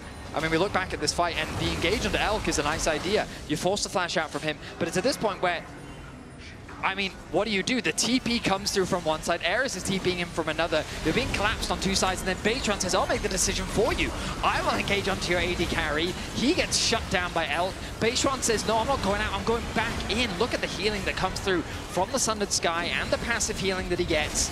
And it just turns into pick after pick after pick. BLG just picking apart GAM. Yeah, it is really, really tough. I mean, even if you find a good play at this point, no play looks like a good play when you're down 8,000 gold this early, and now it's nearly 11,000 gold as one combo. Two basic abilities there from Knight. Take more than half of Levi's health, and they are onto the Otacon right on spawn. We've seen this one before. GAM going to teleport down. They are going to look to try to make a stand at this objective, see if they can get some kills, see if they can get an objective bounty, but it is getting incredibly low. As Ilio going to go in, finds a multi-man engage. Into the backline goes Levi. There's the ulti coming down. The bullet time does get the kill onto Elk. Artemis trying to get the damage rolling, but it's Knight now going forward, looking for Artemis. Gets the 2-volt hex and knocks him down. It's Bin, meanwhile, kills another one. We've seen this one before. Eris is going to run for the hills, as is Elio, but On is chasing him, trying to juke with the clone. It just doesn't even matter. BLG winning another fight. It looked quite promising for GAM. I thought that there was actually an opportunity for them to go even in the fight, but unfortunately, again, it's simply a matter of finances. They don't quite have the resources. Knight is still so destructive in the backside as well, with 24 stacks on the Medjais. We look back at this play, and it's BLG just starting off the Otacon. They are not afraid of anything. A nice engage comes through from Elio, and they shut down the Elk almost immediately. And that's why you think, oh, this actually looks quite promising. Beishwan then takes a lot of damage himself. But the AoE ultimate that comes through from Knight is huge. Bin on the front line soaks up a huge amount of damage. And then in combination with Knight and Bin, along with the support from On, it's just a very one-sided fight in favor of BLG. Yeah, he's looking happy now. He can sense it. They are getting incredibly close to closing this series out, to sweeping GAM down to the lower bracket. Of course, in the play-in stage here, it is 2 wins and you move on, 2 losses and you are out. So neither team would move on or be eliminated from this one. But of course, BLG with an incredible start. And that's important to note, just because that it's not all doom and gloom for GAM. They will have an opportunity to play up against Furia, which I'm expecting to be a very interesting matchup, especially with what Furia showed us today. And GAM showing us some great moments in this series against BLG. Right now, though, oh my God. Okay, there's stack number 25 for Knight. That wasn't a range minion, I swear. There was someone playing that character. Yes, that was. I mean, it was on the support, but my goodness. Yeah, Knight showing what you can do when you get ahead. He's going between the worlds, looking for him as the barrier almost gets one shot through it, but Knight is in trouble, and Knight is going to lose some stacks here. Some pages getting torn out of the book. But I don't think Kiaya can get anything more. Knight feeling himself, wanted to just one-shot him under the tower in front of his team. Couldn't make it happen. That was way too cocky for Knight. I mean, oh my goodness. And I think the downside for him is we're going to get a MasterCard priceless moment of the game. We're going to see the one-shot again, and we're also going to see his overextension. Good news for GAM is, hey, they'll get a bit of gold back, but it's still an 11K gold difference between the two teams. Yeah, it's going to be a mountain to climb for them. And it is now Soul added in there, as it is an Infernal Soul. So maybe that's what he needed. You just blame the jungler for not getting the Soul earlier. You're quite right. Otherwise, he would have been able to get this kill. So we can watch this one more time. That is, of course, Elio, not Eris. But that is 2 basic abilities and a dead Nico. Yeah, that was Thor cosplay. That was a lot of lightning coming down from the skies. Beishwan to clear out some vision. Baron is not alive yet. So BLG are just going to have to chill until that objective spawns, but you can imagine that they will just kick that one off immediately. It's grim as Baron spawning into a game like this. You don't have a very long lifespan. It's quite true. Baron excited to witness the rift. Beautiful spirit blossom. And it will not be long for this world. No, and Kiaya might not be as well, as he loses almost all of his health there. As the ace in the hole going to get blocked by Eris and Ilio, excuse me, as he is always cosplaying there. Beishwan, yeah, you need to chill out. Baron is still 35 seconds away. If BLG make a mistake here, I mean... They might only be 10K down if they make a mistake here. That's quite right. I mean, the worst case scenario for BLG is 2 members die, GAM have 5 members, and then they can contest the Baron. But even in 3 versus 5, I feel like BLG could still win. Yeah, so definitely scary. Oh, and look at Knight. He's sitting on that blast cone. If he finds an angle, we know he wants to go for it. I mean, he's got to fill the pages of the book back up. He's got stories to tell, that one's for sure, as Levi going to get knocked out of his flag and drag, already down nearly 3 levels, as there is going to be an engage here coming through. Kiaya trying to find some sort of an angle, but there's no angle to be had. He's just going to be going back to the fountain. Knight, though, does get CC'd up, gets hit by the Tangle Barb, but they can't finish him off just yet. Eris, though, does finally get the kill. Beishwan on the other side with Bin and Elk. They're in the base. They're killing everybody. Eris is going to have to try to flash out of there and run. He's the last surviving member trying to battle here against On, but On is too strong. Mantra Tether healing up, setting him up for Bin to knock him down. BLG marching on the Nexus. GAM made him work for it in the first couple games, but they made no doubt about it in this third one. BLG came out with a vengeance. 25 minutes in, 15K gold up. BLG will sweep the series. A convincing game to round the series out. BLG looking dominant in this best of 5. They will be going up against G2 tomorrow. But my word, of course, while there still may be some question marks, I mean, I feel like... It's also some exclamation points. There are definitely some exclamation points. BLG looked fantastic in today's series. It's going to be a scary prospect for G2. Of course, they're going to be the ones awaiting the winner of this. So it is going to be G2 versus BLG in that winner's bracket. Winner will advance to the main stage. And of course, in the loser's bracket, it will be GAM versus Furia. You touched on that earlier. I think pre-tournament expectations were that GAM would be favored there. Yeah. But with Furia really showing up and playing so damn well, nearly taking down G2 in a series that went all 5 games, I think you really have to reevaluate how you're looking at this team and how close the series could be. I completely agree. I'm really excited to see that best of 5 play out tomorrow. Of course, the loser of that series will be eliminated. The winner will have an opportunity to play against the loser of G2 versus BLG for that final main stage spot. Maybe we get a Furia G2 rematch. Who knows? We could very well get that. The answers will be given to us tomorrow, and you can see a look at the bracket for the playing stage on your screen right now. Yeah, of So course. as we were saying, G2 versus BLG will be the second best of 5 tomorrow, with Furia and GAM kicking off the day. The winner of Furia GAM will go up against the loser of G2 BLG, whereas the winner of G2 BLG will join the other teams in the MSI main stage. So a lot of awesome League of Legends still to be had. I mean, MSI, it's just many days in a row of awesome League of Legends, I feel. I mean, I just love the new format. You know, double elimination, full fearless, all best of fives. Teams will have no excuses. You're going to have the opportunity to prove how good you are, that you can compete with the best, or that you can't. You know, you really do get the games you need to showcase your talents, and I do think it's going to be a lot of fun to watch it, you know, playing out. We have 5 best of fives here just in play-ins.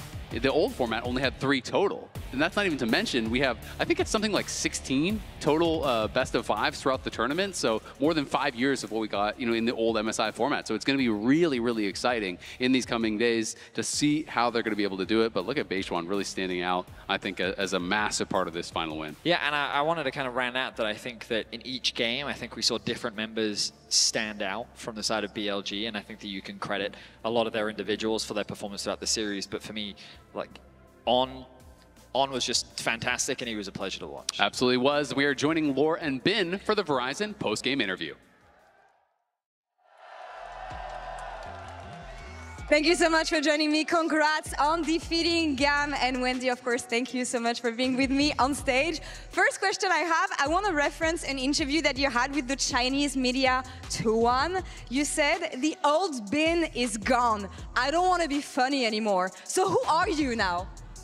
首先，恭喜你们获得今天比赛的胜利。那第一个问题要问到的是，在最近的媒体采访当中，兔完的采访当中，你有提到说自己不会再嘻嘻哈哈了，以前那个搞笑的边将一去不复返了。所以现在的你是怎样的呢？我觉得现在我会严肃一些吧，不管是对待比赛还是采访，就是想呈现一个最认真、最严肃的状态。So from now, I'm going to be more serious for the in-game and also for all the interviews. The serious beam mode is on. All right, the serious mode is on.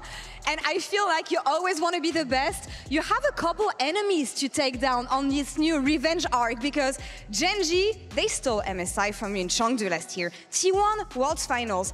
Anyone's Legend, 1 LPL. Who is your biggest enemy right now? 那我们也知道你们永远都想做到最好，但是在你们的路上可能也有一些对手需要你们完成复仇。那其实这次来到 MSI 的舞台当中 ，GNG 是你们曾经在去年 MSI 落败的对手。那 T1 是去年的世界赛的舞台，那同时还有 AL 是在 LPL 的决赛上。所以说，谁会是你们最大的对手呢？觉得，我们自己的话是我们自己才是我们最大的对手吧。其他他们这些战队，我觉得只要我们能拿出最好的状态打他们，我们都有很大的机会会赢。I believe this BLG ourselves is our biggest rival because if we were able to have a really good momentum to put it to all the ends, facing against any opponents, we still got the potential to get the victory. I see. And on this quest to fight against yourself, first you're gonna have to fight G2 tomorrow in the winner's bracket. You kicked them out of Worlds last time you faced off against them. So what is it gonna come down to tomorrow? 那在你们不断去成长、去进步的过程当中，你们接下来将面对到的下一个对手是 G2。在去年的世界赛上，你们淘汰掉了他们。那在明天胜者组的比赛当中，再次和他们相见，你觉得会是怎样的一个展开呢？其实我们去年2年很多次会遇到 G2， 然后每次都是在生死局遇到他们。这次不是生死局，所以我把他们淘汰了，我心里会好受一点吧。I feels like in the past 2 years, we always face off against G2 in the elimination match, the death match. So this time tomorrow, if we face against G2, it's not the elimination one. So I feel just more comfortable, a little bit better if we just take down G2, right? Confidence and more comfortable. Bin, it wouldn't be a Bin interview if I was not asking you for a message for your English fans. Is there anything you want to tell them today? 当然了，当斌哥站到我们的采访席当中，大家都想听一下你来说几句英语。那现在是你的时间了。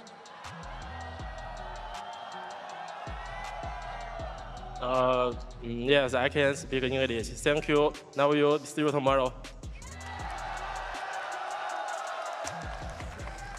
Bin, Sheshe, thank you so much for the interview. Wendy, thank you so much for the translation. And that's all for us here on this side of the stage. See you tomorrow.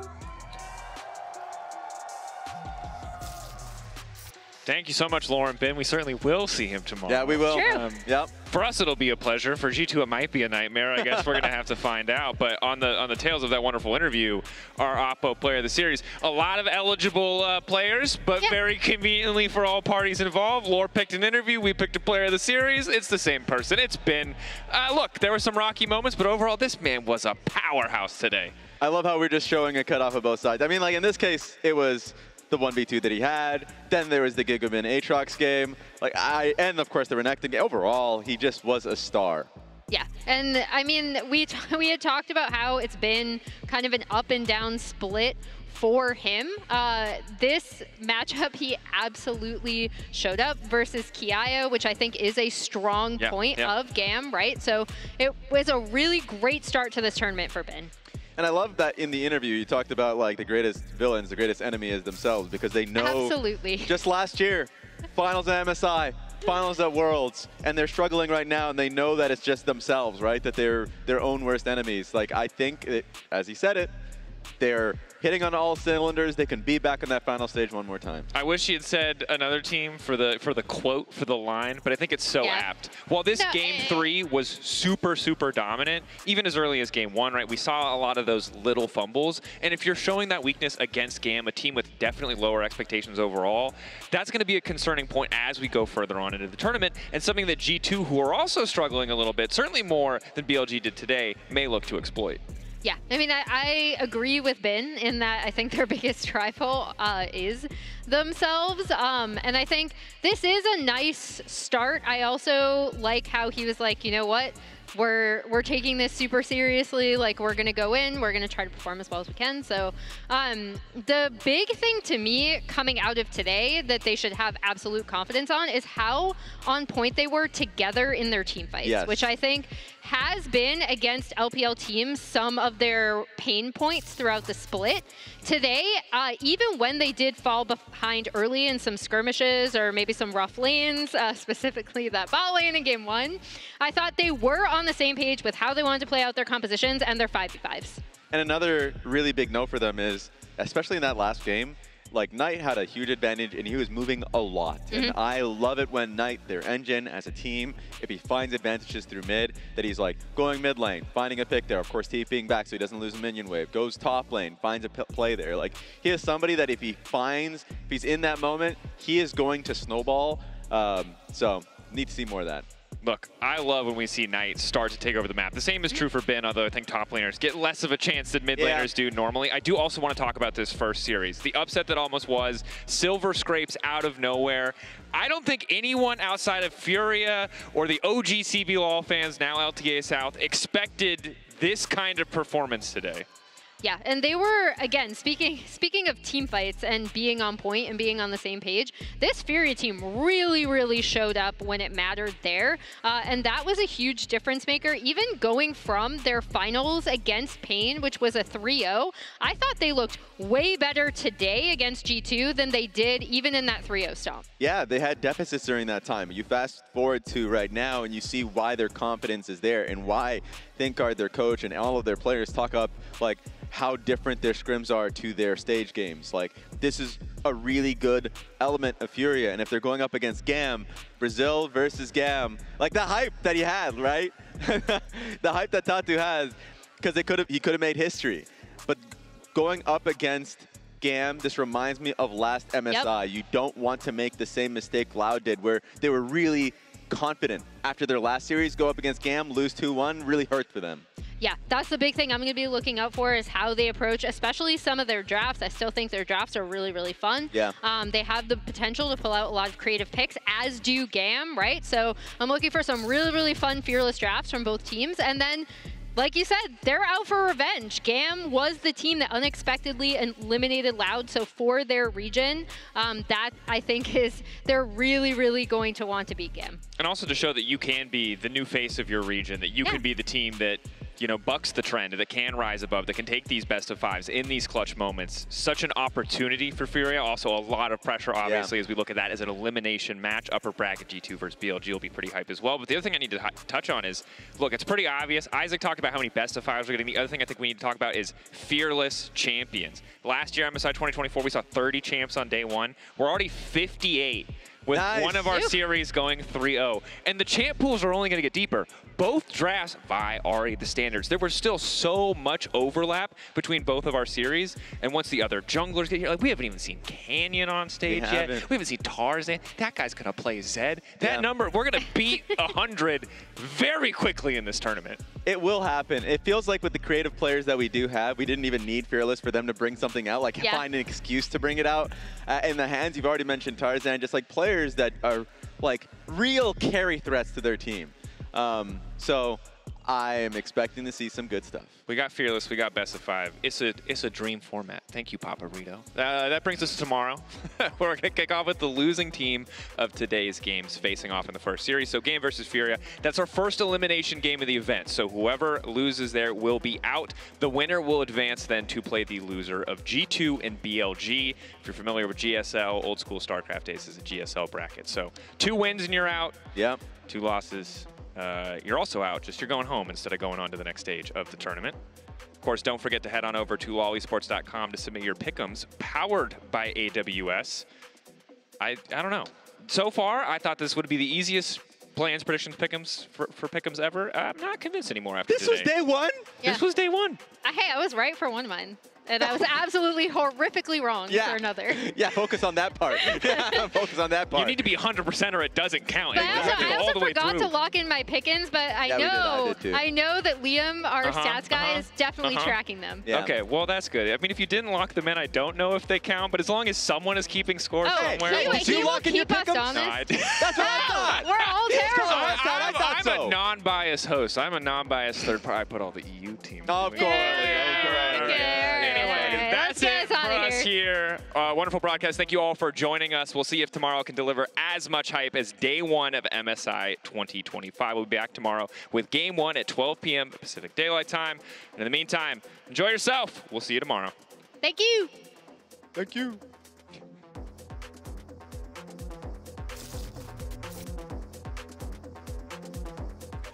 Ayu's got the kill on his Q-Mon and now Broken Blades in the middle of everybody. A double kill back over to Neela. G2 have lost 2. LeBron trying to retreat now. Caps caught out. Shot down. Triple kill. Ego is behind enemy lines. Now getting jumped on by Skewmon. But Ego is not down. The healing from the Aatrox. And Furia is furious in the face of G2 Esports. Guys. Vou começar a afterwards. We kill that ball. As the Realm Warp gets Toots back to safety, but Broken Blade already has the stasis ready to go. Nice. You guys can win? Yeah, go bots. Just careful right spread.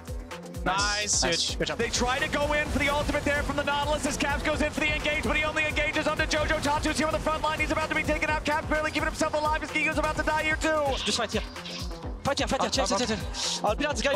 He's on Fury. Gotta try to escape. G2 have found a massive fight. I think we can end. We're gonna end. Nice. Gigo's still frontlining as the rest of Fury runs away. Pop Blossom finds 2. A lot of damage onto Ayu, but he ain't dead yet. 1 dead on G2. 2 dead on G2. 3 dead on G2. Hansama versus the world. And the world means Brazil.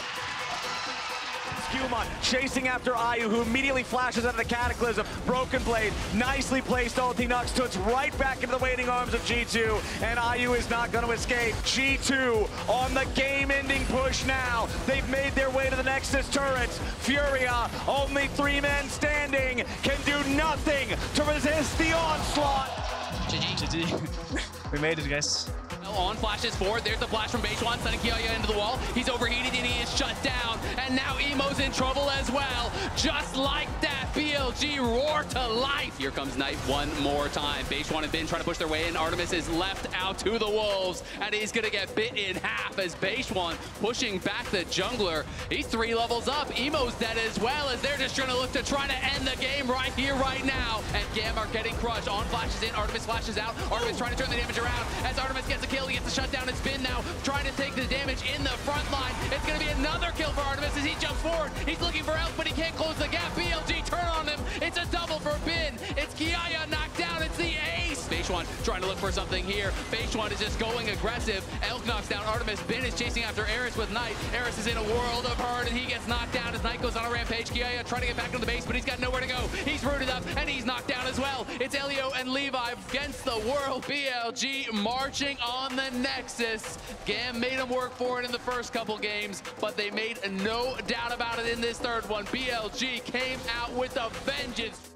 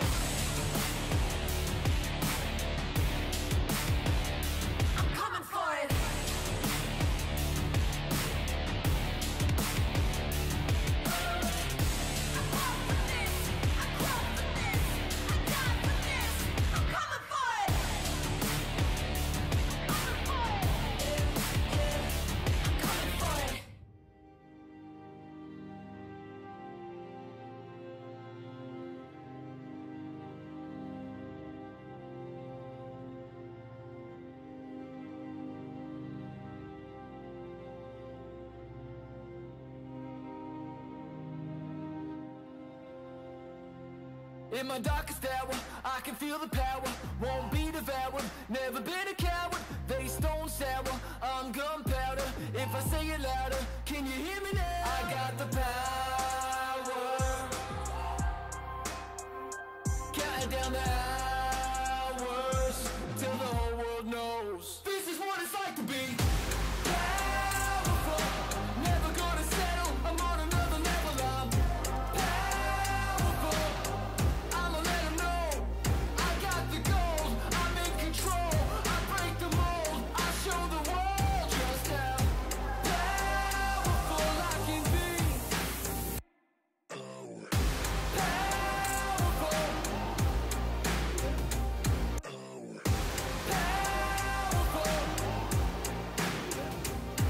Had to pay my debts, was a losing bet, and I knew what I could do, but had to prove I wasn't finished yet. Was an uphill climb, saw it in my mind, recite the lines every time. I got the power.